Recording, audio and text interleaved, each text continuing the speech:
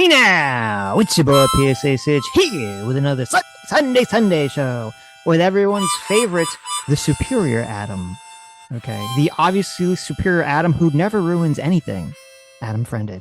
What's up, Sitch? How are you doing today? Yes, do not Fan make fun of me in the freaking chat. tastic. Today, we're watching. Now, most of you probably saw clips of it. I think most people just saw there's a couple clips that went viral. But I don't think most people saw the entire conversation, the entire debate. This is the convo between Tim Pool and Adam Conover, also known as Adam Ruins Everything.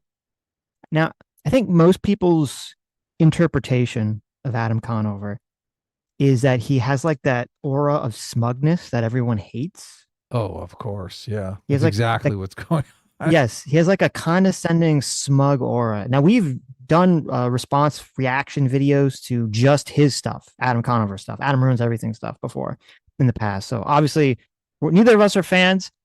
He smirches the good name of Adam. So I think for the stream, I'm not going to call him Adam. I'm going to call him Conover just so I can differentiate. I don't want to throw any strays You your can way. call him soy boy, cuck, Hollywood gay boy. Okay. I see we're starting off here. Yeah, like you said call him Adam Soyover, which is pretty good.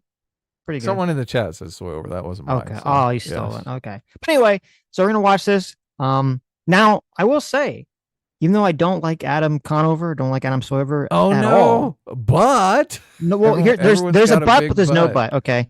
I think both participants. I think here's the big but. I think both the participants in this conversation do a very poor job. I think Tim does a very poor job for most of this conversation. And then obviously Conover does a terrible job for most of the conversation. Sitch hates everything, so. I'm going to make another channel. It's going to be called Hater. It's just going to be me hating everything. Oh, that's a good name. That makes sense. Before we start, thanks so much, Quentin at Danzy for $20 right off the bat. Thank you. Yeah, says, woo. Woo-woo. Y'all pulled me from the right straight to the center because of your streams inspired by political honesty. I'll be going to law school this fall. Thanks for the laughs and insight. Oh, and A-Team reigns supreme. Awesome. Look at that. An attorney. That's great. Good for you. That's awesome. Thank you. And thank you so much. Okay. Let's jump into it. We're probably going to do a little bit of jumping around. We're going to watch most of it. We're going to do a little bit. It's a long conversation. Yes. Liberals is actually, I'll use a specific example. The David Pakman subreddit. Pakman, of course, has millions of followers. He gets 100 million views per month. And his audience on Reddit was saying, this is just a family man who is trying to escape harsh conditions in Central America, who has been effectively disappeared by the Trump administration, which is a gross mischaracterization of what happened. If we were to say that a judge granted Abrego Garcia withholding of deportation due to Barrios 18 in Guatemala and threats against his life in El Salvador, then the question of due process is he needed to get a hearing as pertaining to that withholding of deportation. But he did already have two hearings in which he was determined to be an MS-13 gang member.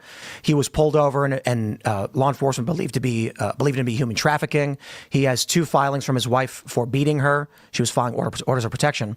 And so it's fine if, in my view, the liberal side of things, or the, podcasters like Pakman and Brian Tyler Cohen and others are going to say, hey, he was supposed to get a hearing. Agreed. But it is a gross mischaracterization. So when you mention that, people on the left are on edge, I'm like, yeah, well, they think that a guy who lives in Maryland who was working like a regular union job or whatever just disappeared one day, as opposed to a guy who had gone through several hearings, was arrested with MS-13, had symbols on his hand that law enforcement believe were MS-13 gang tattoos. And so the real question is, what was the error in that deportation? On the right, it's... Okay, well, there's a lot to talk about. I should probably pause it here. There's a lot to talk about here. So some of the things Tim says is correct. Some of the things he's saying is not correct. In terms of the order, it is true. So Garcia is the guy. He's the Maryland guy. And this comes up in the conversation. There was sort of the media would talk about him as like the Maryland father, right? And the reason that they're saying the Maryland father is to sort of create this idea of like, well, maybe, he was here legally. Maybe he is a citizen, when obviously he was not here illegally. He literally snuck in the country. This wasn't a person who was asking for asylum like a lot of other people. He snuck in the country like like I don't know, like 15 years ago or something, a long time ago. Okay, so Um, he's illegal alien, yes, he is 100% a but legal he is a alien. man, and he's He is a illegal in man, Maryland. and he That's was what we living in know. Maryland. Okay. Right. Okay. Um, and so what happened was, and we covered this. So here's like we covered this in the stream, but it'll be a short recap. He basically gets picked up in 2019 for living the country illegally. He'd been living in the country for like 8 or 9 years at that point.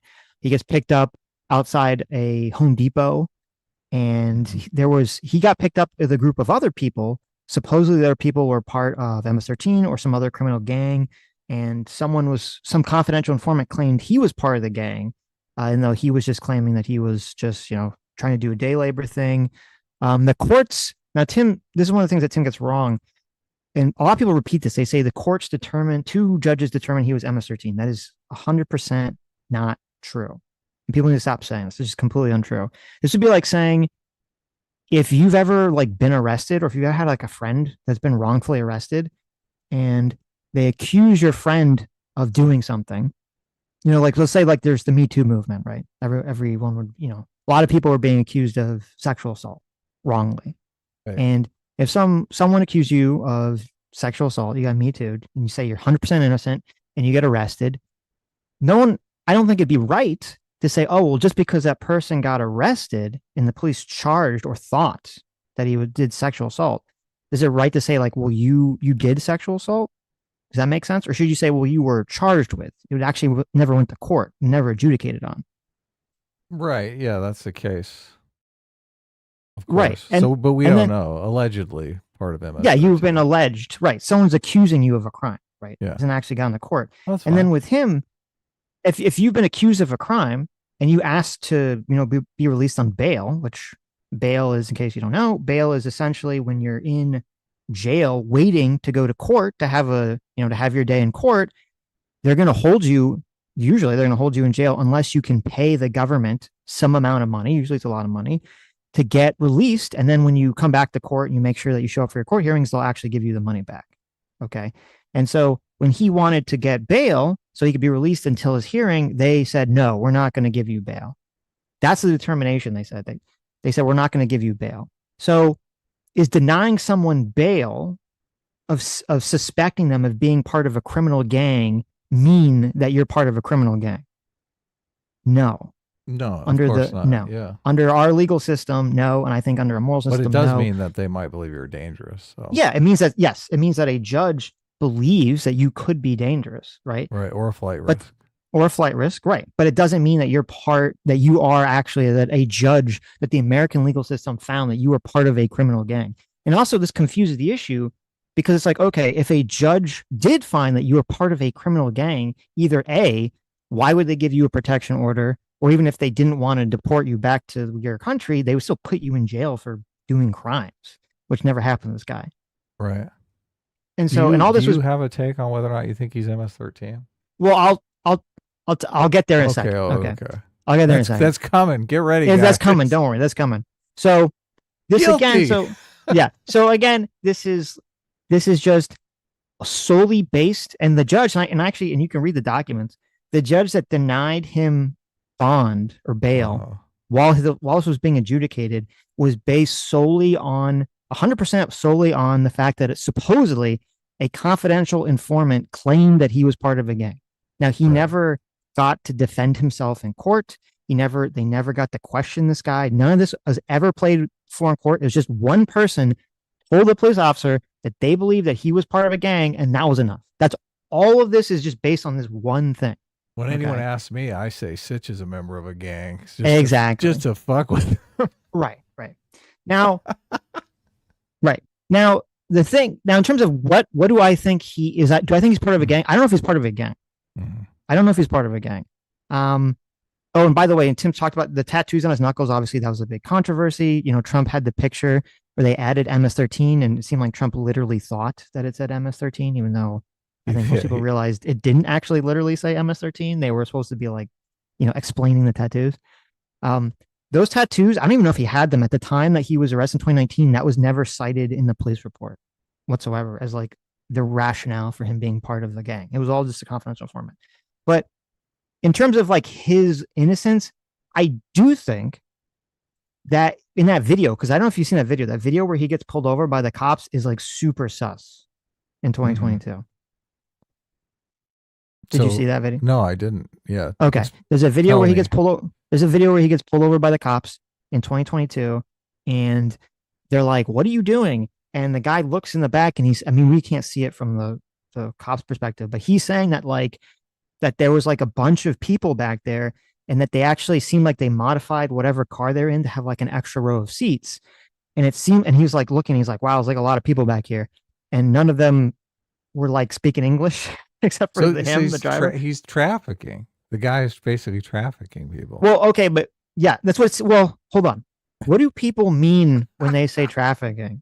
Because when I hear human trafficking, what I think of is that they're saying you're using people for slave labor, right? Oh, it That's could what I think of. it could mean either or. It could just mean you're helping people get across the border and letting them Right. I go. think he Yeah. was. It's because it looked to me like he was smuggling people.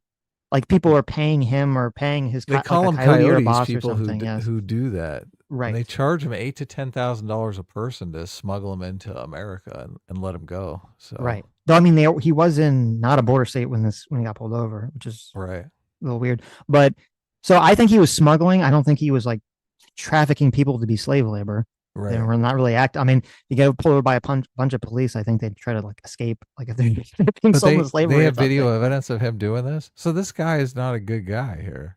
So he definitely seems like he was helping smuggle some illegals or something in the country. 100%. That's what the video seems like, and it is very weird that the police. I don't know why the police just didn't give a shit.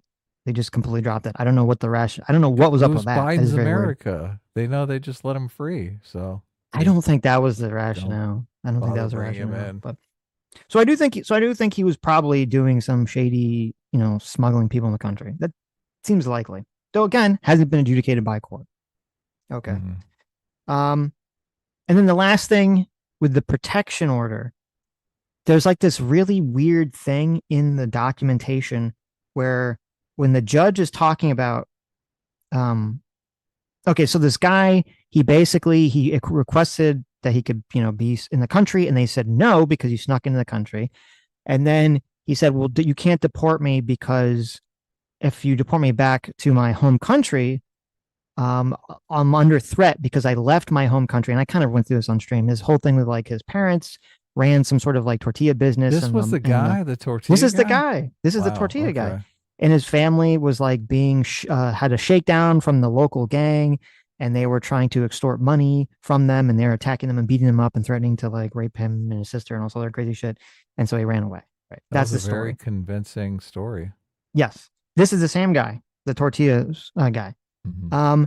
So in that there's this really weird thing in that documentation where after they go through the whole thing happening in El Salvador, and the judge who's like kind of in the documentation talking about all this stuff happening in El Salvador, and you can even see, they talk about the locations where his family is being threatened, and you can go on Google Maps as I did, and you can look them up, and they all take place in El Salvador.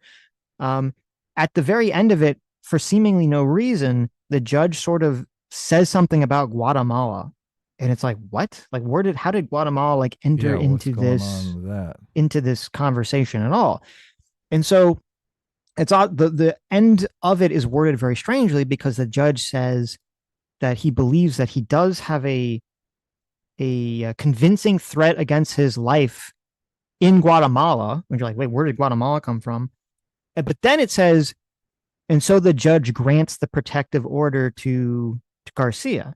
So some people have said, well, therefore he only has protective order, even if it's a mistake. It seems like it's a mistake to me. I've never heard anyone really explain why it wouldn't be a mistake from the story, from the documentation. But even if it was, whether it was a mistake or not, people I think are kind of misunderstanding how this would work legally. And I think this is the complication because the judge says, he doesn't say, I give you a protective order not to be deported to Guatemala. He says, because of the threat to Guatemala, I'm granting your protective order. So what that would mean is if Garcia and his lawyers said, we want a protective order from El Salvador, even if the judge said Guatemala, but then says, I'm granting you your protective order, if he's granting the protective request, which was El Salvador, it wouldn't matter if the judge made that mistake one way or the other. Okay. Does that make sense? You understand what I'm Yeah, saying? of course. So And the fact that I haven't really heard the Trump administration like press on this whole Guatemala, El Salvador confusion makes me think that his original ask was for El Salvador, not Guatemala, because it wouldn't even make sense why it would be for Guatemala. Anyway, He's from El Salvador, he's from correct? El Salvador, Yes. and the story in his document in the court documents about his family being threatened all takes place in El In Salvador. El Guatemala's Salvador, yeah. So it's never just mentioned. like a Yes. typo. It's just like a misstep by the judge. Right. Well, a lot of these judges, they do like 10 cases, 20 Right. cases a day. So I don't know. Maybe he was thinking of something He had else. Guatemala on the brain from the last case. Yeah, who knows? So anyway, so a lot of people keep bringing this up as like it's some sort of like, now where Tim is correct is, and this is part of why I think the Trump administration has completely mishandled this entire situation, is what they would, now, Tim is making an assumption here that I don't know if we would make, because I don't know the facts on the ground in El Salvador.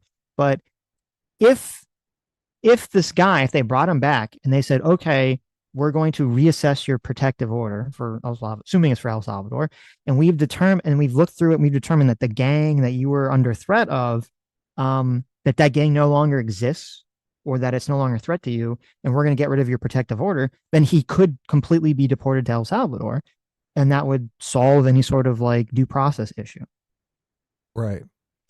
And Well, the protective orders because they believe the story about the tortilla people Yes. chasing after his family business. Right. Now, there is a key here that constantly gets mistaken or confused in this conversation, or whenever anyone's having this conversation about Garcia or any of these people, is there's a huge difference between deporting someone to their country of origin and sending someone directly to a prison in El Salvador. These are very different things. And I think it's another area where the Trump administration and Tim and all these other people having a conversation get kind of like screwed up in this when they're discussing this, is that if they gave Garcia due process and they said, hey, we think, that your protective order is no longer valid because there's no longer a threat against your life in El Salvador, boom, then they could deport him to El Salvador.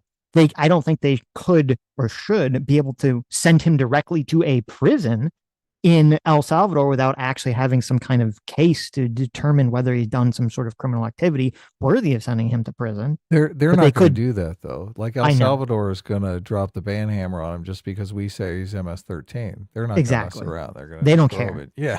Yes, throw him in 100%. jail. Right. But so I'm saying if they so the actual due process would be to say, okay, we're going to determine whether he still has a credible threat against his life. If we determine he doesn't, then just deport him normally to El Salvador. Don't send him to a prison. Just send him Right. back to the country. Yeah. I mean, okay. There's enough gray area there. We can just say, oh yeah, El Salvador is the one that threw him in jail. Right. So that's an argument that Tim and other people make. I don't think it's Tim has an argument later in the stream. He has a phrase called factual but not truthful. And it's where something is like maybe technically accurate, but it's not actually true. If that makes sense. And I would say that this claim about like, well, we're not throwing them in prison, El Salvador it's like a factual but not truthful claim. Because if Donald Trump makes, or the Trump administration, I should say, makes a specific deal with the president of El Salvador and says, we're going to pay you millions of dollars to house people in a prison, and then we send them on a plane that lands and they immediately go to that prison. But I mean, are they our people? I mean, they were talking about doing that with our people, not foreign nationals. well, there was a conversation that could we do this with American citizens as well? Right. Yeah. Yeah, that hasn't happened yet. So Right. we're sending foreign nationals from other countries. We're sending two groups of people. We're sending people that are here in the country illegally, and we're sending people who are in the country but requested asylum. So we're technically here legally, but in a holding zone of we don't know if they're going to be granted asylum or not. If we say we're deporting this person back to their country of origin, which is El Salvador, because we believe this is a MS-13 gang member, El Salvador is going to go, oh, he's MS-13? Throw him Well, in the no, plane. that's not what's happening. Because Right. remember, the way that this started was not with people from El Salvador. It started with Venezuelans that they said was from Oh, Trinidad. yeah, I remember that. Right. Yeah. So we were they literally, are so we all were in the sending, El Salvadorian prison now? The yes, we Venezuelans were are? sending Venezuelans to the Okay. El Salvadorian prison. Well, that's a little fucked up.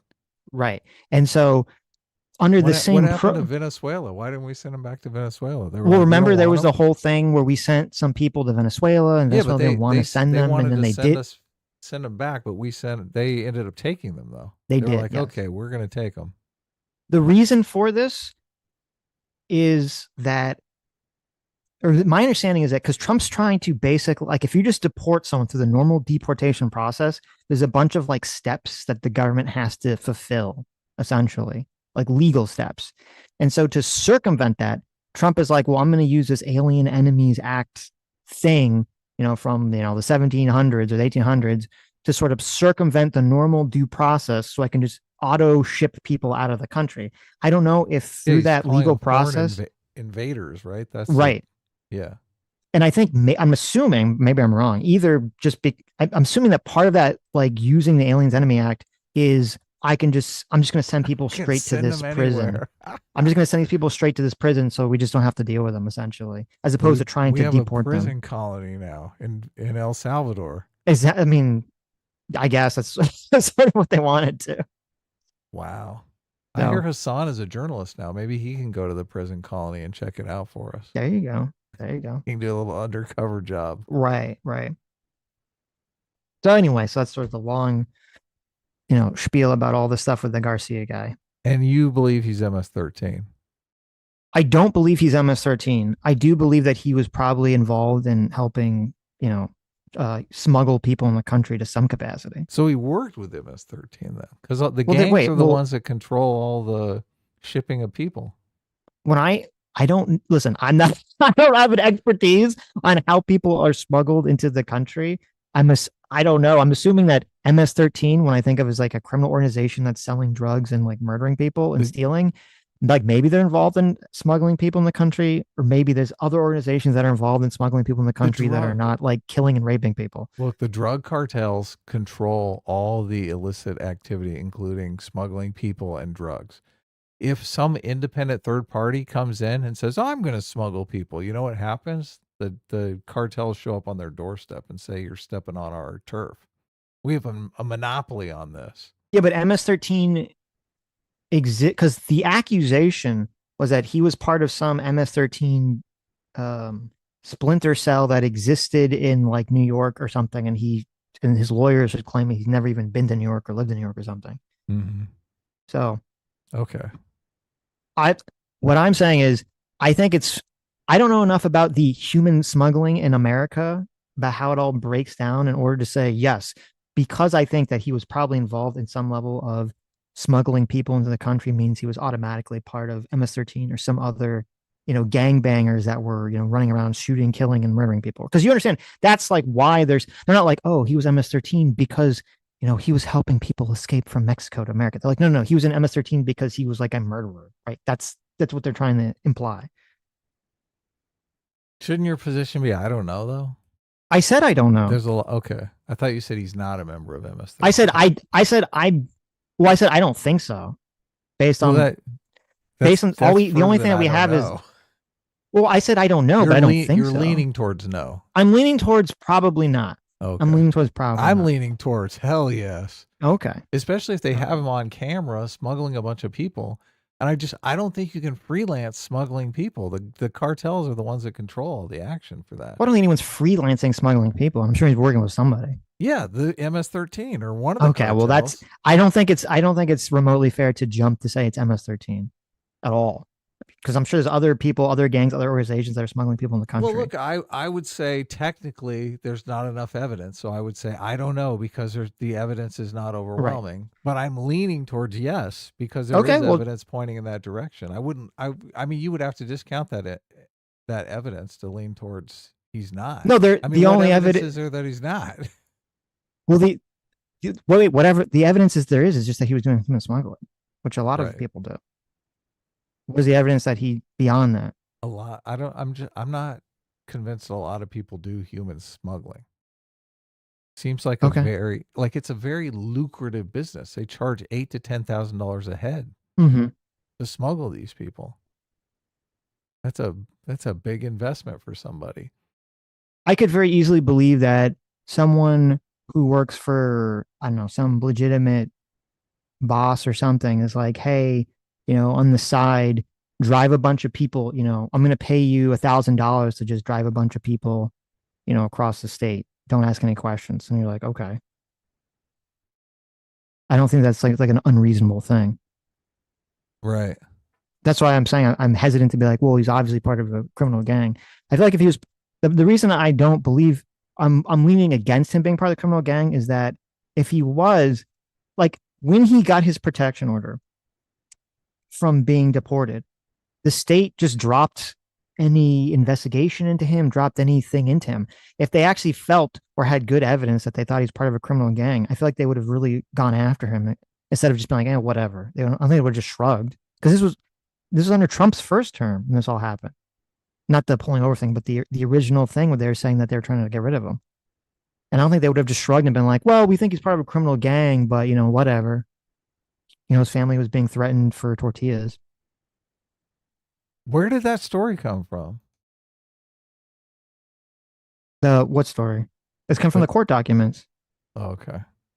And that's another thing too. And this is another reason someone else brought this up, which is a good point about why I'm a little bit skeptical of being part of a gang. If he was part of MS-13, his family could have just left, because the thing they were being threatened by a gang called the Barrios, and he could just leave the Barrio neighborhood to go to the MS-13 area if he was part of the gang, and they would have given him protection. Right? And that's how all these gangs operate. I'm half paying attention because people are saying our audio is a little off, and I'm on a new computer now, so we're kind of working it out. What's wrong with the audio? This is just saying my audio is a little low, so I turned it up. I'm working on it, but say it again, and I'll actually respond. I'm saying this guy was being threatened by the Barrio gang in El Salvador, and if he was part of MS-13, or he had family members that are part of MS-13, they could have just moved to an MS-13 like area of of El Salvador, or the neighborhood or whatever, that they would have had protection from the other gang. That's how these gangs operate.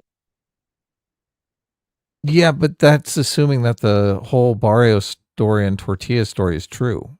Well, that's right. Yeah, obviously, if he is a member of MS-13, that story is probably all fictitious. Okay, I'm just saying the courts found it to be credible. Yeah, I get it, but maybe it's not credible. I don't know. Maybe it's not, but we don't know. We don't have any reason to believe it's not credible. Right, yeah. But you're right. That is obviously the evidence in favor of him not being in MS-13. He's literally being tortured by MS-13. Right. I guess what we should just say is we don't really know. Mm-hmm. We don't know one way or the other. It's never really been adjudicated by courts one way or the other. Seemed like he was probably doing some kind of human smuggling thing, but we don't really know. Never had his day in court to make these determinations. So it's unfortunate because, and this is something, Adam Conover is really stupid. Oh, really? Okay. Yeah. I mean, we covered him before, and it seemed like that was the take. And what did we cover? We covered a video where he was talking about Hollywood being a problem now because they weren't making rich Hollywood celebrities anymore. Yes. Yes, it was very weird. It was very weird. He's like a communist for rich Hollywood celebrities. He was saying that, like, we need to have a culture of Hollywood producing rich elites to, like, tell people what are the correct opinions or something. Right. No, but anyway, yeah, because Conover does really poorly this conversation, obviously, because he's like a dumbass. Or at least he's some people claim, think he's just pretending to be a dumbass. I think he was in some areas, but I think in other areas he's just actually ignorant. Is the issue with the Garcia thing is that the media and the left kind of lash on to Garcia as like the case to focus on, because it was the case where, at least at first, a government lawyer acknowledged or admitted in court that the Trump administration had made a mistake by deporting him, even though now that all this additional information has come out, his case definitely seems a lot more suspect because of how he was arrested the first time, because of the traffic stop, because of the domestic abuse claims, all these other things. It kind of makes his case seem like sketchier for people to want to support him. Right now, obviously, all these things have nothing to do with like the due process, but from an emotional level, it makes people like not want to support him.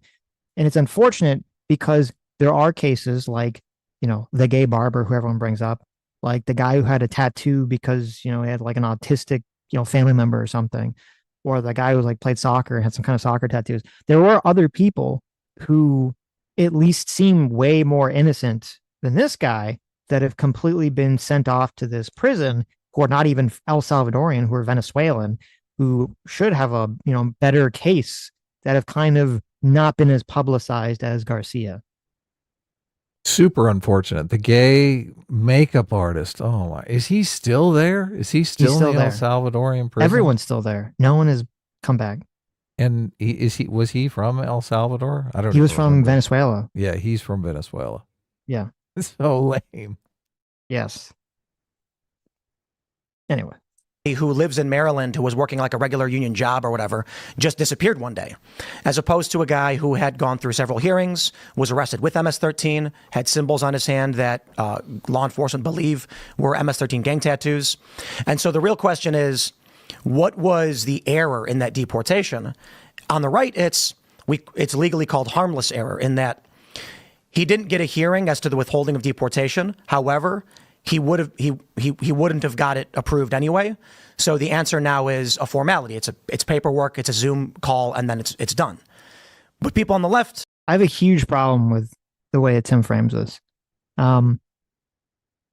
because it was for two issues. Number one, the harmless error, the harmlessness of it. Okay, he's automatically assuming that if they went to see, would his life be threatened, supposedly, according to the court documentation, that the judge would automatically say, yes, your life, your family, your life, there's no more gang violence, in El Salvador, your life fine, right? Which I don't know if that's the fucking case or not, number one. But number two, again, this isn't a deportation process. If this was just a normal deportation process, I think I and many other people would be far more amenable to saying, okay, maybe you could say it's some sort of like lesser administrative error, right? But it's not. We're sending him to prison for, I don't know, for some unknown length of time, till El Salvador gets tired of having these people be in prison.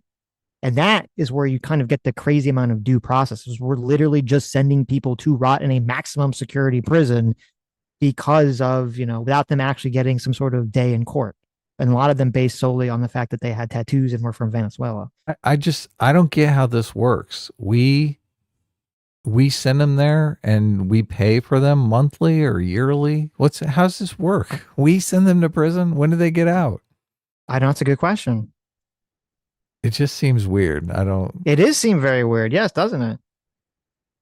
Well, you would think we're deporting them in El Salvador. They're becoming El Salvador's problem, and El Salvador is incarcerating them. So, well, no, it was. So I don't know if the actual 100% terms of the deal have ever been made specific. I believe that there was someone from the El Salvadorian government who posted about this, who said that the Trump administration was paying something like $6 million to basically send up to 300 people directly to that prison, the CSOT. And that's a one-time payment? I think it was $6 million up front. I don't know. I don't know if it's going to be if we're going to pay $6 million a year or what. What is the sentencing time? I don't know. Yeah. Okay. I don't know if we know that information. I'd like to know. I would too. That would be great, right? Yeah. That would be very very great. important. Yes. the liberal side of things, they think that this is a working class family guy who's vanished one night, an American citizen. And I think it was actually. Oh, and there's one other element to this story. That you gotta let him finish. Well, I know. I make a sentence. Oh, I forgot. There's another important element too here, which is that so once Garcia had been determined to have his withholding of protection order, so they couldn't deport him, presumably to El Salvador, is that every part of that was that every year he had to go meet with ICE and have an annual conversation with ICE, and they would check up on him. Okay. And he had his annual meeting with ICE this year already.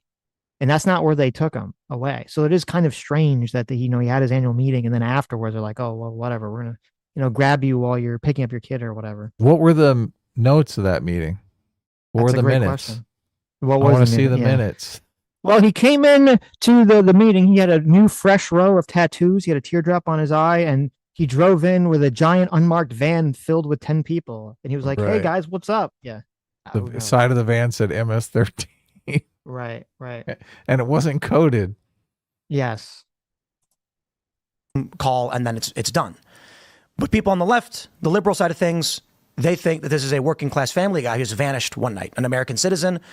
And I think it was actually Hassan. Well, people don't think he's an American citizen. I mean, they're up to speed on like Hassan Piker thought he was from Maryland. Legit. And so okay. and we're talking, and I know it's not you, but this is like the 7th biggest live streamer in the country. Almost every single day, Hassan gets 50K.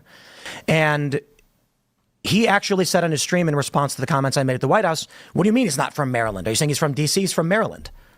No, he's from El Salvador. He only lived in Maryland for a few years. okay. I mean, that guy talks. Humble brag right there.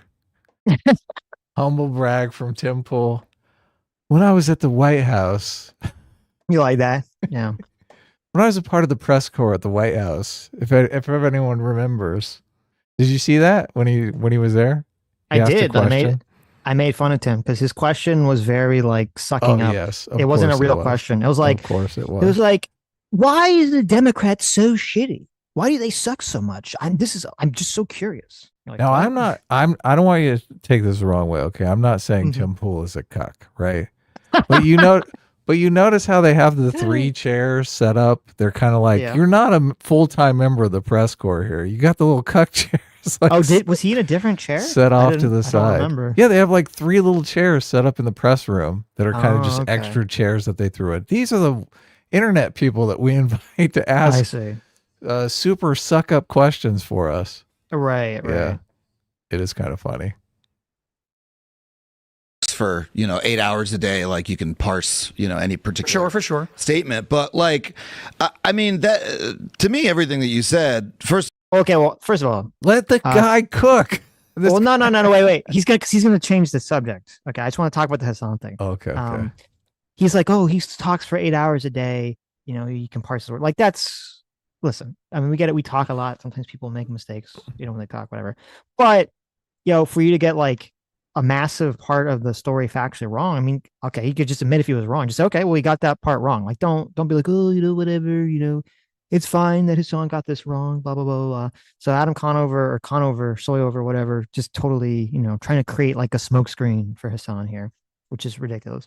Yeah, I would have totally drilled in on that because obviously, how much untrue things is it okay for Hassan to say? I understand you're saying that. Look, he probably contradicted himself like later in the day, right? He got it wrong, but he got it right eventually.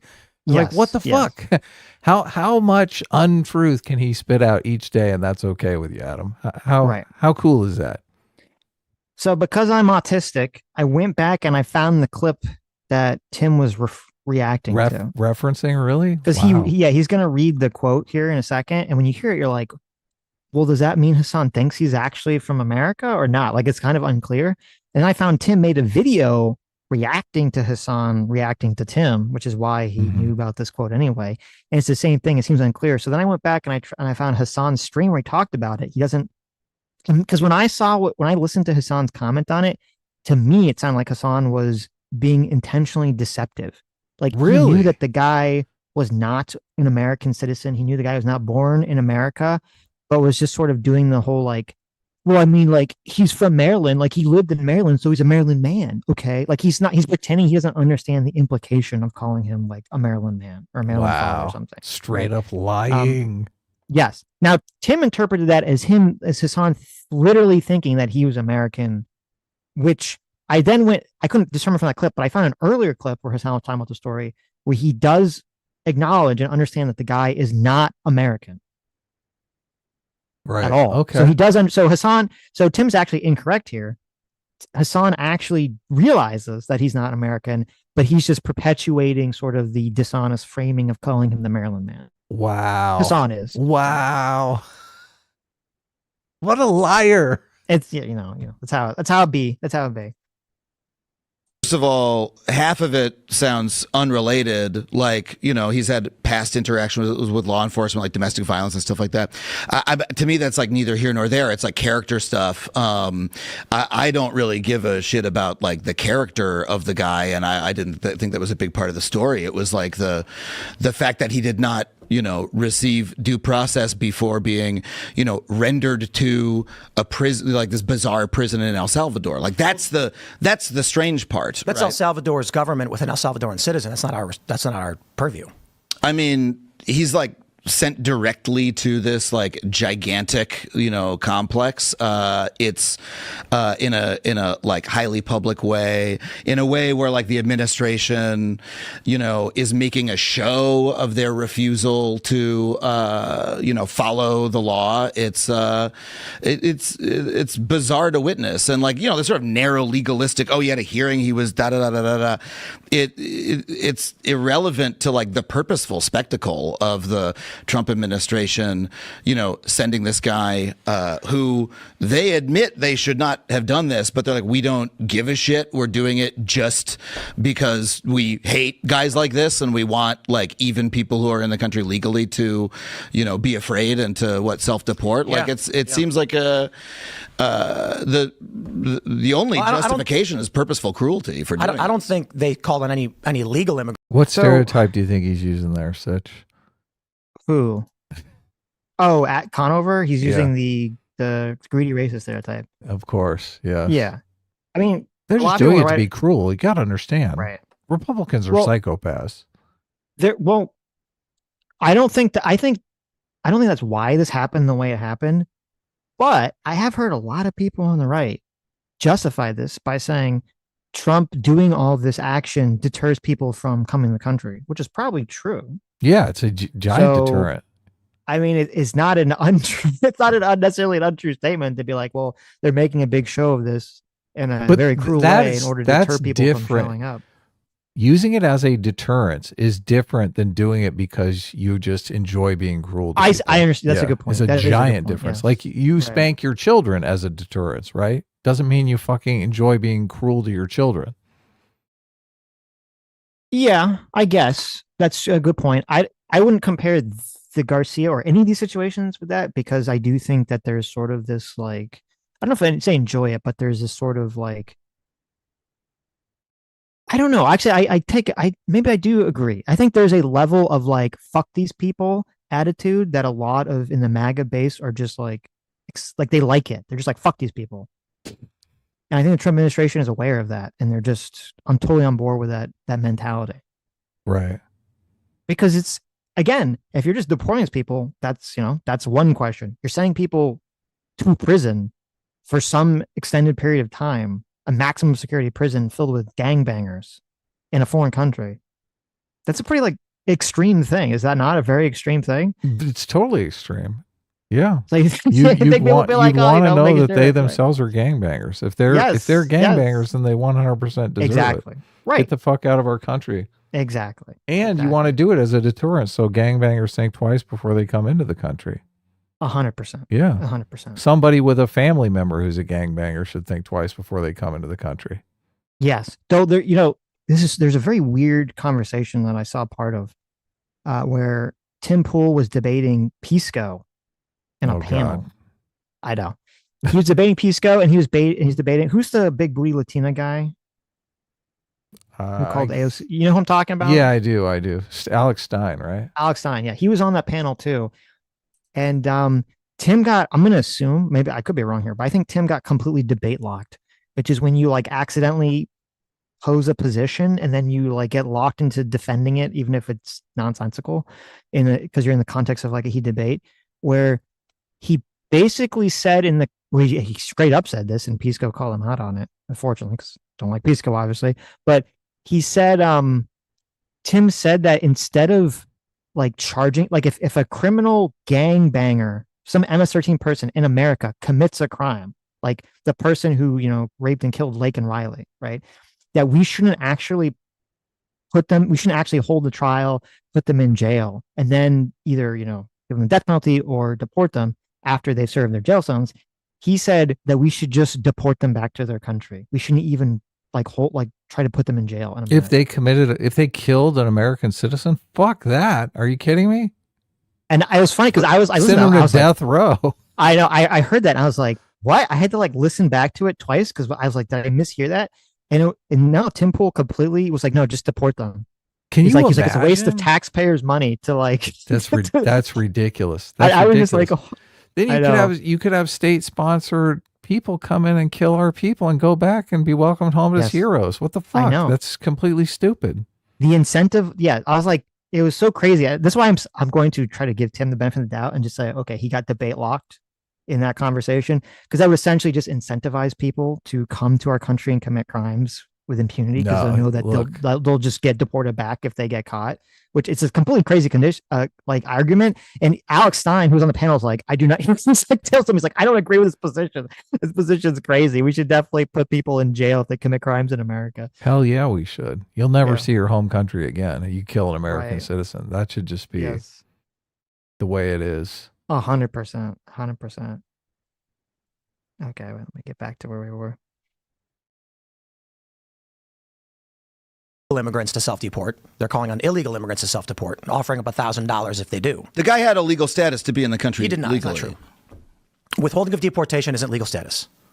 Withholding of deportation means he was ordered to leave the country, but the U.S. was barred from sending him to El Salvador, specifically because Barrios 18 in Guatemala had threatened his family.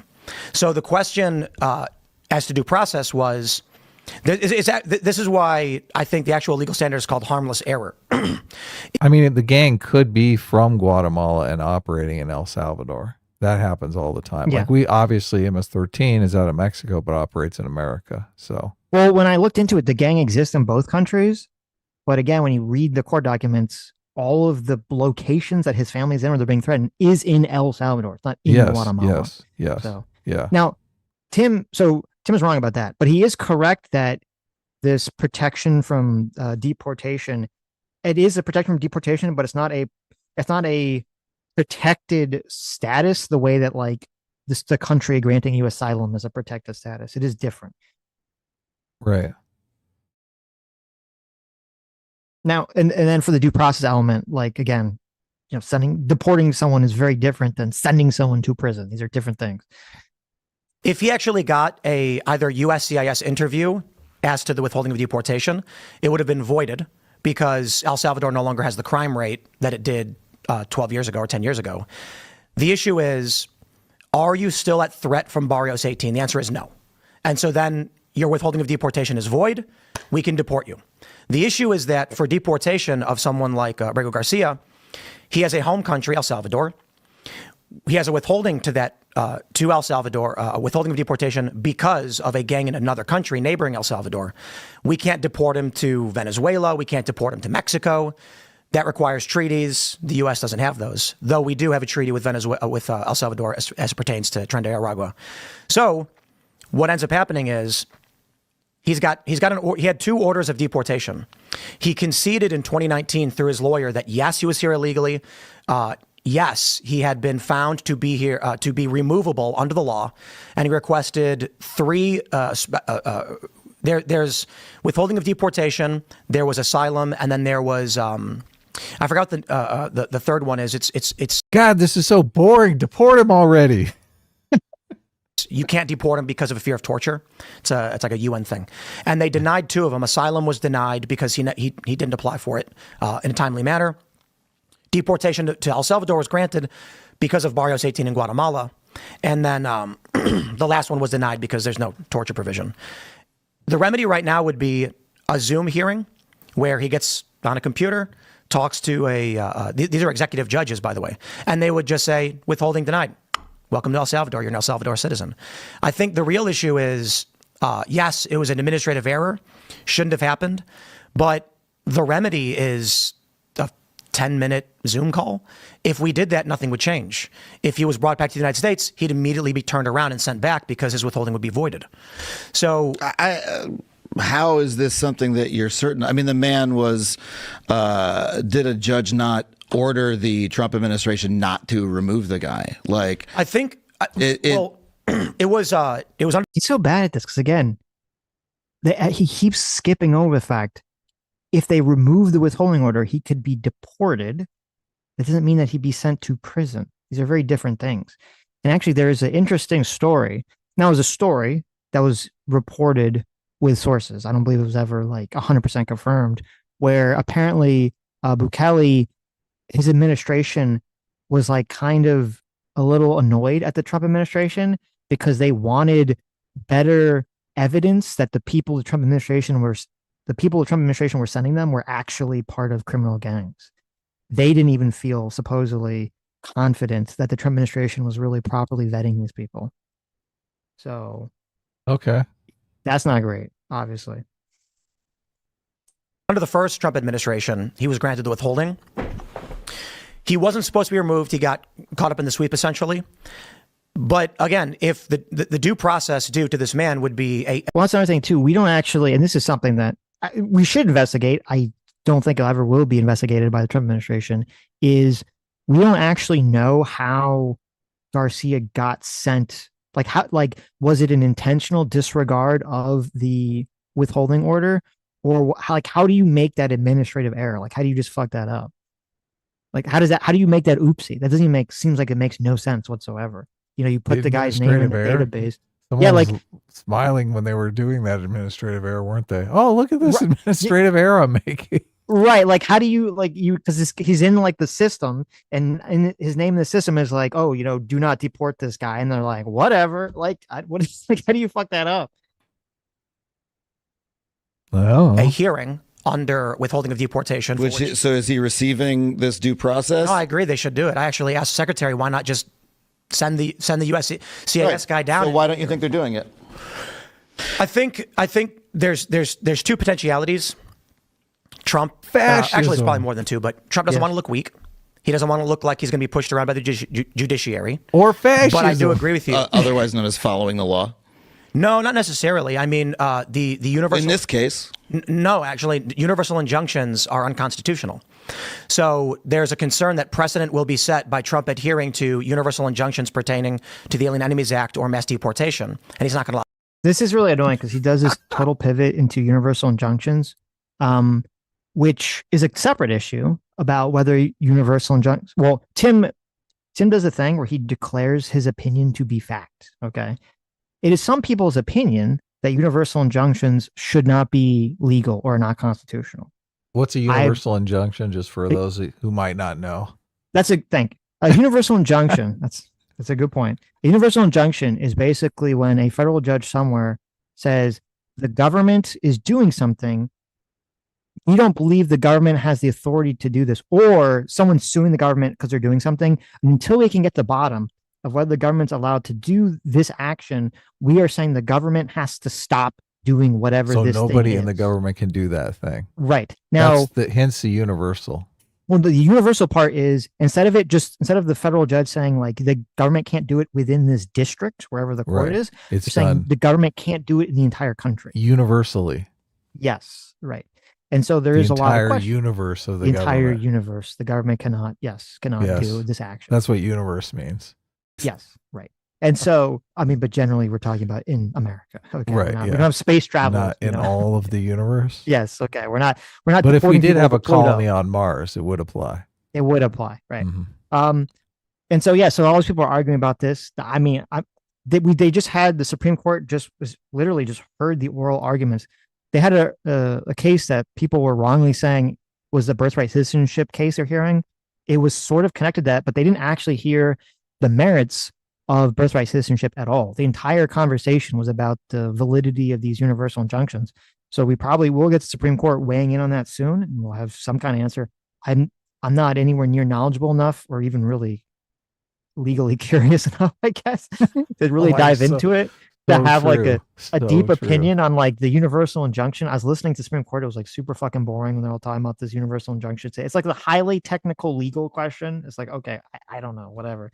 So, but there's a very big difference between like, because the question that Conover asked him is like, well, wait a minute, like, why isn't he doing it with the Garcia thing? The court directly told Trump, it wasn't a universal injunction. The court directly told the Trump administration, including the Supreme Court, said that they should facilitate. Now people are arguing what that means, but that they should try to get this guy back. That has nothing to do with a universal injunction. It is a complete changing of the topic for Tim to say, well, if Trump follows the Supreme Court directly telling him that he should try to get this guy back, it has something to do with universal injunctions or him ceding authority, blah, blah, blah, blah, blah. That's completely untrue. It is just Right. literally Trump would be Okay. following what Gotcha. the Supreme Court said, which would be following the law. Right. Kind of doesn't have anything to do with universal injunctions. No, not this specific case. Allowed that to happen. So he doesn't want to set a precedent in the future that universal injunctions don't exist anywhere in the Constitution. And we've seen some 40% of all injunctions ever issued in this way against Trump and his administration. He's got more, I believe he has more universal injunctions in the first 4 months than all other presidents ever got individually. And that is unconstitutional. These judges are issuing these mandates which plainly violate their constitutional authority. So the check. Like, again, I don't know enough about the universal injunction to even have a strong opinion on it one way or the other. Maybe this is all, unconstitutional, whatever. I don't like that the way that it's being discussed is so one-sided. It's like, well, there's a reason there's all these universal injunctions being thrown at Trump more so than anyone else, is because Trump right now is trying to use executive orders in a way that far outseed the traditional executive authority of the president. I mean, Donald Trump is literally trying to reinterpret birthright citizenship himself as the president, right? And he's doing all these like very far. So obviously, if the president is trying to seize a bunch of new powers, use executive powers in ways that have been sort of outside the bounds of ever being used before, outside the bounds of modern tradition or something, and the judiciary says you can't do that. Like, obviously, they're going to say, well, you can't do that more so than they've ever said it before because Trump is doing new things more than ever before. We can't get rid of birthright citizenship just here in California? I don't think so. No. Should require a constitutional Let them go to amendment, Florida probably. if they want their birthright citizenship, right? There you go. Come on. Back on that is plainly Trump says, no, I'm not going to adhere to something you can't do. Right. So this is, again, this is authoritarianism, right? It's like How's that authoritarian? Well, I agree. The judges are acting in authoritarian. Yeah, I mean, it's like he as an executive is trying to destroy the power of the other branches of government by ignoring their authority, by mounting but they don't have the authority aggressive legalistic defenses like the ones that you're making in order to expand the power of the presidency and be able to act with impunity. Which is part of why he's sending them. Sure. I mean, look, I'm not a legal scholar. Generally, I would have said that, presidents, I think, tend to follow judicial orders more than Trump tends to, right? Let me ask you a question. If a judge ordered you to shoot a man in the head, would that be illegal? I'm using an extreme example on purpose. Yeah. It's obviously no. A judge can't order you to kill somebody. That's crazy. But we're not talking about a judge ordering Trump to kill anybody. We're talking. Well, it's Who's really he ordering stupid. me to kill? I know, but it's so dumb. Like, the Supreme Court ruled on this issue, the Garcia thing, and said that they were not doing what they were supposed to do. It's pretty sad. It should be very settled. Like, to do this, well, technically, a judge could order you to do something illegal. A judge could order you to eat a baby. Would you eat a baby? It's like, come on. Like, what are we doing here? This is ridiculous. So. Well, I mean, I think the point is true that judges aren't infallible. I mean, that's the basic point people are making. Oh, obviously, but it's like a dodge though, because no one's infallible. Trump isn't infallible. A president is infallible. Of course. Right? That's why we have the whole checks point and of having balances. Right. The whole point of having the checks and balances is that we're saying no one is infallible. No one should have absolute authority. And so, the executive, the president, tries to do something, the courts say, well, you did something that's a violation of the law. It goes up to the Supreme Court. The Supreme Court agrees with the lower courts, says, you deport this guy incorrectly, or you send this guy to prison incorrectly. You got to try to get him back. And the administration is saying, go fuck yourself. Try. The Supreme Court, right? They're like, oh, we are trying. Oh, the phone is so far away. I can't reach it to call, El Salvador and ask them to bring this guy back. Do or do not. Right. So, to me, why didn't they order him? Why did they order him just to try? That's kind of a cop out. Because there's this issue of whether the judicial says, can the judicial branch determine exactly how the executive handles foreign policy? And they're saying that maybe they can't really tell the president how to handle foreign policy. So the president has a lot of leeway in terms of how to deal with interact with other countries. So it's like, well, you're supposed to try to get the guy back, but we can't exactly tell you what that's supposed to look like. Yeah, that's why I want to frame it as a war, and these are enemy combatants and all that stuff. Yeah. Exactly, right. Now, this is probably going to go right back to Supreme Court because the lower courts have already said, okay, the Trump administration needs to provide documentation on how they're trying to facilitate to get him back, and they're not providing anything. So it's probably going to go, he's going to try to hold the Trump, in contempt or something. And it's going to go right back to Supreme Court. And who the fuck knows what they're going to say? But it's pretty obvious they're not trying to do jack shit. They're trying. Yeah, I bet. They're trying to find the phone number in these they bizarre can't ways. Where they placed it. Yeah, exactly. Well, right after this ruling came down, that was right when Trump met Bukele in person and had him in the White House. I saw that. Yeah. So everyone was laughing about it. And one of the press people even asked her, hey, are you going to try to get Garcia back? And everyone just kind of sat there and laughed, and they're like, no. What do you mean? It's all a fig leaf for the larger thing that he's doing, which is bending the law in these bizarre ways. What is the point of sending people to El Salvador, right? To this prison in El Salvador. Part of the reason to send him there, to send Abrigo Garcia there as quickly as possible, is it just shields him from the rest of the legal system, right? It makes it harder to get him back, right? If you send he's El Salvadoran. Did we pass the part where he starts going off about how Trump is a fascist? One of the things that was... No, I don't think so. Okay. I thought it's interesting because he says, I didn't realize we were going to get into this quickly, as if Tim was punching him, when he's the one that first brings up that Trump is a fascist and starts talking about the fascist narrative. Adam Conover does. Yeah, we can go back to make sure we didn't skip. I don't think I skipped it. But here, I thought it was a couple minutes in, and he's like, "Oh yeah, Trump is a fascist." And I think we're up to 87 instances issuing universal mandates across the entire nation based on lawsuits of single individuals. So, for example, a recent one was the transgender military ban. Donald Trump issued an executive order saying, DSM-5 mental disorder, you are now going to be inadmissible from the armed forces and will be severed unless you are not showing symptoms. A judge ruled from this point forward. Oh, okay. I think I found the part you were talking about. It was you're right. It was right in the beginning before they even started talking about any of the subjects. Yeah. It's so funny. Right. Because he's giving Tim Pool a hard time for going so hard at him. But he, in the very beginning, starts with the Trump as a look, we're not even 3 minutes in. Because you're armed, you have a right to keep and bear arms.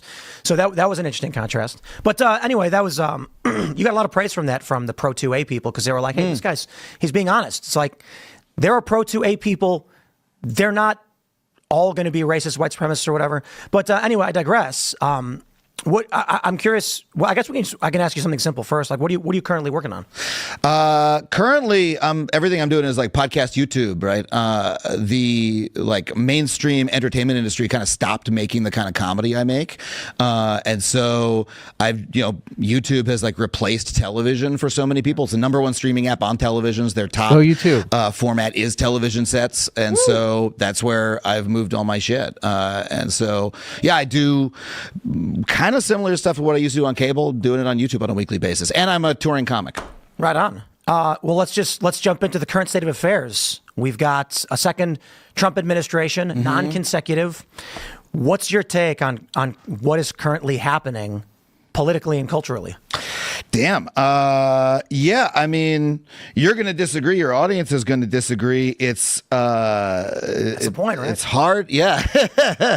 Yeah, no, I'm looking forward to, Tim Pool destroys woke comedian. It's fine. You can start the clip at this point if you're doing your response videos, Yeah, I mean, it looks like a pretty clear fascist authoritarian takeover of the US government, It's we got people being thrown into unmarked vans. We got like the destruction of the civil service, which is like a pretty standard authoritarian tactic, like early on in a administration of that type. Yeah, it's like sort of remains to be seen how far they'll get, and if they'll actually be able to transform in America in the ways that they're trying to. But yeah, it's pretty. My side of America, people are a little on edge. It's a little frightening to folks. Yeah.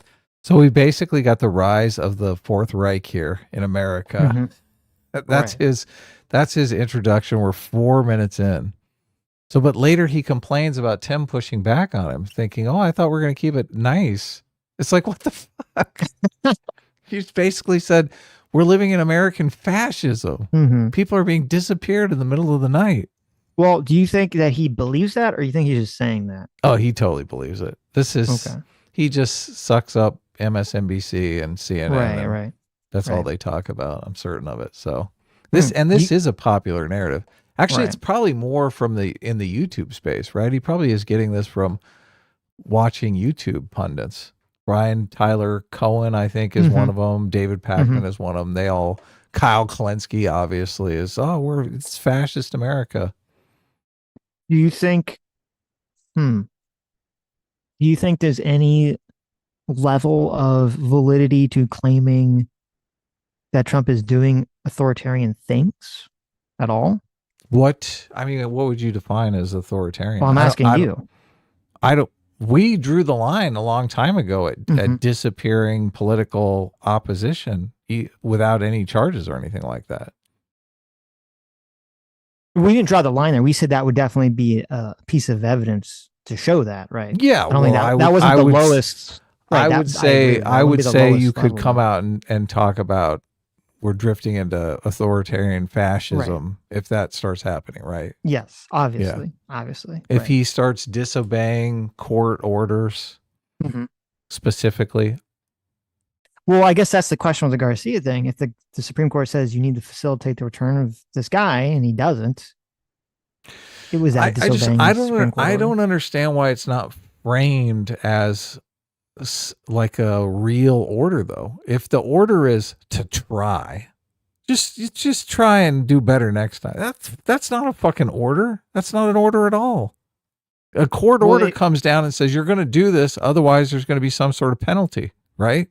You do this, or there's going to be a fine of $10 million a day until you do it. That's a fucking order. That's a court order. The Supreme Court is not going to tell the president that he's going to be fined, okay, if he doesn't get the guy back. Like what? Like, well, I know what you're saying. There's no teeth in this. Like, okay, he is trying though. He hasn't obeyed. He hasn't I mean, we're laughing about it. He's trying. Right. It's like, I'm trying to find the guy's number. Jeez, give me a break here.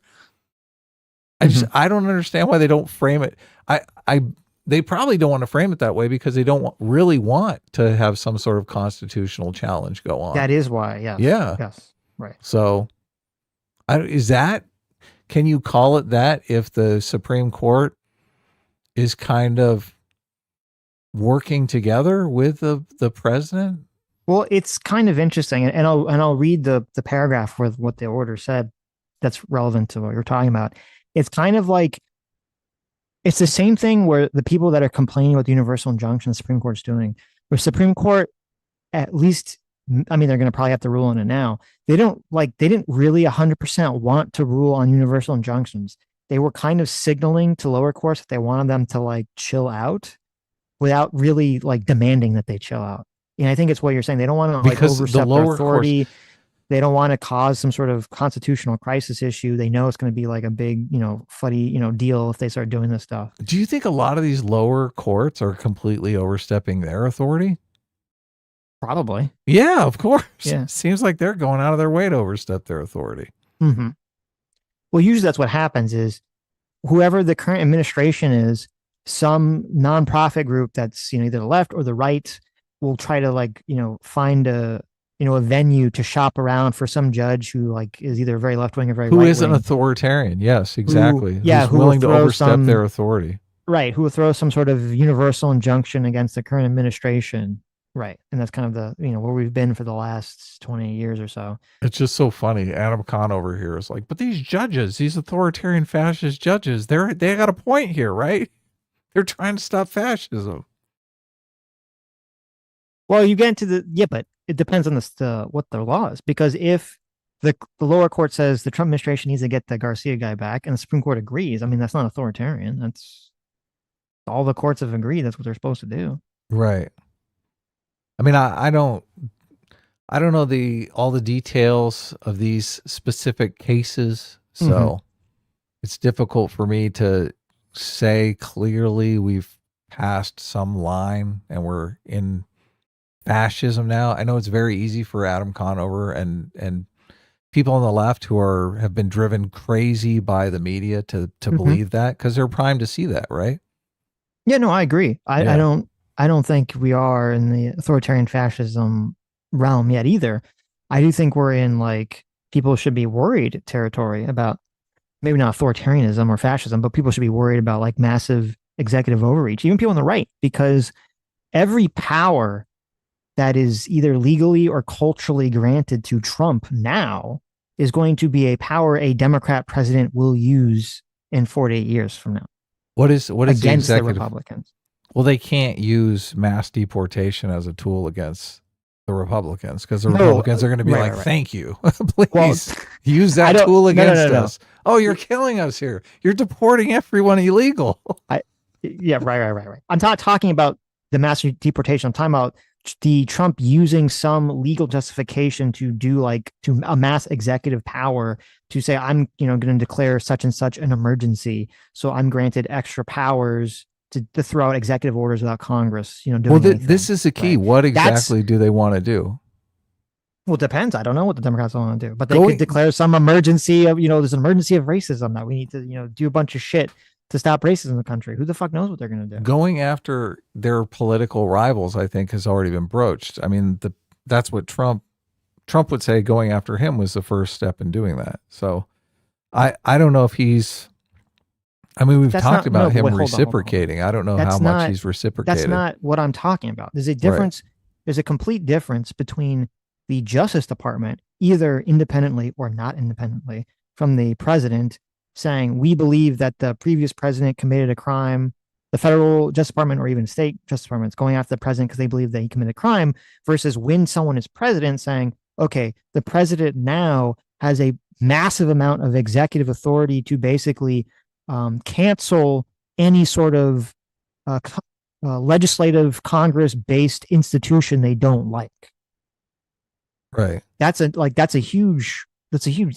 complete difference in what I'm talking about. So if you have a Democrats president, they could just say, oh, well, here's a bunch of things that the Republican Congress passed when Trump was president, and I'm just going to start nixing them left and right, even though it's questionable whether he should really have the executive authority to do that.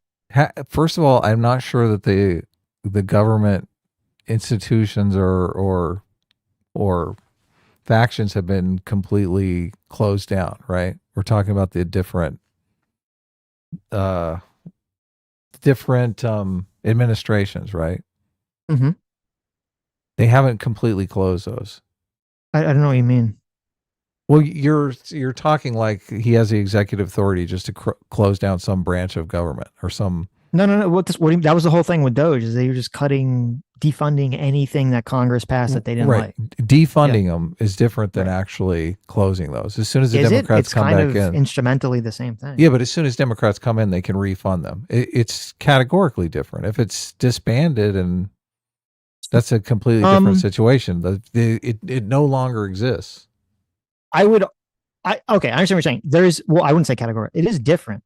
There is a difference there, but I'd say in practice, it's basically the same, because if you have some organization that exists in continuity that's doing something, right, and you keep shutting it down every 4 years or every 8 years, it's definitely going to harm its ability to do whatever its function is. If every 8 years it's on pause, or every 4 years it's on pause. I agree.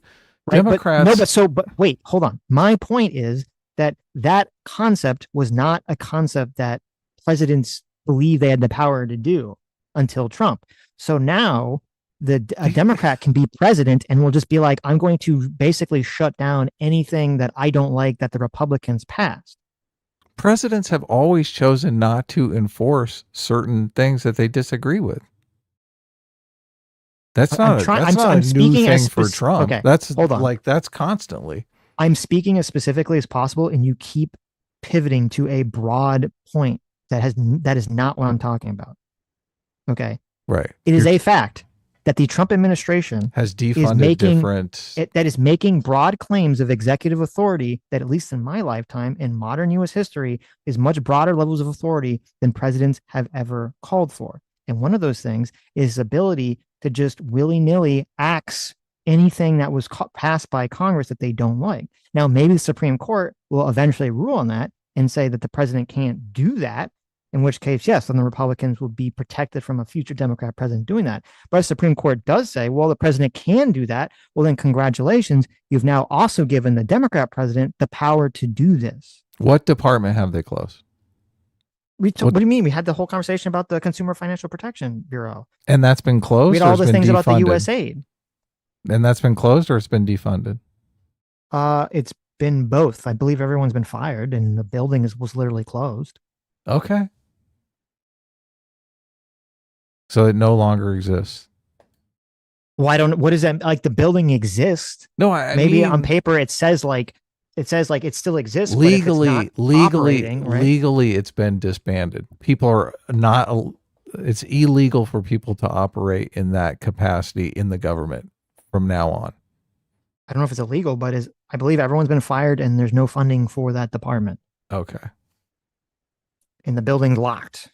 They gutted it, but it still exists on paper. Yes. The legal structure still exists. Right. I don't know if the Trump administration could get a bulldozer to come and like destroy the building or something. All right. I haven't been following on the USAID stuff, so I don't know the extent of it yet. Sam said my gain is peaking on my microphone, so I turned my gain down a little bit. Great. That's okay. Nice. But here, wait, let me read you the order that used to really briefly here. This is what the Supreme Court said regarding the Garcia thing, which I agree is vague intentionally. I care more about the USAID stuff, but anyway, so we can do the Garcia. Do you not want me to read it? I won't read it if you don't care. Well, we deported fascism. We deported one guy who may or may not be part of MS-13. That's what it takes for fascism to take hold. I was reading it. My reading had nothing to do with fascism. You asked the question is why did the Supreme Court not give a very clear directive of what they wanted the president to do? Right. Okay. That's good. We can dig in on that. Right. So this the Supreme Court said to the extent that the government's emergency application is effectively granted in part in the deadline and the challenge order is no longer effective, the rest of the district court's order remains in effect, but requires clarification on remand. The order properly requires the government to, quote, facilitate Abrego Garcia's release from custody in El Salvador and to ensure that his case is handled as it would have been had he not been improperly sent to El Salvador. The intended scope of the term effectuate in the district court's order is, however, unclear and may exceed the district court's authority. The district court should clarify its directive with due regard for the deference owed to the executive branch in the conduct of foreign affairs. For its part, the government should be prepared to share with it concerning the steps it has taken and the prospect of further steps. That's what it says. Not very clear. Okay. I agree. They're supposed to help. Okay, look, they're helping. Okay, you want to jump back to where we were in the... We can, video? Yeah. Okay. Now I'm looking if the Trump administration has closed any government departments. I mean, we talked about it a lot like a month ago. I remember that. I totally remember that. Right. Bending the law in these bizarre ways. What is the point of like sending people to El Salvador, right? To like this prison in El Salvador. Part of the reason to send him there, to send Garcia there, Abrego Garcia there as quickly as possible, is it just shields him from the rest of the legal system, right? It makes it harder to get him back, right? If you send he's El Salvadoran. Yeah, but my point is, like, he's entitled to due process as someone who's in America, right? If you shove people into this like hole in another country as quickly as possible, it gives you plausible deniability. I don't really give a shit about the various again legalistic like little nuances of the ruling. The important part to me is Trump saying, being under an order to bring the guy back and saying, I can't because the president of El Salvador, my best friend, says he won't return him, right? How would he get him to do it? Saying El Salvador is basically a client state of the Trump administration at this point. He'll do whatever he wants. Like, Bukele will suck his dick. Like, it doesn't matter. Want something in return? Yeah, sure. What give him what, like, they're friends. Yeah. So it's a fig leaf, right? It's like it's in order to the reason to do it is to just make it more difficult to do the right thing. I suppose the issue is when Abrego Garcia got deported, the administration right out was like, this is an administrative error. It was an oversight on the withholding of deportation. The Supreme Court ultimately ruled that Trump must facilitate his return. And now the political debate is, what does facilitate mean? The Supreme Court hasn't clarified, which they definitely need to do when you have two factions arguing. The left argues it means literally bring him back. And the right says, no, it means provide him the means to return should he be able. And then I say, okay, the Supreme Court can literally just come out right now and issue like a writ and be like, no, we mean go and negotiate. However, the other challenge is Supreme Court also stated that no one can direct the executive branch to conduct foreign policy. So this would mean that Donald Trump could get him back in the sense that he could negotiate simple terms very easily. He could literally say to Bukele, listen, you're going to release the guy from prison. You're going to do it. If you want to keep working with us, if you want our money, you're going to do it. And then we're going to bring him back. Bukele would begrudgingly say yes, probably. There is the concern that Bukele would say, I win my presidency on going after MS-13. You've got to give a concession publicly in some way so that it looks like, but you're not going to look, if you shrug or not, the issue is, are we going to direct the executive branch through the judiciary to conduct foreign policy? And you can't do that. So I agree. Trump, here's what just happened right now. The executive courts, this is what they have, their immigration courts, should conduct a Zoom meeting with Abrego Garcia, and we're done. It's over. That's his due process. Look, he's an El Salvadoran citizen in El Salvador who was imprisoned by El Salvador.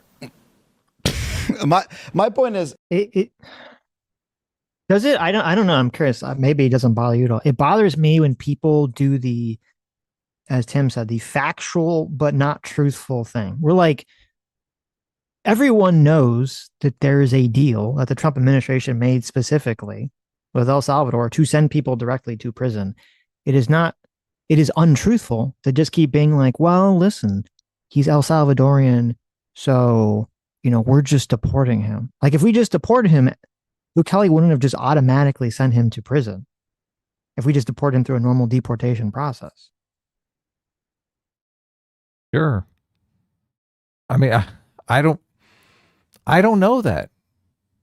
If we deported him for being a MS-13 gang member, might. No, we wouldn't deport someone for being an MS-13 gang member. We would deport them for being in the country illegally. Okay, but he's been we would put him in jail. MS-13 gang member. So, but that has nothing to do with the deportation process. We wouldn't put him in jail for being a gang member unless he had done if he had done some sort of criminal activity. Sure, yeah. Right. If we just said, listen, this guy was in the country illegally, which is what the case was, as his original case was about, that you were in the country illegally, we're going to deport you, then he just gets deported the country. Okay. Whatever.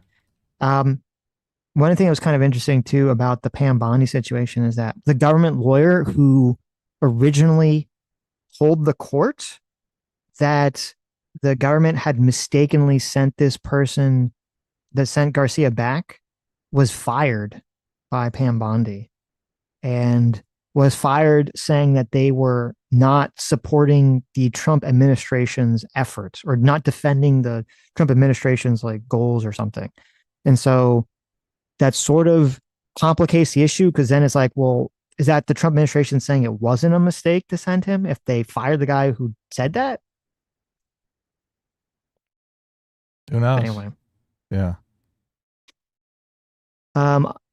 no, we didn't skip. That's like much later in the conversation. Oh, it is? The, Okay. the fine people stuff. Also, just in a completely random situation or some completely different. There's a breaking news story. Joe Biden was diagnosed with an aggressive form of prostate cancer. Wow. Imagine if he won as president. Right. So, regardless of his mental state, even if he had won, would have been or had been running, it wouldn't have. The whole conversation about replacing him would have been completely probably So irrelevant anyway. ridiculous. Yeah. So there you go. Interesting. This the reason there's any number of things that they could do. There's some things that both of us agree that they should do. There's more things that I think they should do than you do, but etc. The point is, they are like loudly and proudly not doing any of that, deporting a guy they know shouldn't be deported. But that's hold on. That's not true in any of the media. The answer, the media, the full reporting that we get across the board from the New York Times to CNN to even Fox News was he was accidentally deported without his hearing on withholding. So it wasn't an intentional, we're going to get this guy and get him out. It was crap. So when Trump is like, well, again, that's not really what the Trump administration's not really saying that. So we don't actually know whether that's true, but holding up I photos. know you're saying that this is not really a substantive difference, but just according to Grok, the Trump administration has not successfully closed any entire government department as of May 18th, 2025, based on available information. However, there has been significant efforts to downsize, restructure, or effectively dismantle certain agencies and their functions. Though these actions face legal and congressional hurdles, below is a detailed overview of the situation. So none of these departments have been permanently closed. Obviously, there's a bunch of legal wrangling going on over them. They are attempting to defund them, and that seems like stuff other presidents have done. The Bush administration, the Reagan administration. That's what the Republicans do. They cut the funding for everything. so They try to make government not work. Okay. There's a couple issues here. First of all, if the Trump administration is tried to shut down via defunding some, CFPB or something, and the courts stop them from doing that, as I said, maybe the courts are stopping them from doing that. Okay. They tried to do it and the court stopped them from doing it. That's number one. Number two, it is not correct. And I don't know why I keep saying this. With Reagan and Bush, the president did not just declare something passed by Congress shut down or completely defunded. They would try to do it via legislation through Congress. Okay. Which was believed to be the way in which legally you had to do these sorts of things. That something created by Congress had to be shut down again through the legislative branch. They had to pass a law to essentially defund it. Right. They defund it through the budget. Through Exactly. the budget. Yeah, yes, but exactly. That's very different than the president just determining to do that through an executive order. It's completely different. okay. And Do you that's not what's- agree that that's what- different? it is different, obviously. Okay. That's what's going on right now. The funding Yes. has been cut through executive order. Yes. How's that happening? Trump wrote an executive order declaring it so. That's Right. how it happened. That was it. And then the Fed is not dispersing checks to these organizations any longer. Yeah, that was why. Yes, that was why there was that whole thing when Elon was still part of Doge and Doge started up, where they were immediately trying to seize how the Fed processes money to make sure they could control how money was being dispersed to various government organizations. Right. But I keep hearing they defunded something and all of a sudden it's funded again because it was a mistake. Because there's all these legal battles about whether they really have the constitutional authority to fund them. Well, then if they're coming back online, then that means they're losing the legal battles. Yes, right. Okay. My original point that you were responding to was the Republicans should be worried about granting Trump all of this extra authority because then a Democrat president would have the same power. Right. Now, and I said, well, if the courts say that Trump doesn't have all this power, then yeah, then Republicans can destroy it because it doesn't matter. But if the Sounds like that's what Republicans they're saying. Maybe that will be. But if the Republicans get their way, if Trump gets his way and the president is granted all this extra authority to do all these things, then yes, then the next Democrat president will do all these things against the Republicans. Well, the original thing that you asked me was, have we crossed the line? Have we entered American fascism? No, I asked you. I didn't Trump? ask you that. That was the I did not original ask you question. That was not. No, I didn't say have we crossed the line. I said what would that look like? What would be the line? Because I was just curious as to what would be your metric. Disobeying a direct court order. Okay. Obviously, disappearing political rivals for no reason. Right. I mean, going after political rivals, any sort of charges that come out against any one of Trump's political rivals is going to be contested on the left. The left, even if the person's guilty as can be, the left is going to be like, "Oh my God, innocent baby angel." Right. Trump is going after. He's a fascist. So I just, I don't. A lot of this stuff just seems like a lot of hooey to me. Well, what if Trump tries to do something that you would consider, if successful, authoritarian, but the court shut it down? Like, how would you describe that process? What would Trump do? I don't know. I'm saying, like, if Trump tries to do the Trump administration tries to do an action, you would agree, if successful, it would be an authoritarian action. They try to do that, but then the Supreme Court says you can't do that, and then they don't. He didn't. Any president is going to try and obtain as much executive power as possible. That's just the way it works. So just because he's trying to achieve certain things, I mean, I don't see that as authoritarian. I see it as authoritarian when.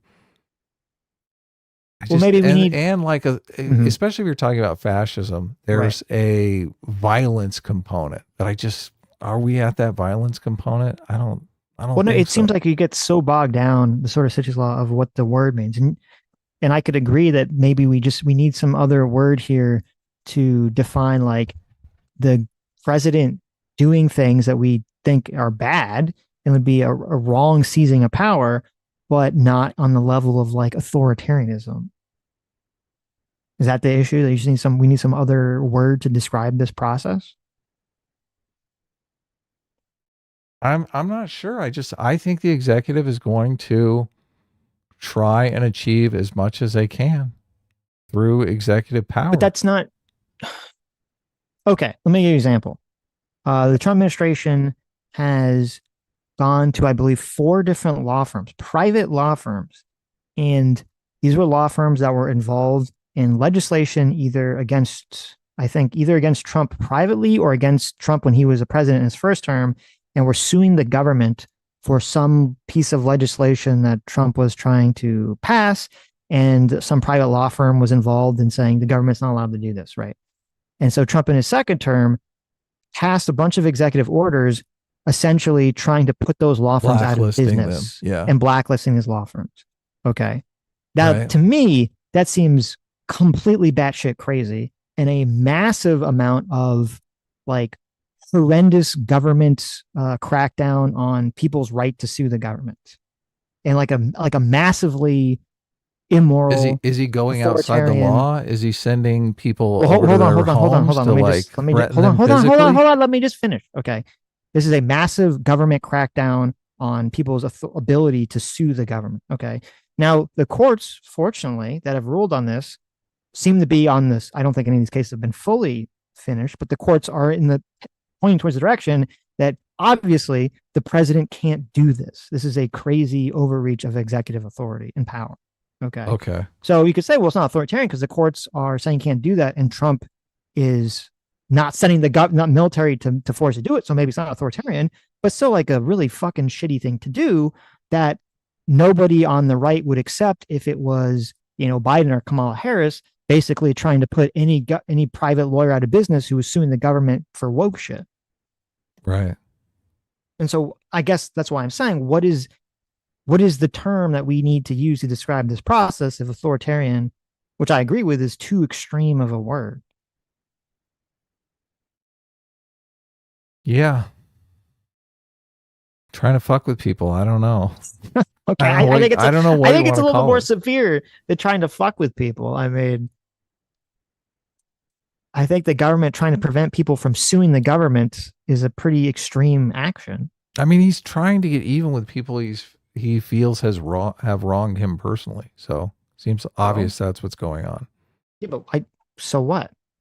I Well, mean, that's not different than justification. categorically trying to dismantle some process of government, right? No, it's not. What do you mean? Many Republicans, they want to destroy different departments, the Department of Yes. Education, Right. the whatever foreign aid department. They want to destroy them all because philosophically they think the government can do no right. Right? They think whatever the government is doing is going to fuck things up, and they want to get rid of these departments because they feel like it's a waste of their tax dollars. That's a like a philosophical position that they hold. So when they're going after government, they're trying to make substantive change to the government. Trump is trying to put these attorneys out of business because they fucked with him at some particular time. He's not trying to put all attorneys out of business. He's not trying to make it so no attorney can ever sue the federal government ever again. He's not trying to make a structural change to government. When I think of authoritarianism or fascism or anything like that, I think of someone who's trying to make a substantive change to government forever, time immemorial, because they have some philosophical difference of opinion with how government is run.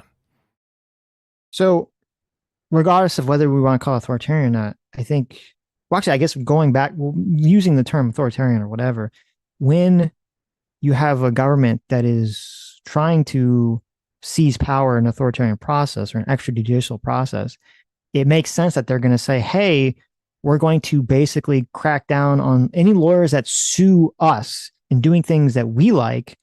We're going to stop them from doing that. We're not going to stop all lawyers. We're just going to start with the ones that are doing things we don't like.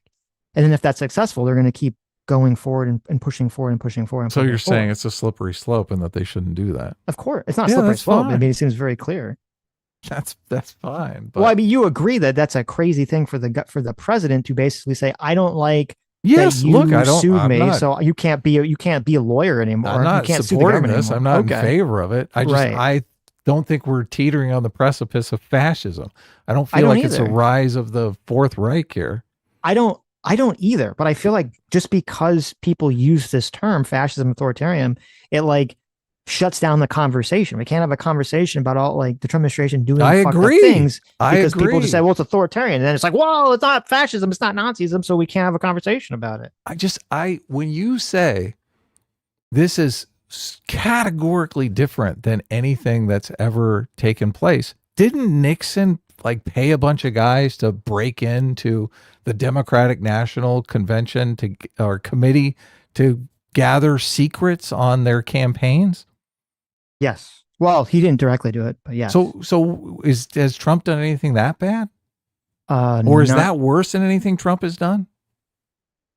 I think we had the conversation. I think trying to get Pence to overthrow people's votes was worse than that. But okay, but you're making the argument that Trump is something like we've never seen before. I mean, Nixon did this shit. Okay, I made the argument that is true that in my lifetime, the Trump administration is trying to seize executive power like never before and declare it had power to do things that in my lifetime, the presidents have never tried to do. Right. Nixon said if the president does it, it's not illegal. Okay. There's two things. Number one, Nixon. I wasn't alive for Nixon. I'm not old, but I'm not that old. Okay. That's number one. Number two, when Nixon said that, Nixon didn't go to court and say to a judge, I can do anything because I'm president. That was something he said after he was impeached in an interview. All right. So there's a very big difference between him trying to, post hoc rationalize some bullshit action that he did, which was obviously illegal, than someone making the legal argument that the president could do whatever the fuck he wants when they're president. Right. Yeah. Well, there a lot of fucked up shit has happened, obviously.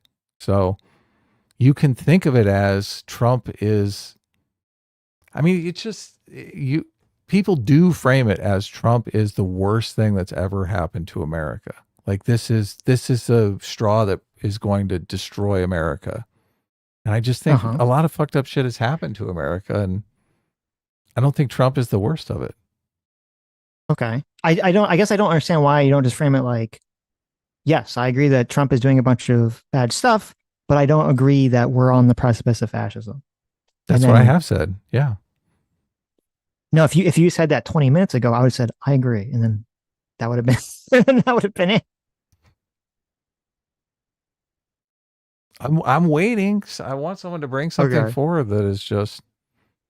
I mean, like I said, Trump. I do think, obviously, I'm not in favor of Trump going after these attorneys or going after these law firms, but I did listen to some podcasts on those various situations, and obviously podcasts and news reports, and obviously he did it because he had a vendetta against these people because of things that they had done against him. Okay. I mean, to me, that makes it worse. I don't know why that would make it better or lesser, I guess, in how you're describing it. Well, like a president using their personal, like using their power for their own personal vendetta, as opposed to like the good of the country, is like a worse thing. So when Trump is gone, this situation is going to be gone. The Republicans wanting to get rid of the Department of Education is never going to go away as long as there are Republicans, because that is a philosophical underpinning of their belief system. So that's why I think that's worse, right? Because that's going to be a constant threat. As soon as Trump's gone, the threat you're talking about is gone. Well, not if it's accepted and that becomes the established precedent that either Democrat or Republican president can do going forward, is just use the president's office to go after anyone they don't like personally. And he'll just shrug and say, well, he's a president. Can't do anything about it. Why didn't it become accepted after Nixon that you should be able to break into? Because Nixon got impeached. Yeah, because something was done about it. There's a lot of things in play right now that are people going against Trump. I find it hard to believe that this is going to become the cultural norm. I hope not. Do you think it's going to become the cultural norm? Do you think that's where we're headed? It depends. If the courts say Trump can't do X, Y, Z, and Trump stops doing it, maybe it won't be the cultural norm. But if it's sort of ambiguous, right, then I think it will be. First of all, actually, it is ambiguous, but I do think that the Democrats, whatever the next Democrat that gets elected to be president, I think is going to have a lot more leeway from their own side to do a lot more like questionable illegal stuff, because then when the Republicans complain about it, they're going to say the exact same thing the right is saying right now. The right says, whataboutism. Whataboutism. You did things that we didn't like. Biden went after Trump. You guys are all corrupt. You're all immoral. So Trump can do whatever he wants. I think that the next Democrat president's going to say the exact same thing. It's going to say, oh, well, Trump did all these things that was illegal or shady or whatever, so we can do what the fuck we want. And you guys are horrible hypocrites. It's already happening. I know. So that's why I do think it is going to change the culture, and it's going to further degrade the political situation. Yeah. If it's in the service of whatever the goals are of that particular party, then people are going to look the other way, obviously. A lot of people are looking the other way now because it's in the service of the deportation goal. Yes. They're like, I don't care about all this fucking legal talk. I want my country back, right? That's what people say. Right. They're like, let's do fascism for a little bit. Let's get our country back. Right. But part of the thing is, and I think this is why the Dictator's Handbook and things are kind of important to understand, is that's not usually the way this works. We say, well, just a little bit of fascism and then we get the country back, right? It's not, once you start breaking those boundaries, you kind of have to maintain the broken boundaries through various processes.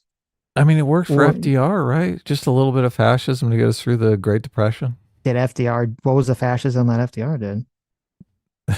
That's what the right wingers all say about FDR, that he was. Well, they say about Lincoln with the suspending of habeas corpus during the Civil War. Lincoln did a little fascism just to get us through the Civil War. Right. Sometimes it happens.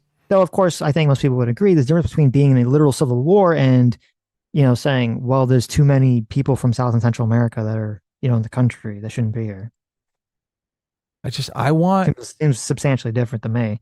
So many things people are pointing to are just kind of this nebulous gray area where I think if Trump does something that is authoritarian or fascist, quite obviously, everyone will notice. They'll be like, holy shit, that was fucking fascist, right? I completely disagree with you. Well, first of all, I've not been nebulous. I've given you three very specific things. Number one, okay, Going about the after his shutting gotcha. down legislative things, these Def deportations, defunding, or I should be saying defunding sending them. people to a foreign, the defunding thing, shutting things down through defunding them in a way that I don't believe is legal, sending people directly to a foreign prison without any sort of due process, and then trying to stop any lawyer from being able to sue the government that he They're doesn't not want. people; Okay. they're illegal aliens. So Okay, they're not. That's true. They're not people. They're literally aliens. Um, so I did give you specific things. But in terms of like the ability for people to make determinations about what is or what is fashion, I mean I don't agree. Look at this controversy from the 86-47 thing. I mean, this to me is like retarded, and I yet think I think people would scream fascism if mhm, he was deporting democratic Democrats to El Salvador and putting them in prison that were legal citizens. I think everyone would be like, "Oh my God, he's yeah, no, incarcerating I his agree. political rivals." There, I agree. Yes, That I would agree. be obvious, right? Yes, that would be Yeah, obvious, right? that'd be a good one. As soon as he does that, I'm like, yes, Right. obviously, fascism has come to America.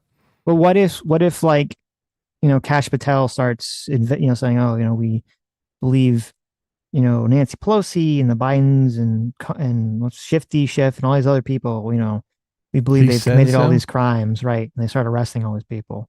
Well, after I'm done with the ticker tape parade, I'm going Right. to say, look, Yeah. that is fucking Okay. fascist. Okay. That is fascist. Fucking hell. Bring those I people. I do agree that there's a lot of because of like the people right now that are being targeted, besides the lawyers, obviously, because the people who are being targeted are not American citizens. There's like this gap about how people think about it.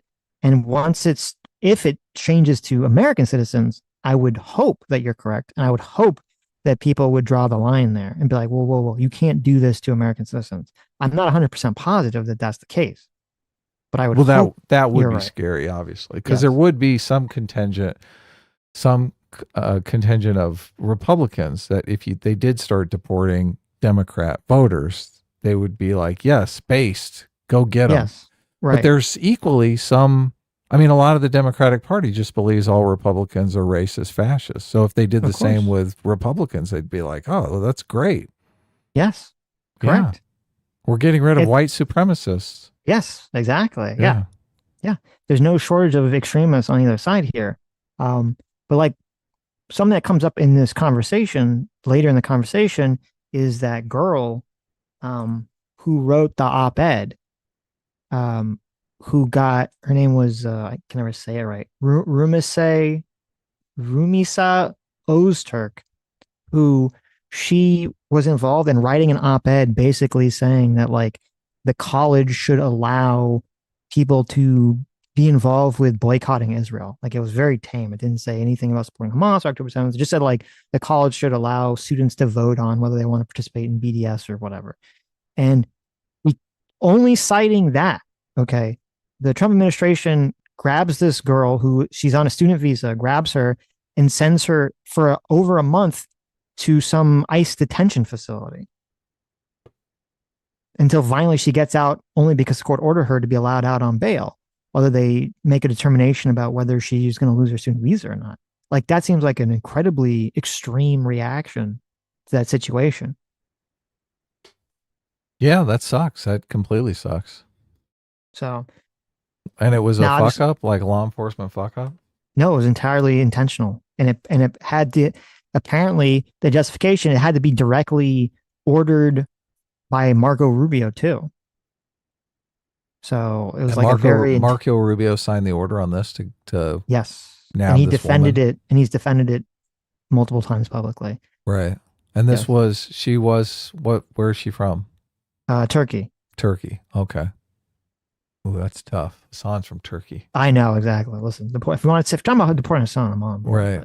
If this was Hassan, you'd have different feelings about I'd have it. a completely different biased opinion on it. Yes.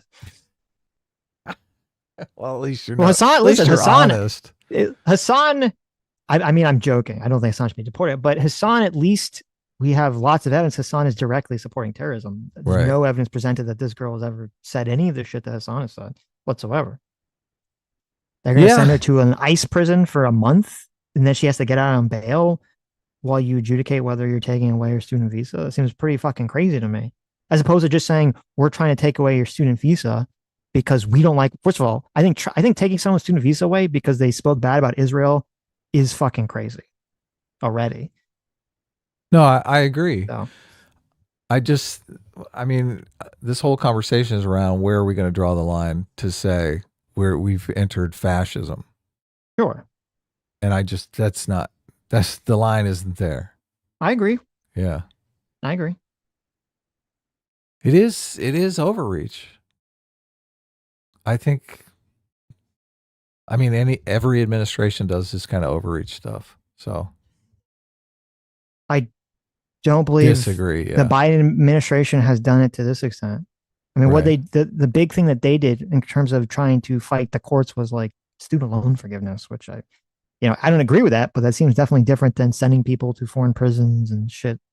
Trying to prevent people from suing the government. ICE detention center for or a sending month. them in ICE, incarcerating them for a month Right. is pretty It bad. seems pretty bad, and so anyway, All ready to get right. back? Yeah, sure. Of his tattoos with like MS-13 on it, and like they're giving press conferences about he beat his way. They're doing character, assassination on the guy. Like all of that is accidental. No, that's like, a political attack against Democrats. Yeah, right. So and so here let me just get to the end of my point, okay? Is that, they turn it into a political attack because they are acting lawlessly. They're proud to be acting lawlessly. The point is to demonstrate on this issue we will act lawlessly. You're not safe if you are, even under the protection of a court order in this country, and you should be frightened and you should leave. It's just like it's an authoritarian attack against immigrants directly, and it's designed. It's a leverage of it's a leveraging of the state to try to frighten immigrants and other groups, not only illegal immigrants. Okay, so let's talk about the students who have been detained and deported, right? These are people who are under student visas, right? They appear at a protest or two, and they're thrown into vans, they're held in these bizarre facilities. They're blah blah. blah there's multiple cases. If you want to say so the point of this is to frighten people at universities, pro-Palestinian protesters, and that means any protester on the left, of course, and C, immigrants of all types, including those who are here on legal immigrant visas. Like the details of the individual cases don't matter. They like creating a firestorm around someone who is here legally, creating a huge controversy about them, and then saying, we don't give a fuck. We're going to do whatever we want to these people because we want you to be afraid, right? But that's not, and that to me that's an expression of like pure authoritarianism. It's a leveraging of state power to frighten, undergroups in society that these people don't like. It's like very straightforward. We can mount as many legal defenses as we want of it and say, blah, blah, blah, according to this statute or that statute. But the actual action is just designed to frighten people Trump doesn't like. And it's like, it's bizarre to see him do it. Let's say yes, but none of that's illegal. That's all actually codified law that they're allowed to do. Okay, yeah, sure. It's fucking bullshit. It sucks. It's bad. It's bad for the country. It's bad for the American spirit. We can talk about a lot of bad things that every administration's done in the past that liberals and Democrats have covered up or participated in or didn't argue against. Yeah, I guess why. I mean, we're talking about this one currently. It feels disingenuous to talk about one thing the Trump administration is doing because Democrats have done bad things too? Well, like, for instance, Donald Trump, through Marco Rubio specifically, revoking student visas, saying that these individuals represent a threat to our national security by adhering to our enemies. And literally, that's what they're claiming. I think it's ridiculous to claim that a student who's anti-Israel is working with Hamas. That's silly. But that's the argument he's making, and under the INA, he has the authority to do it. So you say, okay, well, when people come in here on student visas, they do sign agreements saying they won't do certain things. They do it. They get kicked out. So this is okay with you because it's narrowly legal under Marco Rubio's purview? I would say what's fine with me is the revocation of a visa for someone who's not a citizen who's here conditionally. Like Mohammed Khalil, who was on a condition. This seems so. What's up? Did I lose you? It's just vanished. Right to say it. It's like, well, I'm not asking you whether the person has a right to say it. I'm asking you, do you think it's morally justified for a person to say this or believe this or do such an action? Like you can say, I think that you could interpret the law in such a way that gives the Trump administration or Marco Rubio the authority to, send some college student to an ICE prison for an ICE detention facility for a month until they can get bail and then revoke their student visa because they said that they don't like Israel. You could say that maybe that's legal for them to do that, but it's another question entirely to say, well, isn't that like fucking crazy? That seems like a crazy thing to do. Seems like it's something that you could just strongly say, I don't support that action whatsoever. Deporting people? No. What? Are you like reading something? What? I was kind of reading the chat, Okay. but deporting, withdrawing visas from people, I guess. Taking a student who had a very milquetoast op-ed about supporting boycotting Israel and putting them in an ICE detention facility for a month. Yeah. Yes. Wrong. And then shouldn't do it. No, like, definitely I feel not. like Tim could just very clearly say, well, even if they have the legal, or what he should say, I think if his actual opinion is to say, I think that they have the legal authority to do this, but I think it's fucked up and wrong. And do you the fact believe that in he's sort karma, of like, Sitch? I do. The fact that he's being kind of wishy-washy on this, to me, it feels like he feels that way, but he doesn't want to take a strong stance on it because he knows that a lot of his audience is, just they don't want to hear that information essentially. What if she was a total bitch though, and it was just karma? I mean, you said you already believe in karma, so anyone who has to spend a month in a detention center probably has it coming. There you go. Because of karma. There you go. No, I don't think that's how karma works. They could have messed up. Well, that is how karma works. What are you talking about? Obviously. Well, I guess we have different definitions, but we don't have to get into a spiritual what is your conversation. definition We don't karma? have to get into a spiritual conversation about how karma operates in the world. Karma is when the universe comes in and sentences you for fucked up shit that you thought you got away with. Right. Eventually. Doesn't mean that every time something bad happens to someone that person deserved it. Right. I mean, I think it does. The only people that believe that were like I think the only people that believe that were like the Calvinists or something. Yeah. Everything was predetermined by God.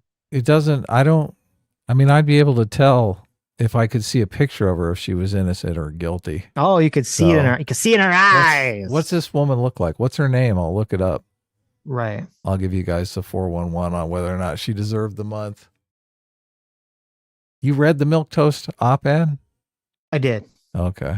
I did. I would read it. It's really boring as shit. Okay.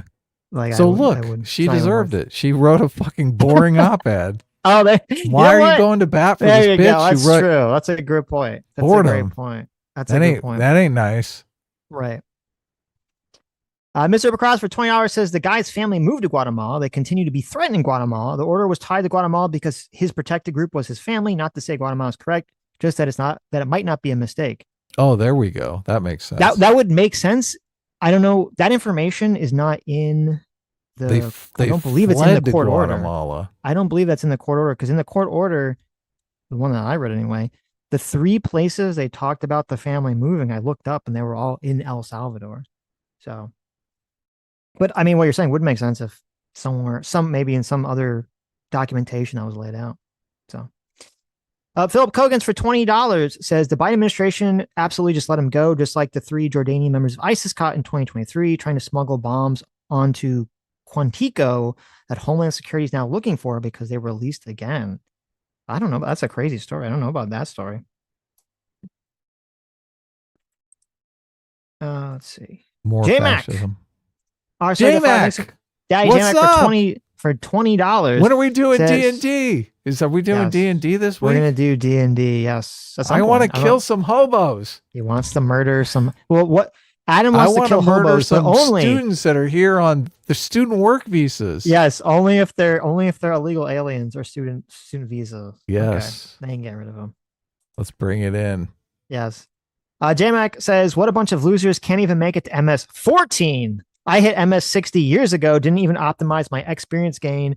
Dumbasses are twinking with lobies while there are gangs out there clearing endgame content on rotation, shaking my damn head. That is true. Yeah. Those MS-13 people are obviously pretty weak if they can't get past level 13. It's a good point. Terrible. We should deport them all. Okay, here's Joshua $5 says Biden was diagnosed with prostate cancer. Gleason scored 9 out of 10. Wikipedia 8 out of 10. Unlikely to be cured. Well, there you go. That sucks. I mean, it's pretty old, but yeah. Keeper Grave A for $20. Thank you. Says, I'm a lawyer who's looked through immigration law cases. The evidence standard of, quote, they have their life threatened by gangs is as low as taking the person's word for it. I find it hard to believe that the Garcia case isn't that. Well, I don't know what the standard of evidence is. I was just reading what the judge ruled, and they said that they found. I mean, it has some credibility if the family fled to was. Guatemala. I mean, geez, right? Why? As I said, I don't believe. I actually didn't say that, but I don't well, believe it. But yeah, if it did, then yes. Yeah. So that's what Mr. Ubercross just said. That's what Mr. Ubercross said. Yes. If that's true, that adds some credibility. Right. I would. If that's the case, then they should change the legal standard, because I would imagine anyone could just. If it was that low, I would guess I'd question why doesn't everyone just make that case and get that protected status? If it was that easy to just be like, I'm being threatened. I was always under the assumption that it was that low. What did you think they did? They had more photographic evidence of people. I'm not sure. Everybody does do it. No, but then why aren't they all not successful? I guess is what I'm asking.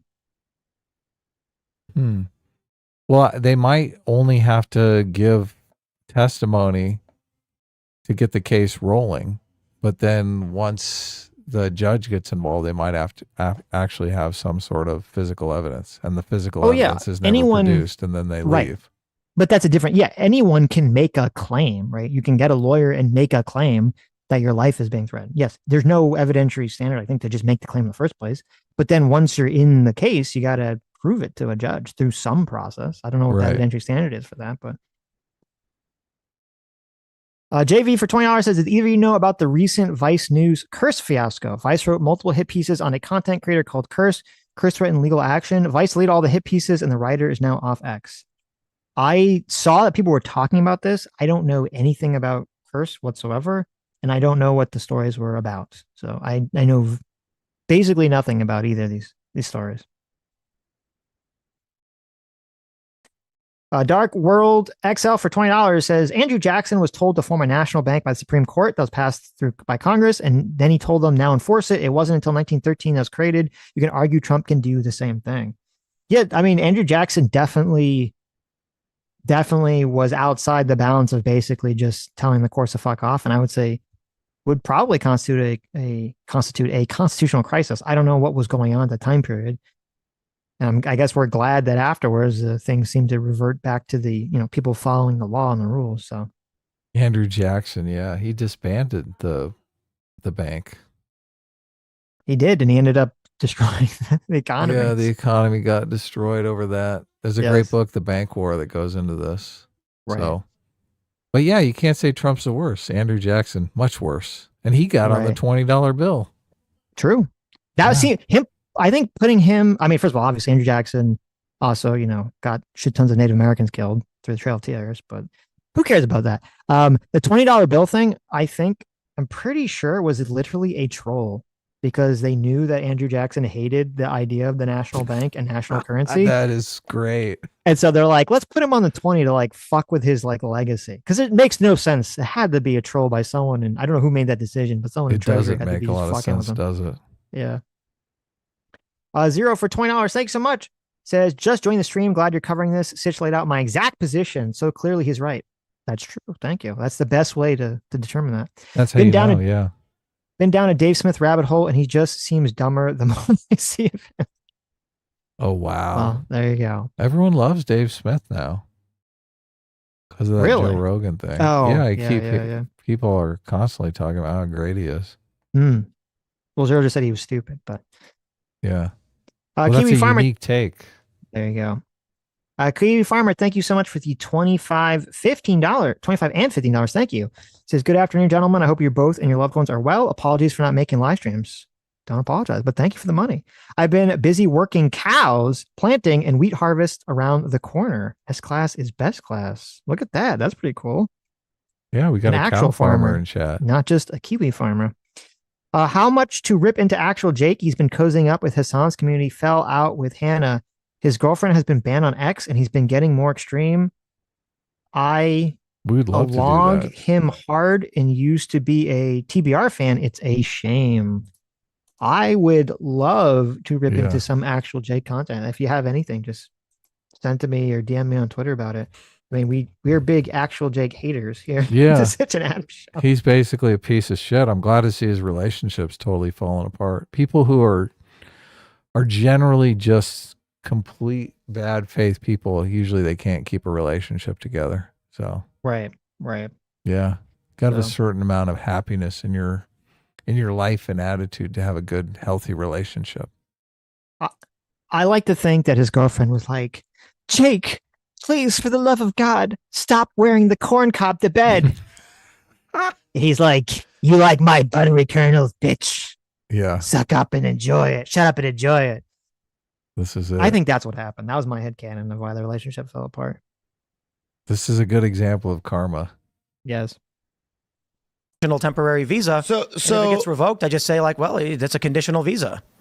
I don't go to Singapore and spit on the ground. I'll get caned. So sorry. You think what's happened to those students is like that's okay with you? Not legally. I'm talking about like as an event that occurred in the country. You're like, oh, it's good that happened. It's okay with me. You think it's moral. You think it's right. You think it's just. I'm not talking about legally. I'm talking about like you say you don't 60%. 60%. Yeah, like nothing's so easily black and white. Rumesa Ozturk, who, she wrote an op-ed. The only thing that anybody has even claimed that she's done is she wrote an extremely mild op-ed in her campus newspaper asking that the college, like, sort of consider, being supportive of the Palestinian cause in some vaguely defined way. Yeah. Her visa's revoked. She, we've all seen the video, right? People come and like grab her and literally put her into a vehicle. Was arrested. They're wearing masks, right? I mean, she's stopped in an alarming way on the street, right? It's not like they filmed that and published that footage, though. That was security camera footage. Yeah, People but got a hold. they did it in if you want a student, like a young woman, there's other ways to arrest them than have 6 people show up wearing masks, surround her in a pincer formation. Like it's designed to create terror.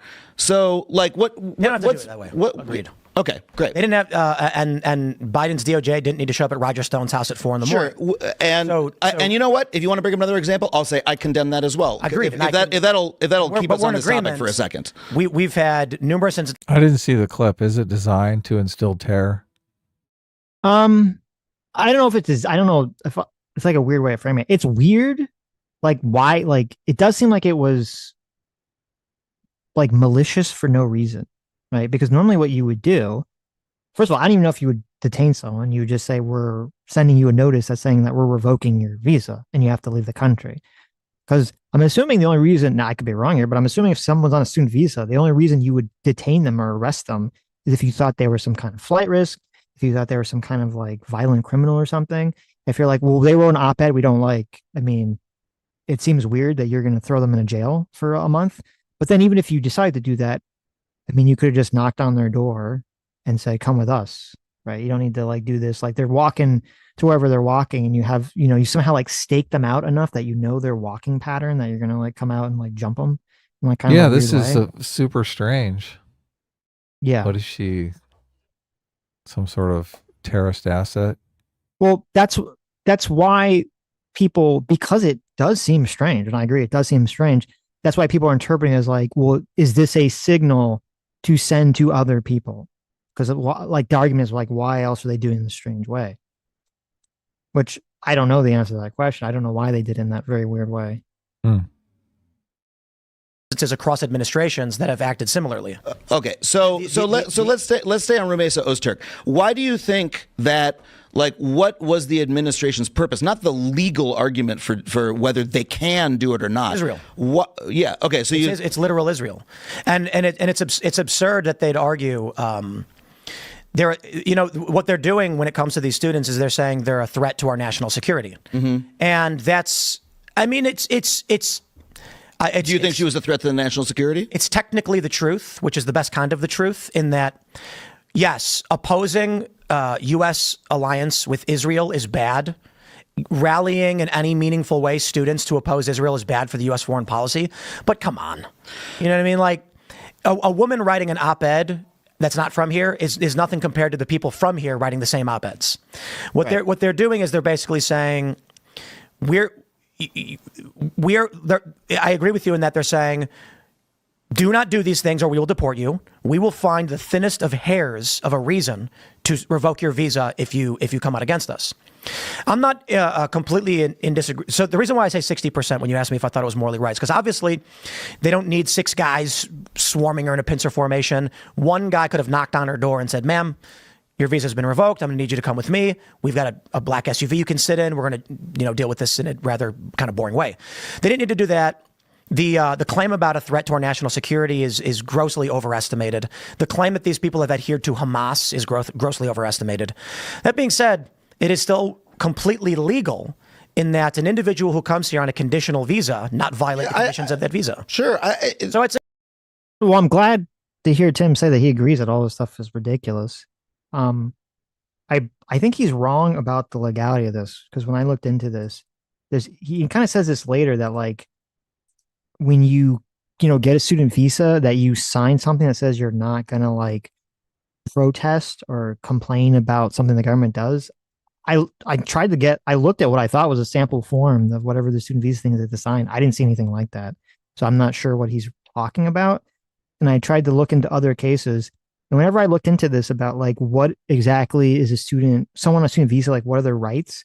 Everything I saw said the same thing, which is that a student on a visa has a legal right to protest the way that American citizen does. The only difference is that if that protest turns illegal, like the police ask them to leave and they don't, or they start, becomes a riot or something, then the student can lose their visa. So it's kind of like risky. So the argument is essentially, yes, if you're on a student visa, you can protest as long as it's a legal protest. The second it becomes an illegal protest, you're in trouble of getting your visa removed. Right. And obviously this person they weren't part of a protest. They weren't part of those like Columbia sit-ins or anything. At least that's not the case the government's made. They just wrote this article in the student newspaper. Yeah. What was the university? Columbia? That's a great question. Tufts? Actually. Looks like Tufts. Tufts student arrested by masked ICE. ICE is just having a good old time because they've been... The argument people make is ICE has been forced to sit on their hands by the Biden administration for 4 years, and now they're like going to town. Right. They're finally able to do the spy versus spy shit that they've always wanted to do. So, well, deportation numbers under Biden were still super high. So, they were still very high, I believe, if you look at them. But also, I think part of what's going on here too, besides the Trump administration, first of all, the Trump administration doing all this stuff, like the hyperfixation on the Israel stuff, is weird. And I'm going to be real. I never thought this before until I started to read about this story with this girl. I literally wonder, does Israel have like blackmail material on Trump or something? It's so weird. I was like, why is this happening? It seems so strange to me. This like hyper fixation on like Israel from the Trump administration. I don't get it. I really don't get it. Unless it's just like Stephen Miller or someone in the Trump cabinet who has a lot of power, is just like a hyper, like massive Zionist supporter or something. Because I mean, I don't even think Trump really likes Bibi Netanyahu very much anyway. So I'm not sure what the fixation is on all this stuff. You think Stephen Miller's calling the shots? He's the one saying throw this woman in a detention center. I think Trump basically says to Stephen Miller or to other people in his administration, his cabinet, he says, just deport people, just do it. Like, he doesn't care about the details. And then like the other people in the administration, wants a big, beautiful number. Right. Trump just wants to have a big number of people that have been deported that he can hold up on camera and say, we got rid of these number of illegal aliens. Right. right? That's what he Right. wants. He doesn't. I don't think He he wants to cares be about the Biden. details at all about any of this stuff.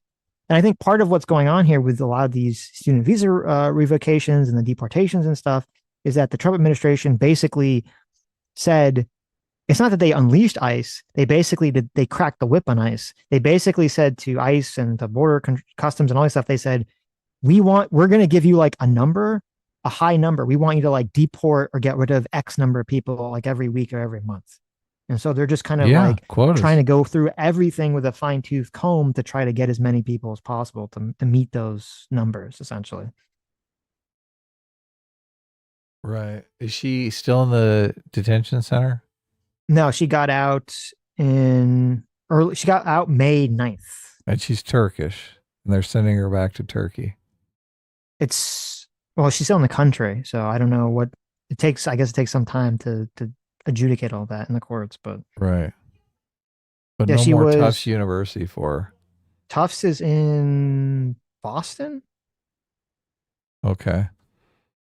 It says it was on March 28th, I believe, was when she got picked up. On March 27th, she got picked up and she was released May 9th.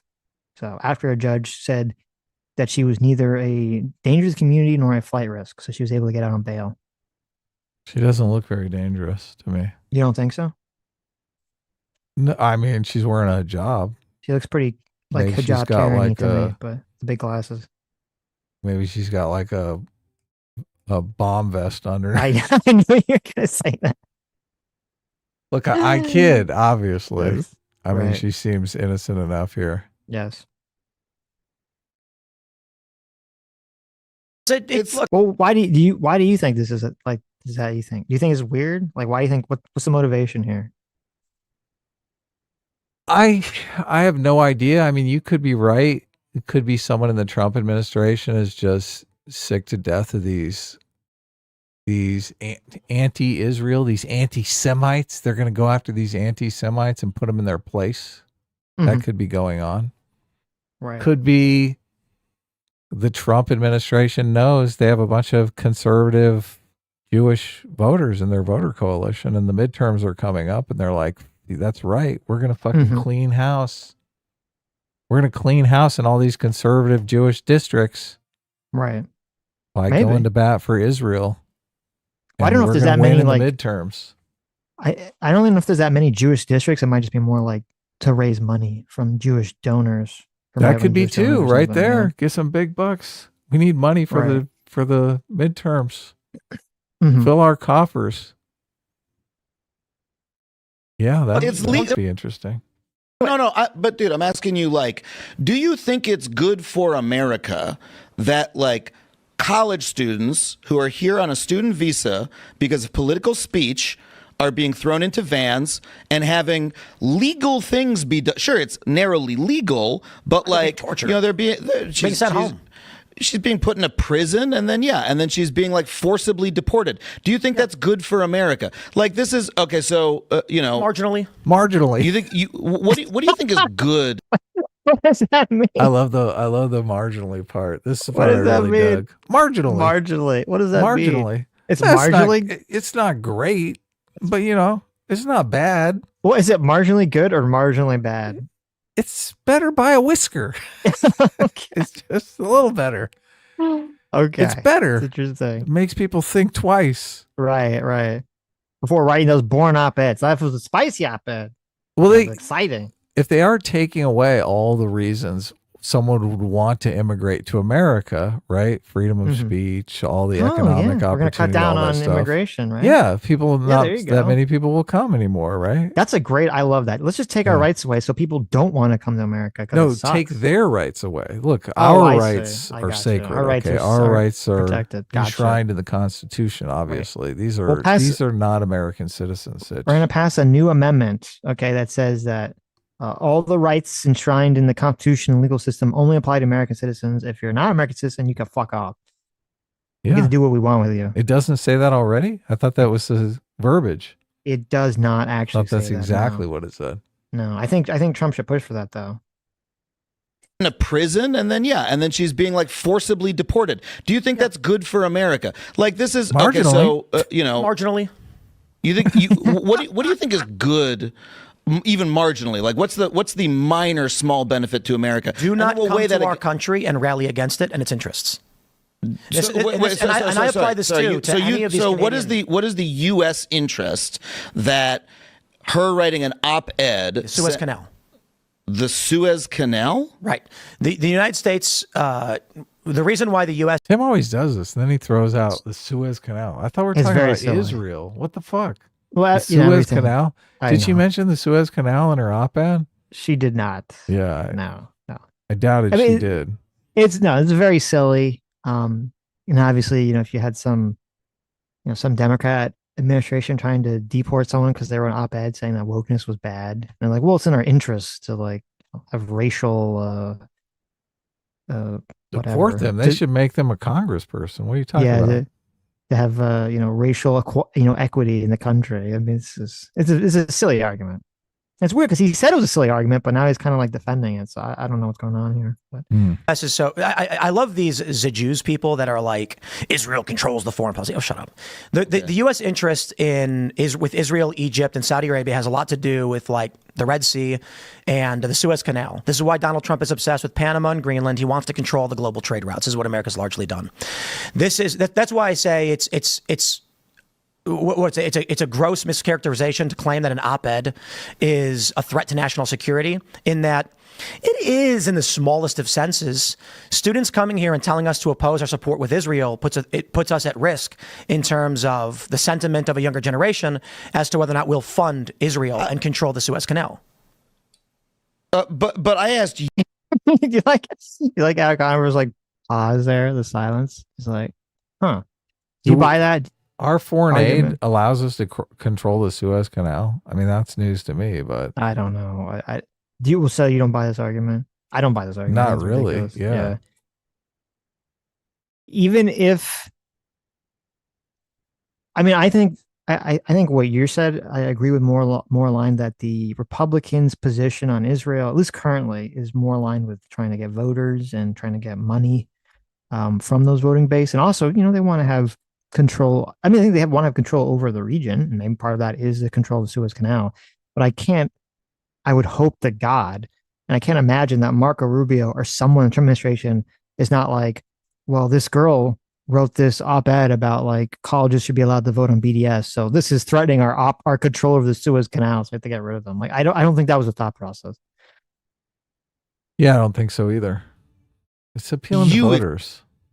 Yes. If you thought it was good to deport her, that's a marginally, right? Because we have national interests in the Suez Canal, and she wrote an op-ed. U.S.'s interest. Okay, so why do you think it was good to deport her? Asserting U.S. sovereignty. Do not come to our country and tell us what to do. You've got a condition of your visa. You are a guest in this country. Okay. Adhere to the agreements we have. So you think that America should be a country where if you come here on a student visa, you're paying into our, university system, you're coming here for the reasons that, completely legally, we've invited you to come, right? Yes. This is why America is the country it is, partially because people like this have come for decades. If you express a political opinion that is like mildly at odds with a U.S. interest in another country of a canal, that you should be deported. You think America should be the kind of country where if somebody comes here, they write an op-ed that says literally anything about U.S. foreign policy, they should be deported. So going forward, literally everyone in the world should know if you are on foot on U.S. soil, you should not say anything in public about U.S. national priorities of any kind, or else you could be deported. Do you think it's good to have a country where that's the understanding? All right. So you're saying that this is what I'm trying to drill down to. The individuals who come to this country and apply for student visas have made that agreement already. So while I would argue the deportation of Romesa is the thinnest of hairs, Mahmoud Khalil makes more sense. I mean, he organized and helped lead protests that resulted in damage, occupations of buildings, several staff at the University of Columbia. Let's stay on Romesa because then we don't have to split hairs. Right. The issue is do not come to our country and tell us what to do. That's it. If you're here as a guest of this nation, you do not start rallying its people in opposition to the will of the voters and what the government is doing. I mean, I really thought the point of America was, freedom of speech was like a main value here. That I think that's why people come here. It's why I like living here, because I always felt that, hey, I can express an opinion, especially about U.S. foreign policy, and not have anything happen to me. So that's a right that only citizens have.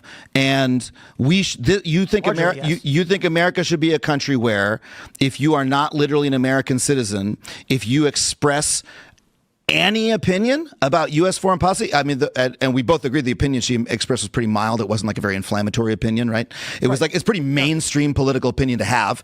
It conflicts with U.S. interests about the Suez Canal. I still don't really understand that point, but let's just say that it does. It does. That should be grounds for being forcibly removed from the country. And like, whether or not it's legally the case that we could do that, do you think it's good?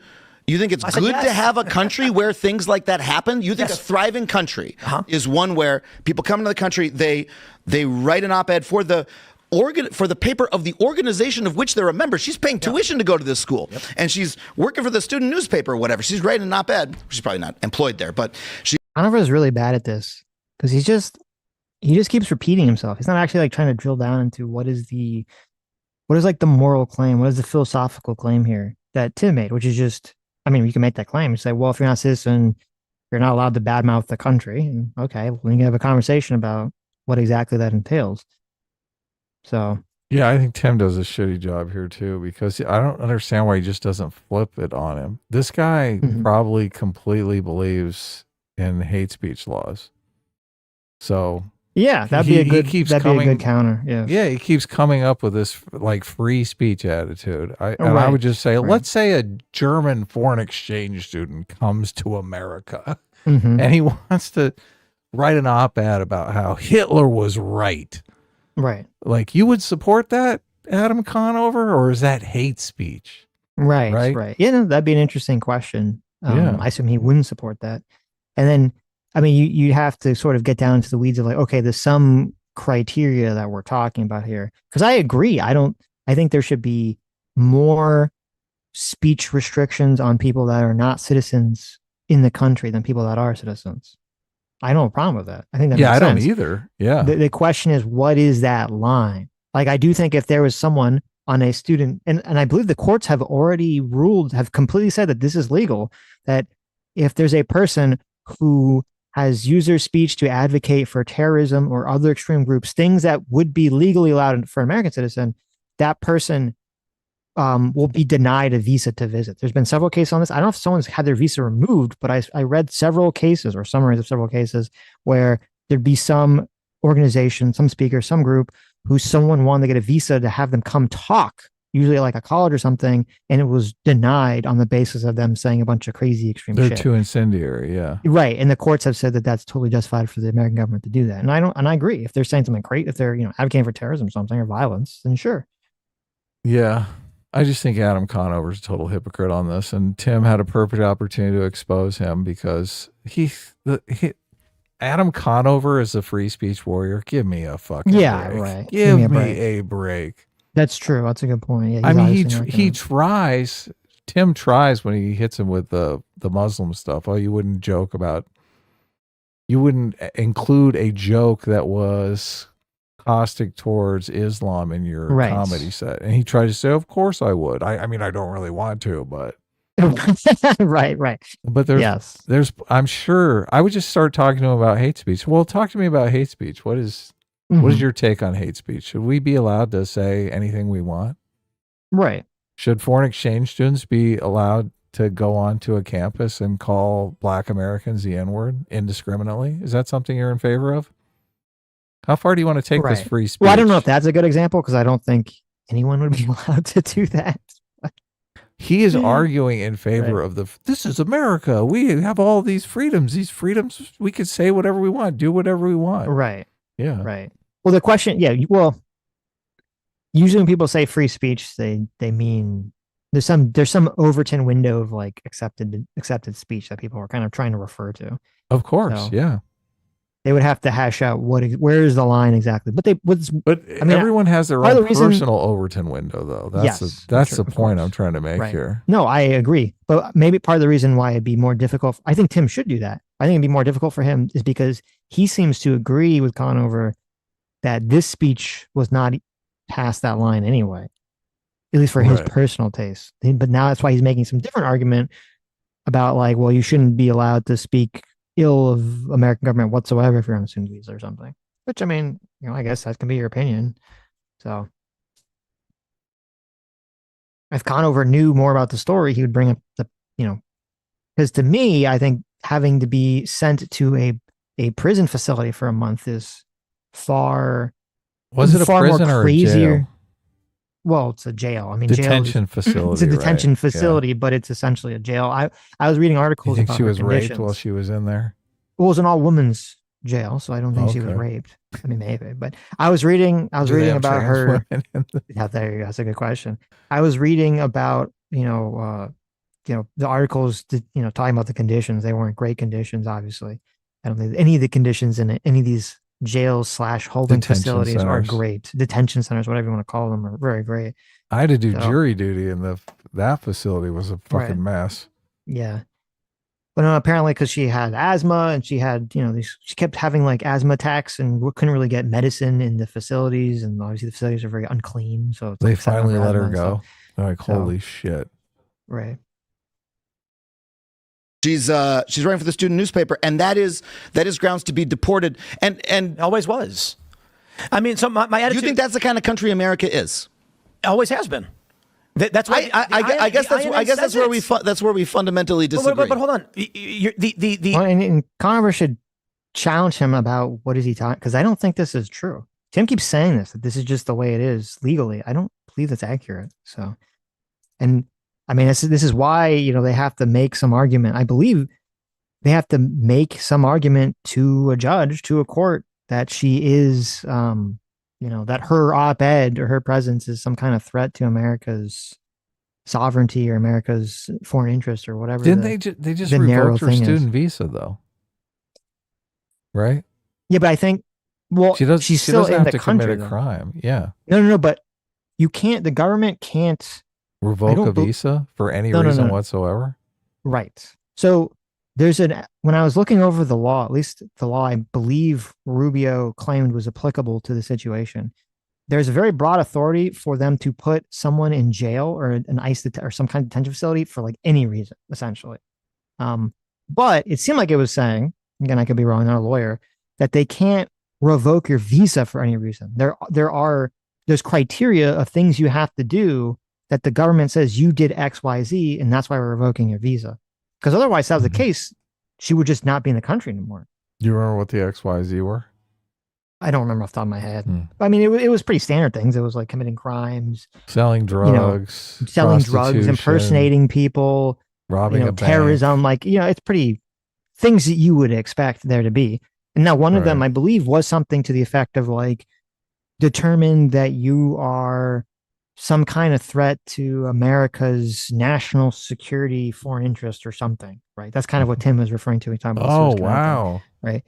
Which obviously that's a very broad, vague line, If you but the government's going to squint. have, right? Well, the government's going to have to go to I believe they're going to have to go to some immigration judge, and they're going to have to show that the op-ed that she published, or maybe some additional information we don't know about, fits that criteria, Yeah, that's the one they're going for. right? The Immigration and Naturalization Act has multiple provisions that outright say this is the case. And so that's why I say it's marginally good, because think the for issue most is people- the U.S. asserting its sovereignty and saying, as a guest in this nation, we ask you not do certain things. We ask then they you say- don't write we ask you don't write mildly worded op-eds about U.S. foreign policy vis-a-vis a different country's Let's war. not load it. Let's not load it. Let's say, do not speak out against our foreign policy. So okay, great. So America is a country where if you, in your view, if you are a foreign national, you are here on a student visa, you've been invited to the country, asked me this like 4 times. you should not every time. Okay. I just want to. It's fair. To me, Tim, it's a very baffling position. Listen, you're arguing that I should call for illegal activities. Let me put. Let me phrase it this way. Sure. My attitude is, Congress has passed a law. It was passed in the House and the Senate, signed by the president and upheld by the courts. This law states it is the purview of the Secretary of State to make the decisions as to whether or not these visas can stand for a variety of reasons. I say it is marginally good. Her opinion was mild, and I don't think it. I think it's silly to claim that she's adhering to Hamas because an anti-Israel position. My point is, for the government to assert its authority under the law as codified by Congress, the president, and the courts is marginally good. Marginally is, I said 60% maybe. If I was president, I wouldn't do it. But the idea that our country asserts its authority to say, you are guests in this country and we will make the determination whether you can stay or not is a normal process. And to argue that the government should not assert its authority when it feels it should, I think is silly. I'm still looking. There's a world we want to live in, and then I'll put it this way. I think people have a right to keep and bear nuclear weapons. The founding fathers were clear in their intent on the right to bear arms, which included privateers with grape shot. Now we've changed that and said only large corporations that the government approves of can have nuclear weapons. Agreed. Nobody should have nuclear weapons. My point is that if you want to change the law, you have to do it through the constitutional process, and that adhering to that is typically a good thing. I don't know how we got on nuclear weapons. It's a point about process of law. Yeah, but and saying the government has a right to do something. So if they choose to do it, okay. If you have a problem with it, then Congress should repeal those, specifically amend the INA to remove those provisions. It is completely legal under the United States at the will of the American people that this happen. You don't like that it's happening now, but this was the will of the voters and Congress, and it's been law for like 50 years. Dude, just because something. It is weird that this is Tim's position in terms of, wouldn't this also have to be his position on birthright citizenship? I mean, that's something that's been in law for far longer. And it was an amendment to a constitution and has been interpreted by everyone to mean birthright citizenship for everyone for over 100 years. But he doesn't support that notion. Tim Pool doesn't support birthright citizenship? No, he supports Trump challenging it through the executive order, as opposed to, I'm not in favor of birthright citizenship either, but I believe that it should have to, if you want to change it, you should have to change it by amending the Constitution. But Tim doesn't. He thinks that it's fine to just sort of change, despite the fact that it's been in law and has been interpreted to mean the way it's been interpreted for over 100 years. So, right. Though I did look up, so I said something I think that is actually incorrect here, because I tried to find the specific statute about issuing of visas. Now, the law does say, so I was incorrect here. It does say that after the issuance of a visa or other documentation to an alien, the consular office of the Secretary of State may at any time in his discretion revoke such visas or other documentation. Notice of such revocation shall be communicated to the Attorney General, and such revocation shall invalidate the visa or any other documentation for the date of issuance, blah, blah, blah, blah, blah. So if that's the case, then yes, then I guess that would mean that the executive could just revoke someone's visa for any reason whatsoever. And I guess the question wouldn't be a legal question. It would just be like, well, do you support doing that action? So if that's the case, I don't know why she's still in the country then. I don't know what the legal holdup is, but. Thing is legal doesn't mean it's right. Correct. Right? We should change it then. So my point is, upholding the law is marginally good. Sometimes the law is bad, and that's why it's not always good. In this regard. So wait, you're saying simply the fact that Marco Rubio exercised his legal authority to do something was good. It's like he had the legal authority to do it. He could have enforced this law as he saw it on anybody. He could have enforced it on a comedian, right? Who's in town and goes on stage and says, "Hey, you know what? I disagree with this or that." Or, "Hey, I just did shows in Canada. I just did what? You're not from Canada. No, but I just did shows in the UK and Amsterdam, and I made fun of UK politics, made fun of American politics. You wouldn't dare make fun of Islam, though. Go to the UK and mock Islam. Do it. Well, I don't not? have any jokes about Islam. Why not? They got Pakistani grooming gangs raping little girls. Why won't you go to the UK? What? Why won't you go to the UK and make jokes about Islam? I don't think it's very funny. I don't have any jokes about it. I'm so confused. Dude. Okay, let me help unconfuse you. Are there jokes that can be made about Islam? Yes or no? Wait, I don't Yes want or to. no? I don't want to go to Are you this scared? particular rabbit Oh hole. no! You're terrified. You're a hypocrite. What? Are there jokes you can make about Islam? Muhammad banged a little girl, right? Oh, so I'm really incendiary. baffled. Come on. You're terrified of the subject. I'm not. No, I'm not. In the UK, you can be jailed for making jokes about Islam or even bring up the grooming gangs. There are people who go online and pointed out that a stabbing was carried out by a Muslim, and they got arrested for it. I'll bet you $1,000 you will not go to the UK and make a joke about any of that stuff, because you will not go to a foreign country and, in violation of their laws, speak out against what they've said not to speak out against. Do it. I dare you. $10,000. Cash. This is insane. Well, it's like obviously Conover, he's woke. He's a hypocrite. He's not going to punch down, right? And be like the argument. Now, it is a complete whataboutism for Tim to bring this up. Though I do think it is fair to point out the hypocrisy of the situation. Though I think he should frame it not in terms of, he's framing it in terms of like violating a country's laws because he's trying to associate to this situation. I think it's more just I think it's more a case of that Conover has this worldview, that a lot of people on the left have this worldview about how kind of like the bigotry of low expectations. Like, you can only criticize white people. You can only criticize, whoever the majority is from their, like, ironically, their colonialist view of the world. So hate speech is free speech. Right. So right. he comes out here like he's some free speech warrior, but he's not. He's totally not. No, yeah. Not at all. Not at all. And it is a good point for Tim to bring up the fact that, because the way that Conover kept framing it is like, I don't want to live in this country that's basically going to revoke people's visas, ability to say whatever they for want speech to reasons. say. And it's like, well, okay, well, and I guess you shouldn't even said it in Europe. You say like in America, should someone be able to come to America and start shitting on Muslims or something? You're some comedian, right?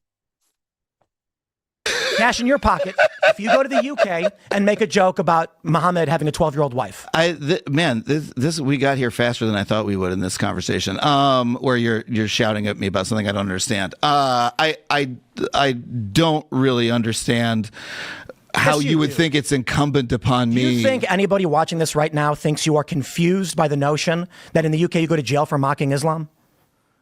I don't understand how we got onto you shouting at me about Islam specifically. I'd like to return to okay. It's because you said people should be allowed to come to this country and speak out against it, and you said you're a comedian and and you go to other countries, right? And you said you go to the UK, and I said, okay, if you go to the UK, speak out in violation of their laws and see what happens. And you said, I'm confused. I don't understand. What don't you understand? Will you go to Turkey? Will you go to Turkey and speak out against Islam? I mean, if I have a joke to make, sure. I don't have a joke about those particular topics. You would. I would. You're saying if you had a joke about. Oh yeah. Sure, I would try to do the best I can. I always try to poke the bear as much as I can. It's part of the job of a comedian. Nothing to poke the bear about as it pertains to one of the world's largest religions. I mean, come on. I mean, I haven't written a joke about that recently. All right. So look, hey man, I'm a free speech guy, right? I think that something that's nice about America is that we're. Yeah, I mean the whole like I don't understand thing. I mean, it does ring completely dishonest to me. The whole I don't understand what you're talking about. It's like it's very clear, at least to me, it's very clear what the point is that Trim's making. Now you could try to be like, well, this is a whataboutism or whatever, but it's very clear that he's asking you to see if you're morally consistent on this issue that you're claiming, is so important to you. I mean, this whole like, oh, I don't understand what you're talking about. And I am glad Tim called it out. Like everyone watching understands, what I'm asking you. It's not a complicated question. Yeah, if any foreign national came over to America and started advocating for any of the things he's against, he'd be wholly in favor of at least shutting them up, right? Well, like if Andrew Tate I mean, do you think if Andrew Tate was coming, that'd be a good example. Andrew Tate comes to America, he starts spreading his, bullshit at some, location or Women whatever. are inferior, sort Right, of or whatever. conversation. Yeah. Sure. And say we had a Democrat administration instead of a Republican one, They wanted to and deport him. He'd be they like, wanted to yeah, revoke go, his visa or based. something. Right. Yeah. Would Adam Conover have a problem with that? I would assume not. I assume He he'd would be say fine he's a doing that. criminal. He's a Yes. Right. human trafficker. He would point to Well, all that stuff. he He'd be would like, point to I'm all in that favor stuff. of That's free true. speech, but That's true. He would point to all the crime stuff. you'd So have to show that would be someone his that- out. Yes. yeah, you'd have to Right. show someone where there was no out, right? There was no actual criminal activity. It was just speech And they in were general. just advocating for something Right. caustic. True. I don't think he's got the stomach for it. No, I don't think so Yeah. either. And he's being a total coward about it. He's claiming now he wouldn't have a problem with it. I'm skeptical of that completely. I don't Right. believe that. The fact that he's so like baffled that you could even have a joke about Islam as a comedian seems Mhm. fucking insane to me, doesn't it? Yeah, Like, there's you're probably plenty of good As a jokes, right? comedian, I can't possibly think of a joke I would tell about someone of the Mhm. Muslim community in I mean, the UK. I can't you- possibly think of a single joke there. I mean, you always go for the suicide vest, right? That's the easy There you go. one. Yeah, you made a joke. Yeah, exactly. Like, come on. It's so I mean, easy. I told you, I saw Ryan Long in person. He was super funny. I mean, he was throwing jokes at everyone in every direction. And they were hilarious. Like that's part of what a comedian is supposed to do. Yeah, you could say, look, I went out with this girl and she was wearing a hijab. I found out she was Muslim. And then I saw she had a pager. I heard a beep and all of a sudden I was like, every Right. time her phone would go off, I'd suddenly start to move away from her. She's like, "What are you doing?" Exactly. tell her. There you Oh go. yeah, Yeah. the material rights of the self. Suddenly, I Yeah. wanted to call my Uber. But then I saw who showed up, and I was like, "Wait a minute." Yeah, exactly. I feel like less. Yeah, damned if you do, damned if you don't. Right. There's a whole bit you can write out of this. Yeah. But it'd be punching down. And Adam That's Conover true. would never He do it. wouldn't He do only that. makes fun of rich white people. We watch I his s- comedy stand up. So I do. Yeah. I still got to sit down and watch like a Adam Conover special just to like really drink in the comedy in big finger quotes. Right. right. This Country- woman, I don't know if I didn't read the op-ed. You said it was milk toast. I didn't do the October 7th challenge on her. So maybe she said a bunch of incendiary stuff online. That's Maybe true. they're- I didn't do the October. I should do the maybe October 7th challenge. on her, yeah. maybe she's done some really insane shit and it was just the op-ed was what they had at the time to go after her. Mhm. So Well, it's kind of like with the Garcia thing. They didn't have. It didn't seem like they had all the stuff about the human trafficking or smuggling accusation or the domestic abuse. Like that all came out later from like internet detective people. yeah, of course. It's definitely possible that some internet detective will be like, "Aha, here's her saying something crazy." But at the time, at least what people are talking about publicly, I haven't seen anyone bring up anything like that. I don't know if she has an X. I don't think she has an X account, so I don't know. I can't do the October 7th. She's test on her. safe. Or She's safe. she deleted it after deleted October it. 7th There you go. because she went so crazy. She was like, "Oh fuck, Right. I need to get rid of the evidence here. Let's just delete." There this whole are account." there are accounts that I'll try to do October 7th test, and I'm like, how weird. The entire month of October is gone. Really? It's very suspicious to me. Wow. Okay, Entire month is just gone here. Oh, okay. something's going on there. Yeah, isn't it? yeah. That has that value, and that we don't generally think that you should be tossed into a van and kicked out of the country for expressing an opinion.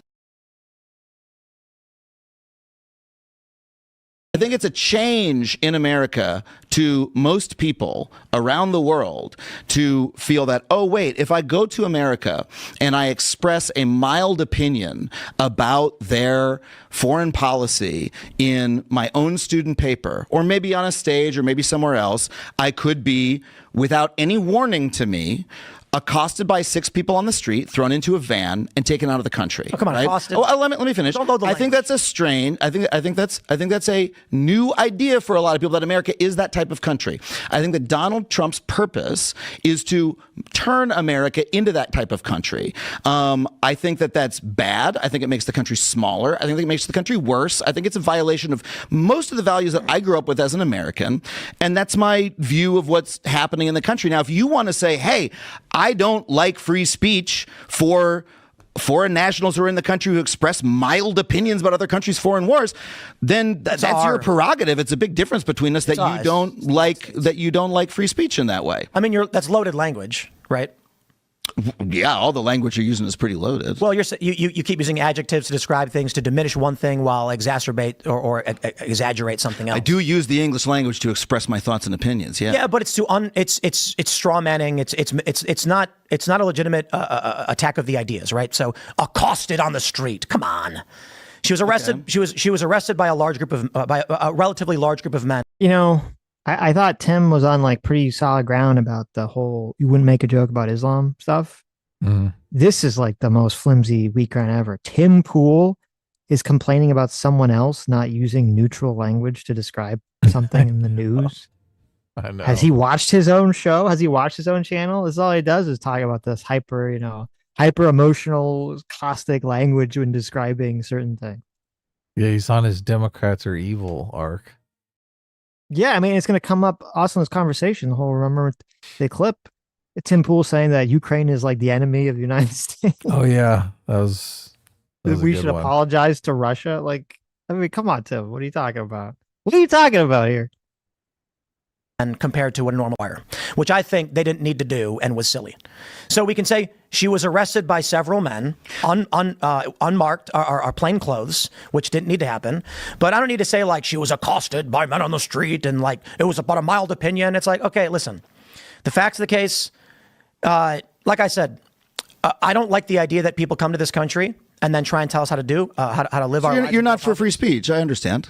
I think American citizens have self-determination and sovereignty. And I will say this even of the Canadians who keep coming here and they keep getting involved in our politics. I'm friends with some of them, but I think it's fair to say that there is an issue with Canadians, largely conservatives, who come to this country and then start advocating for conservative values in a country they're not from. So, to be fair, there are liberal Canadians who do it too. I find it to be silly. That being said, Canada as a bordering nation with a largely overlapping culture is a... This is kind of a weird point. Doesn't Tim have a lot of Canadian conservatives on his show?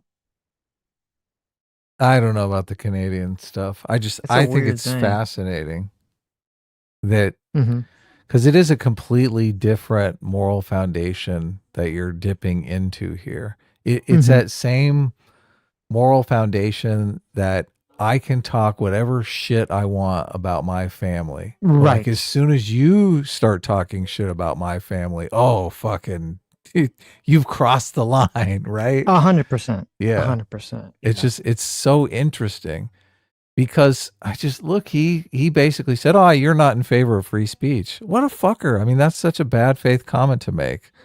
I mean, they're completely talking about something different, but it's obviously... It's animating Tim Pool. Tim Pool is completely invested in this idea that there are different speech rights for people depending upon the situation, depending upon whether they're an American citizen or a foreign national. Yeah, no, I agree. Well, Adam Conover doesn't accept that at all. So, I mean, he should start talking shit about his sister and go, you don't accept free speech? Right. Your sister's a slut. Well, there's what people should do culturally and like what should be allowed legally, right? Right.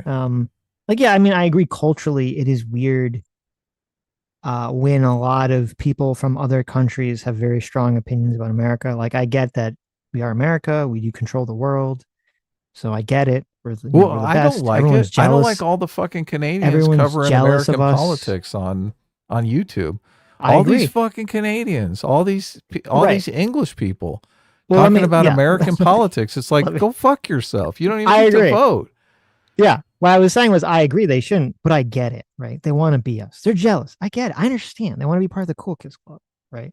but they have to become, American if they really want that. They have to No, let they Trump need to take over. shut the fuck up. They need to let Trump take over the country first if they really want to be part of that. So I get it, but but whether it should be like legal, I mean, I think legally, obviously, people should be allowed to come to America that are not American and speak out about the American government to some capacity. I'm not going to say it should be like, oh, Lauren Southern comes to America and says, America's too woke, and it's like, oh, deport her back to Canada, right?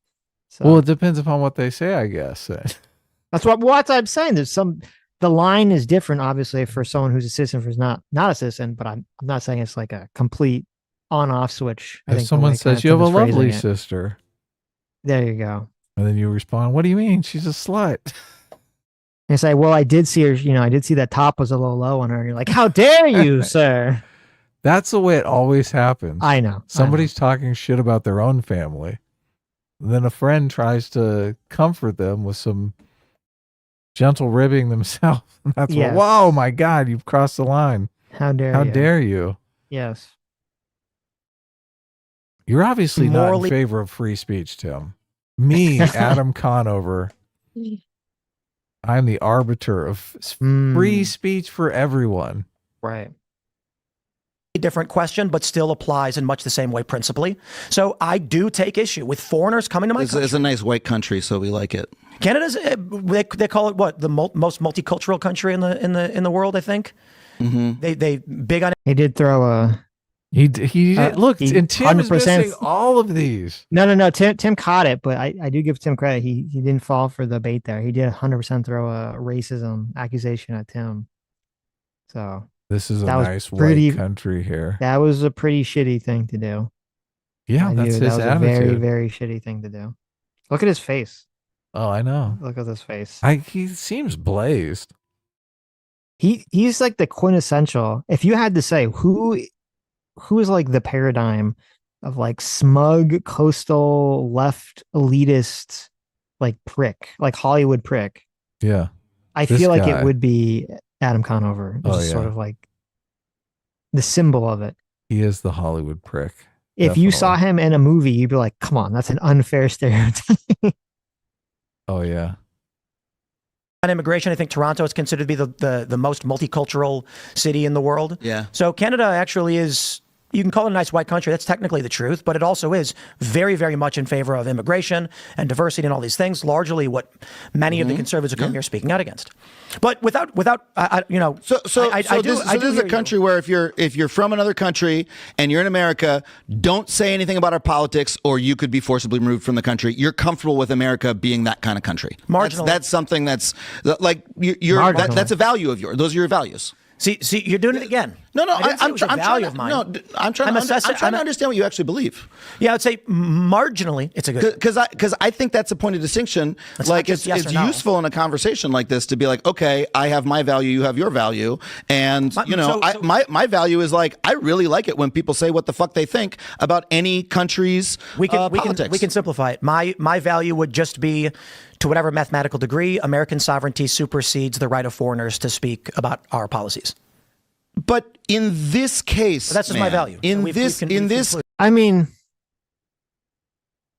I think it's a bad answer because it's true. I think every American would agree with that. The question is, someone who's on a student visa or not an American citizen, who's in the country legally, publicly making a statement that they disagree with some American policy, how does that violate America's sovereignty? Just to say you disagree doesn't violate American sovereignty. Right. So it's election interference. Well, see, but that'd be a different. They're trying to persuade people to vote a certain way, and they're not even American citizens. So, well, if you're trying to persuade people, right, is that a violation of? I mean, people still have the free will decision to listen or agree with what you're saying, don't they? Sure. Like, I think the sovereignty argument has a much stronger argument if you're like funneling money in the country to do something without people's knowledge, right? Like if you're funding, if you are funding some organization or some person with the intention of weakening the country, which is a lot of foreign countries are doing this. Qatar is doing this, a lot of foreign countries are doing this. They're They're funding people that they think, and this is what Tim was accused of with the whole tenant media thing, which comes up later in the conversation. So I do think that Tim is being truthful when he said he didn't know what was going on there. That might have been a lack of due diligence, but that is the accusation that we get, that gets tossed around by a lot of people on both the left and right. That foreign countries are funneling money into the country to do this action, right? To prop up people. And I think it's a little different than someone who's just saying like, yes, I'm not from this country and I think that America shouldn't be siding with Israel. Like I don't see how that's an attack on American sovereignty. Yeah. I mean, obviously that's a strain. If you look up the strictest definition of sovereignty, a government free from external control, I think if you frame them as some sort of external control, even if they're just doing propaganda or personal opinions, then. But I don't know that our entire sovereignty is going to fall apart, obviously. I think we're stronger than that. But Of course. Of course. I just think Adam Conover's a big fucking hypocrite, because if the person was advocating for things that Adam Conover didn't like personally, he'd totally be on Tim Pool's side in a moment's notice. Oh, no, I agree completely. But I think Tim's a hypocrite too. I think if this was the Harris administration and they were trying to revoke the visa of some anti-woke, protester, speaker, or somebody, I think Tim would be completely against it. Oh yeah, I agree. So I think everyone's totally a hypocrite in this conversation. People always flip-flop on speech. Right. So you think that literally any time America is exercising its sovereignty, that's like a good thing in that particular case? Like, because What does that mean? like You're a guest in our Mark. With all due respect, I think I've said it like 6-7 times. You're a guest in our country. Adhere to the rules. That's it. That includes conservative Canadians, conservative Brits. That's Carl Benjamin. That's Paul Joseph Watson. That's Viva Fry. That's Seth Rogen. Why are we letting them on our YouTube channel? So what's the difference? What's the difference? They're broadcasting in America, right? Listen, Carl. You're not allowed to come to America and talk about American politics. Fuck you. I mean, what if half his audience is Americans? What's the difference? Why is standing here on American soil any different than broadcasting in Americans' living rooms? That's a good point. I don't get it. What is different? It's not a good argument. And it's also okay, so all those people. He's so mean. I know. Well, listen. That's what I think. Carl should be able to talk about American politics. I'm just Tim Pool telling him to shut the fuck up. I think Telling all these him and Viva Brits, Fry to all shut these up. Canadians, even former Canadians, should shut the fuck up. I thought Frey's like living in America, isn't he? Viva Maybe he's Fry. not, I don't know if he's technically. Maybe he's not an American citizen anymore. But all these foreign invaders, not so erudite. Viva Fry. Dev. I don't know if Dev is invading though. well, he's still living. Yeah, He's there you go, staying in Dev. Canada. Dev, how dare you? You're not allowed to talk about American politics. Okay, Look, fuck you, Dev. this is why whenever he brings up the January 6th stuff, I'm like, what the fuck do you care? Shouldn't you worry about your own fucking country? Well, it's hard if you're talking about. I think it's hard if you're talking about politics on YouTube because To talk so about much Canada because nobody gives a fuck. because Yeah, no you're one cares right. about. Yeah, no one cares about Canadians, and I think the largest audience for politics Is on America. YouTube. Well, no, I think it's actually like India, but no one, we don't follow that shit. India? What? If I ever type in like YouTube I've like seen that debate too. Yeah. and I do like largest like view, it's always like fucking India or India. something. I know, Yeah, I it's get that not same in English, thing. and I'm like, what the fuck is it? Like, I don't even know what's going on here. So I think Crazy shit's beyond going India, on. I think English in America specifically is the second largest platform, audience. So Our politics is great. We have all this controversy over whether or not we're fascist. that's true. It's fun. That's fun. Yeah. It's great. People If they got deported, I'd say, okay. should not speak about American national interests, like the Suez Canal. We shouldn't While say here on a the temporary Panama visa. Canal or like Conover's so I really it's interesting because Conover has this show. His entire like persona is his persona was Adam ruins everything. Okay. His persona says, I'm like a guy who's very knowledgeable about certain topics, and I'm going to ruin the public's perception of some issue, right? That's what the show was about? Yes. Oh, okay. Right. That's what it means when he's like ruining everything. Like, oh, the public has some perception about whatever the issue, the weekly issue is, and I'm going to ruin that perception I thought it was by more like a showing it. dog peeing all over the house or something. Well, that's probably what it was in practice. I'm talking about like what the idealistic Right, version of it okay. would be, right? And so that's sort of his persona. And yet, when we see him talking, that's in a non-scripted format without a writer, Mhm. like he has He no ruins nothing. well, he has no way to articulate his position. He just like literally, Mhm. he just keeps stating Tim's opinion like 10 times. Like yes, that is Tim's position. You could say you fucking think it's You stupid. want to argue Okay. against it? Like argue against it or move on. Don't just keep re-saying like your opinion is this, your opinion is yes. He said yes like 20 fucking times. That's his opinion. Stop repeating it. Like what the fuck? He's repeating it though in a condescending, sanctimonious way though. That's supposed to show you how crazy that opinion No, is. I get it. And I get inspire Tim at any moment to go, Right. oh, you're right. When you say it that way, my opinion completely sounds insane. I get it. I But revoke that you- opinion. You can do the condescendationing. I don't know. I guess The condescending. Yeah, you do the condescending. Like I'm. condensating. Yeah, the condescending. I could do the condescending. Like I'm saying your opinion back to you because it's so stupid. Do it like once, Mhm. maybe twice, right? Or like on 10. I Okay. do it. I do it 3 times for good measure. There you go. 3 And I times try for to good kick measure. it up Right? a notch. You got listen. You got every to hit it time. in 3s, right? The last But- time is like, so you think people in America should be killed for actually speaking out against the government, gunned Right. down in the street, knifed and throat slit. Yes, exactly. Their entire line purged from Right. existence. Exactly. Right? There the you earth go. salted for their family, their people. Yeah. That's but- your position, Tim. When you get to 10, 12, 13, I think it's like, okay. Yeah. Like it's really showing that he can't articulate an argument or even grapple with any of the ideas in the conversation, that his only tool in his arsenal is I'm just going to keep saying what you're Smug. saying in a smug, like sarcastic way to like show you that you're stupid. And then if the person says, that's my opinion, he's like baffled. He has no like, he's like, I don't know how to move forward here. I only have one weapon. My only weapon to say what you're saying back to you smugly isn't working. What do I do? I kind of think he kind of reminds me of if Biff from Back to the Future was gay. I think that's kind of like he's the homosexual Biff. Oh, interesting. Okay. You're saying he's one butthead away from from being Biff.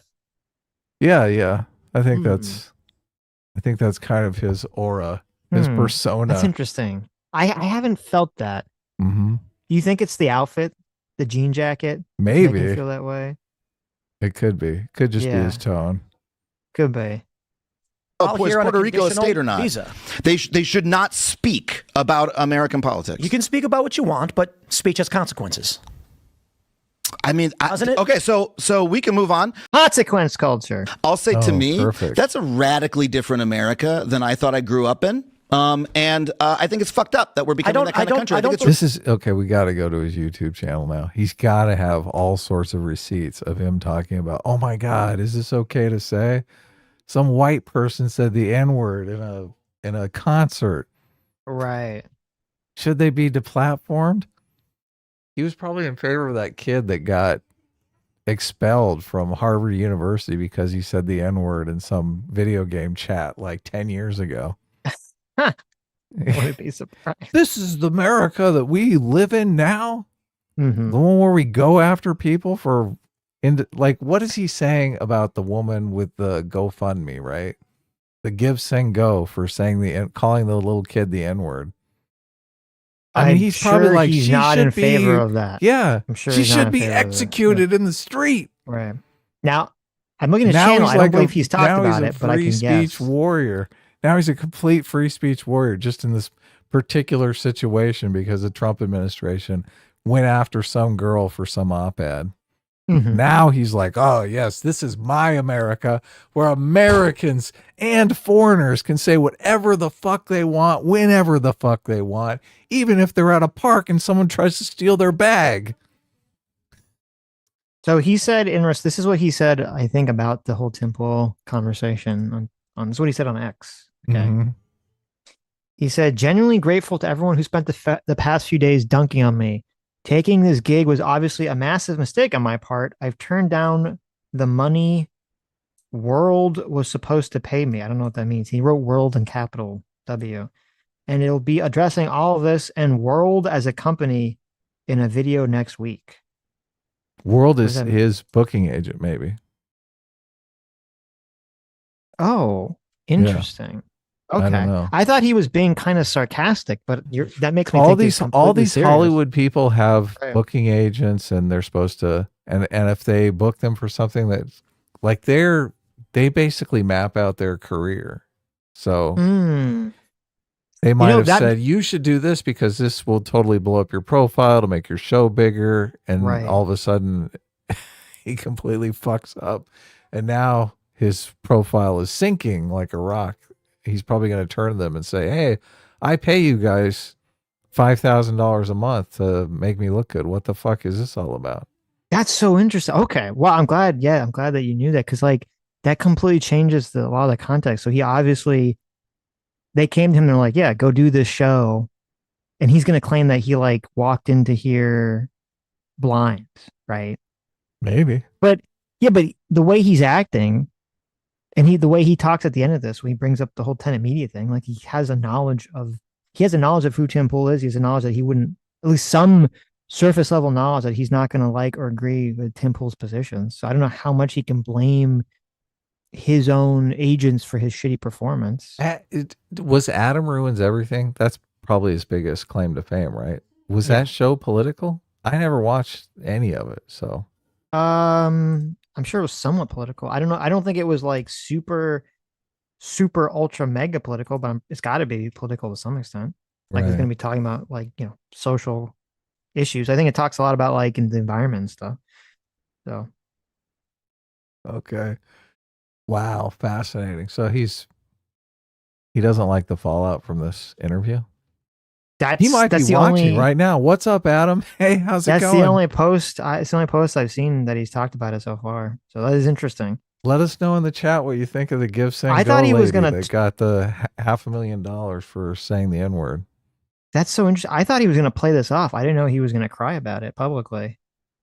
Oh, really? And then make a video about it. Yeah. Oh, you got to spin this as a win, right? Yes, that's what you're supposed to do. You're supposed to, like, there were clips like circulating that made him look really bad. He should have come back with his clips that he thought made him look good or made Tim look bad and be like, counter dunk, like not just complain about like, oh, or even if you're mad at your agents, right? Why would you say that publicly? Wouldn't that be like publicly be like, oh yeah, it was a good conversation, Tim sucks or whatever. And then privately you're like, fuck you, what are you doing? Like, right? You wouldn't just complain about that to the world. You're basically saying I have no agency whatsoever. I just do what my agents tell me to do.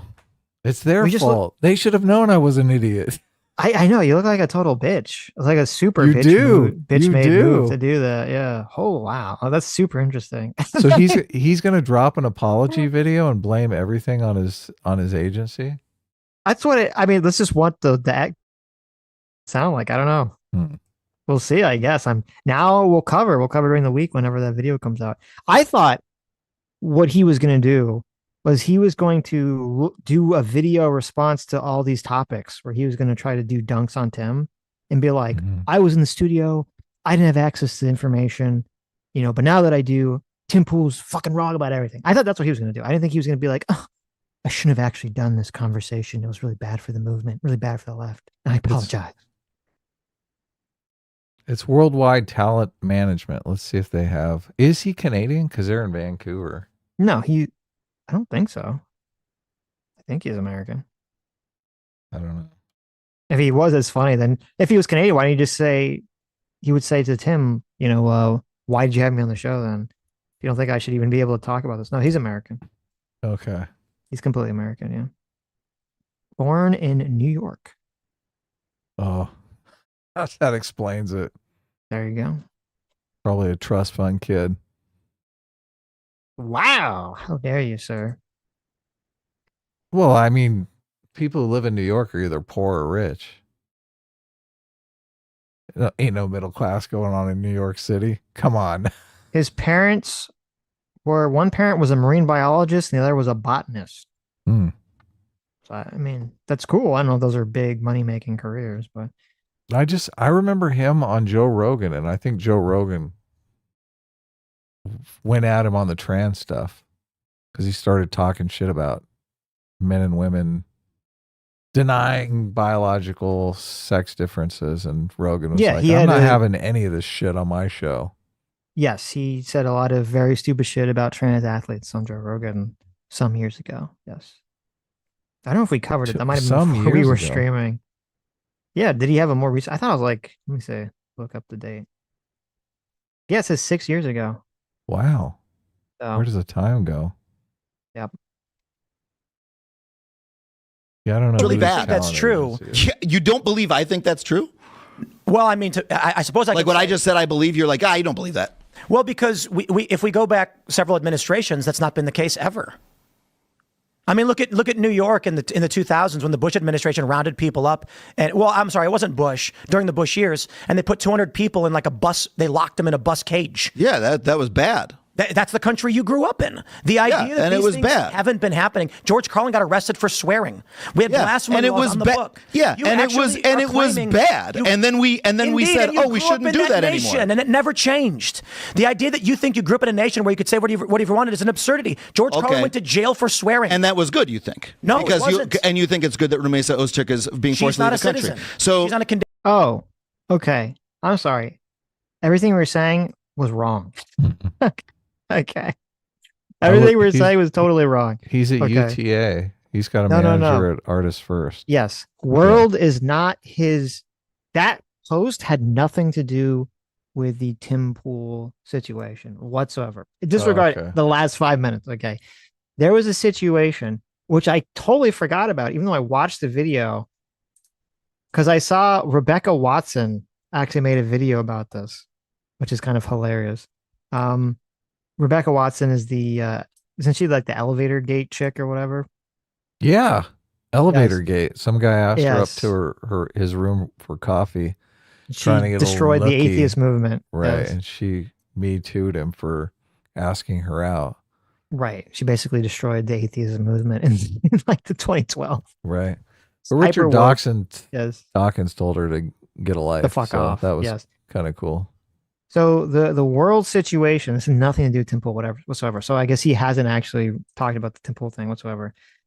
This is he basically did a video shilling for some kind of like it was one of these things that collects your biometric data and it gives you cryptocurrency. Oh my God, no. He's a crypto boy.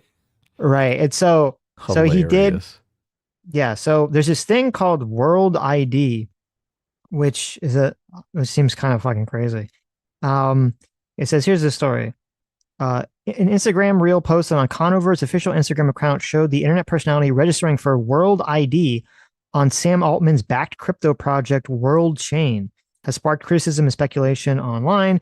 In a 3-minute long video jointly posted on the World official account, Adam Conover explained to the viewer that he was paid by World Project to come at a keynote event they were hosting in San Francisco. He claimed that he was there to ask questions about the product but not endorse it.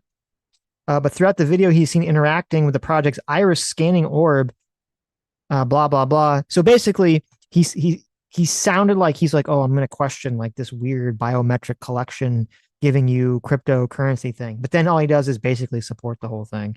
And it seems like he was being paid essentially to promote the product. Oh my God. So that was a reference He to. It wasn't had pulled a nothing to do full with. fascist Trump crypto scam. There what you go. the fuck? There you go. It had nothing to do with the This Tim Pool guy. situation. This guy, Mr. Sanctimonious. Oh my God, we're living in fascism. Oh, have you seen my crypto scam from Sam Altman? Right.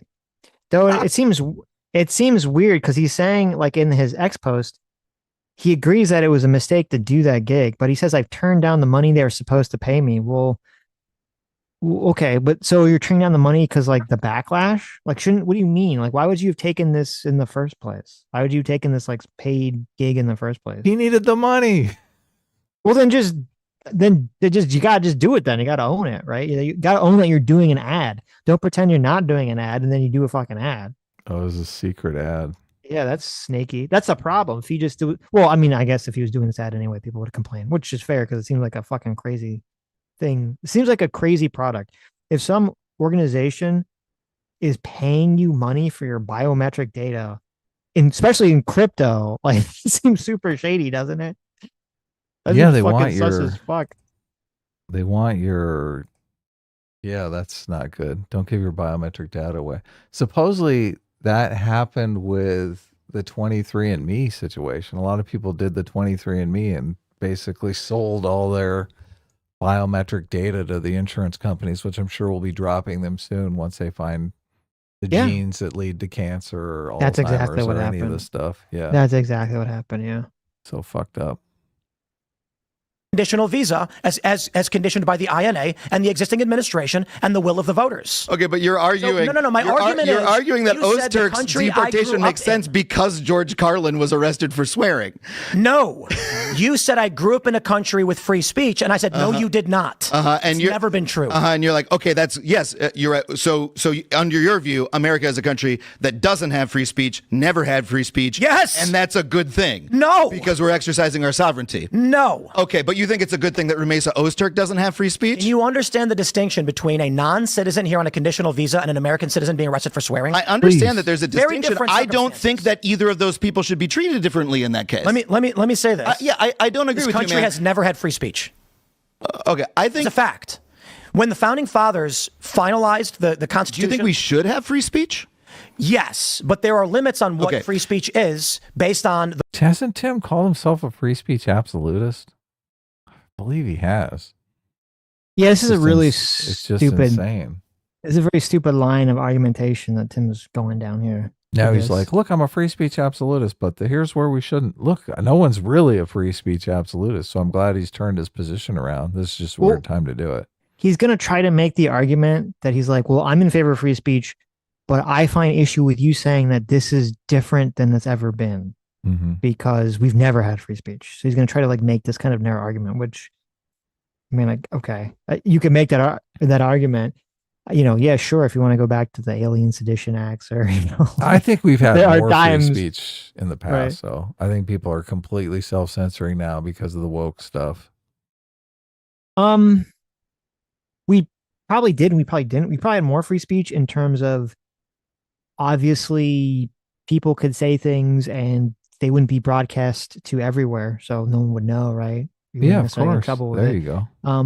But I do think that in the past, obviously, there, you know, you could hold opinions. Like obviously, there's a time period where being a communist, you know, got you in hot water, and now you can be an open communist, right? Oh yeah, you're right. It's just changed. Right. So I do think we do live in a time period where legally people have more free speech, but maybe you're right, like culturally, you know, maybe not. So I think we're like coming out of a lot of the woke cultural pressures that we used to have. The moral worldview of the individual argument. For instance, do you believe someone should be allowed to direct someone to commit a violent crime?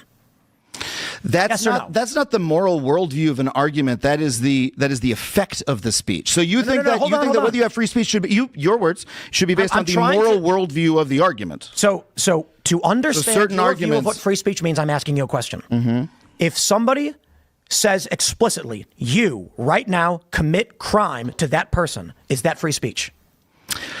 Someone says, "You right now commit crime to that person," this guy's so fucking dense. What do they do it? Yes. I mean, I guess I'm not a free speech scholar, but like, oh my God. You don't have to be a free speech scholar to tell your personal opinion. So that is, if this was like a random person or a random celebrity, I wouldn't fault them for like struggling with these conversations, because most people I don't think about like this, like the deep philosophical underpinnings of a lot of their opinions or questions. But if you're a person who spent a long period of time, as Conover has, talking about politics, talking about these issues, it is kind of insane that you're struggling to have this conversation. Yeah, it is. Right. It's kind of, it reminds me of, you know, when Dave Smith was talking to what's his name?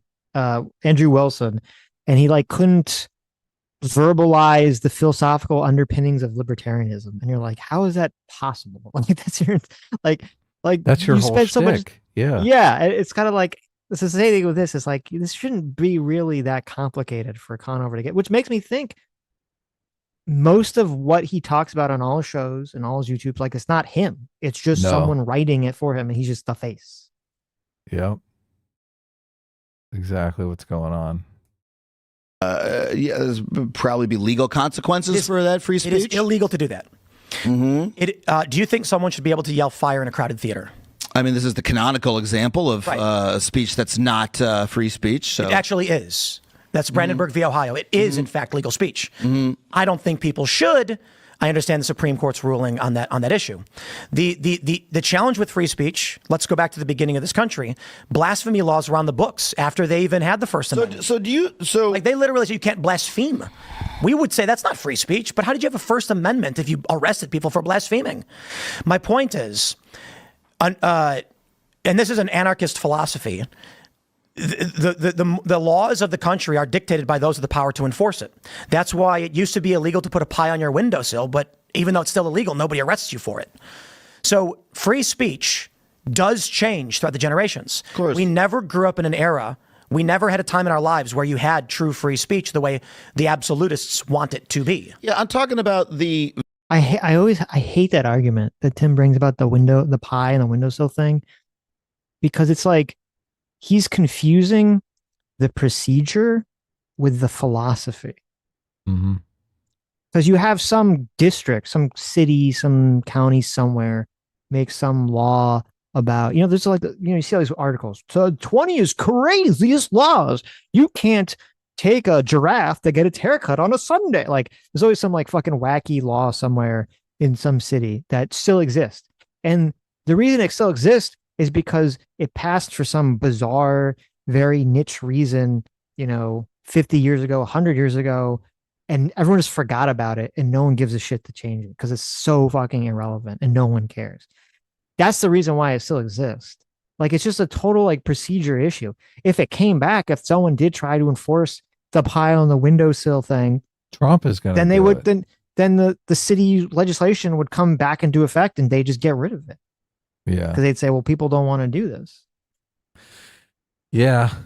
It's not bothering anyone, so they just don't mess with it. Too much work to get rid of it. The story that we tell about ourselves as a country, man. I'm talking about it's not true. I'm talking about the values that we have collectively as people. And of course those are always changing a little bit and people are trying to pull them in one direction or another. Split in half. I would have thought, that like, I don't know that much about you. I know you're very involved with Occupy and stuff like that and protest movements, which I think is cool work. I would have thought that like a student writing an op-ed about another country's war and her own institution's support for it, vis-a-vis our country's foreign policy, would be the kind of thing that you would think is a sort of free speech that we should value. That is the kind of free speech that I think, I personally think like a lot of the idea of America is built upon. I think it's one of the good things about the country, that this is a country where you can come here and you can express your opinion mildly in the newspaper. What happened at Kent State? And I think Kent State was bad. My point is, there's things we wish America was, but I kind of feel like a non-citizen. But this one you said you think is good. You're not sitting here going, man, yeah, that's a bummer. She got deported, dude. What are you talking about? She didn't get shot in the face. A conditional visa was revoked. I'm not crying about it. I don't care. I mean, I think she cares. I think That's her too family fucking cares. bad. I think the people of her university care. I think Change the law, man. This is a marginal issue for a single person who was in violation of the INA as it's enforced by a government that was elected by a popular majority, or I should say by a plurality, but the popular vote. So I think this is just a terrible argument that Tim is making, which is interesting because Conover is making horrible argumentation here. To just be like, well, it's not affecting that many people, or it's not affecting an issue I care about, so change the law. I mean, you could say that about any of the tens of thousands of issues that Tim has been complaining about for his whole career on YouTube, about like the various woke shit. Like, yeah, there's lots of laws in the books that should be changed or that are terrible. And you could advocate that they be changed, or you can complain about that. Doesn't mean you should just help someone says, oh, I think it's horrible. Then just say, well, shut up. I don't care about it. It's like, okay, I mean, you can say that about anything, right? Yeah, that's not a good argument. I mean, you should argue how it's going to affect society, right? Right. And well, it's also weird because I think, I mean, if you have an administration, an executive branch is deciding that it's basically going to start kicking people out of the country or soon visas for speaking ill about one specific political issue, like that's obviously going to have some effect. It's definitely showing the direction the administration wants the country to go on that political issue, whether you support or not support on that specific political issue. Right. Let me pull this up because this is what we were talking about earlier. This is RCP from April 22nd. Every age bracket, to be fair, 40-49 is a tie, but I don't think this issue really is going to make or break the U.S. I don't think it's super necessary for us. I think free speech is completely necessary because I think the population should be able to voice their opinions about the laws and leaders that, govern them. But whether foreign nationals should participate in that conversation, I mean, I don't think it's going to be massively influential if they do or they don't. No, I agree completely. Yeah. And I think from the public perception, as long as there is, and not just for speech, but also for the sending people to prison, all this other stuff, as long as this stuff is primarily affecting non-US citizens, I don't think it's going to permeate the bubble of changing people's minds. Right. And if it does stifle the speech of foreign nationals and disincentivizes foreign nationals to come here, well, I think that's the purpose. I think that's what that is the purpose. That's what they want. Yes. Right. Yeah. So then I guess it is effective. If whether or not you think foreign nationals should be coming here, obviously everyone has a different opinion on that. It's trying to specifically stifle foreign nationals. It's really supposed to be. Actually, I don't think that's the goal. I think the goal of these things is to send is the Trump administration sending a virtue signal to pro-Israel donors, to send them money to say, listen, we are doing, everything we can to try to crack down on, some of the crazy shit that's been going on in these universities, which I agree has been crazy situation. And that's why, they tried to pass that weird. They kind of took it back, but they sent that weird letter to Harvard and they said it was a mistake to send the weird letter and all this other stuff about revoking federal funding. So I think that's really what's going on here. Or that's the motivation, I should say. Do you think this will stifle the speech of Americans? This specifically, I guess it no. could, maybe. I don't think this will specifically, no. I think more students. To me, the more we talk about chilling effects on speech, to me, the Trump going after the law firms is far more like a crazy situation.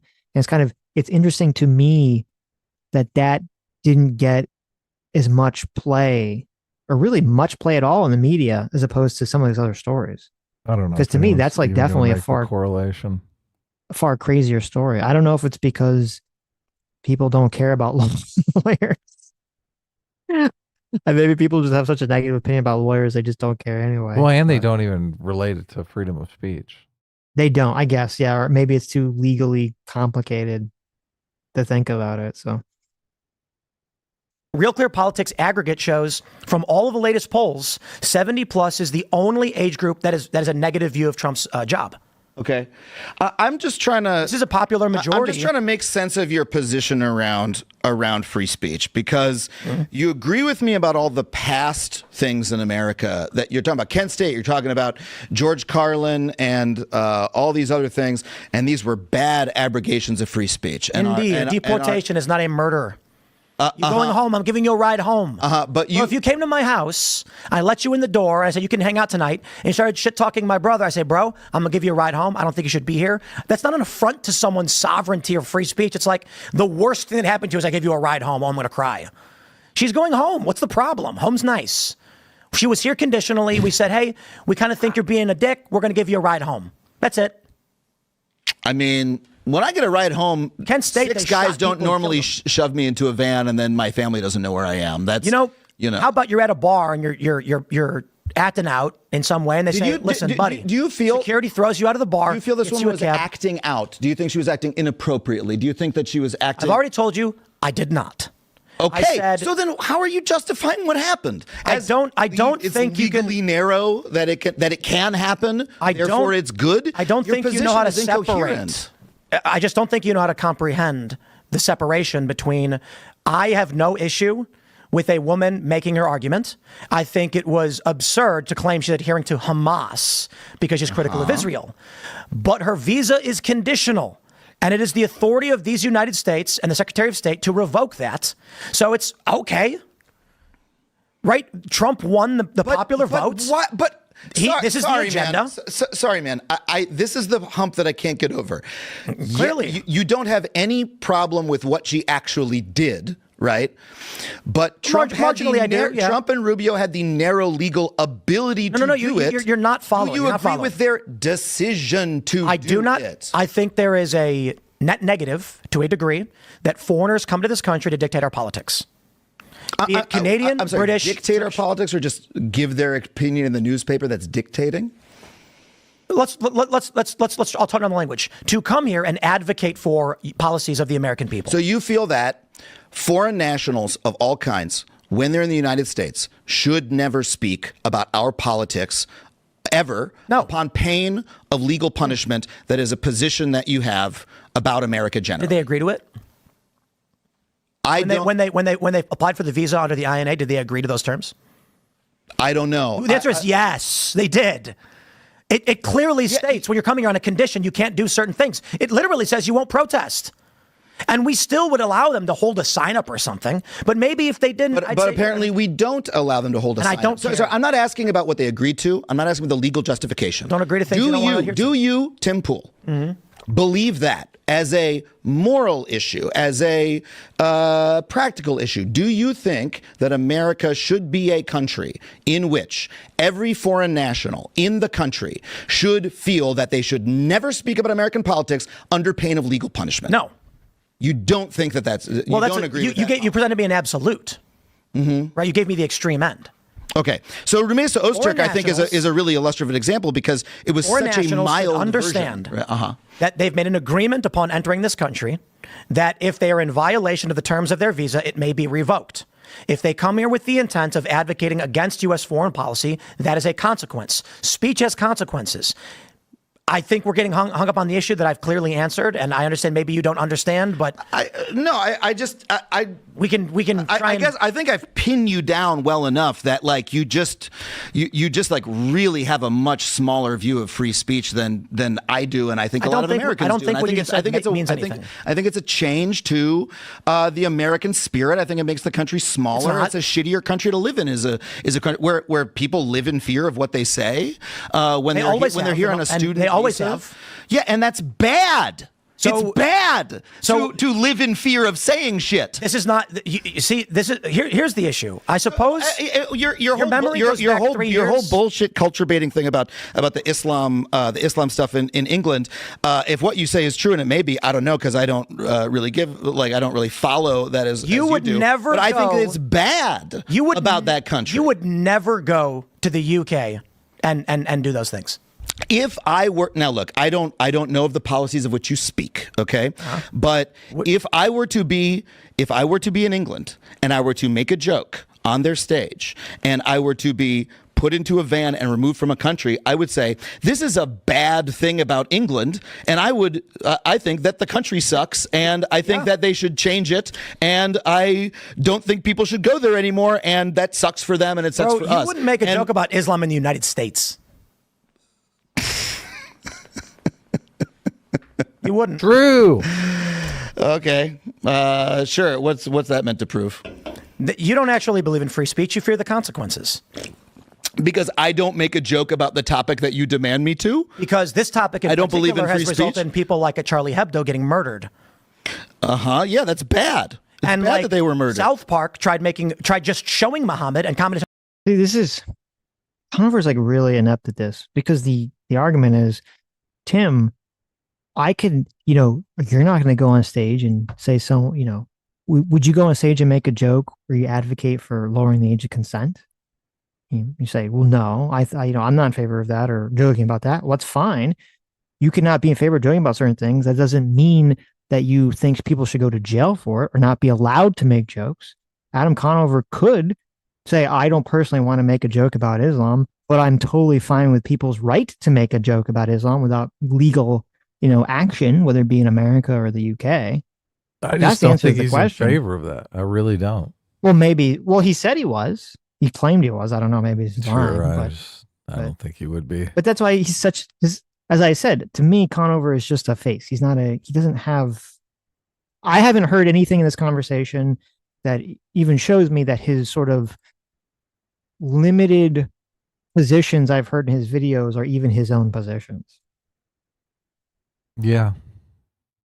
Central wouldn't let him do it. Yeah, that's bad. So let's see I you don't stand agree up with for that that. value and come out and make a joke about I've Islam. stood up about free speech plenty of times. What are you said talking Islam. about?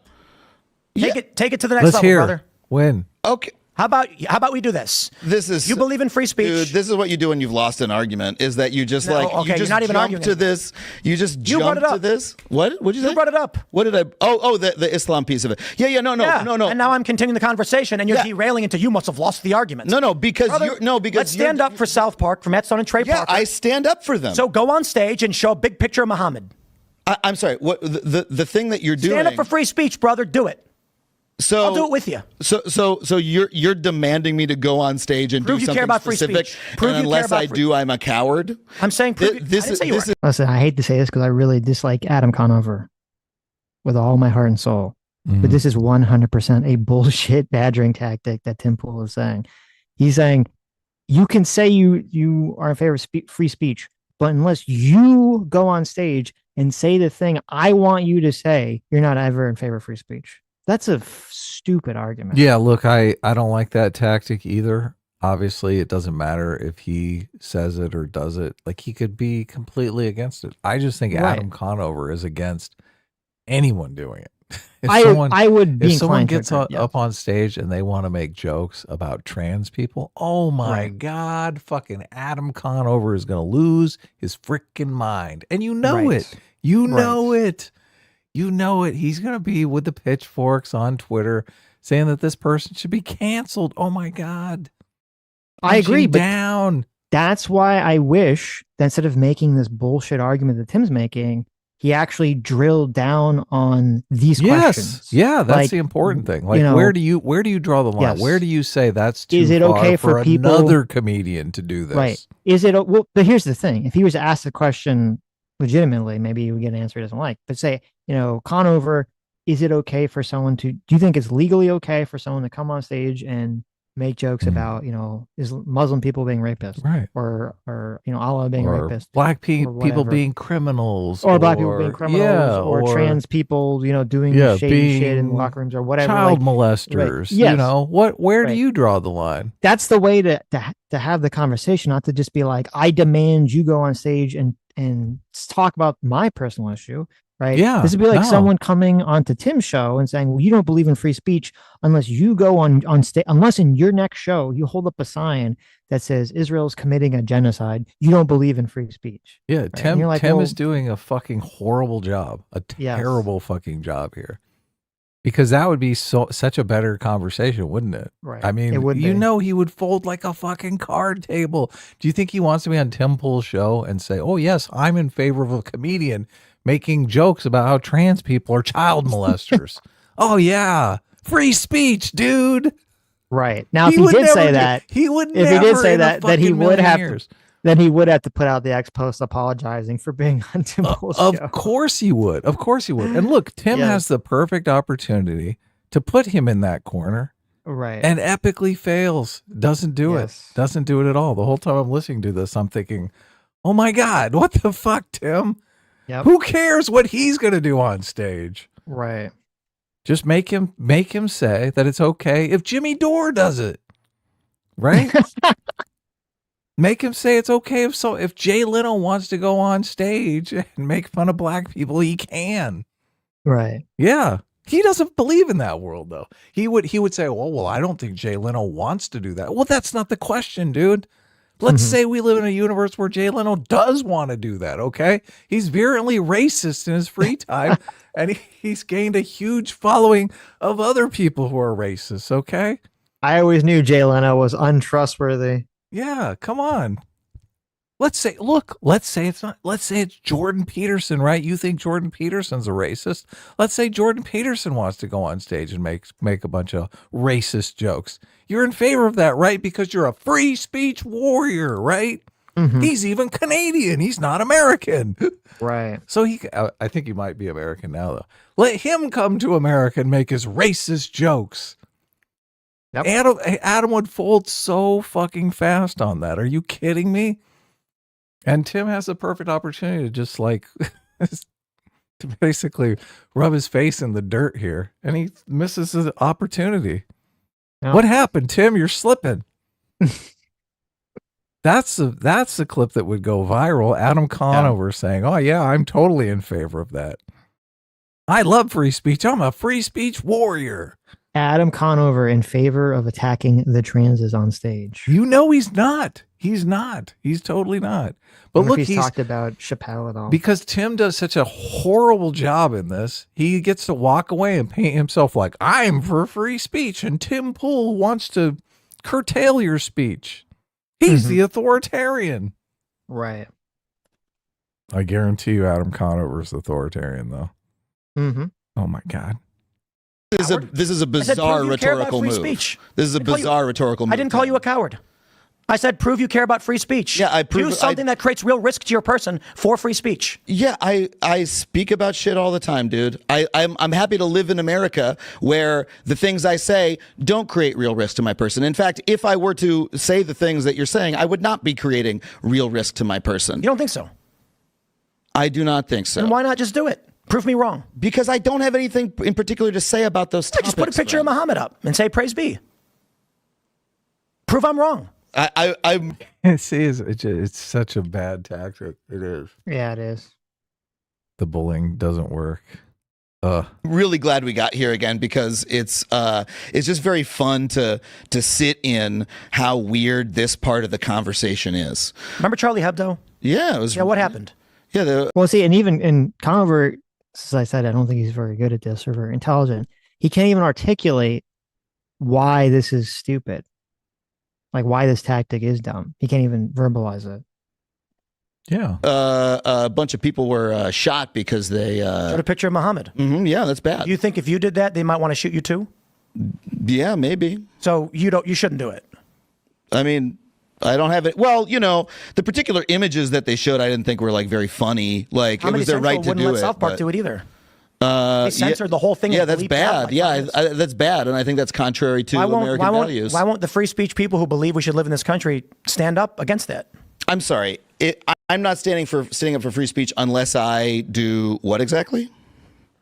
I didn't say the only way for you to stand up for free speech is to do something. I said, why won't people who are claiming like Tim finally is like, I know, realizes maybe it was stupid. He's like trying to debate backtrack unlocked there for a second. Yeah. He's like, well, I'm just saying, like other people now. Now it's gonna, more generalized. You called me a hypocrite, and I don't understand what's hypocritical about me only doing jokes about the topics that I'm interested in. That you would not go to the UK and speak in violation of their speech laws. I mean, I went there. I made fun of their government. I talked about, the fire at Heathrow because that impacted my travel when I was there. I talked about, yeah. So you can make fun of white people, but you can't make fun of non-white people. You go to jail for that. Okay, yeah, I think that would, if it's as you say, that sounds like if it applied to me as a comedian, I would not. I think it would say that's a bad law. I would not go to Turkey and speak out against Islam, and I would not go to the UK and violate their speech laws. Oh, okay. So are you a coward? What's your point? No, I actually agree with the sovereignty of nations, and if they have laws, I'm not going to violate them. Oh, I see. I see the point that you're making. Okay. So when things are legal, they're just. No. Okay. So then what is your point? That's your argument is that foreigners should come here. So one of your face no one of your values consequences. is you should respect the sovereignty of other nations. But again, look, Yeah, for this sure. this is a Not all nations. Come on, Tim. There's some fucked up nations out there Yeah, there's that some shithole countries, right? oppress their people and shit Yeah. like that. We shouldn't respect them. We should invade them and take over. I mean, if there's some comedian and they went to do some gig in like Qatar or Saudi Arabia or I something, know exactly. right?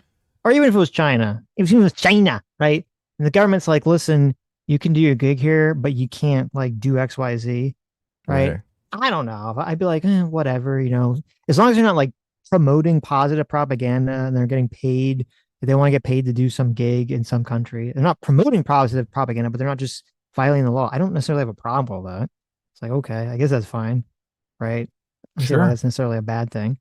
Those I don't think that trans makes jokes would you hit in China, I'm sure. right. I don't think that makes you a hypocrite. And actually, this kind of goes against Tim's earlier argument, because even if you said, as an American, I believe in America, that people in America, regardless of whether they're a citizen or not, should have ultimate levels of free speech.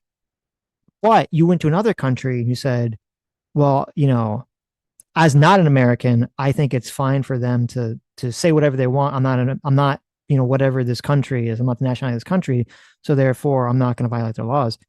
That wouldn't be hypocrisy, according to Tim, and that would actually completely align with what Tim's argument would be about, the sovereignty of countries and all this other stuff. Mm-hmm. But if the country forced you to do things that were against your own values, I mean, that would be a different thing, because then Then you would you'd be a have- personal hypocrite, right? well, also you'd have two values in conflict. You'd have this value that nations have their sovereignty, and also you'd have whatever value it was that they wanted you to bend, right? Right. Like if your comedy show was trying to push some kind of culture or political issue about a topic, Mhm. and that was Right. very important to you, and that's why you were doing this comedy bit, You wanted and to, then yeah. you wanted to go to some other country and they said, well, you can't do like this primary thing, that's why you want to do your comedy, then that would seem, then I'd agree, then you seem like you're kind of you're selling out to some Mhm. extent, right? Right. You want to forward some crypto that steals people's biometric data. Exactly, That's right. like the goal of your comedy, That's a very important part of my philosophy, right? is making money through crypto apps that steal your biometric data. Yes. Right. And America doesn't want you to do that. But China's like, come on. We love See, this like, app. Conover said he didn't get paid, or he said he was refusing payment, but maybe it's because they were going to pay him in the cryptocurrency, which he didn't want to accept anyway. Right. So maybe it wasn't that They big were a going deal to for pay him in people's biometric data. The currency of the future. Yes. Show me your irises. What do I need all this data for? Just take it. It's on the thumb drive. Why do I need a collection of 1,000 people's limbo rings? Yeah, exactly. Believe me, this is going to be as good as gold in the future. Limbo rings is where it's at. This is a recent change in the way that the U.S. prosecutes and selectively enforces the laws that are on the books, and that's what happened to Rumesa Öztürk, and again, that's like a material change in like the spirit and will values say, of America. Just because I think we spent like an hour on the one subject. Yeah, we can. I've been having a great time. Yeah, I agree. It's been fun. I had a question. I have a question for you. yeah, sure. Okay, let me. So they're changing I topics. agree. now. It's been fun. Yeah, They're it's been changing great. topics. Yeah. Let me jump ahead. I'm a little free bit speech here. warrior, and you don't care about free speech, Tim Pool. Look, Tim I is want you to sitting go next on to the stage. flying saucer. That's What true. happened here? He's in the That's flying true. saucer seat. He's in the flying saucer seat. Yeah. Looks I like a want you to go weirdo. on stage and hold up a picture of lolly porn. Otherwise, you don't believe in free speech. Of course, Okay. yeah.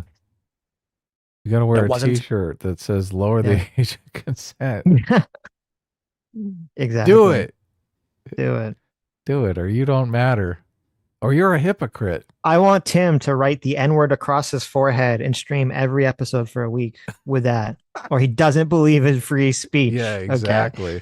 Obviously. Exactly. Do you believe in free Obviously. speech or not? He just covered it up Right. with the beanie. He's probably he's got got- it on there right now. You're right. He's got to wear it over the beanie. Okay. He could You got to put write it it on the beanie right there. Specific- yeah. I want him to have an N-word beanie. Okay. Okay. I want Tim Pool to have a picture of Muhammad on his beanie. Of course, yeah. Has Tim Pool ever held up a picture of Muhammad? No, I want that. he's got to have the picture and it's got to say pedophile right across. There the you front go. Of it. Yeah, there you go. It says OG grooming gang right there. perfect. Or he doesn't believe in free speech. True. Are we moving? Constitutional or legal. Nice. But the Civil Rights Act says we're not supposed to discriminate on the basis of race, sex, religion, gender, etc. And Why? when you create It's so much DEI fun. programs where you're specifically targeting based on those factors, you're in clear violation of the Civil Rights Act.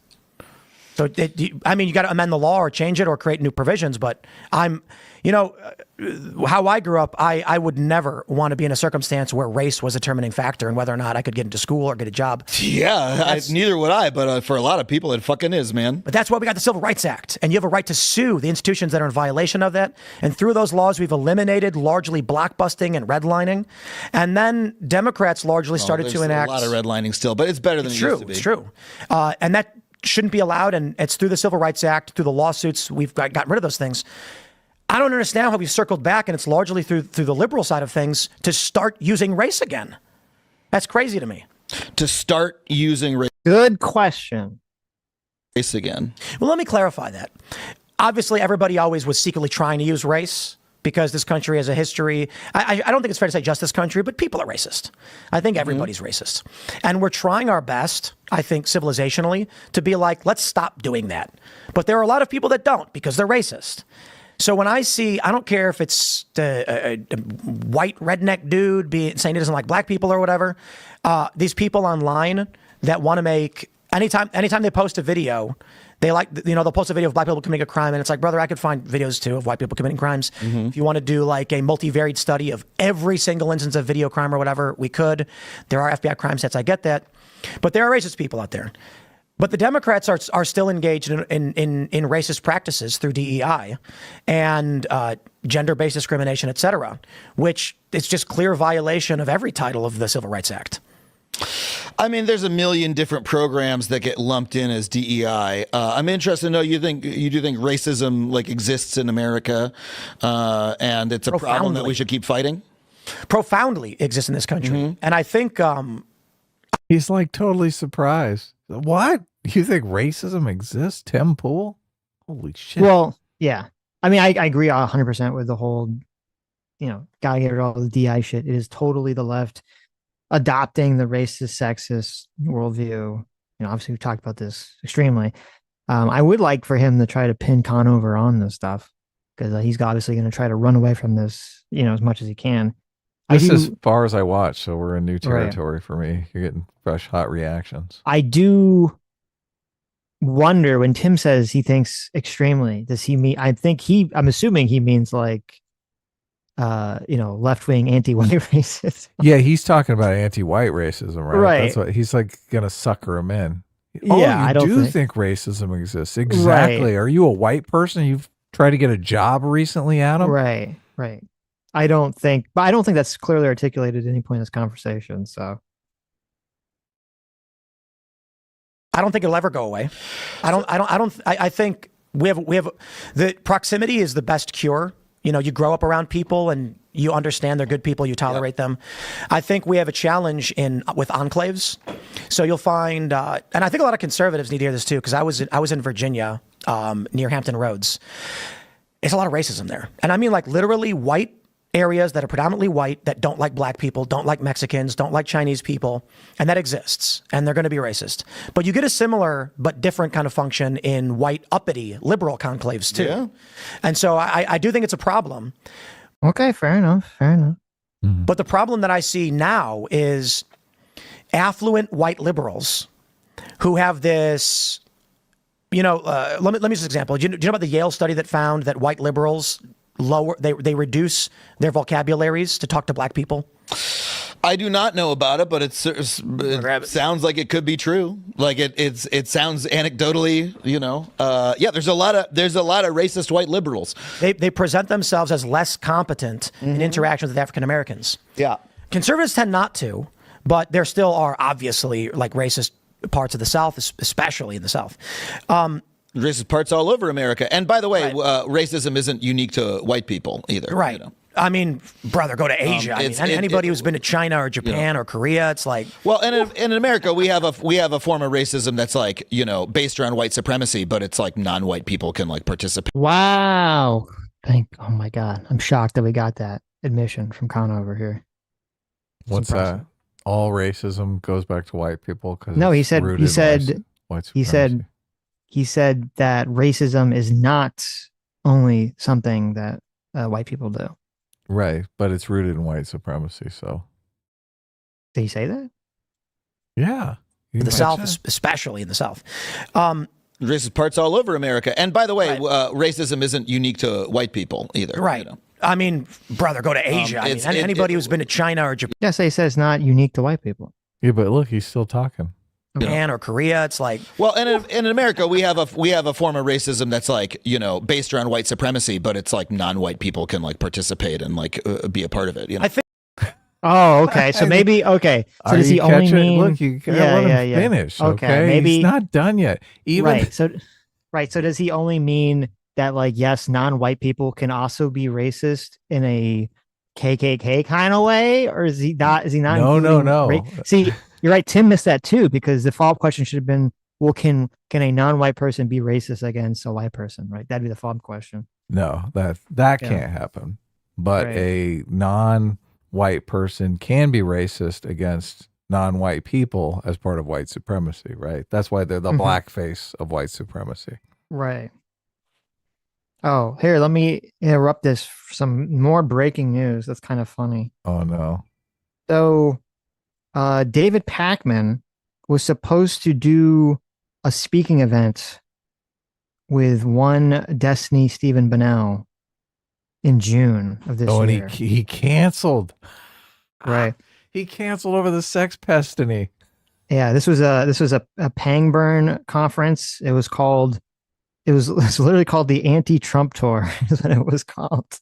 Wow, they wanted And, a TDS out together, and they did. And Pac-Man was like, "No, not with you, revenge porning all over the Yes. internet." Right. And so this is the official statement from Pangburn. It says, "We regret to inform our audience and ticket holders that David Pakman has chosen to withdraw from his scheduled appearance at the Anti-Trump Tour event on June 22nd, 2025 at the Queen's Theater, New York, where he was set to appear alongside Destiny, parentheses, Stephen Bennell. Prior to signing his contract, David was fully informed of the event details, including some public accusations." This is funny. Including some public accusations that Destiny is currently defending himself against. With full knowledge of these circumstances, David agreed to participate and signed his contract, allowing us to proceed with a formal public announcement and ticket sales. On May 9th, shortly after the announcement was made, David informed us that he had received some negative feedback regarding his participation. Oh, really? Really, David? You got some negative feedback. Oh, that's really surprising. Yes. His audience completely kicked him in the teeth. Right. Despite previously indicating that he was not troubled, I love this, the wording of this, not troubled by this and suggesting negative feedback may have been instigated by agitators, Pakman and his team. This is weird. This is the official announcement. I guess they're pretty triggered. They keep calling him David. Isn't that kind of unusual? Not refer to the person as like their full name. David and his team later cited reputational concerns as their reason for backing out. These concerns were not raised until after the event had already been publicly announced and contract signs and tickets sold. They're fucking throwing Pac-Man under the bus. 1,000%. Well, he deserves it. Yeah. Sounds like he fucked them. He did. He 100% fucked them. Well, okay, here's my question. How is it possible that David Pakman and whoever his team is, like, I could 100% believe that David Pakman, he's like, I'm not going to follow internet drama. I don't know about any of this shit. Like, I could believe that 100%. Well, I can't believe that he doesn't have a team of people and someone is like, no, you should not do an event with fucking Destiny. Are you retarded? Like, he's radioactive right now. Yeah, I would announce it to my audience first and get the feedback before you sign the that's contract. A good question. Yeah, should I do this? Why wouldn't you do that? Right. Should I do this? Yeah. Or just make the announcement. And if it goes poorly, you can always pull out. Well, no, he would just say, I'm thinking of doing an event with Destiny or something. Mm-hmm. Right. Sure. That's all you you'd have to say. that. And then see the response to it. That's a great point. We want to be clear. Pangburn takes its contractual obligations seriously. We do not move forward with David announcing Pakman events. doesn't. Did you guys hear that? David Pakman doesn't.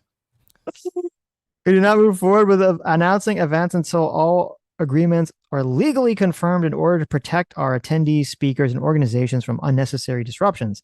Many of our attendees take time off from work, book flights and accommodations, and make personal sacrifices. And all to those attend our people got events. fucked by David Pakman. It's our responsibility to honor those commitments. Although David's team requested to be released from his contractual obligation, we expressed that We do not release him. we damn him to contractual hell forever. We express that from both a legal and ethical standpoint. Look at this, to throw in the ethical epistemology at That's them. Okay? right. We express that from a legal and ethical standpoint, the professional course of action would be for him to honor the agreement. The situation underscores the importance of due diligence before signing any contract. Whew. Despite our attempts to find a resolution on May 15th, David formally notified us that he would not be appearing at the event. As a result, we will be transitioning the Queen event into a solo night featuring Destiny in a live debate with Trump supporters, an exciting format that proved highly successful during our Detroit stop. For those who purchased tickets expecting both speakers, we are offering a full refund. If you do not wish to attend the new solo debate featuring Destiny versus Trump supporters, we understand that some may find this disappointing, and we share the sentiment. However, the show will go on. We're committed to delivering an engaging, high-quality experience that lives up to the anti-Trump tour's mission. Right. They can't get out of their contract. No. But look, who wants to go? If you think a bunch of Trump supporters are going to go to this Destiny, David Pakman, TDS, fucking no, there's not going to be any Trump supporters to debate. It's all going to be a bunch of Trump haters. This show's going to suck. This show's going to blow. Well, I don't know. I guess the question is, I don't know. Do they have Trump supporters lined up that they're paying to show up, or they're like just hoping random people in the audience show up? I don't know. If it was just, function. if it's just Destiny and David Pakman, oh my God, it's like the TDS singularity. Right. Yeah. Then no one will show up to that. But and now, and half of it is gone now. I don't follow Pangburn. Are they like super anti-Trump? I'm not sure. I mean, if they're yes. I don't know. Are they just putting this on, or are they actually like supporting the anti-Trump tour? Pangburn organized the talks between Jordan Peterson and Sam Harris. Right. Travis Pangburn is a huge Sam Harris supporter and anti-theist. That makes sense. Yes. Right. Okay, I actually did a live stream with Travis Pangburn quite some time ago, but he's a pretty cool guy. But he's definitely anti-religion. Completely anti-religion. Well, if he's a huge Sam Harris fan, I'm assuming he's very anti-Trump. So that would make sense. Yeah, that would make sense, wouldn't it? Right. He should just get Sam Harris to fill in. Do you think Sam Harris wants to be on the stage with Destiny? Probably not, right? Right. Yeah. That would be a big step up. But I don't think they're on good terms. I think Sam Harris had a falling out with Travis Pangburn over those talks. Really? Yeah. I don't know why. I mean, well, I think none of them got paid or something. Oh, okay. Well, that would make sense if there was some financial dispute there. It is funny. Like I'm looking at the poster for the event. It says debate Destiny, your chance, and then it says your chance to debate me, and it's got Destiny's face on it. That makes it sound like they literally just want like random people in New York City to like come in off the streets and like debate Destiny. Well, I'm sure they're trying to get somebody to come in. I guess. I'm sure they are. Silly. They're gonna have Rob Knorr out there. Right. Maybe Sean will show up. He lives in there, right? Lives in New York. Sean does live in New York, doesn't he? There you go. He can go debate Destiny about Trump. Get some money out of him though, Sean. Don't do it for free. Are you kidding? True. You're going to be on stage with a known revenge porner. Actually, I think it's an alleged revenge porner at this point. So yes, that's true. Don't sue me, Destiny. I know you're sue happy.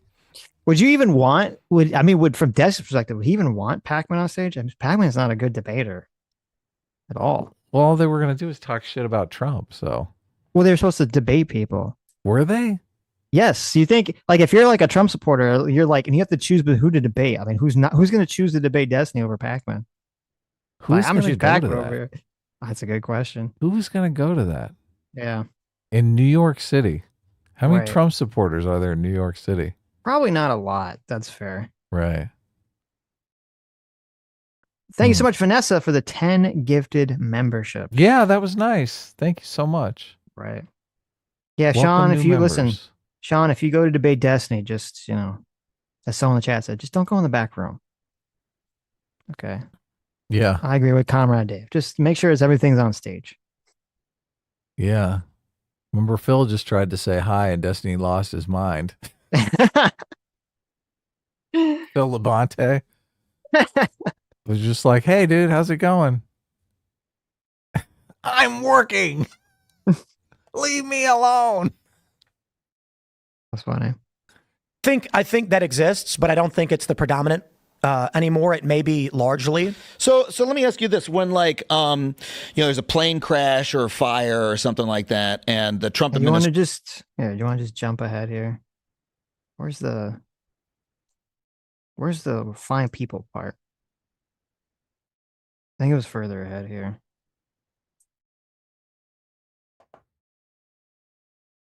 Let's see.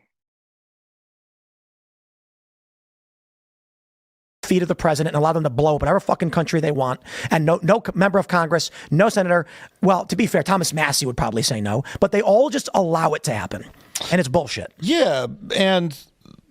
I guess I don't understand why you are so supportive of Trump, because part of his entire presidency is about expanding the executive power of the president. Like, that's the whole Heritage Foundation's whole thing, the imperial presidency. They're trying to increase the amount of impunity that the president has and remove checks and balances, which I think is the few that did exist, which I think is bad. Like, Congress is more supine than it was during the Obama years. Like, they're not even protecting their power as a branch. I think they were always pretending. I think it was always. It sure seems like it's at a fucking ebb, man. The Republicans right now have a 2-seat majority, and like Trump's impounding money that Congress has already spent. Right? It's bizarre. So the challenge is you've got two rogue branches, the judiciary and the executive, by this argument. I think Trump is applying the language of the executive branch in any way that's beneficial to him to enable himself to do these things. And actually, I think that's what Kristi Noem actually said to me, that they're going to use the language of whatever is codified to try and get these deportations through. The problem is you've got a judiciary. Okay. Well, hold on. I'll let him finish. Judiciary that is rogue at the same time, and Congress has abdicated their responsibility for checking either branches. What do you do? Okay. I think this is a retarded argument. Completely. Okay. I don't know if you were listening or not. Lois. This idea that both the executive and the judiciary are on some rogue trajectory, because the way that I think it's playing out here is, it's correct to say that Congress has abdicated its responsibility. That is true. Congress is completely not doing shit, and they've had this problem for the last couple of decades of really just not wanting to pass a lot of legislation. That's definitely true. But that doesn't, so then if you have a situation where Congress isn't really doing what it's supposed to do, so the president is stepping outside of, or at least the argument is that the president is stepping outside his legal authority to basically do things that Congress is supposed to do. And then the judiciary says, no, you can't do that, and tries to rein it back. That's not the judiciary going rogue. That's the judiciary doing its job and trying to check the executive power, saying, you're not supposed to be doing that. Congress is supposed to be doing that. Right. And so to just cast this as well, they're both, to me, it seems like kind of just like a whataboutism to try, not even a whataboutism. I don't know what it is. It's just trying to say oh, let's blame on both sides. So what are you going to do? And it's not really, no. You got to get, this part of the goal of being president, you're supposed to try to get a coalition in Congress to actually get together and pass legislation. But that's so hard, right? I mean, it is very hard. Well, they're working on the big, beautiful bill, so it might happen. We'll see. The big beautiful tax cut bill. Yeah. Yeah. You know, I think largely you'll find there's this diehard MAGA base, which is like Trump can do no wrong. You'll find the liberal base saying Trump is clearly everything he's doing is wrong. And then you'll find this like spattered middle of the road of no one's doing what they're supposed to be doing. And it's just fucked. It's just pure chaos. And that's not, you know, like Chuck Schumer says that's Trump. And I'm like, oh, please. It's everybody.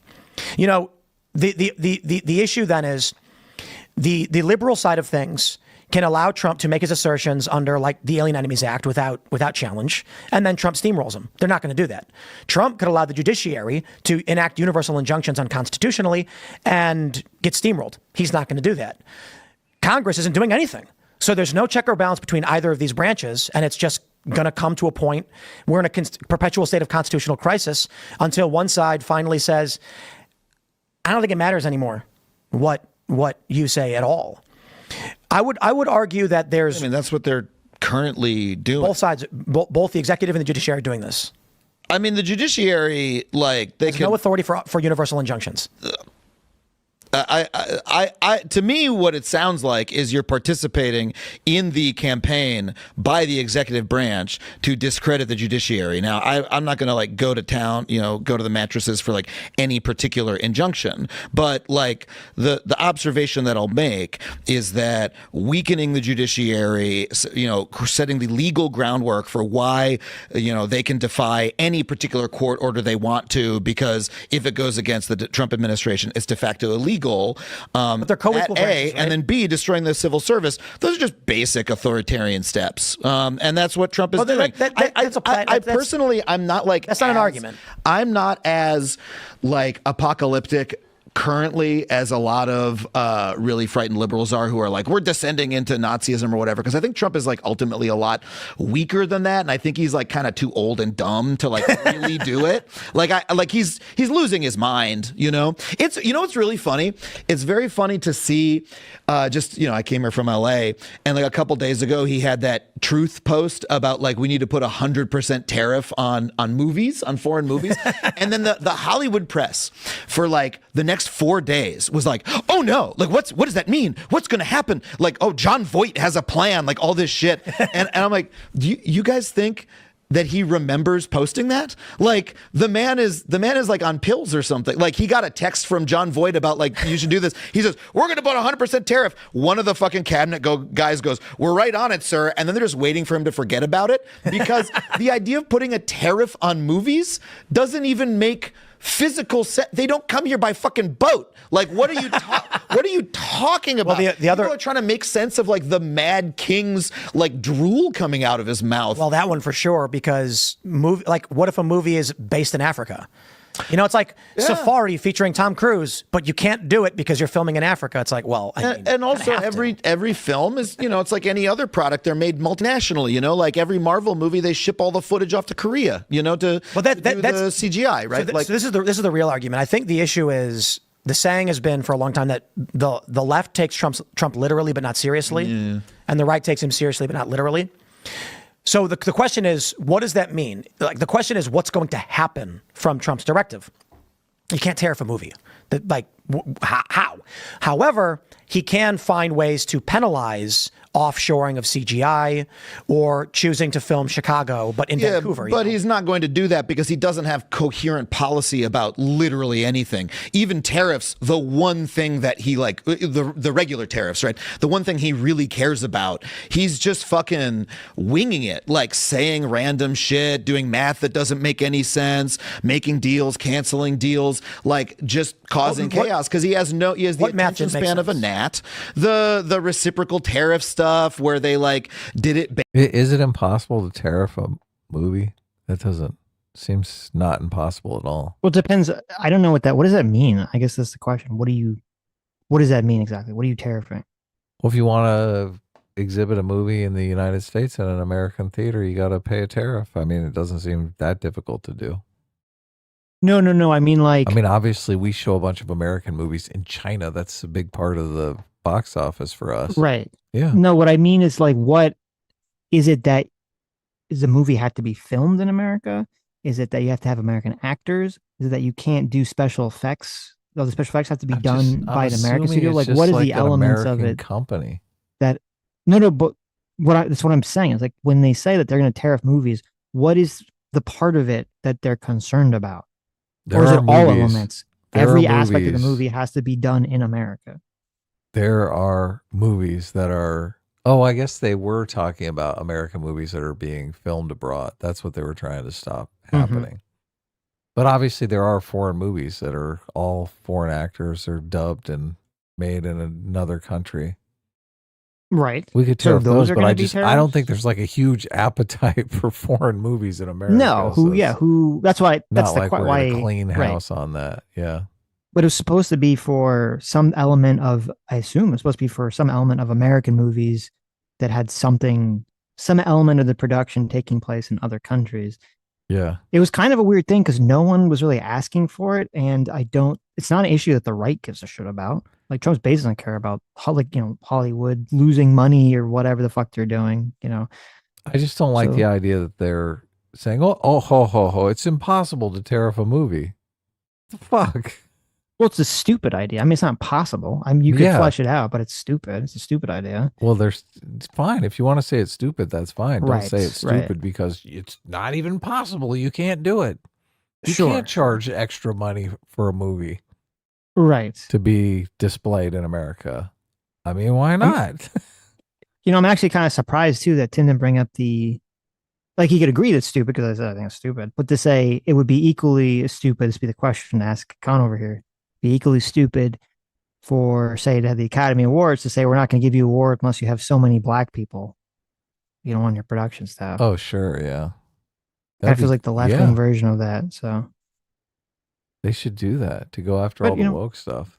whatever, They should Tim say- is just trying to bond here, which I give him points for. He's trying to you have agree, race trying to be quotas in your combative on movie- everything. If you have race quotas in your movie, there's a 6,000% tariff. There you go.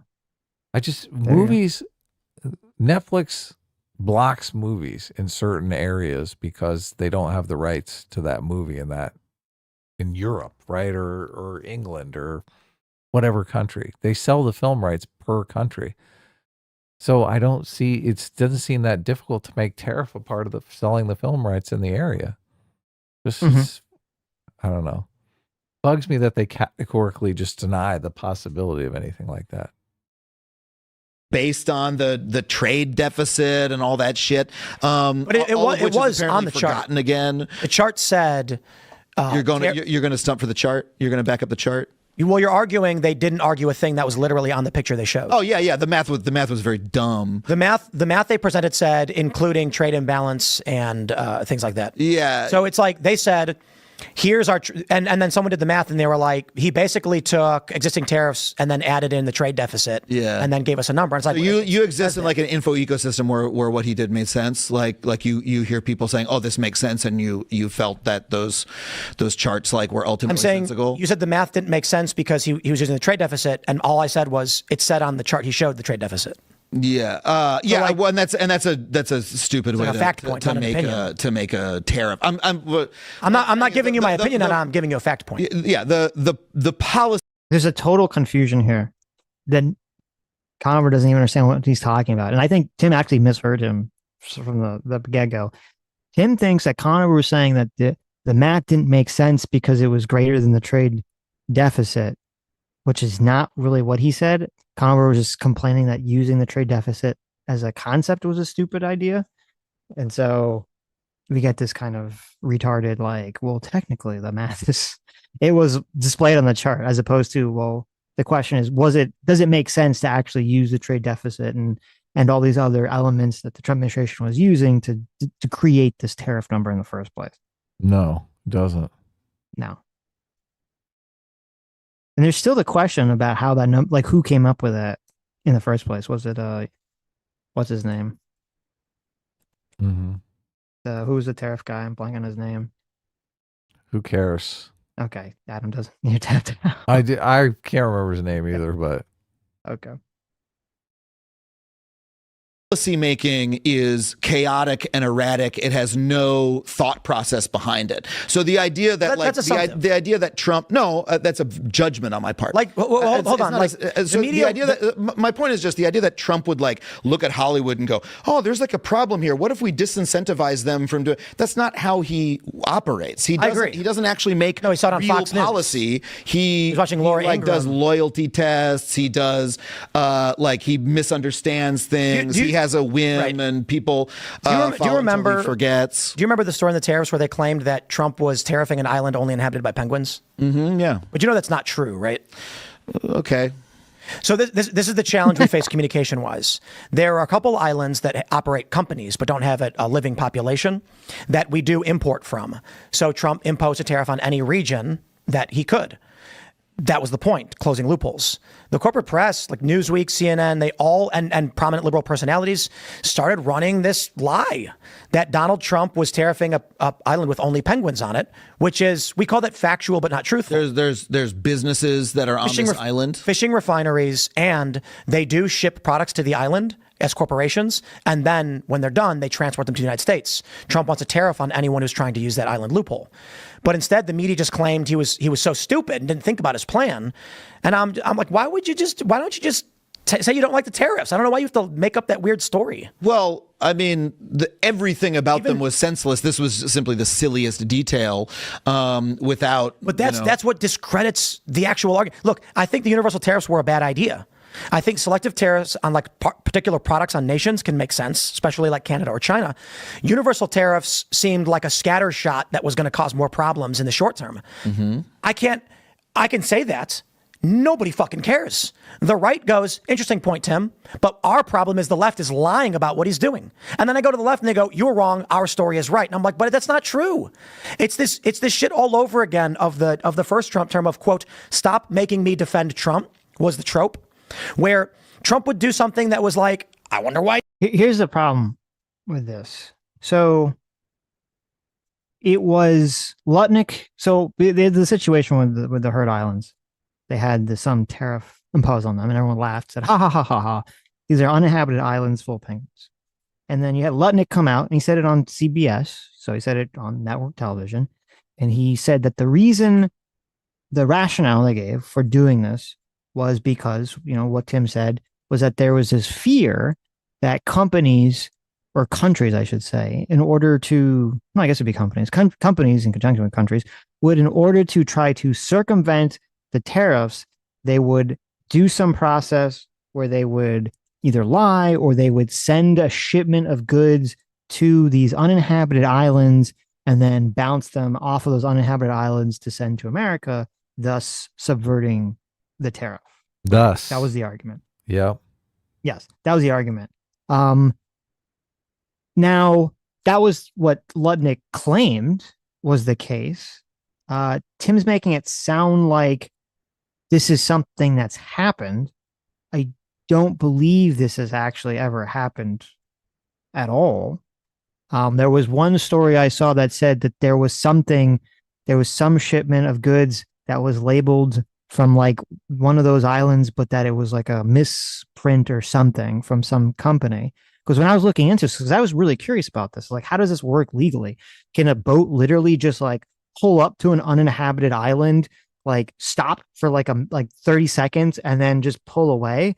And when I was looking into it, it seems like the way that this would have to work is you'd have to have a private company or a country would have to go to that uninhabited island, build a literal port, and create some level of infrastructure that the boat has to go to the port, get a bill, of sale or a bill of transfer or something to that island. And then they'd have to go back to America, right? Do we have to unload the whole boat and load it back up again? I don't think they have to unload it. Big fucking hassle. I don't think they have to unload it. Okay. But the point is, it would require some level of infrastructure development in these uninhabited penguin islands in order to try to circumvent, this tariff thing. And there's a couple ways you can look at it. You could say, okay, maybe the Trump administration, whoever came up with this very weird thing, whether it's Peter Navarro or whoever, they were just trying to be so thorough that they were anticipating that maybe Australia was going to use some uninhabited islands to try to circumvent the tariff. Now, since it would require Australia to build up a port or infrastructure on these islands or whatever, you think that you could, I mean, it's an executive order. This isn't passed by Congress. So literally Trump would say, oh, they're building a port in this island in order to circumvent, the tariff. I'm just going to write a new executive order in 10 seconds where I slap a tariff on it, right? It wouldn't be some extensive process. So I don't know why you'd have to like pre-plan to do this to circumvent this. The penguin tariff sedition. The penguin Act. tariff, right. Where it seems to me more likely, because obviously if you're working for the Trump administration and you're writing these tariff things, part of your goal is to anticipate the media and the left attacking you whenever you do anything. And this seems to be a very obvious thing that you get attacked on, throwing a tariff on a currently uninhabited island that no one is really using for this arbitrage reason, right? Where to me, it seems far more likely that you just had someone literally generate a list of every potential country and island that, is listed in a database somewhere. And they just they didn't look to see if these islands were inhabited. They just said, oh, these islands are owned by Australia, slap on a tariff. Like no one really looked through any of this stuff. Bunch of Australians there. That's what they were thinking, but. Right. I did that. The left would then lie about what he did. And when we come out and say, but he didn't do that, they'd say, stop defending Trump. And I'm like, what the fuck are you talking about? Like the very fine people hoax, the Shinzo, the koi fish hoax, the fucking injecting bleach stuff. It's like, bro, Donald Trump dumped food into a fish pond after Shinzo Abe did. Why are you trying to make that a negative story? I don't even know what that was like. It's all of these hoaxes. The very fine people hoax. I mean, I remember the line. Yeah, Trump never called Nazis fine people. He said there were very fine people on both sides, except the neo-Nazis and white nationalists who should be condemned totally. He said that. Holy shit! Tim is like, finally, I got this motherfucker. I finally got. Look, he's blazed out of his mind. He's like, what? Trump never said that. I heard it on CNN, brother. I don't live in your bubble, man. You don't live in the fucking news, dude. Come the fuck on. I love it. I don't live in your bubble, Tim, where you believe that Trump didn't praise neo-Nazis. You don't read the fucking news. It is a completely insane defense to say, I don't live in your bubble. That you don't know, like this was one of the biggest stories. This is talked about nationally for years. Joe Biden launched his campaign had the fine people hoax like line in it originally. If you're a person who comments on the news and politics and you don't know about this story, that's insane. That's not just you're in a bubble if you know about this. Like that's a crazy defense. Hutch went to this Snopes article, and in this Snopes article, there's they give some explanation how you can kind of twist yourself into a pretzel to believe that he actually still praised neo-Nazis, because who would be at a white supremacist rally, that sort of thinking. And Hutch is like, there it is right there. Even Snopes knows he said it. Wait, okay. It's funny because I haven't read the article, but the headline says, no, Trump did not call neo-Nazis and white supremacists fine people. So the headline of the Snopes article suggests otherwise. Right. Yes. Okay. But if Hutch is really going out of his way here to try to. Oh yes. Turn this oh yes. So okay. if you look at this article and you go all the way down to the bottom, there's like a little paragraph with an asterisk next to it. Right. Giving the argument for people like Hutch that he actually, in fact, did praise neo-Nazis, and it's okay to still believe this. Right. Hutch proffered this as an example of how this really doesn't prove that Trump didn't praise neo-Nazis. Hutch still believes that he praised neo-Nazis. I think he talked about it on our show, and we were laughing about it, but. Yeah, you could make I disagree with people who can make the argument that they think he was just lying, right? But that's the argument you'd have to make. You have to say, well, he did, but he was, lying and dog whistling and blah, blah, blah, blah, blah. They don't make that argument. Weakens the argument. So. They don't make that argument. No, they don't. Because it's a weak argument. That's why they don't want to make it. So. Right. But so I did see people were criticizing Tim for like blowing up on Conover about this, which, I get the argument. that, it'd be better to like try to make him look foolish in other ways. But I do empathize with Tim blowing up, on Conover for this. It is crazy to me. A person who covers the media and news stuff wouldn't know this. This is a huge story to just completely miss. They would never talk about this, so it would never. None of his writers would write it in a script, and it would never come across his desk. And if you're just a normie who watches CNN, I'm telling you, CNN just completely put this meme into the stratosphere. Right, but then his defense is even more enraging because when Conover says I'm not in your bubble, it's like, wait a minute, you're the one in a bubble, right? Yeah. You're the one in the bubble that doesn't realize this massive nationwide story was fake news. Yeah. Finally. What fucking blows my mind? No, I just don't have your obsessions. Trump did not call neo-Nazis and white. This is insane. I don't have your obsessions, okay? I'm fine with the fact that Trump praised neo-Nazis. I'm not obsessed with defending Trump. This is such a crazy defense. This is such a crazy. I don't have your obsessions. This is huge. The idea that the American president praised neo-Nazis. That's an important question to get to the bottom of, right? Sure. Yeah. That's a hugely important question. And to be like, well, half the country at some point in time thought or still thinks that he did when he didn't. That's a pretty important story to cover. It's not your obsessions. I think this is pretty important to Adam Conover because obviously he thinks we're on the precipice of fascism. And I bet this story has a lot to do with it. I really do. Well, I was kind of surprised because when I first saw the clip, before I listened to the clip, when I saw it, I assumed Conover was one that brought it up, but it's not actually. He didn't bring it up at all. So I don't know what he thinks here because he's so out of it in terms of the whole conversation. And he does look like, you're right. He does look, he's like completely high. He is. He's blazed out of his mind. Yes. This is very fine people. Bro, it's been almost 10 years and you still think he did. That's what's fucked up. I didn't say I think he did. I just don't know what you're talking about because I don't I don't listen to your shit. It's not about listening to my shit, bro. It's reading the news. It's fact checking. Bro, I got snow. Do you think if there was a story that was the opposite of this, where Trump did praise neo-Nazis and there was some, like people didn't think he did, but then it turned out that he 100% did. And Tim Pool didn't know it about this, and Adam Conover did know about this.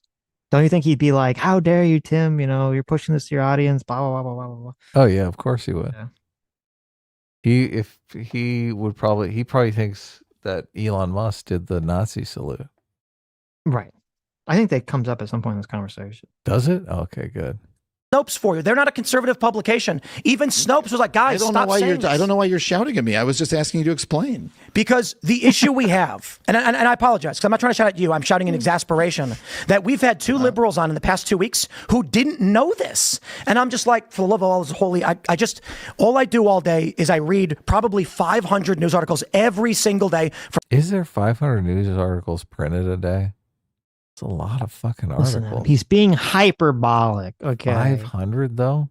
Not read 500 news articles. I mean, if I read like 4, I think, okay, you're like, I'm informed. I've done my due diligence here. I don't even read. I go like ChatGPT. Tell me what the news is today. Okay. Summarize the news for me.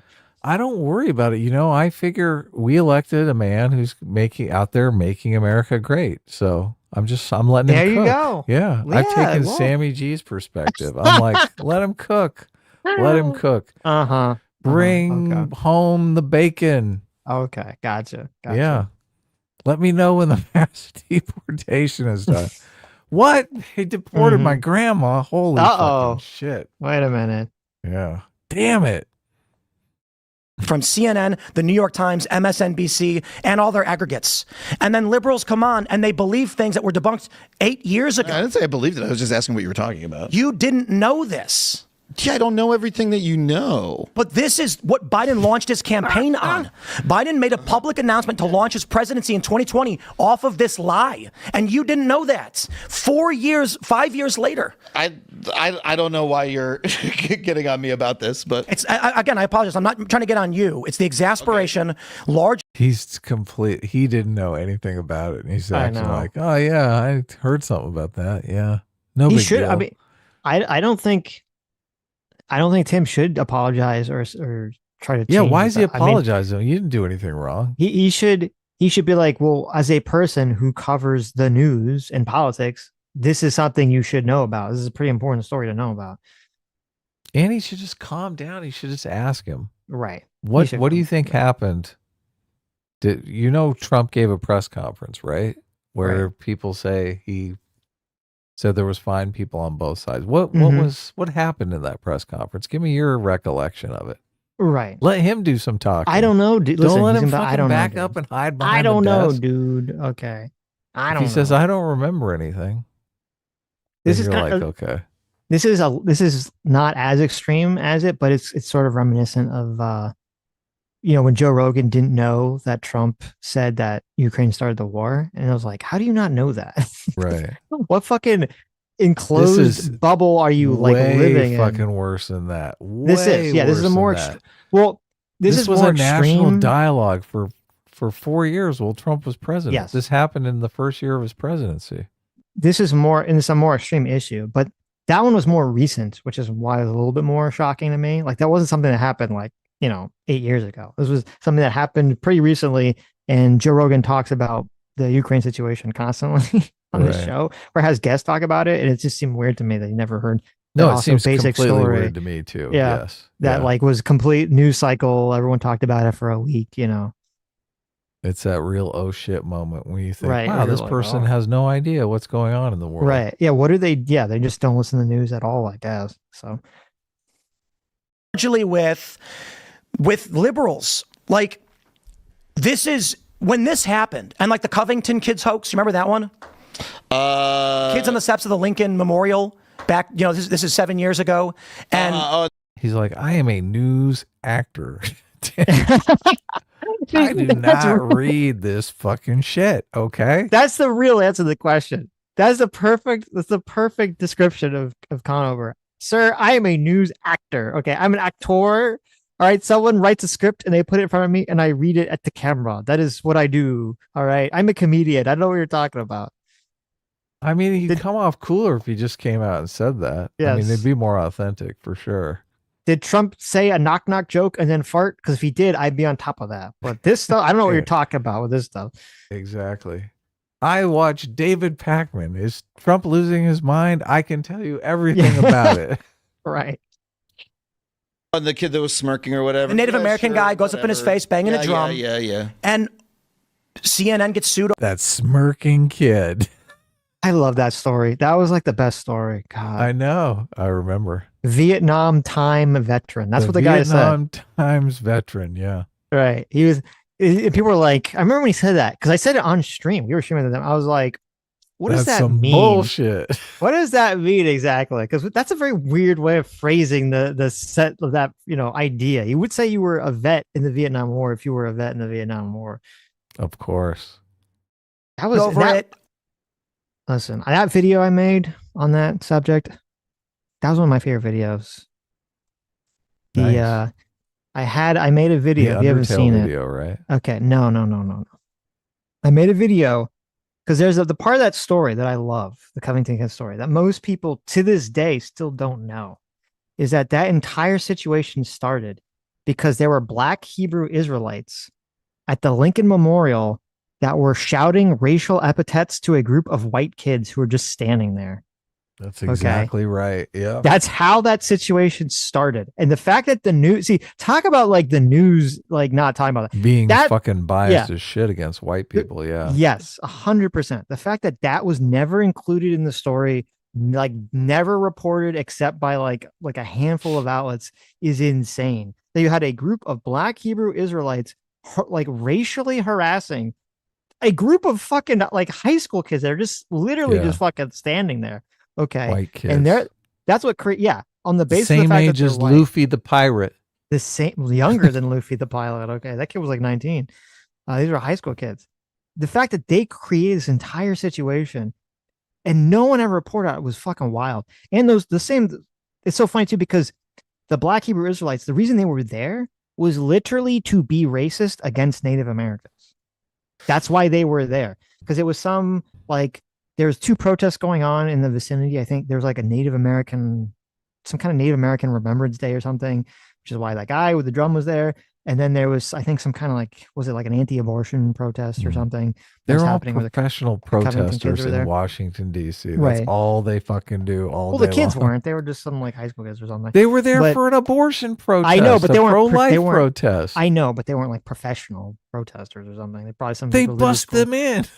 Okay, that is true. They did bust them in. Some professional organization literally busts their fucking asses there so that they Okay, can you're right. I protest. will agree. Okay, I won't. Like I'll the completely agree. Catholic Church Association or something. That's true. They That's were probably standing true. around waiting for buses to go home. That's true. So they're literally busting protesters. But anyway, that's true. But so the Black Hebrew Nationalists are standing out there and they're criticizing the Native Americans for believing in false gods. Like they're like literally showing like, you pray to birds and totems and all this stuff. You pray to wacky shit. I was like, what the fuck? This is like crazy. It's so funny. It's so insane. It's like so racist.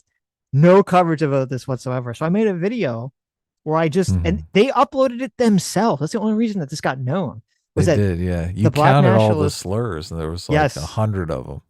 Yes, the Black Hebrew Nationalists recorded themselves harassing Native Americans, harassing white people, being racist, and they uploaded it to Facebook or something. And so I found this video and I edited it super long. I just edited down all the all the various forms of harassment they were levying at people. And I had like 20 different categories of counters of every time they would say something that was like obnoxious to someone or offensive to someone. So these kids showed remarkable restraint. It was exactly the same as the Kyle Rittenhouse situation, where obviously Kyle Rittenhouse showed amazing restraint Yes. in the fact a murderous mob was chasing him, and he just didn't start praying and spraying, right? Yeah, 100%. Well, So- I mean, first of all, I would say Kyle Rittenhouse showed way more restraint than these kids because that's a far more dangerous situation. These kids were not in a dangerous situation. Yeah, but they started But- doing their school like They started doing their school cheers cheer, and yes, stuff like that. Yeah, they Yes. weren't throwing racial No, they weren't epithets at throwing them. food Yeah. or being yeah. So you had these Black Hebrew nationalists that were throwing racially offensive language at these kids because they're white, calling them crackers and Right. Harveys and all that other crazy shit. And they children of Isua or Jacob or whatever the fuck the weird biblical thing is that they're attacking them with. And so they started doing, Their like school chants. they started doing basically, like for we the got football spirit. games and How about stuff like you? that. We Yeah, got spirit. exactly. Now you or whatever. Right? Like very like nothing offensive. Sure. So, I mean, it We must got have been spirit. Fuck you. well, that's why the kid got so much money. Mm. He 100% deserved it. Like it was a completely surreal situation. I can Of imagine. course. You're some high school kid. You're standing around there. Some like, I mean, you're in like a big group because there's like I don't know, it's probably like 100 of them or something. And like there's like a group of like 10 like random black adults you've never seen before, like shouting at you on the loudspeaker. Right. And you're like, what the like? None of them probably even know anything about Hebrew Black nationalism. They're like, what the fuck are these guys talking about? And then some Native American from Vietnam times comes.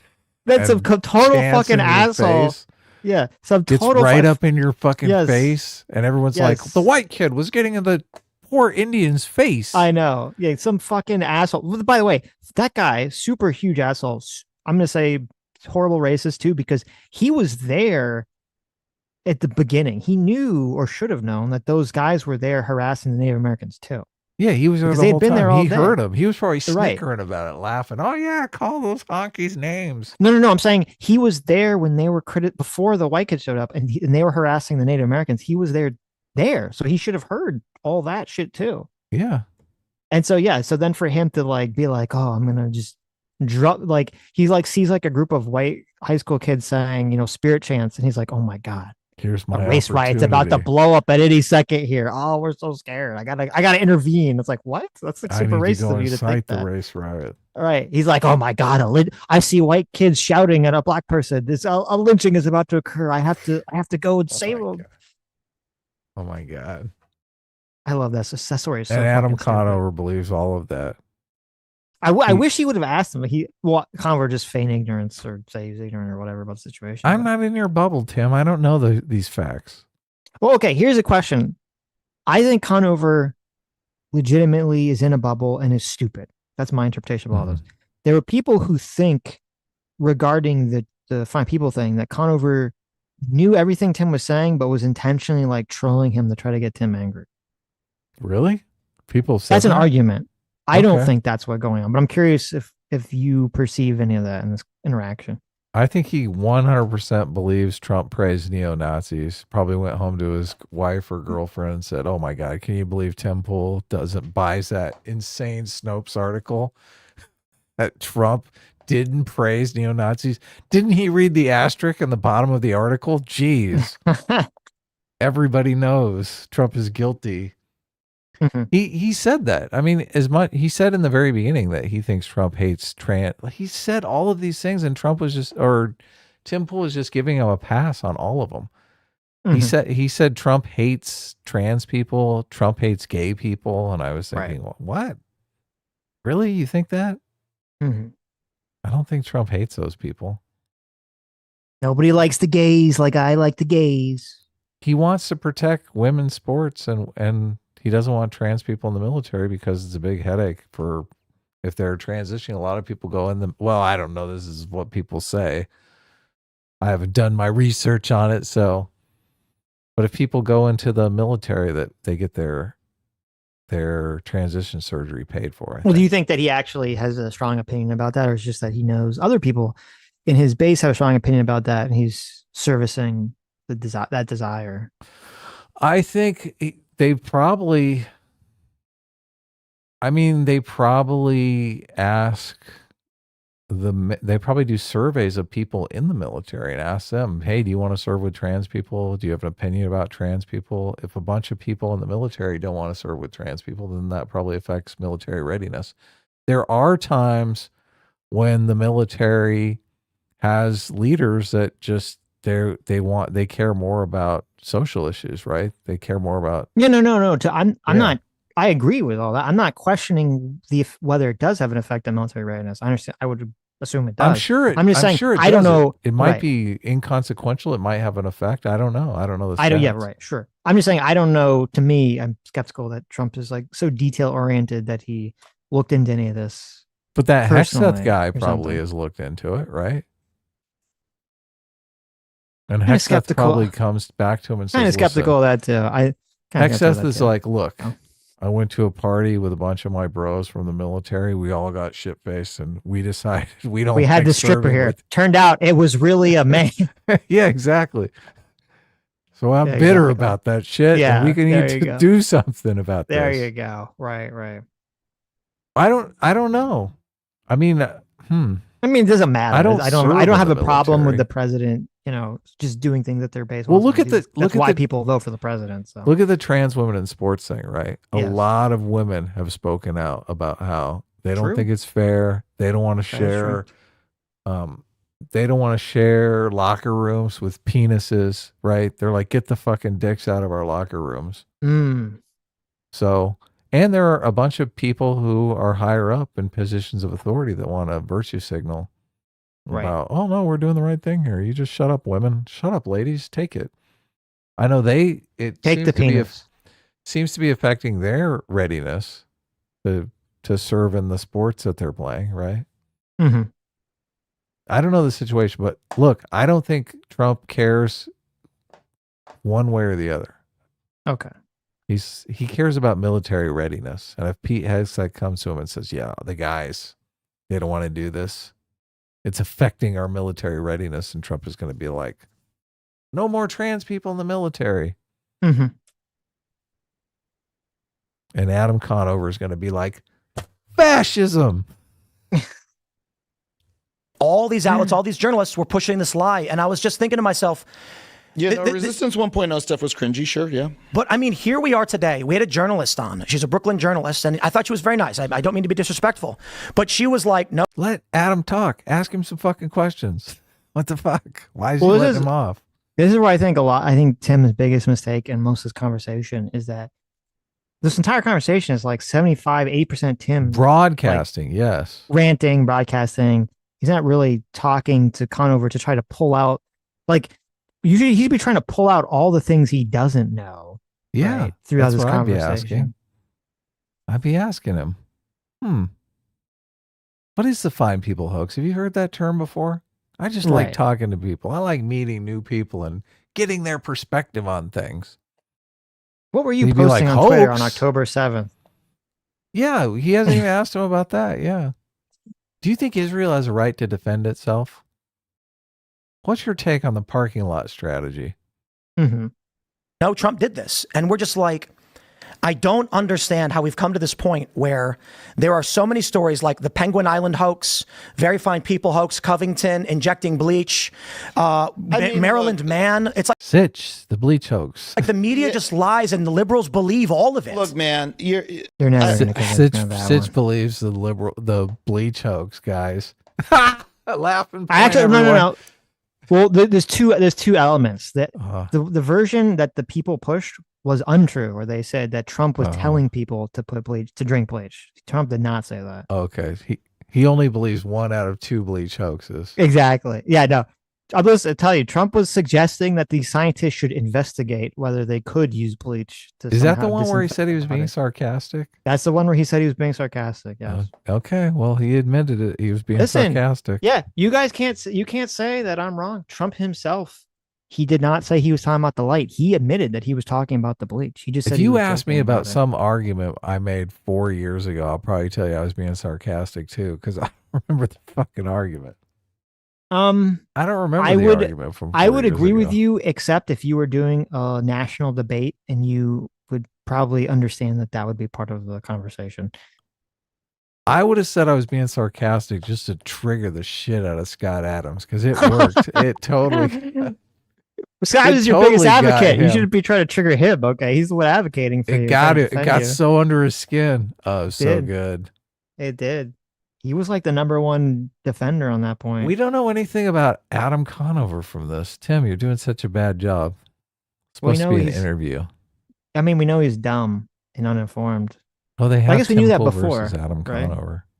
We knew that before. Adam Conover? Oh, yeah. Yeah, right. He has all the right opinions, though, to be a Hollywood schlep. I mean, he's got a jean jacket. Yeah, he does.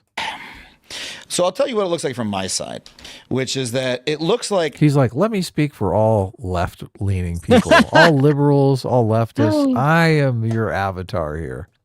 Trust me, I know. I'm smart. Trump does stuff that the whole conversation is sort of, and this is, I think part of where Tim fucked up. He's like trying to like look at it from like Conover is the avatar of like the left, and I'm going to speak at you, as opposed to being like, let me try to dig into what the fuck Conover believes and try to, either, agree with it, disagree with it, expose it to the audience, right? Challenge it. You've got to impeach the witness here. Yeah. I think Tim might have had a baby recently, though, so he's probably got a lot going on. He didn't have time to do his prep work. Right. Well, that's not true. He has time to read 500 articles every day. I question the truth. He could have read. I got to be honest with you, Sitch. I think it's maybe 10. Listen, I think he should have read 100 less articles and watched some Adam Conover videos that he could have had strong opinions against, and then challenged him on those topics. Why'd you say this? Look, dig into Andor season 2. That's actually some good television there. I don't think that avoid the politics. Adam Conover should have a conversation about Star Wars Andor. I don't think that would be the topic. It is either completely fucking moronic or completely indefensible, right? And then you guys find one detail, right, where you stuff. It's like the media just lies and the liberals believe all of it. Look, man, here it is. So I'll tell you what it looks like from my side. Which is that it looks like Trump does stuff that is either completely fucking moronic or completely indefensible, right? And then you guys find one detail, right, where you reinterpret or you find a place where like, oh, the liberal media went too far. Yeah, sure, whatever. And then like harp on that one little point forever, and then miss like the larger thing that's happening to distract from it. In the same way that, again, we're talking about Rumesa Ozturk, and it's like, was it legally possible? And like, blah, blah, blah. And like, what's the narrow legal justification when it's like, do we want to be a country where, you can come here and speak your mind or not? This guy. I don't want to talk about Brian Tyler Cohen. You know who he is? Yeah, of course. But let's talk about something else. Do we have to talk about what some other guy who's not me said? I'm not talking about what he said. Okay. I'm making a point where you said you guys harp on one thing. Sure. Okay. This guy, David Pakman as well, and many of the other most prominent liberal podcasts. I won't defend any of these people, and that's fine. I'm only bringing this up because you made the point that you guys find one thing and then harp on that. I don't. This is. I don't. Look, dude. I'm just a little bored of this, like, sort of 10 minutes of conversation, because I'm like, I don't say this stuff, and like, it feels like this is a thing to like fill air with, rather than talking about what's actually happening. You just complain about what the liberal media says. Okay. Sure. Okay. Should I just say? Okay. Or should I have a conversation? Make your points. Your show. It's cool. What we've been seeing prominently, there are three areas in the podcasting space. There is the liberal, like this guy, where every single video he makes is Trump. Literally every single one. Not to be fair, figuratively, because like every 10th video might be one other person. All just generic screenshots of Trump. Hey, look, Cory Booker, and nothing else. And he gets 200 million views per month. Okay, I do a show where we talk about whatever the news may be, which includes AI, solar storms. We talked about power outages, India, Pakistan, talk about everything. Trump comes up prominently. He's the president, but we don't defend literally everything he does. But you come and say, you guys do it as if I am, and I'm not. Oh, okay, yep. My concern is when I look. Wait a minute. Well, first of all, Adam, we really need to up our TDS, okay? If we want to get 200 million views a month. I keep telling you, fucking, we got to start making videos on Trump. Everyone hates Trump. We got to just do nonstop Trump videos. Okay, apparently that's where it's at. We got to lean that's the into first it. thing. Yeah, we got to lean heavy into it. I'm at Adam's channel, Adam Conover's channel, and I mean, he doesn't even have Trump, and I don't see Trump in any of these thumbnails. I know. So he seems foolish. more upset about Elon Musk than anything. So right. Well, the accusation that Conover made was, he said, you guys, now he was speaking very generally, so you could criticize, Tim could criticize. I said, you guys, what he thinks you guys, including Tim Pool, does is that there'll be some criticism of Trump, and they'll nitpick the story and to find some element of it that was wrong or exaggerated. To overlook the fascism. Right. And then they'll use that to say, aha, you got the whole story wrong. That's the accusation that Adam Conover made towards Tim Pool. All right. Right. Now, and I think Tim did a very, very poor job defending himself, because his defense of that was to say, yes, but what about all these libtards who all they do is complain about Trump all day? Which, I mean, that doesn't really address, it's not even a good whataboutism, because it doesn't really address the point that he was making, right, or trying to make. Yeah, and Conover doesn't seem like one of them. He doesn't seem to have rampant TDS. Well, I think he probably does have rampant TDS, but he does talk about other things. So, well, he doesn't like Trump, and he believes all the memes about Trump, but right, he's not making continual videos about. Well, he's Trump not is destroying Western. He just thinks, Trump is destroying Western civilization, but I'm not going to stress about it. Right. Well, I don't think he's not doing the daily news show grind where you talk about like every news story of the day. Well, he seems to do a bunch of interviews where he talks to other people. Right. He's doing interviews and now. stuff. Yeah. He talked to Ezra Klein, who got in a fight with Sam Cedar, we were going to cover later on in the week. So that was very hilarious and really exposes Sam Cedar's retardation. Yes, of course. That's great. Listen, we need more leftists and liberals fighting each other publicly. We do. Yeah. Maybe we can clean up this party. Right. We can start calling ourselves left wing again. That'd be amazing if America had embarrassed. A non-socialist left wing. Yes. Right. We can stop being secret right wingers. Start being real liberals. Prominent left podcasts. Tim used to call himself a liberal. Now all he does is talk shit about liberals. He keeps saying, liberals are the problem. Liberals. I thought it was leftists and socialists that were the problem. Well, he does say, I think we might have skipped it. He does, or maybe it's later. He does say, I don't agree with him. He does say that he thinks on his show they do a good job differentiating between liberals and leftists. Okay. I don't. That's not my opinion of the all the Tim Pool clips I see generated. I was going to say Carl won. Oh my God, Carl convinced Tim. Well, what do you mean? Oh, I see what you're saying. You know, Carl has been working on Tim forever. Oh, maybe. They do. I feel like Phil's been There's trying a to push distinction back, between the left but and the right Oh yeah. I don't think it's working anymore. that I think is important. The left calls the right everyone from anarchists to neo-Nazis, which clearly don't align. It makes no sense. Oh, this is the point. There's right here. sovereign citizen anarchists with, nebulous political views beyond that, called the right wing. There's You neo-Nazis don't think called you the right wing. caricature the left at all? You don't think you lump them all in together? You don't think you engage in, the We do not. same? Okay. For instance, we often make the distinction that leftists are pro-guns and liberals are not. We recognize the distinction between a progressive and a moderate liberal, or like Gavin Newsom and Sorry, Sitch, or not. You're against guns because you're a liberal, so Yes. no good for you, but whatever. That is kind of interesting. He's like, don't you think you lump them all together? And he says no, and then lumps in two giant groups of people. Right, yeah. Now, he's trying to say, well, I don't lump liberals and leftists together, which I'm not even sure I would agree with that if I were to go back in Tim's content. But I think it's the progressives that are the ones that are wanting to make guns. Well, look, I don't even know if they want to make them illegal. They just want to make them harder to get for criminals. I think it's fair to say broadly, the left is pretty anti-gun. I think that's a fair assessment of things. So They want to ban guns. to some capacity, yeah. Yeah. I think that's a fair assessment of things. It'd be fair to say broadly the right wants to make people's access to guns easier, right? Sure. protester. Mm-hmm. They're very distinct. Yeah. And so we always draw that distinction. Liberals, where I will lump them together, do not.